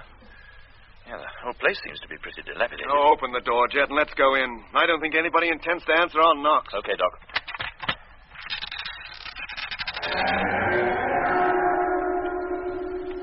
Oh, blimey. What's the matter, Lemmy? I don't know. I just felt a kind of foreboding as that door opened, that's all. I'll lead the way now. Keep close together. Okay, Jet.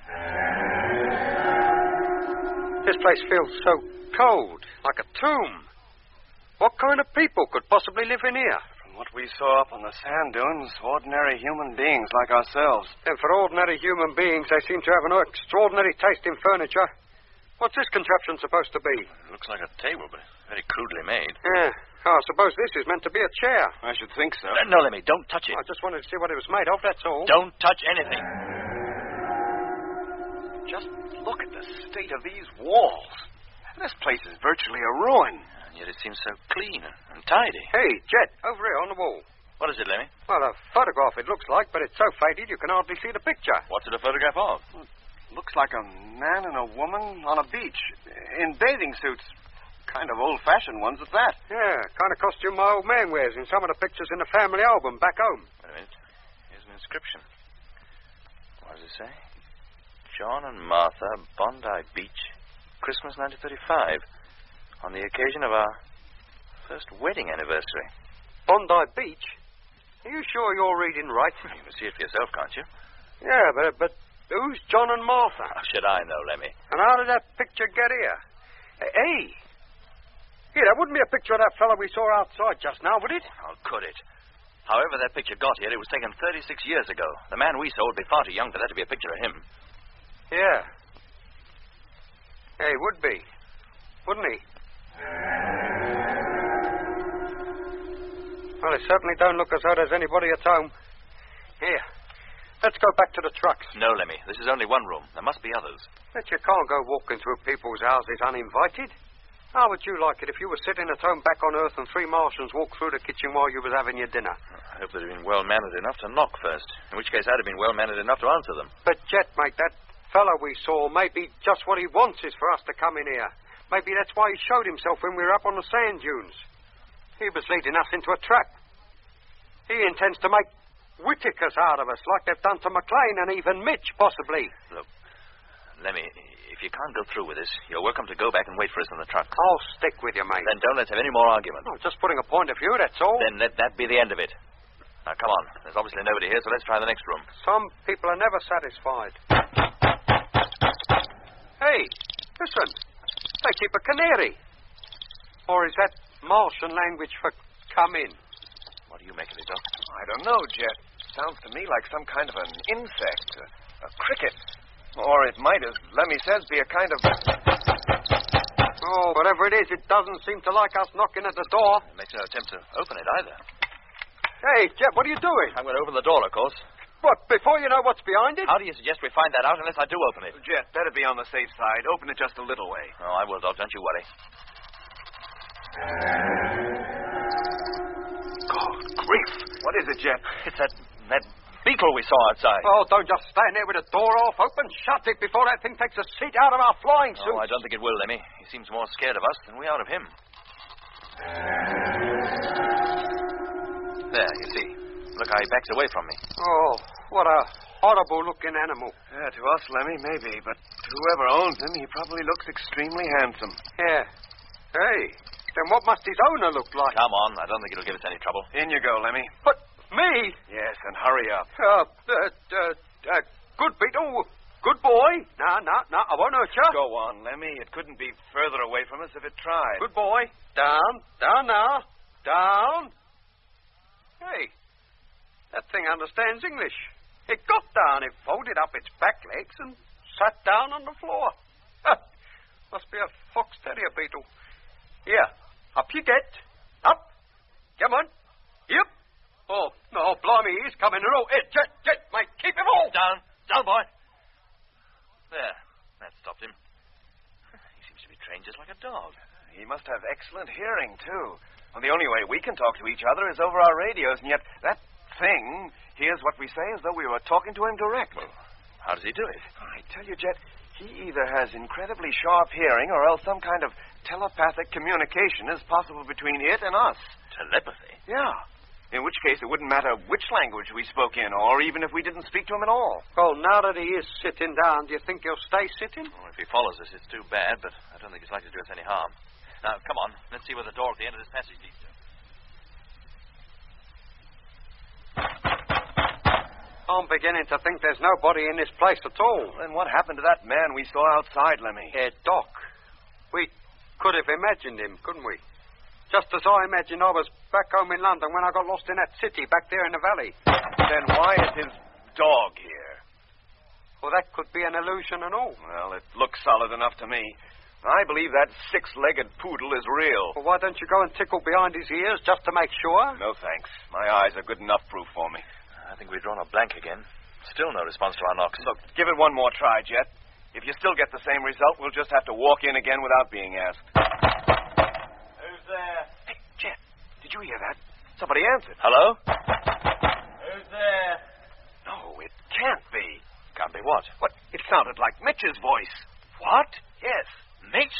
Here? Hello? Hello? For Pete's sake, cut out that banging. If you've anything to say, say it. I can hear you. It is Mitch. And this door's locked. Hello, Mitch. Mitch, answer me. If you've nothing to say, go away and leave me alone. Oh, he can't hear you, Jet. But why not? We can hear him, can't we?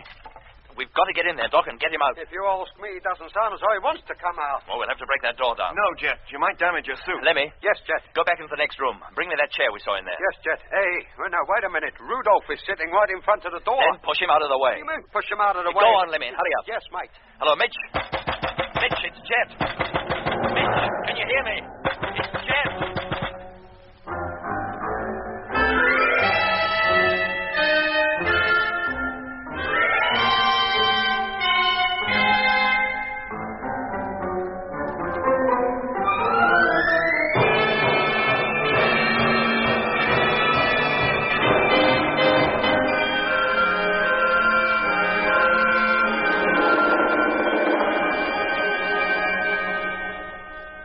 Jet, the chair. Oh, thanks, Lemmy. Now stand back. And you, Doc. Take it easy, Jet. Go on, mate. Couple more blows should do it. That's it. It's too dark to see anything. Let me get over that window. Draw the curtain. Yes, Jet. Look, it looks like a bed over there in that corner, though. Yeah, and somebody lying on it, too. Come on, Doc. Sorry, Jet. What happened, Lemmy? I just gave the curtain a tug and the old lot come down. Condition this place is in, I'm not surprised. Well, at least we can see now. Mitch. Land sakes, Jet, I think it's too late. What do you mean? Oh, look at him. No helmet, no suit. And he doesn't even seem to recognize us. Mitch, don't you know us? You took your time getting here, didn't you? Took our time. We didn't even know you were... Did you bring the ambulance with you?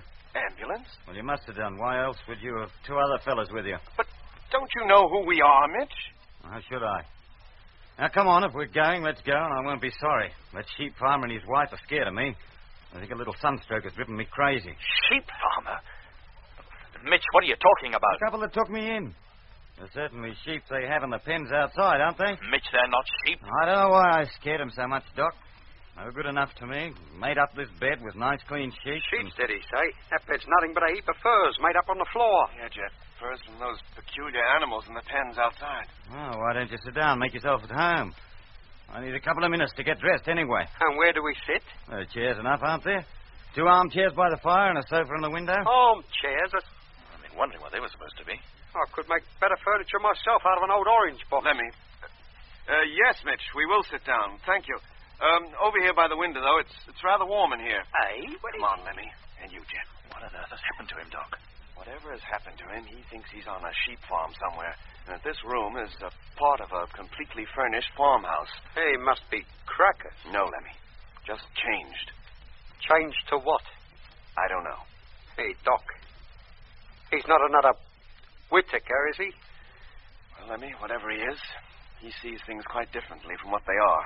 Goodness knows where he thinks he is, or who we are supposed to be. Why did he think we might have brought an ambulance with us? Because he believes he's sick, and we've come to take him away. Look, so long as he thinks that, that's what we'll do. We'll take him back to the truck with us. At least we'll have him back again, and then... Hey, what's that? Oh, that beetle. It's outside. What's worrying the dog? Dog? He thinks it's a dog. What's he kicking up that row for? Have you got somebody else out there? No, Mitch, boy. It's only us. Well, something's worrying him.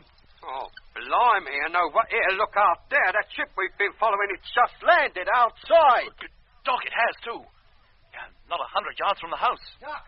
Doc! Who's that calling me? Stay where you are. Don't go into the house. It's the man we saw from up on the dunes. And there's a woman with him. And it's not you he's calling, Doc. He's running towards that ship like the devil was after him.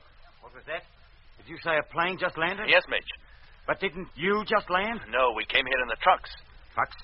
What trucks? The land trucks, of course, of the land fleet. The farmer told me you'd be flying here. But how could he, Mitch? That farmer, as you call him, couldn't even know we were coming. Who are you? Aren't you the flying doctor? You might call me that. From Alice Springs? Where? Alice Springs? Look, Mitch, put your clothes on. Come on. Well, where to? Back to the trucks, of course. Now, come on, Mitch. Take your hands off me. Hey, Jet, that ship. 2 men have come out of it, and that man and woman are talking to him and pointing over here. Hey? Look, come on, Mitch. Take your hands off me, I said. I'm not going with anybody until I know who you are. We told you, Mitch. We're Jet, Lemmy, and Doc of the Mars Space Fleet. You're one of our crew. The Mars Space Fleet? Yes, Mitch. We landed here 9 days ago in the flagship Discovery, and you, too. This is Mars, and you're one of us. You're crazy, the whole lot of you. This is Australia. Australia? Now keep away! Mitch, you must believe There's us. 3 men from the ship. They're coming towards the house, and that sheep farmer is pointing towards this room. He must be telling them we're in here. Hadn't we better get back to the truck? Yes, we had. Now, come on, Doc. Grab Mitch and let's go. Keep off, you hear? Keep off or I'll hit you with this chair. Mitch, will you listen to me? No, Jet, keep away. He'll damage your helmet. Keep off, do you hear? They're nearly here, Doc. Let's get while the going's good. Mitch, we're your friends. We want to help you. Come a step nearer and I'll let you have it. Jet, look out. Oh, Jet! Oh, blimey, that's torn it. His helmet's bust wide open.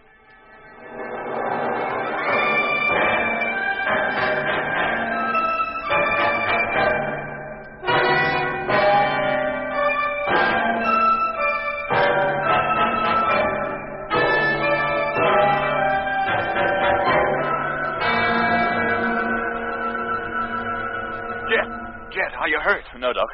What about Mitch? Stop him! He's beat it. And if you ask me, he looked pretty scared. Now, shall I go after him? No, Lemmy. Jet, look. Increase your oxygen supply. Turn it on full. I've done that already, Doc. Can you find some way to block this hole? Hurry up. Lemmy, that curtain. Bring it over here, quick. Right. What are you going to do? Stuff that hole with it. It'll stop the leak enough for you to get back to the truck anyway. Here you are, Doc. Thanks. Now, Jet, bend your head forward. That's it. What is it, Doc? Oh, this fabric, it breaks up into little pieces like it was rotten. You mean you can't use it? Lemmy, look, on the bed, the sheepskins, whatever they are, bring some of those. Yes, Doc. Hang on, Jet. One of those should do the trick temporarily anyway. Do you feel all right? Yeah, for the moment. I must be losing oodles of gas. Here you are. No, thanks, Lemmy. That's more like it. There. Thanks, Doc. Right. Now you look like the Sheik of Araby. Let's get out of here, quick. Where? Along the room, along the end of the passage. Hey, wait a minute. There's somebody coming.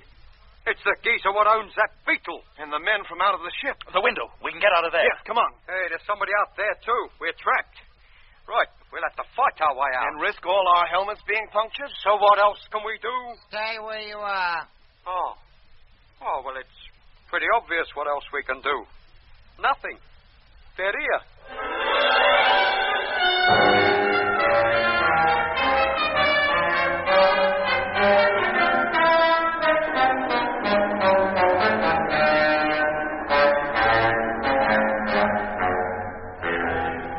In episode 16 of Journey into Space, you heard Andrew Folds as Jet Morgan, David Kossoff as Lemmy, Guy Kingsley Pointer as Doc, Bruce Beebe as Mitch, and with David Jacobs and Matty Head. The orchestra was conducted by Van Phillips, who also composed the music.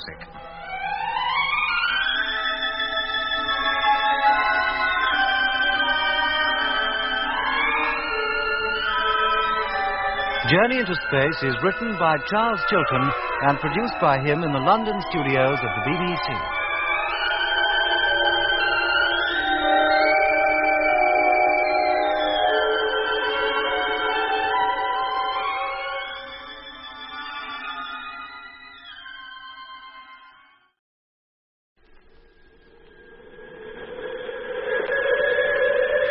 The BBC presents Jet Morgan in Journey into Space.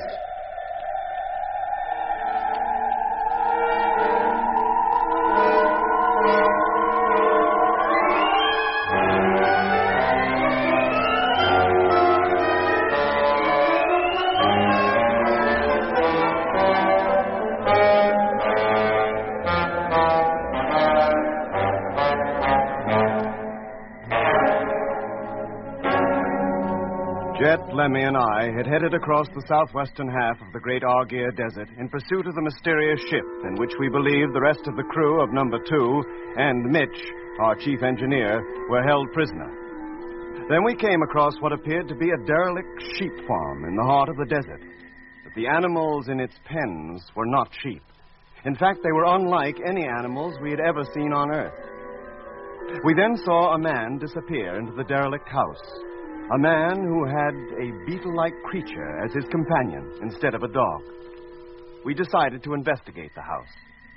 Much to our surprise, we found Mitch sleeping in one of the rooms. A changed Mitch who no longer needed a helmet to breathe and who thought he was back on Earth, in Australia. When we tried to persuade him to return to the trucks with us, he attacked Jet and made a hole in his helmet. Lemmy, that curtain. Bring it over here, quick. Yes, Doc. What are you going to do? Stuff that hole with it, Jet. It'll stop the leak enough for you to get back to the truck anyway. Here you are, Doc. Right. Okay, Jet. Bend your head forward. Uh-huh. That's it. Now. What is it, Doc? This fabric. It breaks up into little pieces like it was rotten. You mean you can't use it? Lemmy, on the bed, the sheepskins, whatever they are, bring some of those. Yes, Doc. Hang on, Jet. One of those should do the trick temporarily anyway. Do you feel all right? Yeah, for the moment. But I must be losing oodles of gas. Here you are. Thanks. That's more like it. There. Thanks, Doc. Now you look like the Sheik of Araby. Now, let's get out of here, quick. There, in the room along the end of the passage. Hey, wait a minute. There's somebody coming. It's the geezer what owns the Beetle. And the men from out of the ship. The window. We can get out of there. Yes, come on. There's somebody out there and all we're trapped. All right. We'll have to fight our way out. And risk all our helmets being punctured? So what else can we do? Stay where you are. Oh. Well, it's pretty obvious what else we can do. Nothing. They're here. That's them, Doc. Appeared from nowhere, frightened the wits out of my wife, and then began to search the house without so much as a by your leave. I see. Now, who are you? We might well ask you that. That's easily answered. I'm the flying doctor in this part of the territory. I received a report that there was a man here suffering from overexposure to the sun. I came to pick him up. If I may say so, Doctor, he's not suffering from overexposure to the sun. Who are you? My name's Matthews. Dr. Matthews. A doctor of medicine? Yes. And of space medicine in particular. Of what? Space. Astronautics. Well, that's a branch of medicine I never heard of. What are you doing here? Where did you come from? We came looking for our chief engineer, Stephen Mitchell. The man you say has had an overdose of the sun, but, well, he was fit enough when he left us. Have you ever seen these men before? Not that I remember. Mitch, what do you remember? How did you get here? That's a funny thing. I don't remember that either. Everything that happened before today seems vague and uncertain. In your condition, what else do you expect? The sooner I get you into bed and under proper medical care, the better. Sorry to disagree with you again, Doctor, but that's not the reason. Yesterday, he was one of us, and like us, he couldn't even walk around on this planet without a spacesuit. Now look at him. A spacesuit? Is that what those get-ups you have on are supposed to be? And where are you supposed to be from? From Earth? Earth, eh? What are you laughing at? Had you said Mars or Venus or some other planet, I wouldn't have had any reason to laugh. Well, this happens to be the Earth. And as for your being creatures from another planet, you don't look any different from the rest of us. Now, if this is a joke, it's gone far enough. Who are you and what are you doing here? Frightening the life out of peaceful folk. Earth, is it? And I suppose the next thing you'll be saying is that those weird creatures outside are sheep, and that beetle sitting there is a dog. And to you, too. If they're not sheep, and that's not a dog, and I've been living under an illusion for years. Now, listen to me carefully. I'm going to shut you in this room while I think about what I'm going to do with you. I shall post one of my attendants outside the door and another outside the window. I shall give them orders to yell if you make any move to escape. And if you do, I shall not restrain Mr. John Bodie here from using his rifle. Is that clear? Look, you can't keep us here. Captain Morgan's helmet is punctured. His oxygen is escaping. Then tell him to take that goldfish bowl off his head and behave like a normal human being. He can't, I tell you. The oxygen in the atmosphere is far too low for us to breathe. Is it? Well, maybe that's an illusion you're living under. Now, come on, John. And you, sir. We'll leave them here to think things over for a bit.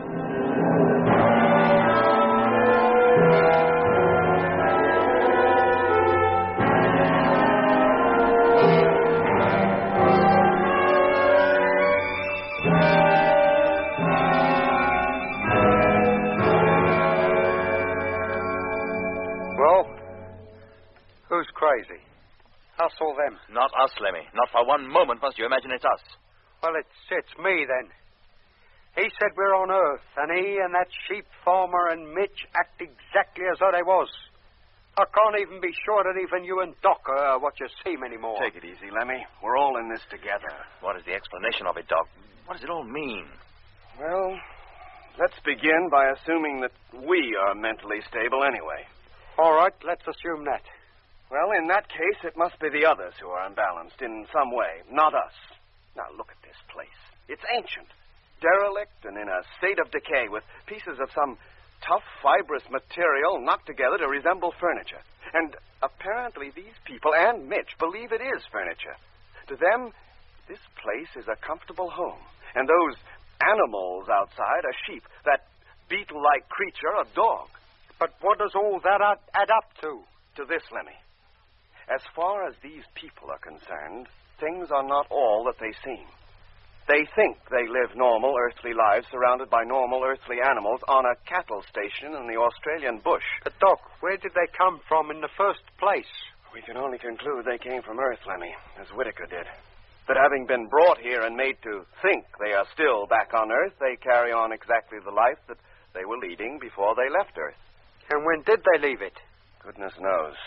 Probably years ago. Before you and I were born, as Whitaker did. Yes, Doc, but who brought them up here? And what for? Why go to all the trouble of conditioning them merely so they can then induce them to believe they're back on Earth anyway? What's the point? We may never know the answer to that one, Jet. Fact is, up to now, they've had to go down to Earth to pick up their victims. But we have come to them. And now we're here. They intend to keep us. And never let us go back? Probably.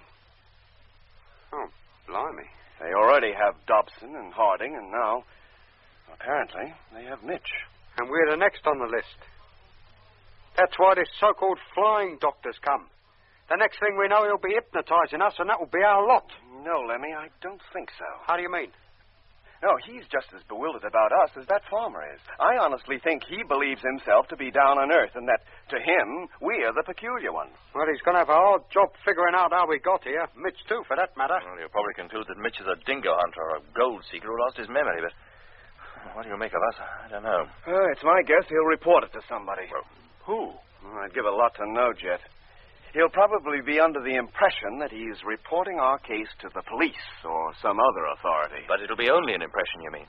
In actual fact, he'll be reporting to the people who conditioned Mitch, and are probably going to try to condition us. That's right. And then? Well, that remains to be seen. They might come and get us. Well, they might, Lemmy. But I'm hoping by the time they get around to it, we'll have figured out some way to get away from here and back to those trucks. You got to hope. We must get you back, Jet. I don't know how much oxygen is escaping from your suit, but it must be considerable. Unless we get back to the truck soon, your chances of survival are going to be very slim.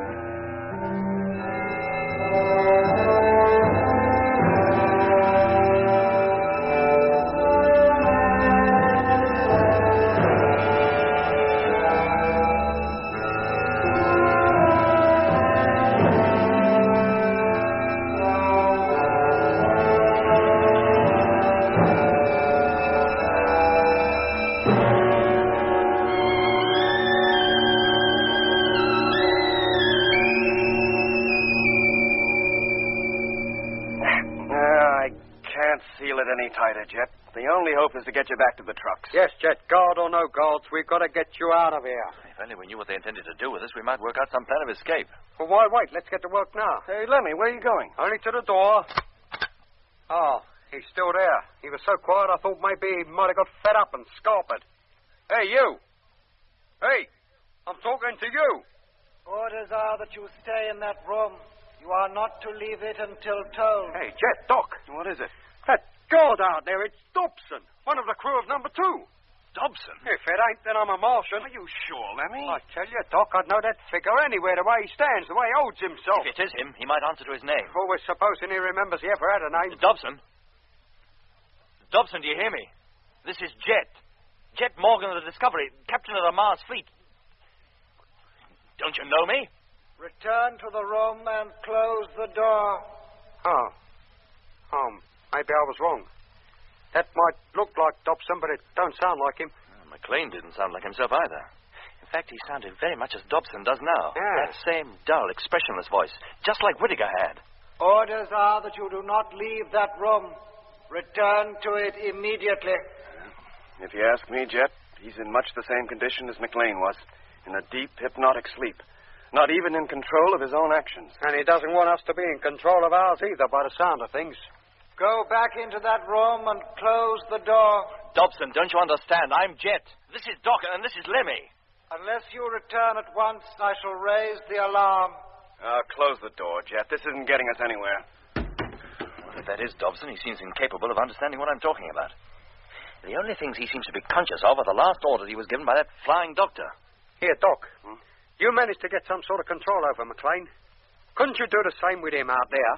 I might, Lemmy, if I had him in the ship or even in the living quarters of the caravan. Why is it that Dobson is like McLean, and yet Mitch and that farmer and his wife appear to behave like normal people? Say, now, listen, wait a minute. Yes, Lemmy? If Doc and me rush out of this door and down the passage, I think we could overpower Dobson, and then while we hold him down, you could make a run for it. Maybe, Lemmy, but Dobson's bound to start yelling for help, or at least to give the alarm that we're trying to break out. Well, what does that matter, so long as Jet gets back to the trucks? And if he doesn't get there soon, he's never going to make it. Yeah, it might be worth the risk. No, Doc, no. The others are bound to come running in. But you'd be well on your way by then, and that's the important thing. Once you're away, Doc and I would have a better chance of making a break later. Yes, Jet. But stupid for you to remain here while there's the slightest chance of your making an escape. Suppose they decide to keep us here all night and all tomorrow as well. Our suit cylinders carry only 2 days' supply of oxygen, and you must have used at least half of yours in the last 2 or 3 hours. Yeah, but how can you expect me to go running off to safety and leave you and Lemmy here to face the music alone? Because with both our suits still intact, we got a much better chance of survival than you have. If you stay here, you've got no chance at all. Come on, Jet. Let's give it a try at least. Now, what do we do, Lemmy? I'll tell you. We fling open the door, run down the passage, and jump on him before he realizes what's happening. You can bet your life that as soon as the other bloke guarding the window hears all the commotion, he'll come running over here to see what it's all about. Then Jet hops out the window, makes his way over the sand dunes to the trucks, and bobs your uncle. All right.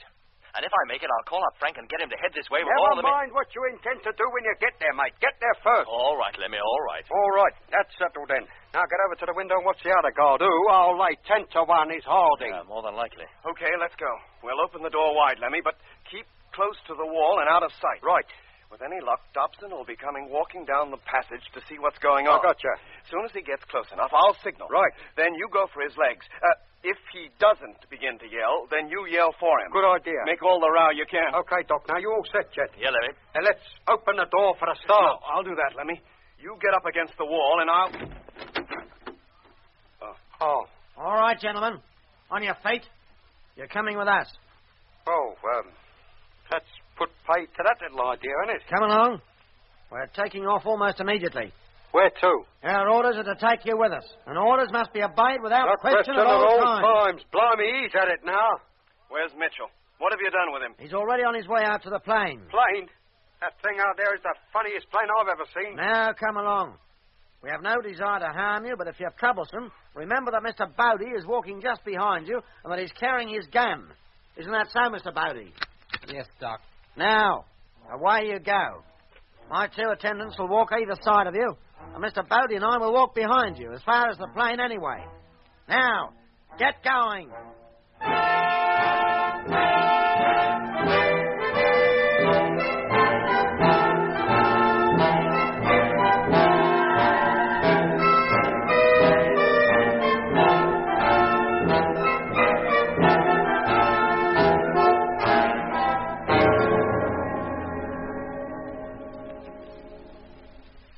Now, head towards the plane and climb aboard. A plane, he calls it. All my life I should meet such people. Get going. Don't talk so much. Lemmy, Jet. Yeah?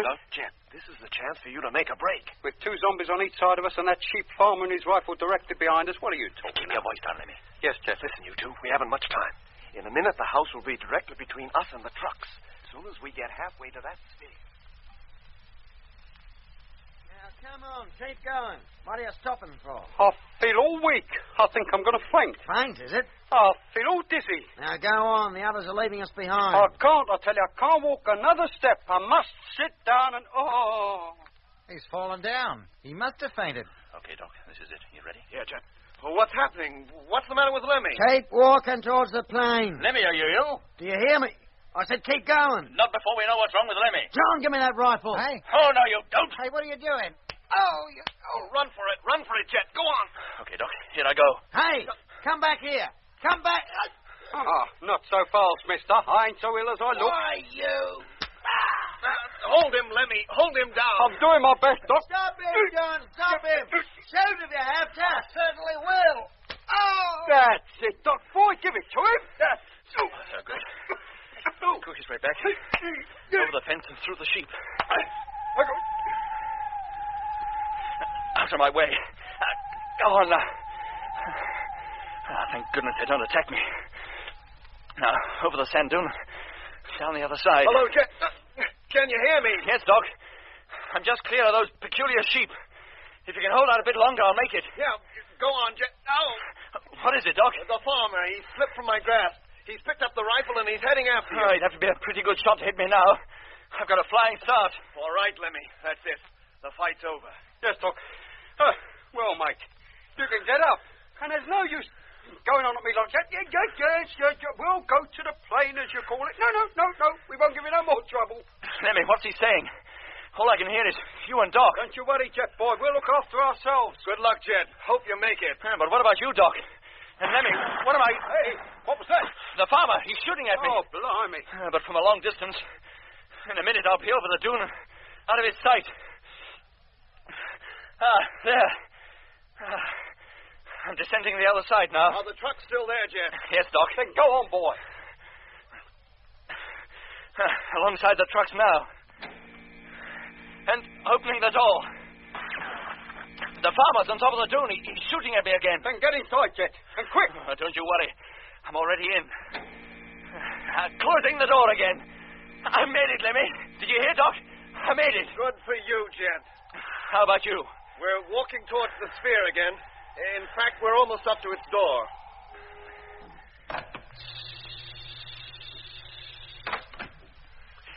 Well, I'm in the driving cabin now. Removing my helmet. There. How far are you from the ship now? Almost up to it, Jet. Try and stall them. I'm going to drive over there. Then you'd better hurry up, mate. They're just pushing us through the doors now. I'm just mounting the dune. I'll be up on the ridge in just a few seconds. Lemmy, did you hear me? Lemmy, answer me. I'm at the top now, and I can see the ship. Good grief. It's taking off.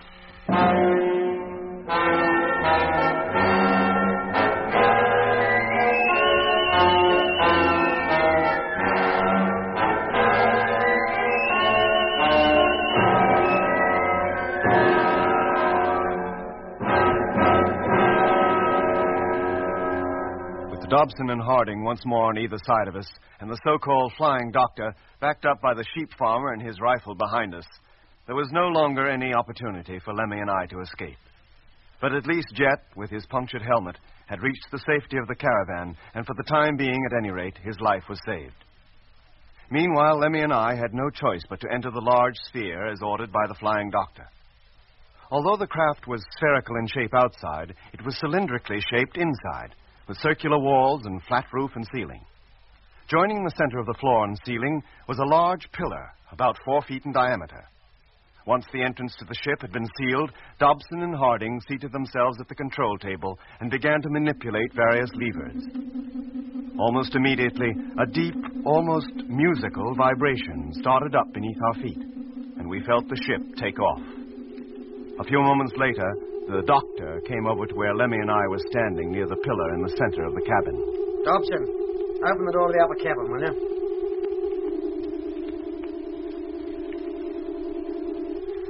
Now, Dr. Matthews, if you'll kindly climb up the ladder, I think you'll find the upper cabin much more to your liking.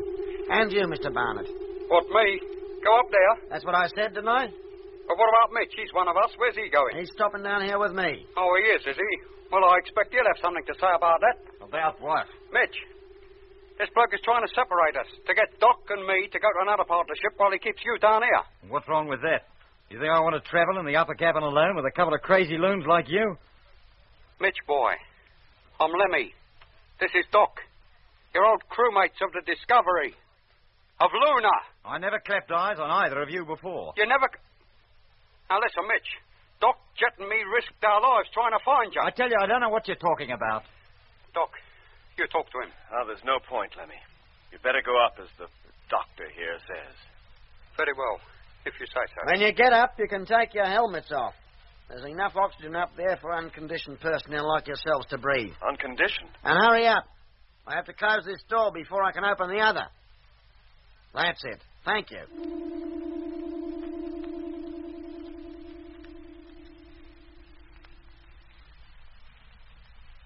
Take your helmet off, Lemmy. He was right. We can breathe.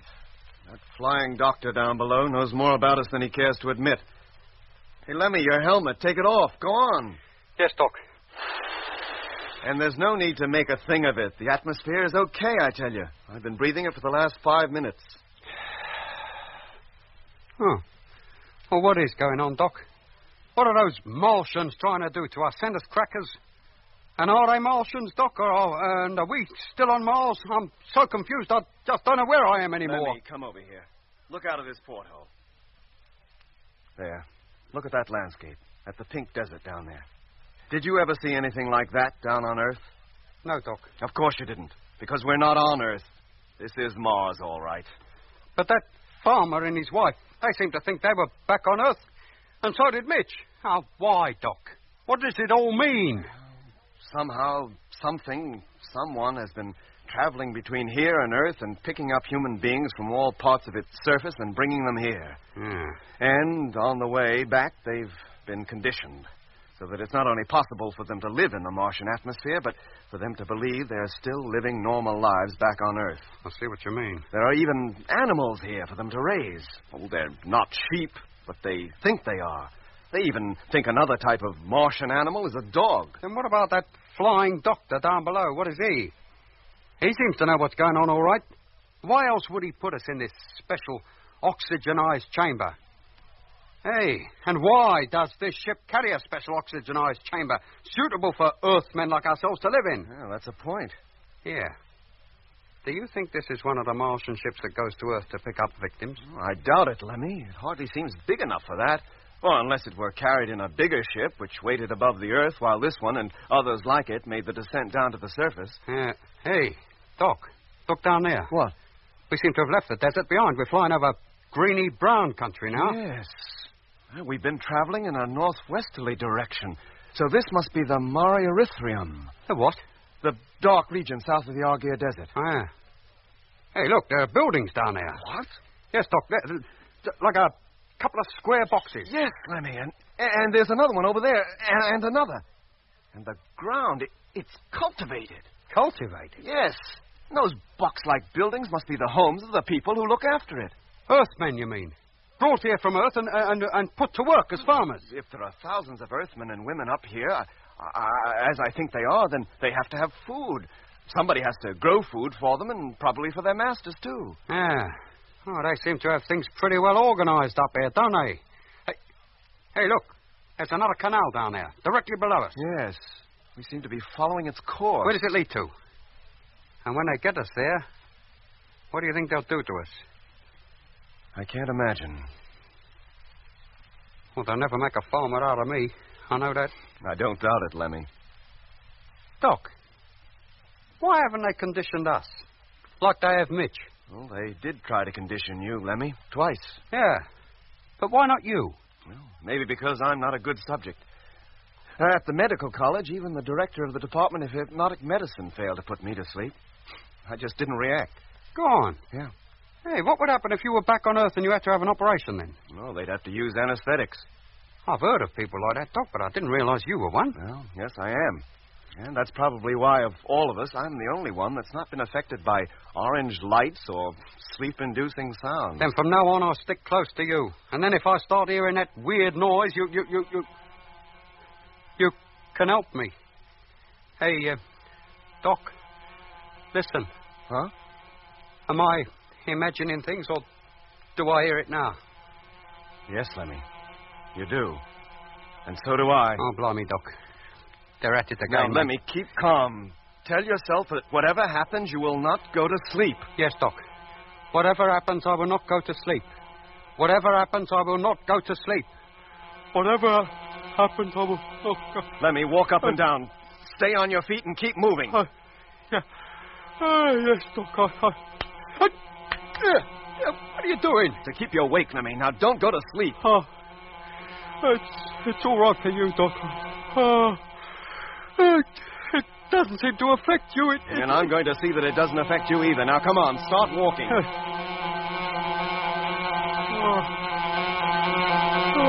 Come on, Lemmy. It can't go on forever. You'll beat it if you try. No, Doc, I can't. I've got to go to sleep. No, Lemmy, no. Do you hear me? No. Get up. Come on. Oh, Doc, I'll talk. That's more like it. Now, start walking again. But I'll get giddy walking around and round this place. Come on.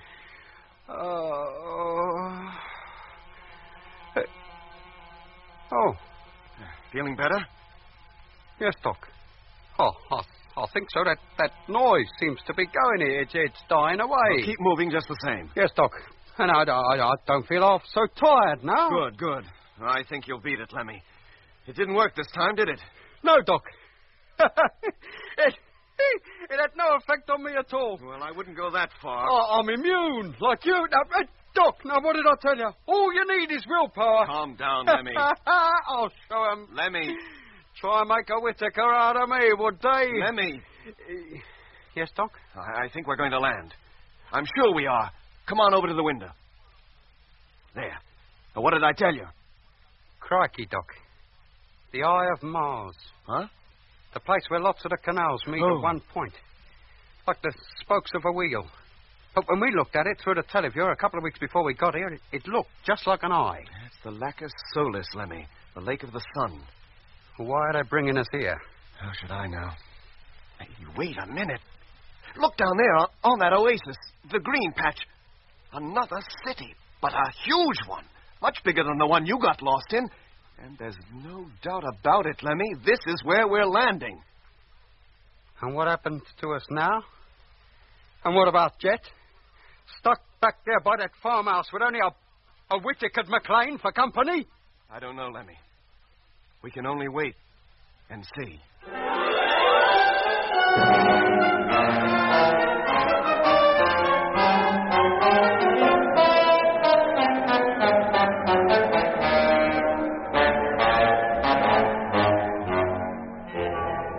In episode 17 of Journey into Space, you heard Andrew Foles as Jet Morgan, David Kossoff as Lemmy, Guy Kingsley Pointer as Doc, Bruce Beebe as Mitch, and with David Jacobs and John Casapon. The orchestra was conducted by Van Phillips, who also composed the music.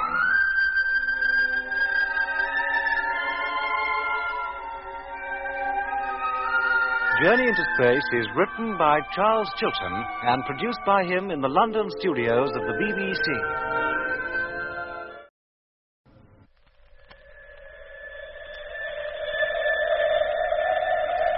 The BBC presents Jet Morgan in Journey into Space.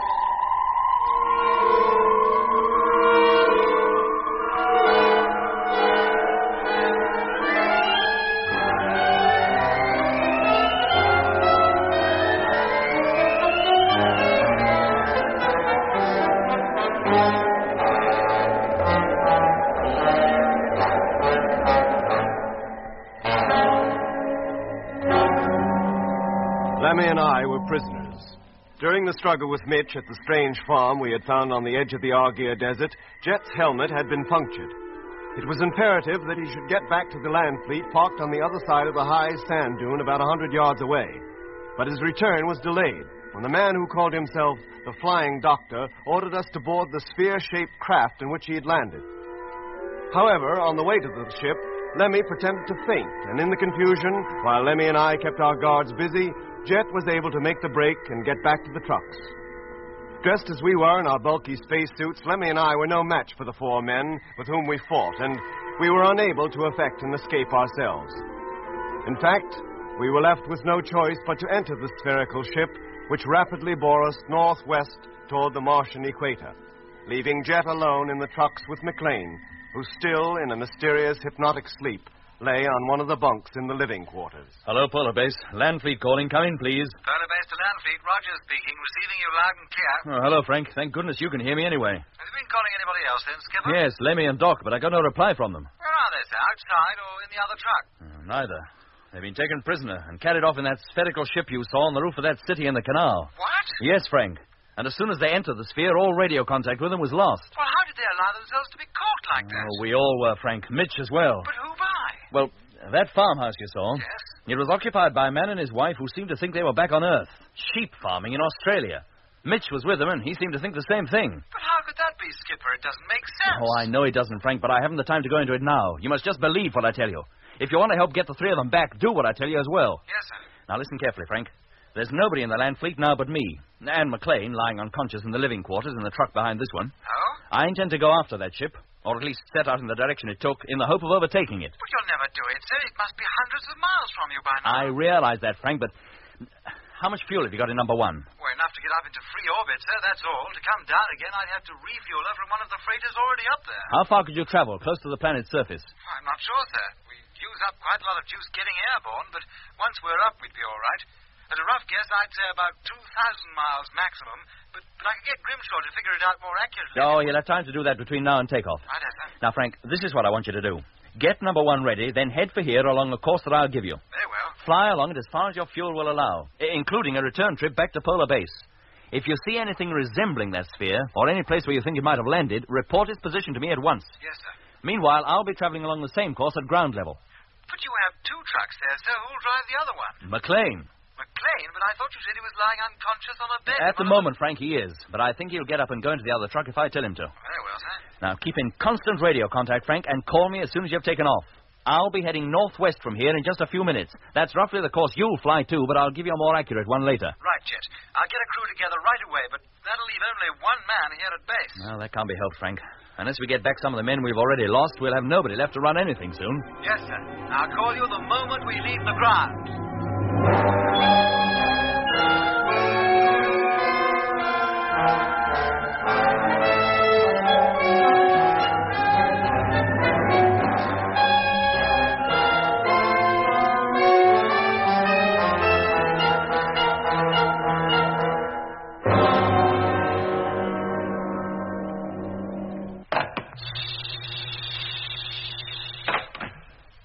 McLean.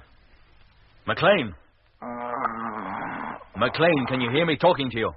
I hear you. Do you know who I am? What are your orders? Orders are that you get off that bed. Do you hear me? Get off that bed. That's it. Now listen carefully. You're to leave this truck and go into the next, into the driving cabin. Once you're there, you'll switch on the truck-to-truck radio and seat yourself in the driving seat to await further orders. Do you understand these orders? I understand them, and orders must be obeyed without question at all times. See that they are. Now leave this cabin and go into the next truck. He's going, too. When he's in this state, Doc's not the only one who can control him. How about your suit, McLean? I do not need a suit. To me, the atmosphere is perfectly breathable. It's going to the airlock anyway. Oh, let's hope this works. It's got to work. Now he's opening the main door. And he's going outside. Oh, let's hope he doesn't take the chance to escape. Hello, McLean? Hello, McLean, can you hear me? Of course he can't. With no suit on, how could he? Well, there he goes, walking over to the next truck. And letting himself in. He's doing exactly as I tell him. At the moment. But if he receives orders from anywhere else, goodness knows where we'll end up.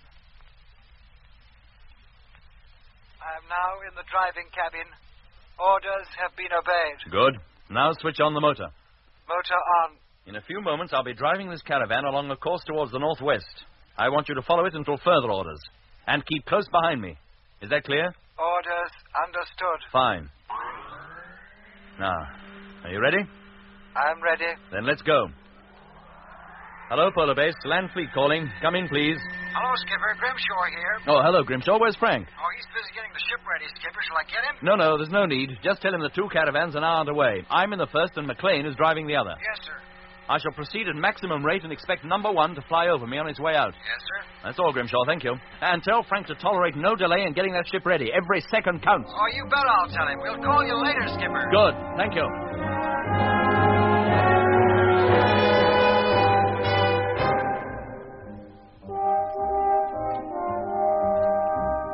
And so Jet set out in what could only have seemed a hopeless search for Lemmy, Mitch, and myself. All morning, with McLean following close behind, he plowed his way through the pink sand on a steady northwesterly course in the direction the sphere had taken.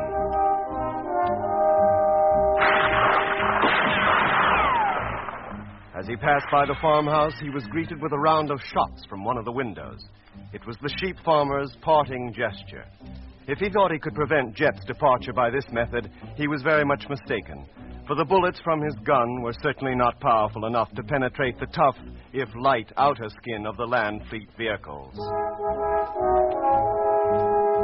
An hour later, the farm was out of sight, and for the first time since we got underway, Jet had a call from Polar Base. Hello, Jet. Frank Rogers calling. Oh, hello, Frank. We've taken off, sir, and are heading in your direction now. Good for you. Should be flying over you in a couple of hours. You're quite clear about what you're supposed to do. Yes, sir. Don't worry. We understand it perfectly. Incidentally, sir, we now find we have enough fuel for a flight of 2,300 miles maximum. That should take us a considerable way beyond you and back to base again. Very well, Frank. I'll keep a lookout for you.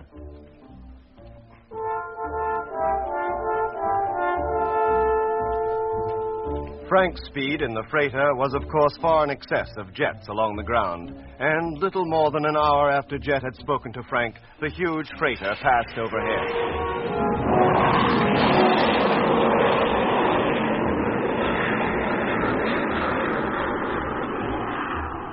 And within a few moments had become a mere speck on the horizon in the direction the sphere had taken. It was about then that the sphere in which Lemmy, Mitch, and I were traveling, Mitch in the lower cabin and Lemmy and I in the upper one, reached the city of Lacus Solus, the great oasis where a number of canals crossed each other. What kind of place is this, Doc? And look at the size of it.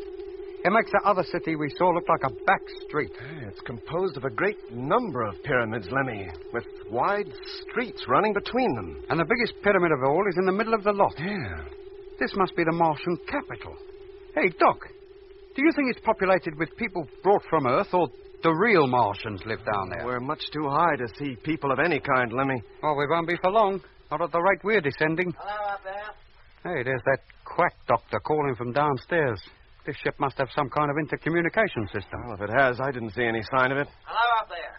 Can you hear me? Of course we can hear you. And if we could find any instrument to talk into, you might get a reply. You don't have to find anything. Just talk, that's all. Oh. We're about to land. Orders are that you come down to the lower cabin immediately. Orders? Who do you think you're talking to? Quiet, Lemmy. Hello, this is Matthew speaking. Orders, did you say? You heard. The door will be open and you will come down. But supposing we don't choose to come down? The orders have been given and orders must be obeyed Without question at all times. We know all that, but we're not used to taking orders from anybody but Jet, and he doesn't happen to be here.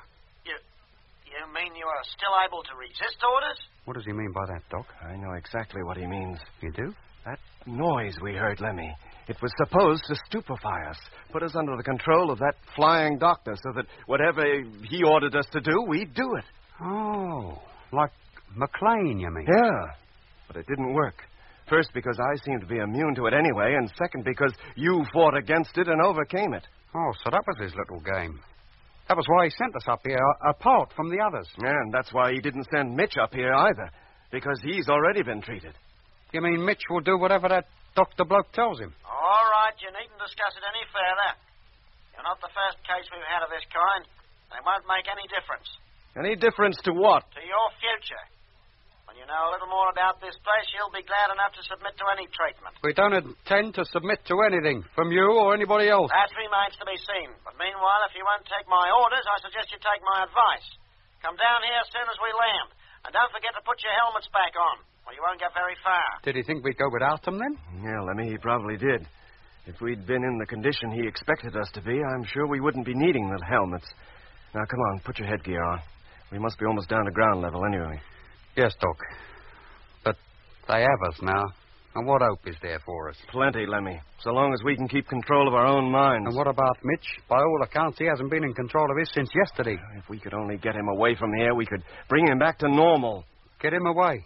You're right.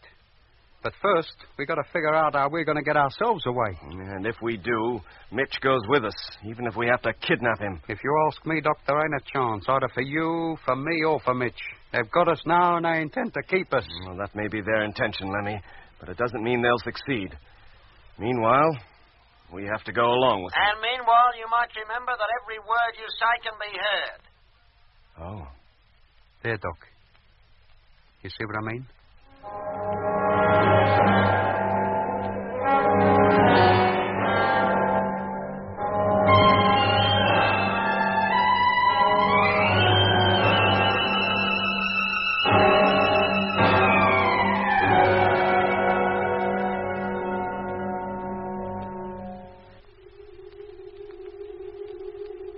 Put your helmet on, Lemmy.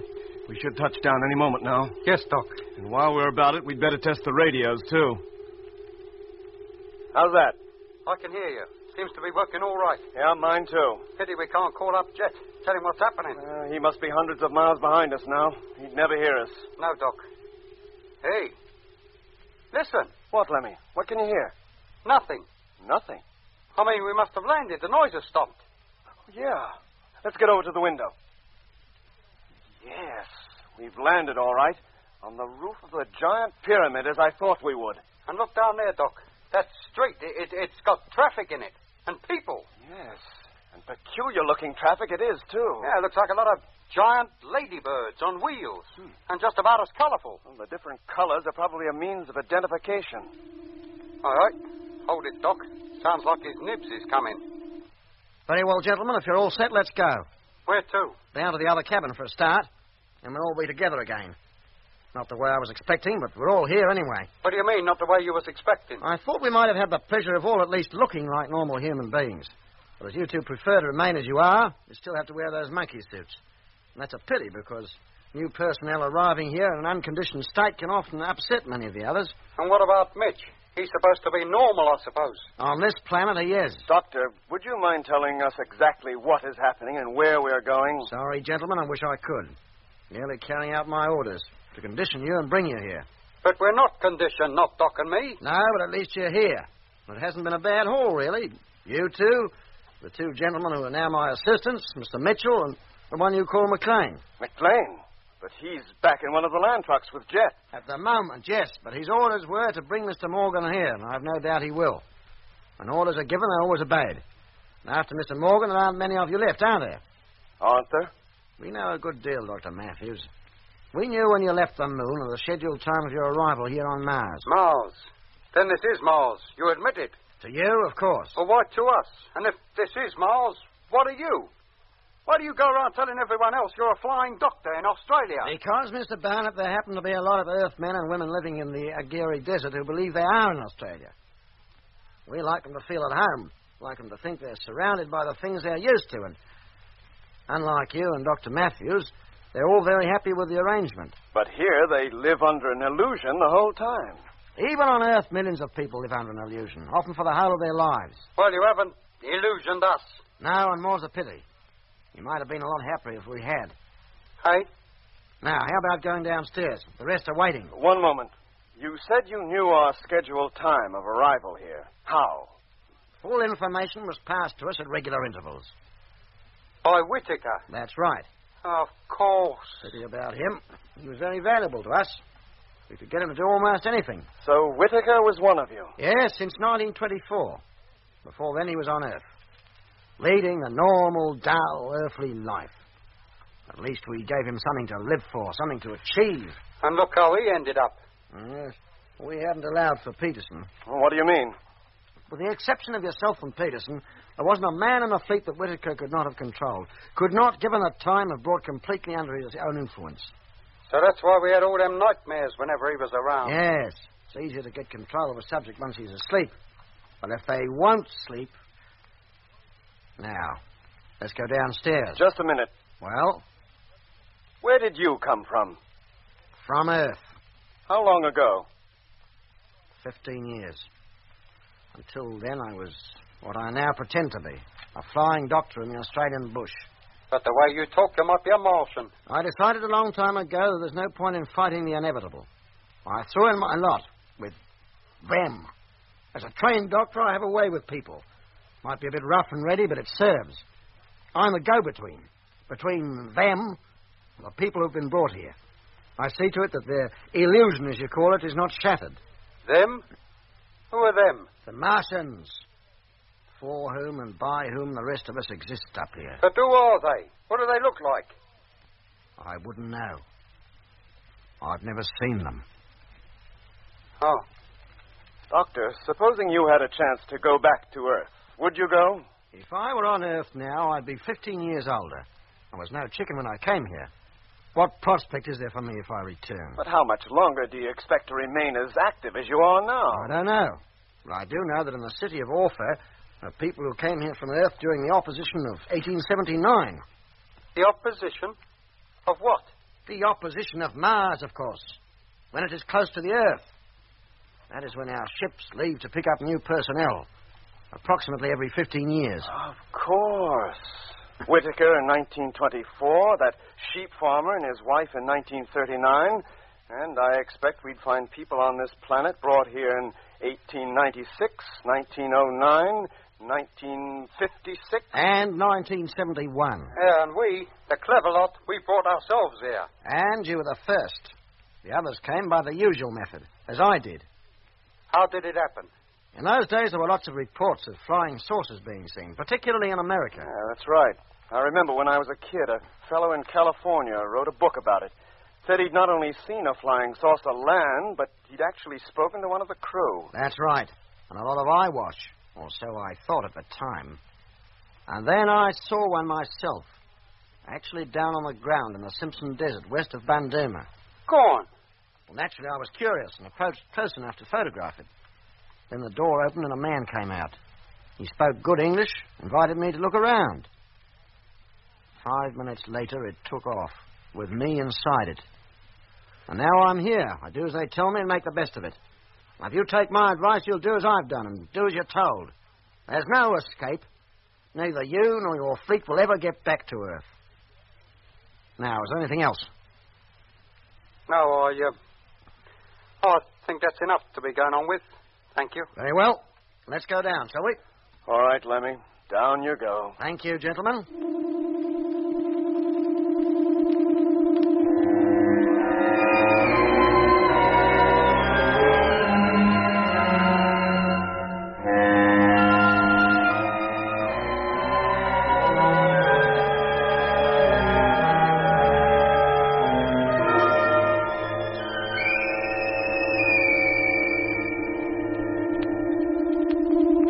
Now, gentlemen, if you wouldn't mind stepping outside, I'll take you down to the intake section, where you'll be categorized for the work most suited to you. Work? You don't think this is a free hotel, do you? Once you're here, you have to work for your keep. What's that? That is something I don't decide. But you're more fortunate than most people. You're all very skilled in your own particular professions and should be very useful to us. Your long stay could be extremely pleasant. Who are you kidding? Come over here to the terrace wall. Well? Look down at the city. What do you think goes on down there in all those buildings? How should we know? Well, I tell you. Each pyramid is a little city within itself, has its own citizens, a couple of hundred in each. Whether they're domestic staffs and their own medical staffs and directors of culture, leisure and sport. Our aim is to see that every worker is happy, well-fed, properly trained and highly efficient. Sounds marvellous. Just like a colony of ants. But what are they working for? To go back to Earth, eventually. Hey? For nearly 100 years they have worked to that end. And when they return, they will carry the true Martians with them in the largest space fleet the universe has ever seen. You mean they're building a space fleet to invade the Earth? Mars is a dying planet. If its inhabitants are to live, they must move elsewhere. The nearest and best place for them is the Earth. And what about the people who already live on the Earth? And the people brought up here from Earth, what about them? They will be rewarded for their part in making the invasion possible. And how long before this invasion is possible? The next close opposition. 1986. That should see the beginning. Good grief. So you see how important it is that none of your expedition gets back. It's all too horribly clear. If the Earth knew what was in store for them, they might make preparations to resist. And... What's that? Sounds like a plane of some kind. Hey, Doc! Doc, look! It's one of our freighters. It's number one. It's Frank!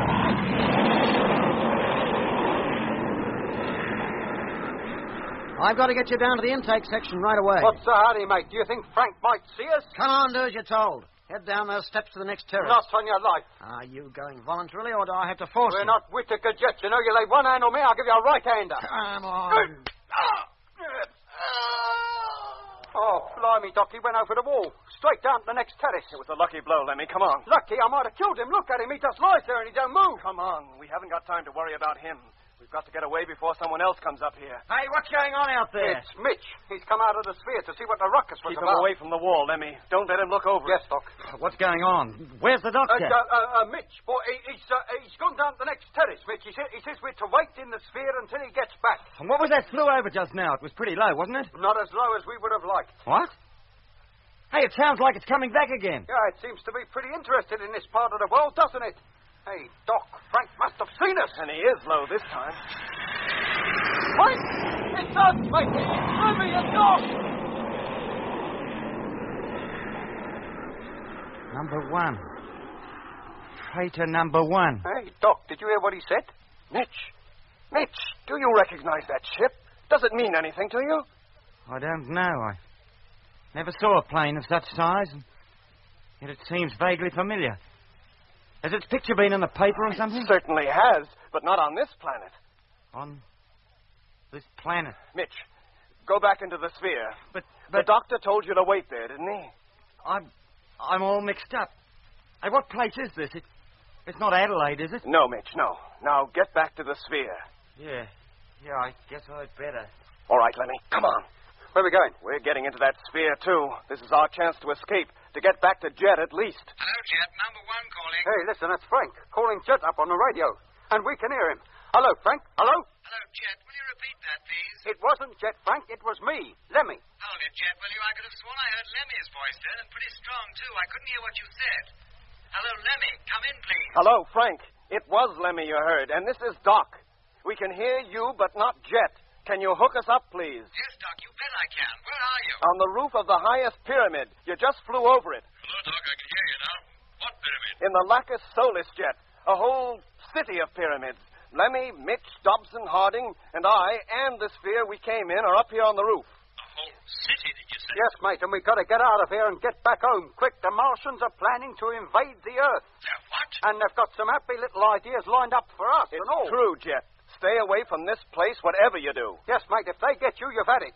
You might never get back to Earth again. And Jet, watch McLean. He's been instructed to bring you here. But he does everything I tell him. Well, watch out for him just the same. The Martians aim to get us all, to prevent our warning Earth of their intentions. Doc, look. Are you quite sure you haven't been conditioned? Oh, blimey, mate, do us a favor. Do we sound as though we have? Jet, you must believe us. Let me tell Frank the whole story and have him relay it to the rest of the fleet in free orbit so that they can tell Earth. Yes, but supposing it's not true, we'd put the whole world into a panic. Well, that's better than being caught on the hop, isn't it? We must tell Control at least, Jet. What they do after that is their concern, but at least we'll have done our part. Very well, Doc. Go ahead. Frank, did you hear that? Yes, sir. Then hook Doc up. Right. I'll call you as soon as I've established contact. Jet. Yes, Doc? Where are you now? Still crossing the Argyre Desert in your direction. Well, don't. Stay where you are. If Frank has enough juice, he can drop down and pick you up. Take you and McLean back to Polar Base. Yes, but what about you and Lemmy and Mitch? With luck, we might make it. But we'll have to hurry. I'll say. Hey, Doc, look. Coming up the steps, 4 men. Into the sphere, quick, Lemmy. They'll just come in there after us. Go on. Yes, Doc. Hello, Doc. What's happening? Don't worry, Jet. I'll call you again later. Keep listening out. Right. Come on, Doc. They're running now. Be right with you, Lemmy. There. Yeah, and how do we close the perishing door? We haven't a clue how this ship works. We haven't, Lemmy, but Dobson and Harding have. Yeah. Dobson, close that door. Will they take orders from you? We'll soon see. Close the door, Dobson. Oh. And only just in time and all. Now what? We'll get them to take us off, Lemmy. Here, what's going on? Where's the doctor? Why have you shut him out? Sit down, Mitch, and keep quiet. Hello, Jet. Not before you tell me what's going on. Hello, Frank. Sit down, Mitch. We're all hooked up now, Skipper. Doc can go ahead just as soon as he likes. You hear that, Doc? Go ahead. Thanks, Jet. Oh, no. Listen. Look, we ain't got enough trouble yet. Must be their way of trying to stop us taking off. Trying to put us to sleep, you mean? You must fight it, Lemmy, as you did before. Yes, Doc, I will. Whatever happens, I must not go to sleep. Whatever happens... Hello, Doc. Go on. Frank is waiting. Hello, Frank. Can you hear me? Lemmy, you must not go to sleep. What was that, Doc? That wasn't me yawning, Doc. That was Mitch. Mitch. And Dobson. Oh, good grief. Dobson, take the ship up immediately. Take off and return to the Argyre Desert. Do you hear? Aye, aye. Something's happening. And whatever happens, I must not go Hello, to sleep. Frank. Frank, hello. Doc, Mitch is out, asleep on the floor. Hello, Frank. Hello. Hello, Doc. Jet, what is it, Frank? What's wrong? I don't know. There's that peculiar noise, and I feel so sleepy. Frank, you must fight it. You must stay awake. I'm trying, Doc, with the ship. What about it? She doesn't seem to respond. I can't control her. Oh, no. Take a hold of yourself, Frank. Frank, do as Doc says. You must stay awake. But we're off. Doc, we're taking off. And for Dobson, this is a time to go to sleep. Get over there, Lemmy. See if you can control her. Me? What a hope. Go on, Lemmy. Yes, Doc. Hello, Jet. Doc. Yes, Frank? It's no good. We're losing height. I can't control her. You must, Frank. We're almost on the deck now. Here we go. Frank. Frank, answer me. Hello, number one. Hello. What is it, Doc? Frank. He must have crashed.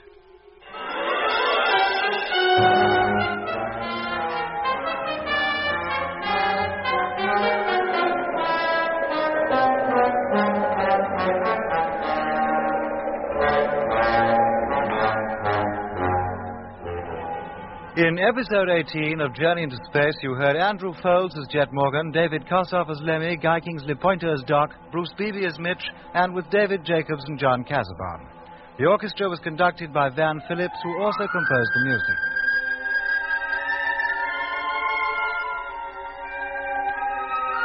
Journey into Space is written by Charles Chilton and produced by him in the London studios of the BBC.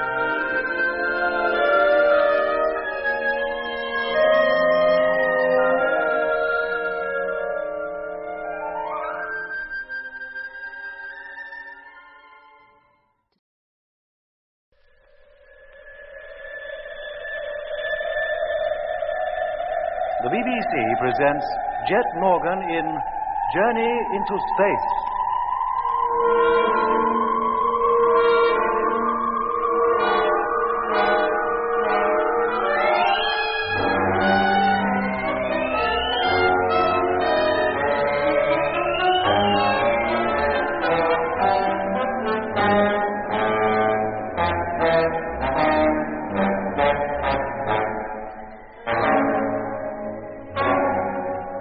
Lemmy, Mitch, and I, prisoners of the so-called Flying Doctor, had been carried to a Martian city in the heart of the Lacus Solus.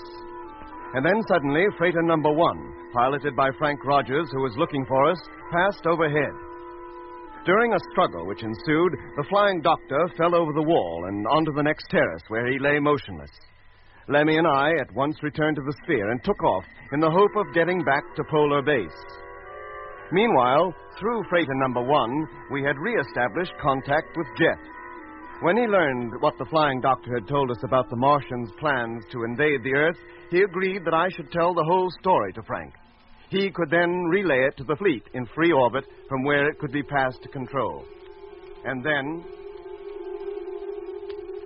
Hello, Doc, Jeff. What is it, Frank? What's wrong? I don't know. There's that peculiar noise, and I feel so sleepy. Frank, you must fight it. You must stay awake. I'm trying, Doc. The ship, What about it? she doesn't seem to respond. I can't control her. Oh, no. Take a hold of yourself, Frank. Frank, your doc says you must stay awake. We're off. We're taking off. And for Dobson, this is the time to go to sleep. Get over there, Lemmy. See if you can control her. Me? What a hope. Go on, Lemmy. Yes, Doc. Hello, Jet. Doc. Yes, Frank? It's no good. We're losing Ida. I can't control her. You must, Frank. We're almost on the deck now. Here we go. Frank! Frank, answer me. Hello, number 1. Hello. What is it, Doc? Frank. He must have crashed. Hello. Frank. Hello. Hey, he's not replying, Doc. Hello, Jet. Can you hear me? Oh, if Frank has crashed, we've lost contact with Jet. No. Without number 1 to relay our calls, he can't hear us, mate. And meanwhile, this ship is steadily climbing. Well, there's nothing for it but for us to learn how to control it if we can. Drag Dobson out of the way, Lemmy. You take his panel, I'll take Harding. Right. Now, you lie there, mate, and you have a nice little 40 winks. Hey, Doc. Yeah? That noise, that go-to-sleep noise, it's stopped now. Oh, never mind that, Lemmy.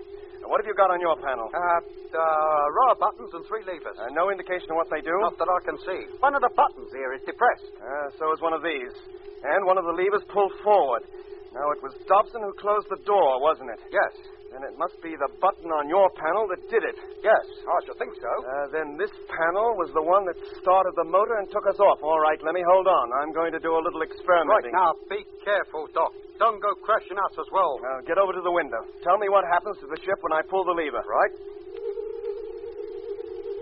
It don't seem to make any difference at all. Doesn't it? Now, wait a minute, Doc. Yes, it does. We've stopped. Stopped in midair. Right. Tell me what happens now. We're going down. Oh, turn it up, Doc. What are you doing? Sorry, Lemmy, but down is the one way we don't want to go. Not yet, anyhow. Well, can't you make it go any other way than up or down? Only stationary like this. And there we'd better stay for the time being at any rate. Dobson and Harding are waking up. Oh, blimey. Let's hope they don't start getting violent. Dobson, can you hear me talking to you?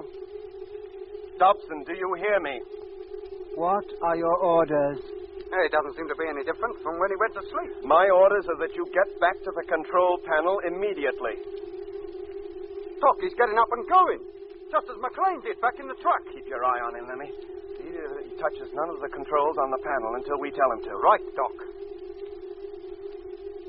Now, Harding. Harding, can you hear me? Get up, Harding. Get on your feet and go back to the control table. Oh, it gives you a funny feeling when they do exactly as you tell them, Doc. Not half the funny feeling we'd get if they'd stop doing what we told them. Oh, what do we do now? Hey, and what about Mitch? And it is turn to wake up. Oh, let him sleep. We have enough trouble, Lemmy. Now, which way was number 1 heading the last time it passed overhead? Southeast. Back towards where it came from, towards the desert. Harding, Dobson, here are your orders. What are they? The ship will proceed at moderate speed in a southeast direction. He's doing it. Then keep close watch on him, Lemmy, and see how he does it, and memorize it. Yes, Doc. Where are we now? We just left the city and we're headed out over the cultivated area again. Any sign of number 1 anywhere? No, Lemmy, not yet. Maybe he didn't come out this way after all. We'll go a little further. Oh, Jet must be going up the wall wondering what's happening to us. Hey, Doc, you don't think after what we told him he's still heading this way, do you? Knowing Jet, he probably is. But He mustn't. We got to get out there and stop him. We will at the first opportunity, but we must find number one first. Yes, Doc. We'll make a complete circuit of the Lacus Solis. And what if them Martians down there come up after us? When they do, we can decide what to do about it. Meanwhile, we'll continue the search. Yes, Doc.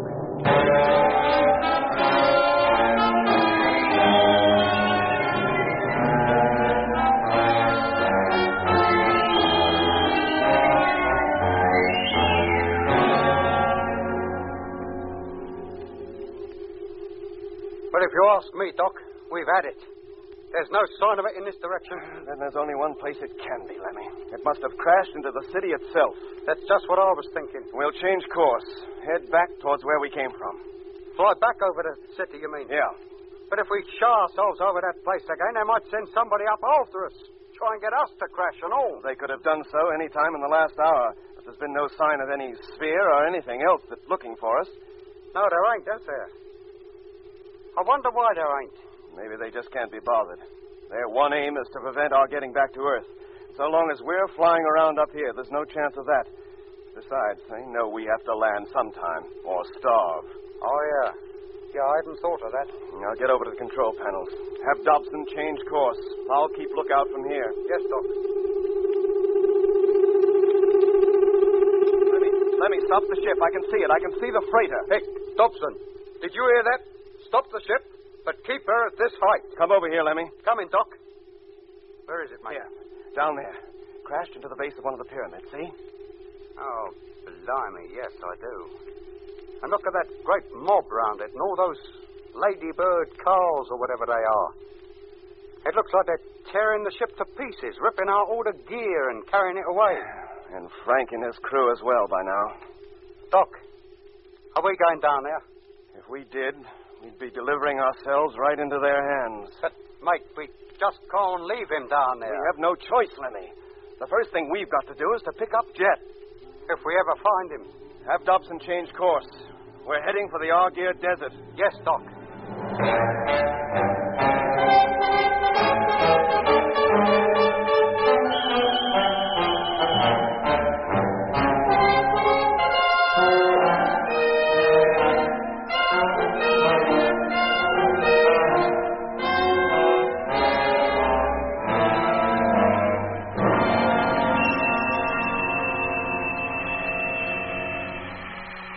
Hello, McLean. Can you hear me?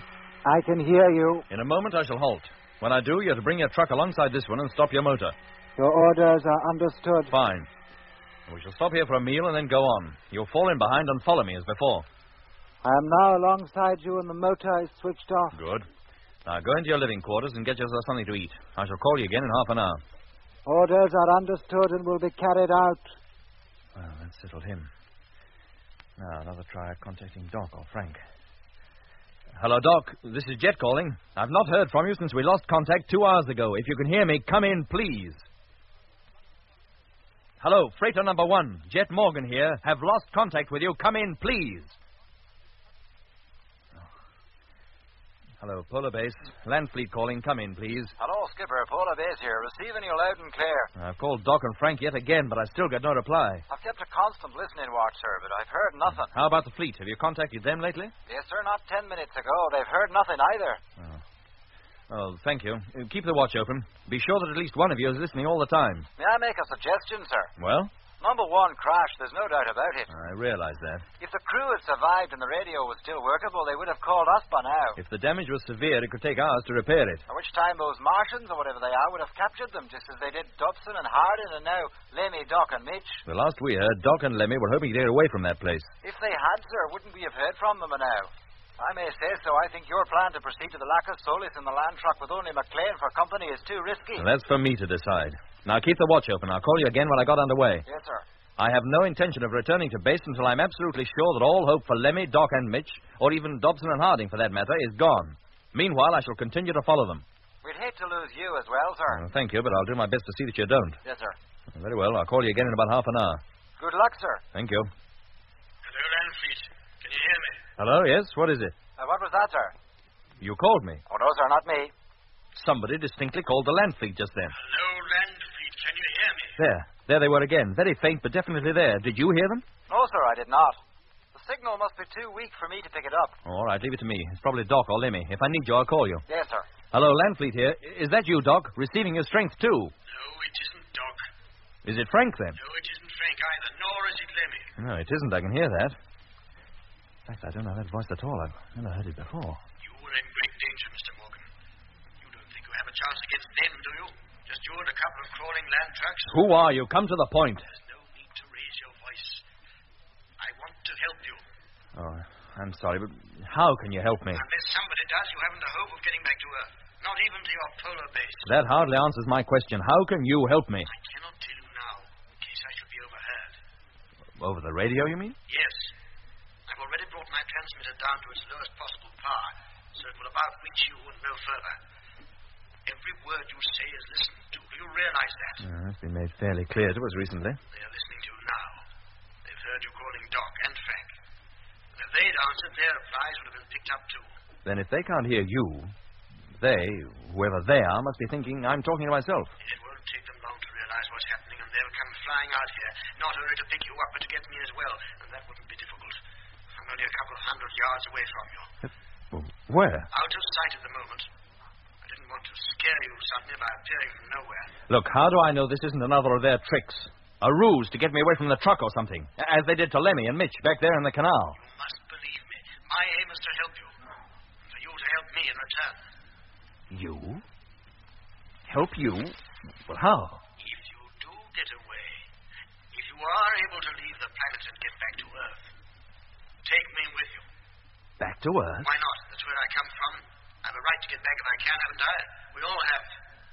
But there wouldn't be room for us all. But I want to be sure that if you do go back, I go back with you. How long have you been here? 15 years. And a trustee for 5. A trustee? That's what they call fellas like me. But there's no time to go into the whys and wherefores now. Do you agree to let me help you? Or do I go back and leave you to fend for yourself? Do you know anything about Doc, or Lemmy, or Frank? I picked up their calls to you just before the freighter crashed. If you ask me, you'll not hear from any of them again. If they're not dead, then they'll be prisoners in the city. And if you think you can storm that place alone in that land truck, then you'd better think again. Now, how about it? Is it a deal? How do I know I can trust you? You don't. You have to take the chance. Are you on foot? No. I have my own land transport. It's given to me because of the work I've been allocated. And what's that? I'm Director of Agriculture. The whole of the Mali Erythrium is under my command. Look, you might be anything. You might be imagining the whole thing. Come to that, so might I. You must believe me. At least let me show you myself and talk to you face to face. Very well. Bring your truck, your transport or whatever it is, over here. I'll be in the driving cabin. Place yourself where I can look at you. Very well. I'll drive round to the front of your vehicle and face you. I'm no ogre. Just an ordinary human being like yourself. Hello, Polar Base. Morgan calling. Hello, Skipper. What was that all about? You heard it all then? Oh, no, sir, only you. Who are you talking to? I don't know. What was that? I said, I don't know. But I hope to. In just a few moments.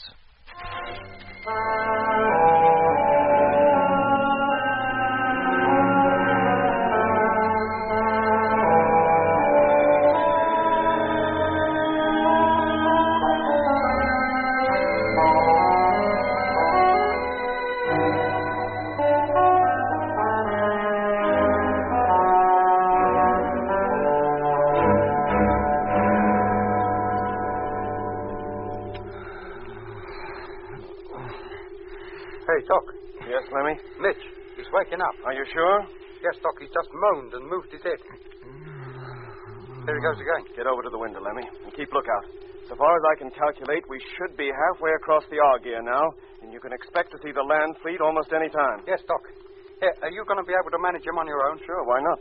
But supposing he's no different from when he went to sleep, he might start getting aggressive again. I think I can handle him if he does. I'll get over to the window, or we may pass over Jet and not even see him. Yes, Doc. What a time to choose to come round. Mitch. Mitch, are you awake? Yes. Can you hear me, Mitch? This is Doc. Doc? Yeah, Doc Matthews. Oh, I'm so cold. What's happened to the heating system in the ship? So far as I know, it doesn't carry one. What are you talking about? All ships carry a heating system. You'd better get one of the engineers over to look at it. Grimshaw for number 3, and quick before we all freeze to death. Mitch, there's nothing wrong with the heating system. It's you that's cold. Cold? Well, that's putting it mildly. My inside feels like it's frozen solid. Listen to me. Do you know who I am? Oh, why shouldn't I? Hey, what's the matter? What are you wearing your suit for? Lemmy and I have to, Mitch. Well, the heating system has failed. You're wearing your suit to keep you warm. Now, what's the idea? Why didn't you wake me up and tell me? Look, we're not wearing our suits just to keep warm. It's because the atmosphere in here is too thin for us to breathe. How the dickens can I breathe it? Now, what is going on? You can breathe it, yes. So can Dobson and Harding. Look at them. They haven't any suits on. Dobson and Harding? Here? Oh, well, why aren't they in their own ship? And where's Jet? Somewhere out on the Argyre Desert, we hope. We're trying to find him and pick him up. On the Argyre Desert? On Mars, you mean? Of course. But we're not due to reach there yet. Not for 2 weeks. We landed here nearly 2 weeks ago. Look, Doc, will you please tell me what this is all about? Why don't you tell me what you think this is all about, Mitch? Where do you think you are? Where else would I be? In the Discovery, of course. Nearly 6 months out from the moon. But Discovery? You mean you think we're still on the way to Mars? Oh, cut it out, Doc. You know darn well that's where we are. No, Mitch, don't get up. I'll get up if I want to. How do I come to be lying on the floor anyway? And what's happened to the bunks and the cabin? It looks all different. Where am I? What? Doc, my chest, it feels tighter. I can't. Lemmy. Breathe. Yes, Doc, come over here, quick. What's the matter? Is he all right? He's far from all right, Lemmy. I think he's coming back to normal, but he can't breathe the atmosphere in here. Oh, blimey, and we've got no suit for him. That oxygenized chamber upstairs. Yes. Harding, open the door to the upper cabin immediately.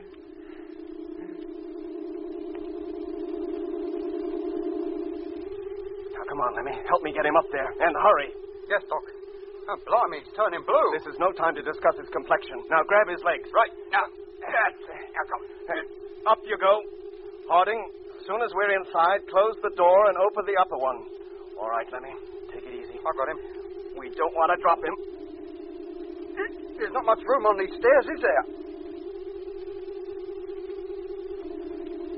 Here goes the other door. Now get him inside and lay him on the floor. He's out cold again. Do you think he suffocated, Doc? No, Lemmy. Thank goodness this chamber was here, or it might well have been the end of him. Look, he seems to be breathing a bit easier now. All right, Lemmy. I'll look after him. You go back downstairs and continue to keep watch for Jet. Right. If you sight the land trucks, give me a call. Yes, Doc.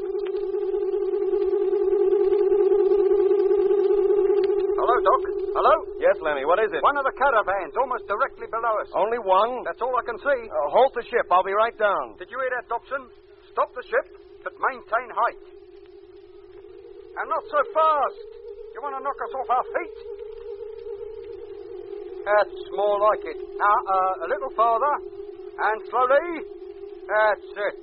Now hold it there. Where is it, Lemmy? There you are, Doc. Just in front of us. We should land just alongside it. Oh, what happened to the other truck? The one McLean was supposed to be driving. I wouldn't know, Doc. Hey. Unless that is McLean's. Let's hope not. Hello, Jet. Can you hear me? Jet, this is Doc. His radio can't be on, Doc. He should hear us easily from this distance. I'll keep calling him, Lemmy.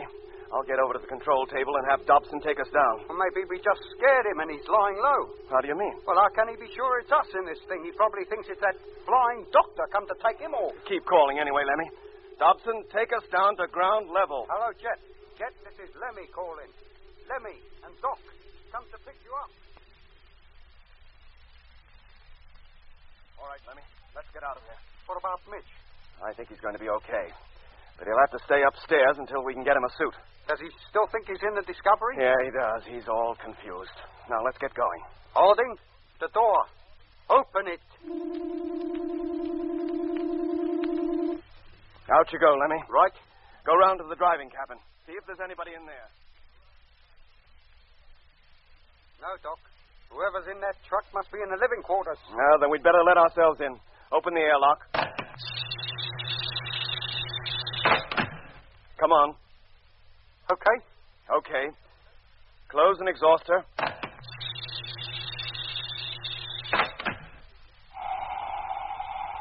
Maybe he's having a sleep. What a surprise for him when he wakes up and sees us standing over him. Okay, Lemmy. Open the door. Let's get inside.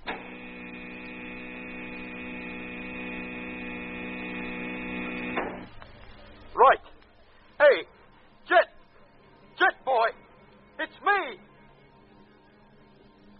Doc and Lemmy. There's no one here. The truck's empty.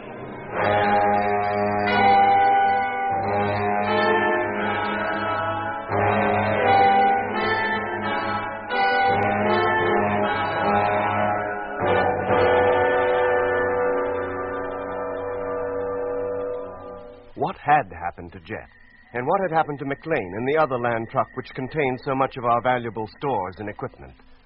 As we learned later, Jet had agreed to talk to the owner of a mysterious voice that had called him on the radio. Well, here I am. So I can see. Fine. Now do you believe I'm from Earth? All the people we've met on this planet seem to be. But I know where I am and what I'm doing.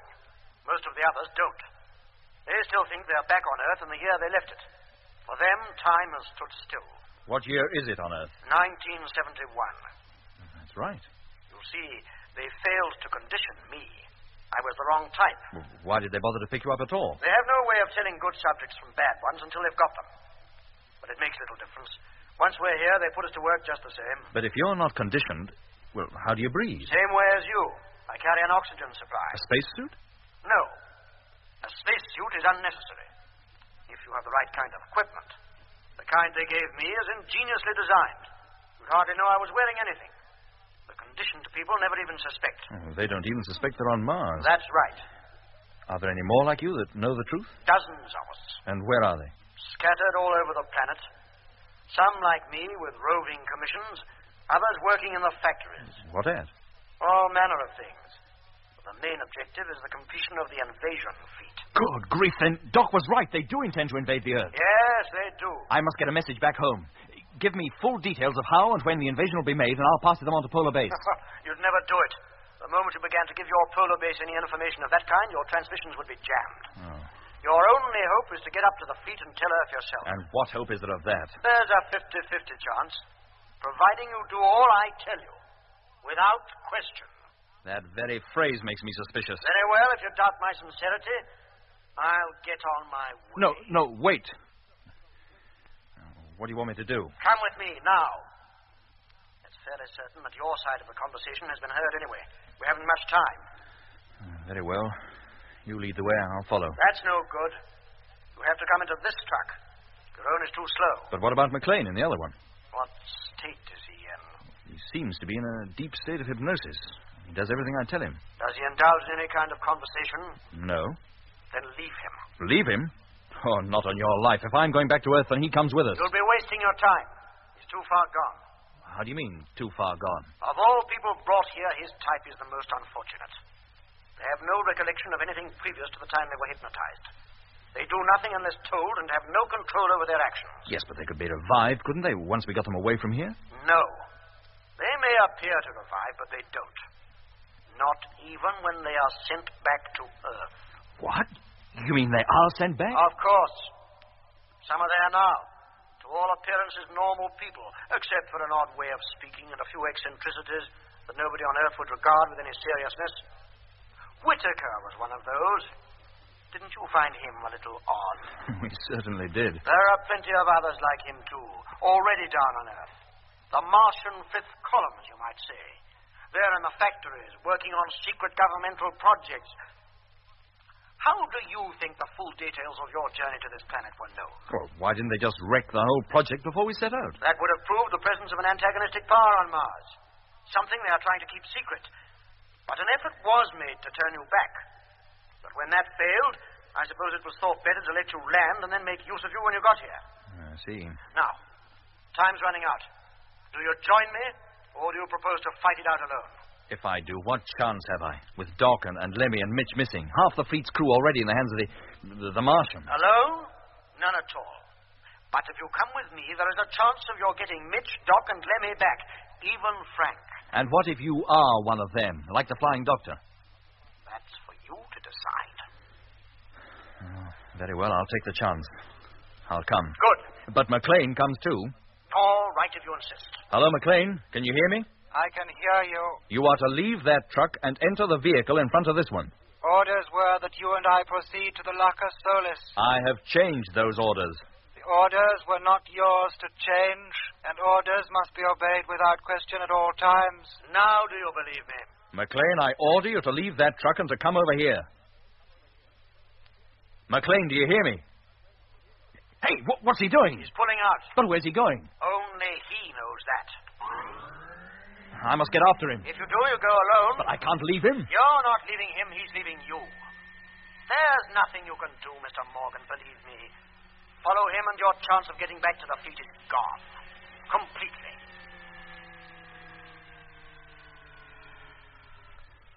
Very well. I'll put myself in your hands. Good. Give me just a few moments while I tell Base what's happened. No, don't do that. Tell him you'll call him later, but give no specific time. Right. When I've done that, I'll put on Mitch's suit and come over there. I shall be waiting.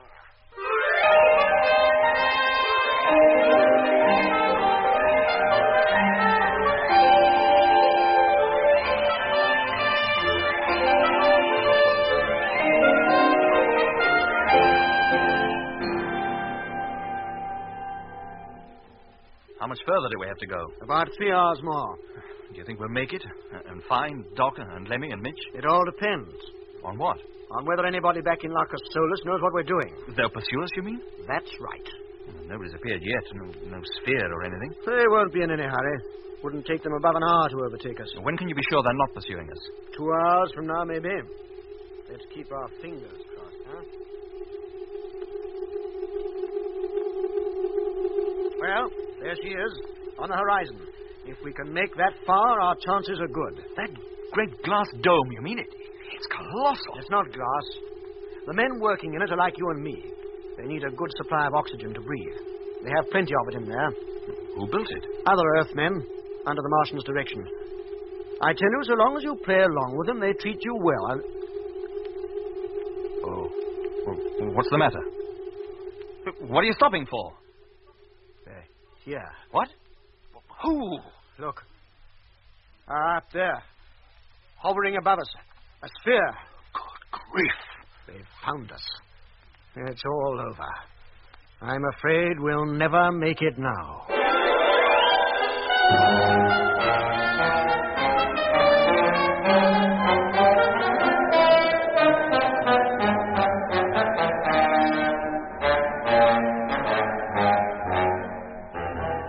In episode 19 of Journey into Space, you heard Andrew Foles as Jet Morgan, David Kossoff as Lemmy, Guy Kingsley Pointer as Doc, Bruce Beebe as Mitch, and with David Jacobs and John Casaubon. The orchestra was conducted by Van Phillips, who also wrote the music.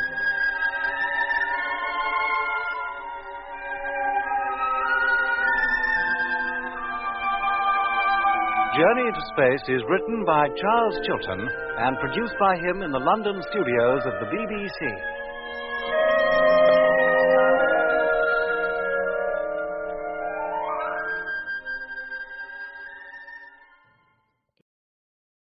The BBC presents Jet Morgan in Journey into Space.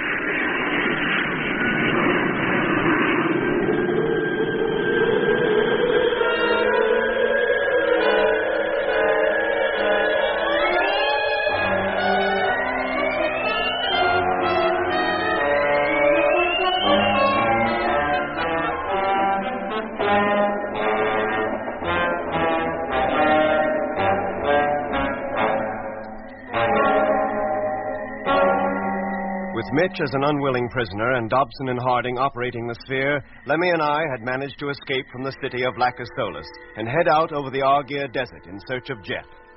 Meanwhile, Jet had left the land fleet for a Martian truck, the driver of which had declared himself willing to help Jet get back to Polar Base if he would take the man back to Earth with him. This Jet agreed to do, And so the two men set out in a westerly direction towards the Mare Erythraeum. Oh, what's the matter? What are you stopping for? They're here. What? Who? Look, up there, hovering above us. A sphere. God grief. They found us. It's all over. I'm afraid we'll never make it now. Well, couldn't we make a dash for it? Oh, there'd be no point. But don't worry. No physical harm will come to you. The Martians rely on other methods, and I gather you're immune to the hypnosis. No, I'm not. They hypnotized me the first day I landed here out on the ice. Eh? Then why didn't they... Look! The door's opening. And somebody's stepping out. He's wearing a spacesuit. Well, it's Doc. Hello, Doc. Lemmy, this is Jet. Hello, Jet boy. Then you are in there, mate. It's not McLean. No, it's not. Stay where you are, Lemmy. We're coming out. I'll explain everything when we're safely inside the sphere with you. Okay, Jet, come on.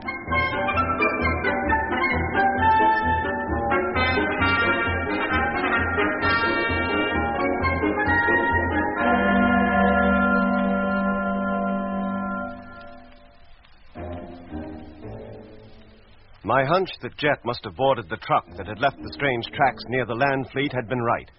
And we had overtaken the machine within a few minutes of leaving Jet's empty truck where we found it, out on the desert. Once aboard, Jet introduced us to the stranger. His name was Webster. He'd apparently lived in South Africa before being picked up by a Martian ship and brought to the Red Planet. Jet then told me to take the ship off and head for the great dome that lay on the horizon. But the stranger had other views. No, not the dome. Head back for your polar base. Polar base?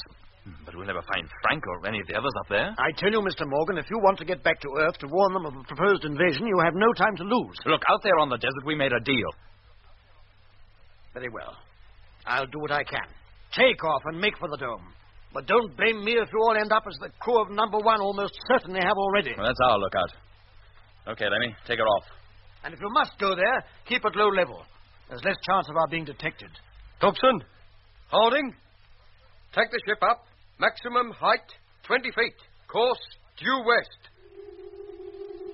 That's it. Once we were underway, Webster examined Dobson and Harding and pronounced them beyond hope, so far as ever getting them back to normal was concerned. He then asked to see Mitch, so Jet and I took Webster to the upper cabin.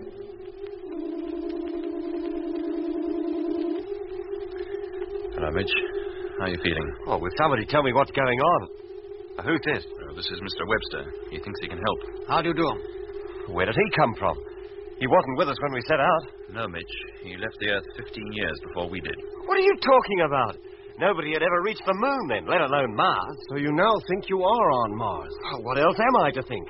You told me we were, and, well, I've only got to look out of the window to see we're not on the space anymore. What is the last thing you remember, Mr. Mitchell? Being in the Discovery on my way here. Everything else between that time and now is a complete blank. Mr. Morgan, I'd like to have a word alone with Dr. Matthews. Certainly. Now, don't worry, Mitch. Everything's going to be all right, boy. It had better be. Well, Mr. Webster? This isn't a bad case. Nothing like as bad as those two fellows downstairs. I'm almost back to normal. Have you any recollection of his being influenced a second time? Yes. When we took this sphere, that peculiar noise came on, and Mitch and Dobson and Harding fell asleep. Then that was it. Had he been handled properly then, he could have been completely normal by now. But I don't understand. While he's in that sleeping state, it is possible to penetrate right deep down inside a subject's mind. Yes? Tell him he's in Africa, and when he wakes up, he'll believe it. That Dr. Matthews is the Martian method. On the other hand, put him to sleep now. Tell him all that has happened to him since the time his memory failed him. When he wakes up again, he'll remember everything. I see. You willing to try it, Doctor? Of course. I'll try anything. Very well. And we'll leave you alone with him.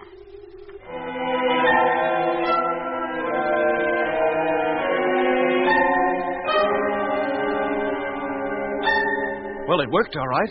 I put him to sleep just as Webster suggested, told him everything, and when I woke him up, he was quite normal. Oh, let's thank our lucky stars for that. If only we had a suit for him, he could come down here. Dobson, Harding, stop the ship. Have we arrived already, then? Yes, now, open the main door. All right, Mr. Morgan. If you care to wait here, I'll go and see what I can find out about Frank Rogers and the rest of his crew. And at the same time, bring a breathing apparatus for Mr. Mitchell. You're going alone? You look rather conspicuous in that spacesuit. Other people here might begin to ask awkward questions. That's all very well, mate, but how do we know what you're up to once you're out of our sight? You don't trust me? We've learned not to trust even our own eyes on this planet. Very well. If it makes you feel any better, I'll get breathing sets for the rest of you, and you can all come. Oh. And then once we're in there, you've got the lot of us. You don't seem to like any of my suggestions, Mr. Barnett. That's right. Leave this to me, Lemmy. Mr. Webster, you may or may not be in a position to help us. We cannot be sure as yet. So? Whatever you do, we must have some say in the matter. And what are you saying now? That you go into that dome and bring 4 sets of breathing apparatus with you. Yes? When you return, I'll have decided whether all or any of us will be coming back with you. Very well. Now, how long will it take you to get them? About 10 minutes. Right. But if you're not back in that time, we shall take off. What, and leave me here? But you promised you would take me back to Earth with you. Be back within 10 minutes, alone. You can expect me back well within that time. Harding, close the door. Hey, Jet, what's the idea? I'm taking no chances, Lemmy. What if his plan is to get us in there? But, Jet, if we don't go with him, how do we find out about Frank and the rest of the crew? Or even if Webster's speaking the truth about him when he does get back? 2 of us will go with him. We'll put a time limit on our return. And if we're not back within that time, you take this sphere back to Polar Base, board the Discovery, and head for home. Oh. From which I gather you will be going and I'll be staying. Yeah, Doc. Me and Lemmy. If we don't return, it's up to you and Mitch. Right? Here, Jet. That dome must be at least a mile wide in diameter. And there's lots of buildings scattered all over the ground it covers, like pillboxes. Never mind the scenery, Lemmy. What's happened to Webster? He's just disappeared through a circular door in the base, which I can only take to be a form of airlock. Well, keep your eye on it and let me know the minute he comes out again. Yes, mate.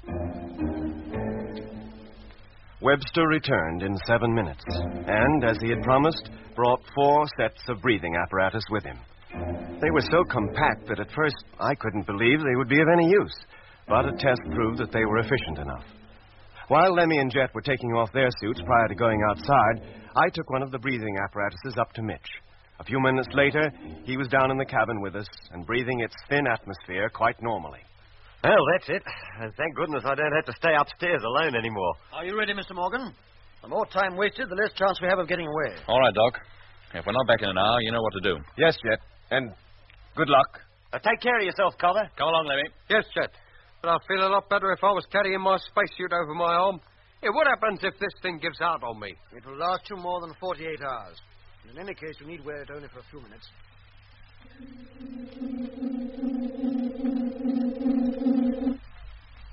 You can take off your masks now. The atmosphere is breathable, all right. Oh, smells just like the London Tube. Now, this way. Where are we now? Inside the wall on which the dome rests. Deep down underground is a factory. Its workers are all conditioned types, but it is run by unconditioned men like myself, on orders received from Larcus Solus. And now we go through here.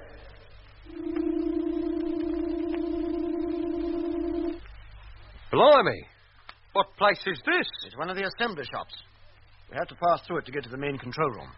And look at all them blokes working their insides out down there. Yes, they think they're back on Earth. And what do they think they're doing? Working in an aircraft factory.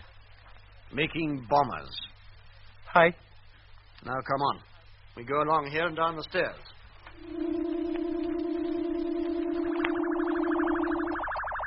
Now, in you go. Walk right through the shop and down to the other end. Don't talk to anybody if you can help it. Hey, Chet, what's that poster up there with a picture on it? What's it say? Keep your mouth shut. The enemy is everywhere. And look, that fella under the table, that's Hitler, isn't it? Come on, Lemmy, don't lag behind. Well, what's Hitler got to do with this place? Lemmy, come on. Hey, chum, got a match? Hey, what was that? Have you got a match for my fag? I've got 5 minutes for a spit in a drawer.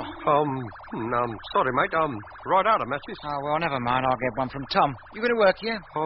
Maybe. I'm not sure yet. Oh, you didn't give up a good job just because of the war, did you? Because if you did, you would have mugged. Oh? Why? Oh, because it'll all be over by Christmas, that's why. You work on aircraft before? Not the kind you're making. Not a bad life, really. Foreman's a bit of an... Is he? Anyway, there's one thing to be said for working here. If you get any spare time, you can knock yourself up a lighter on the side. Then where's yours? Lemmy, come on. What are you hanging back here for? I'm sorry, Jet. I couldn't just walk away from him. He thinks he's back in the 1940s, working in an aircraft factory. That's what they all must think.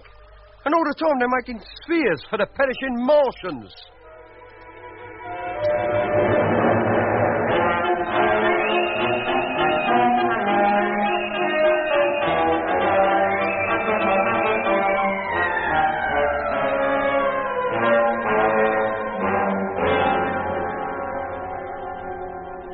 is this? This is the main control room. It's in constant touch with Larcus Solus. And if there's any news to be had about Rogers and his crew, it will come from here. I see. Now remember, both you and Mr. Barnett are new personnel. You were picked up from Earth and you landed here only a couple of days ago. Uh-huh. You are condition-resisting types. I'm showing you over the place. Is that clear? Perfectly. Then let's go in. Oh, hello there, Bill. Thought you were out on the Murray. I was. I was called over to HQ and told to bring these gentlemen over here and show them a few things. They're newly up from Earth and haven't quite got used to the idea yet. Oh, welcome to the fold, gentlemen. You have my deepest condolences. Where did they pick you up? The crew of the Sphere, you mean, that brought us from Earth? Who else? From London. London? It's not the habit of the Spheres to drop down on populated districts. Oh, not London exactly.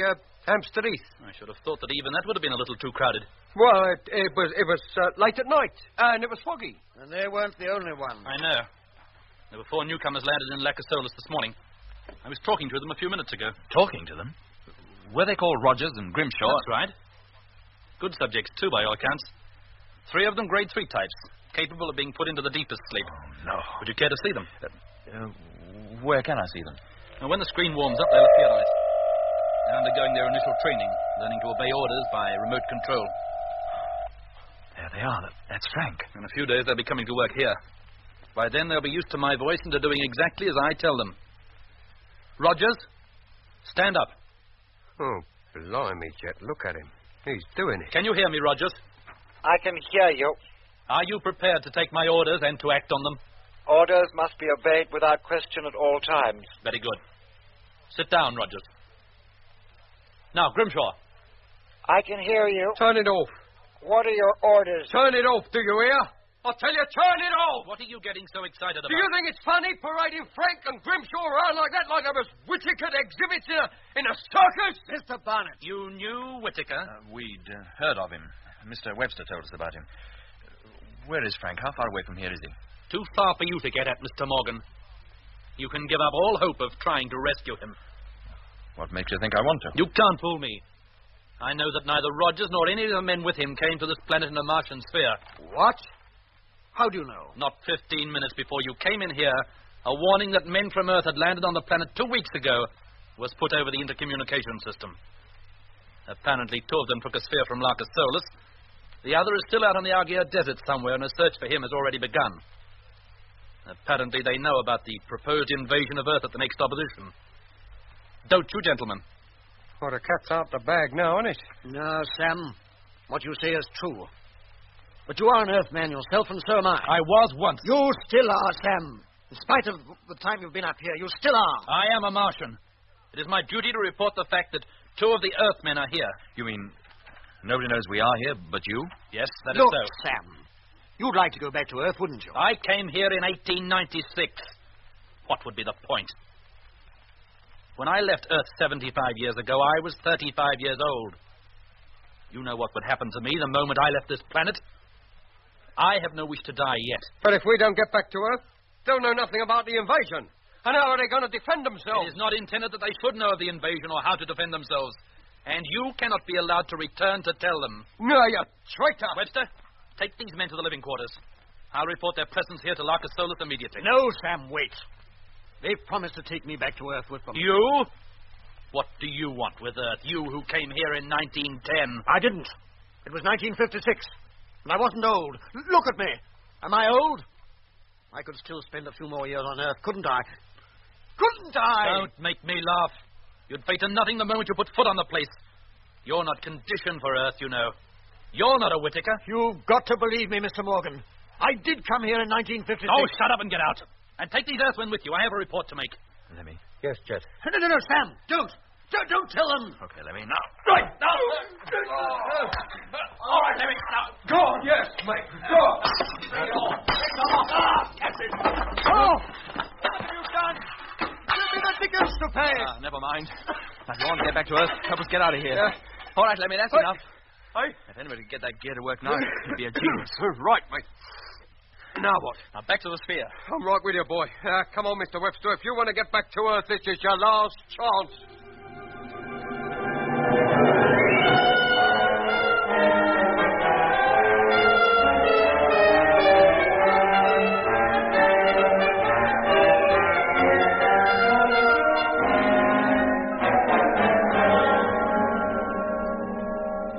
Come on, Lemmy, before that controller recovers and gives the alarm. Jet, wait!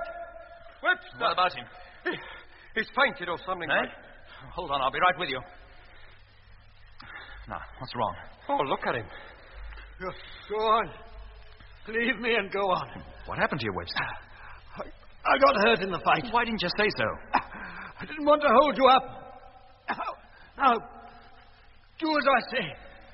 Go on. Put his arm around your shoulder, Lemmy. Right. We haven't far to go now. Right. Come on, quick as you can. The airlock's just along that corridor. Put on your mask, Lemmy. You'll need it when we get outside. Right. There they are. Hey, stop. Oh, blimey, they're here.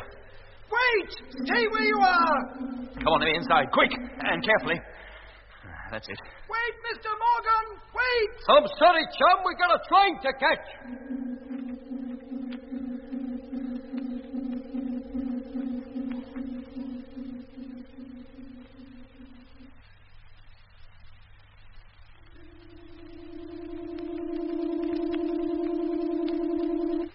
Doc, give me a hand, will you? Webster's hurt. Okay, Jet.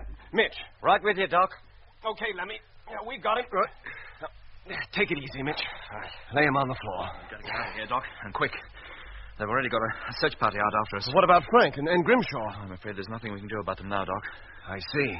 Take a look at Webster and see what you can do for him. Okay. Meanwhile, I'll get the ship underway. Well, come on, Levy. What are you hanging around outside for?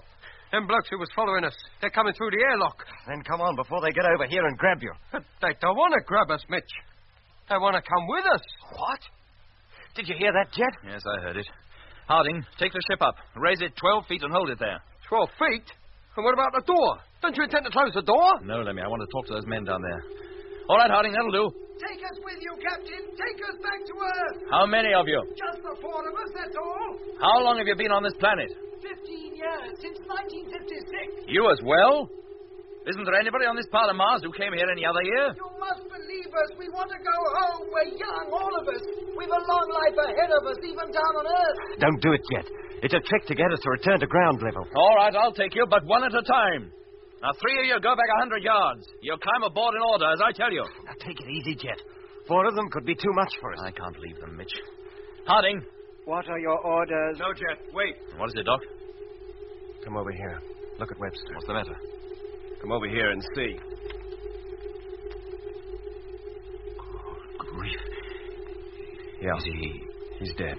Must have received a hard knock during that fight. But he's old.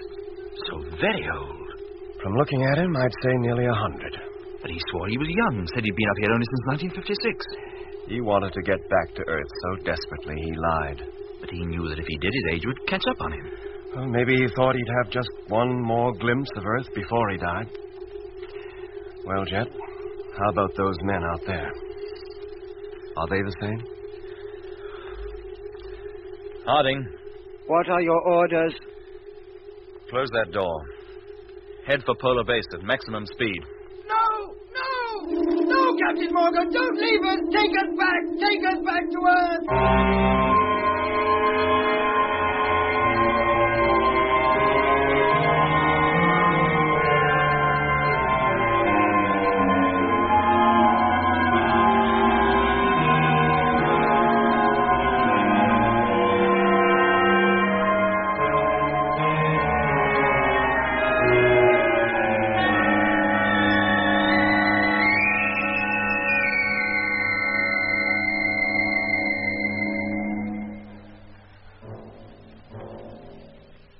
We hated leaving those men behind, but what could we do? Our one thought now was to get back to Polar Base, the springboard for our long journey back to Earth. The distance to base was covered in less than 2 hours, and it was with a sigh of relief that we sighted the Discovery, standing upright on the ice, ready to take off. Half an hour later, we had left the sphere, were in the flagship, and almost ready to fire the motors. And, up to now at any rate, there was no sign of any machine in pursuit of us.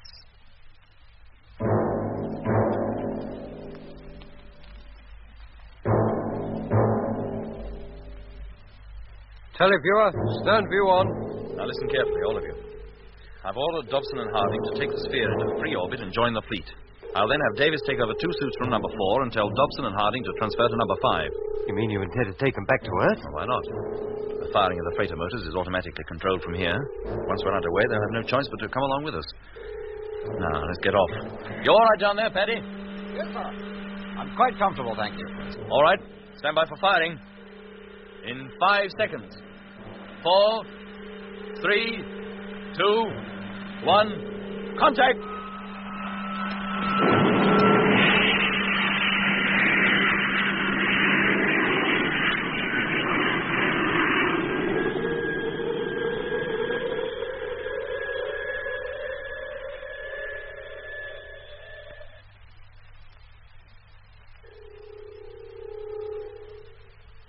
Okay, Jet. Discovery in correct position and traveling in free orbit. Right. Now, we'll have to wait an hour before our position is favorable to fire the motors and head for Earth. Lemmy, let Paddy out. As soon as you're settled in your own ship, Paddy, give me a call. I will, sir. Can you see the sphere, Doc? Yes, Jet. It's alongside number 6. There, see it? Yes. 9 ships we set out with, and only 4 are returning. And with Dobson and Harding to man one of them, perhaps only 3. Our trip can hardly be called a success.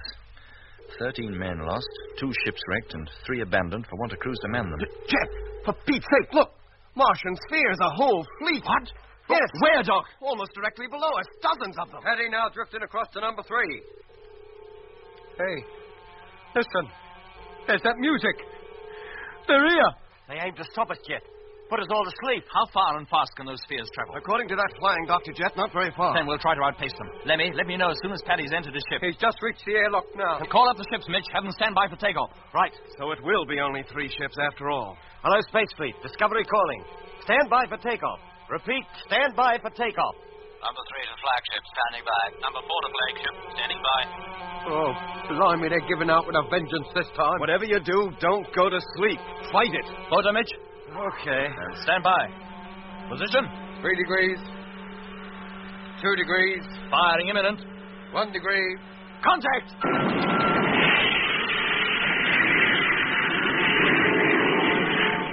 Lemmy, the 2 freighters, are they with us? Yes, Jet. All motors fired simultaneously. Oh, good for them. But Dobson and Harding here haven't moved. I didn't expect it to, Mitch. By now, they're obeying other orders than ours.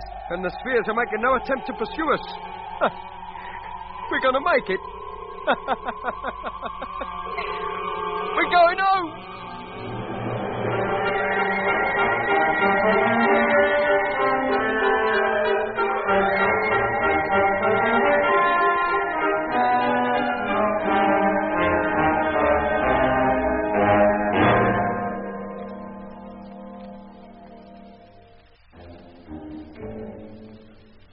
We established contact with Control a week after takeoff, and as we suffered no interference or jamming from Mars, we were able to tell them the whole story of our landing, of the loss of most of our ships and half our men.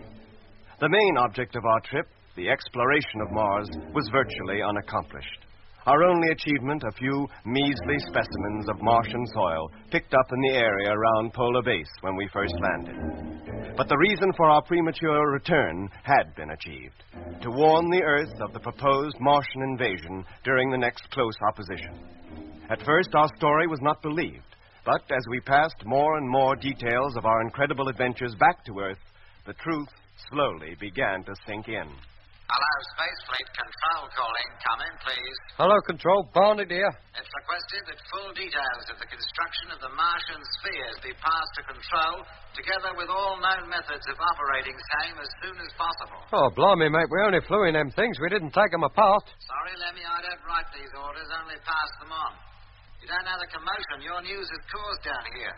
A Martian invasion of the Earth was never even dreamed of, the last thing anybody expected. I don't see why. We invaded their planet, didn't we? Yes, but that's different. Why? The Martians didn't seem to think so. Anyway, mate, I'll pass the signal on to Jet. I expect he'll be calling you to answer it soon. Okay, Lemmy. Our depleted fleet, consisting of only the flagship and a freighter on either side, limped home on its long journey to overtake the Earth, which we hoped to do some 6 months after leaving the hostile planet. We were constantly at the radio, telling Control everything we could remember. Of the people we had met who had originally come from Earth. Of the pyramid in the canal. Of the great pyramid city in the Lacus Solis. Nothing was left out, and most of it retold over and over again. And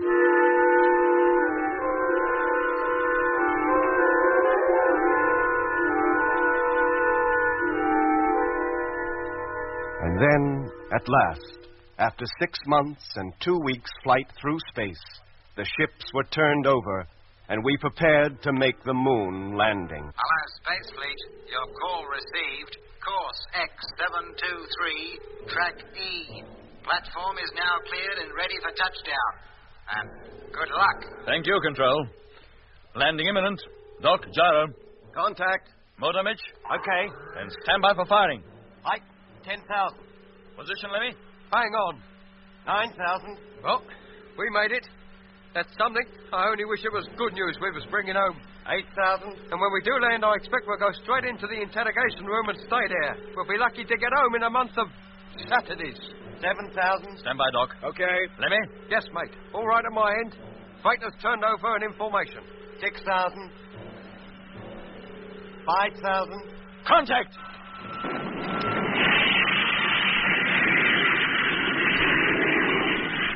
Well, gentlemen, that's it. We made it safely. And let's hope the next ship to land here is not a Martian one.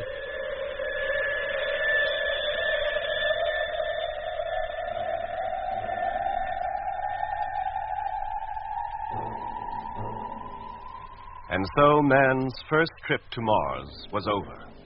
But it marked only the beginning of man's dealings with that fiery planet. The invasion of Earth did indeed begin 2 years later, 13 years before it was intended. No doubt after their plans had become known, the Martians thought it best to strike immediately, and the first ships of the Martian invasion fleet landed in Asia on September 23rd, 1973. But that's another story.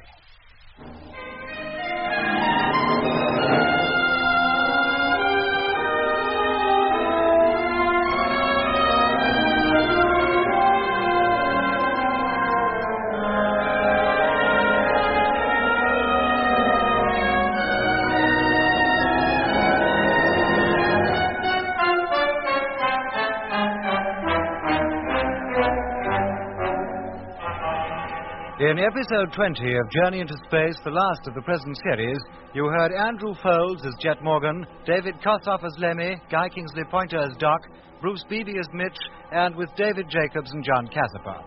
The orchestra was conducted by Van Phillips, who also composed the music. The sound control and special effects were by Brian Willey and Joe Young.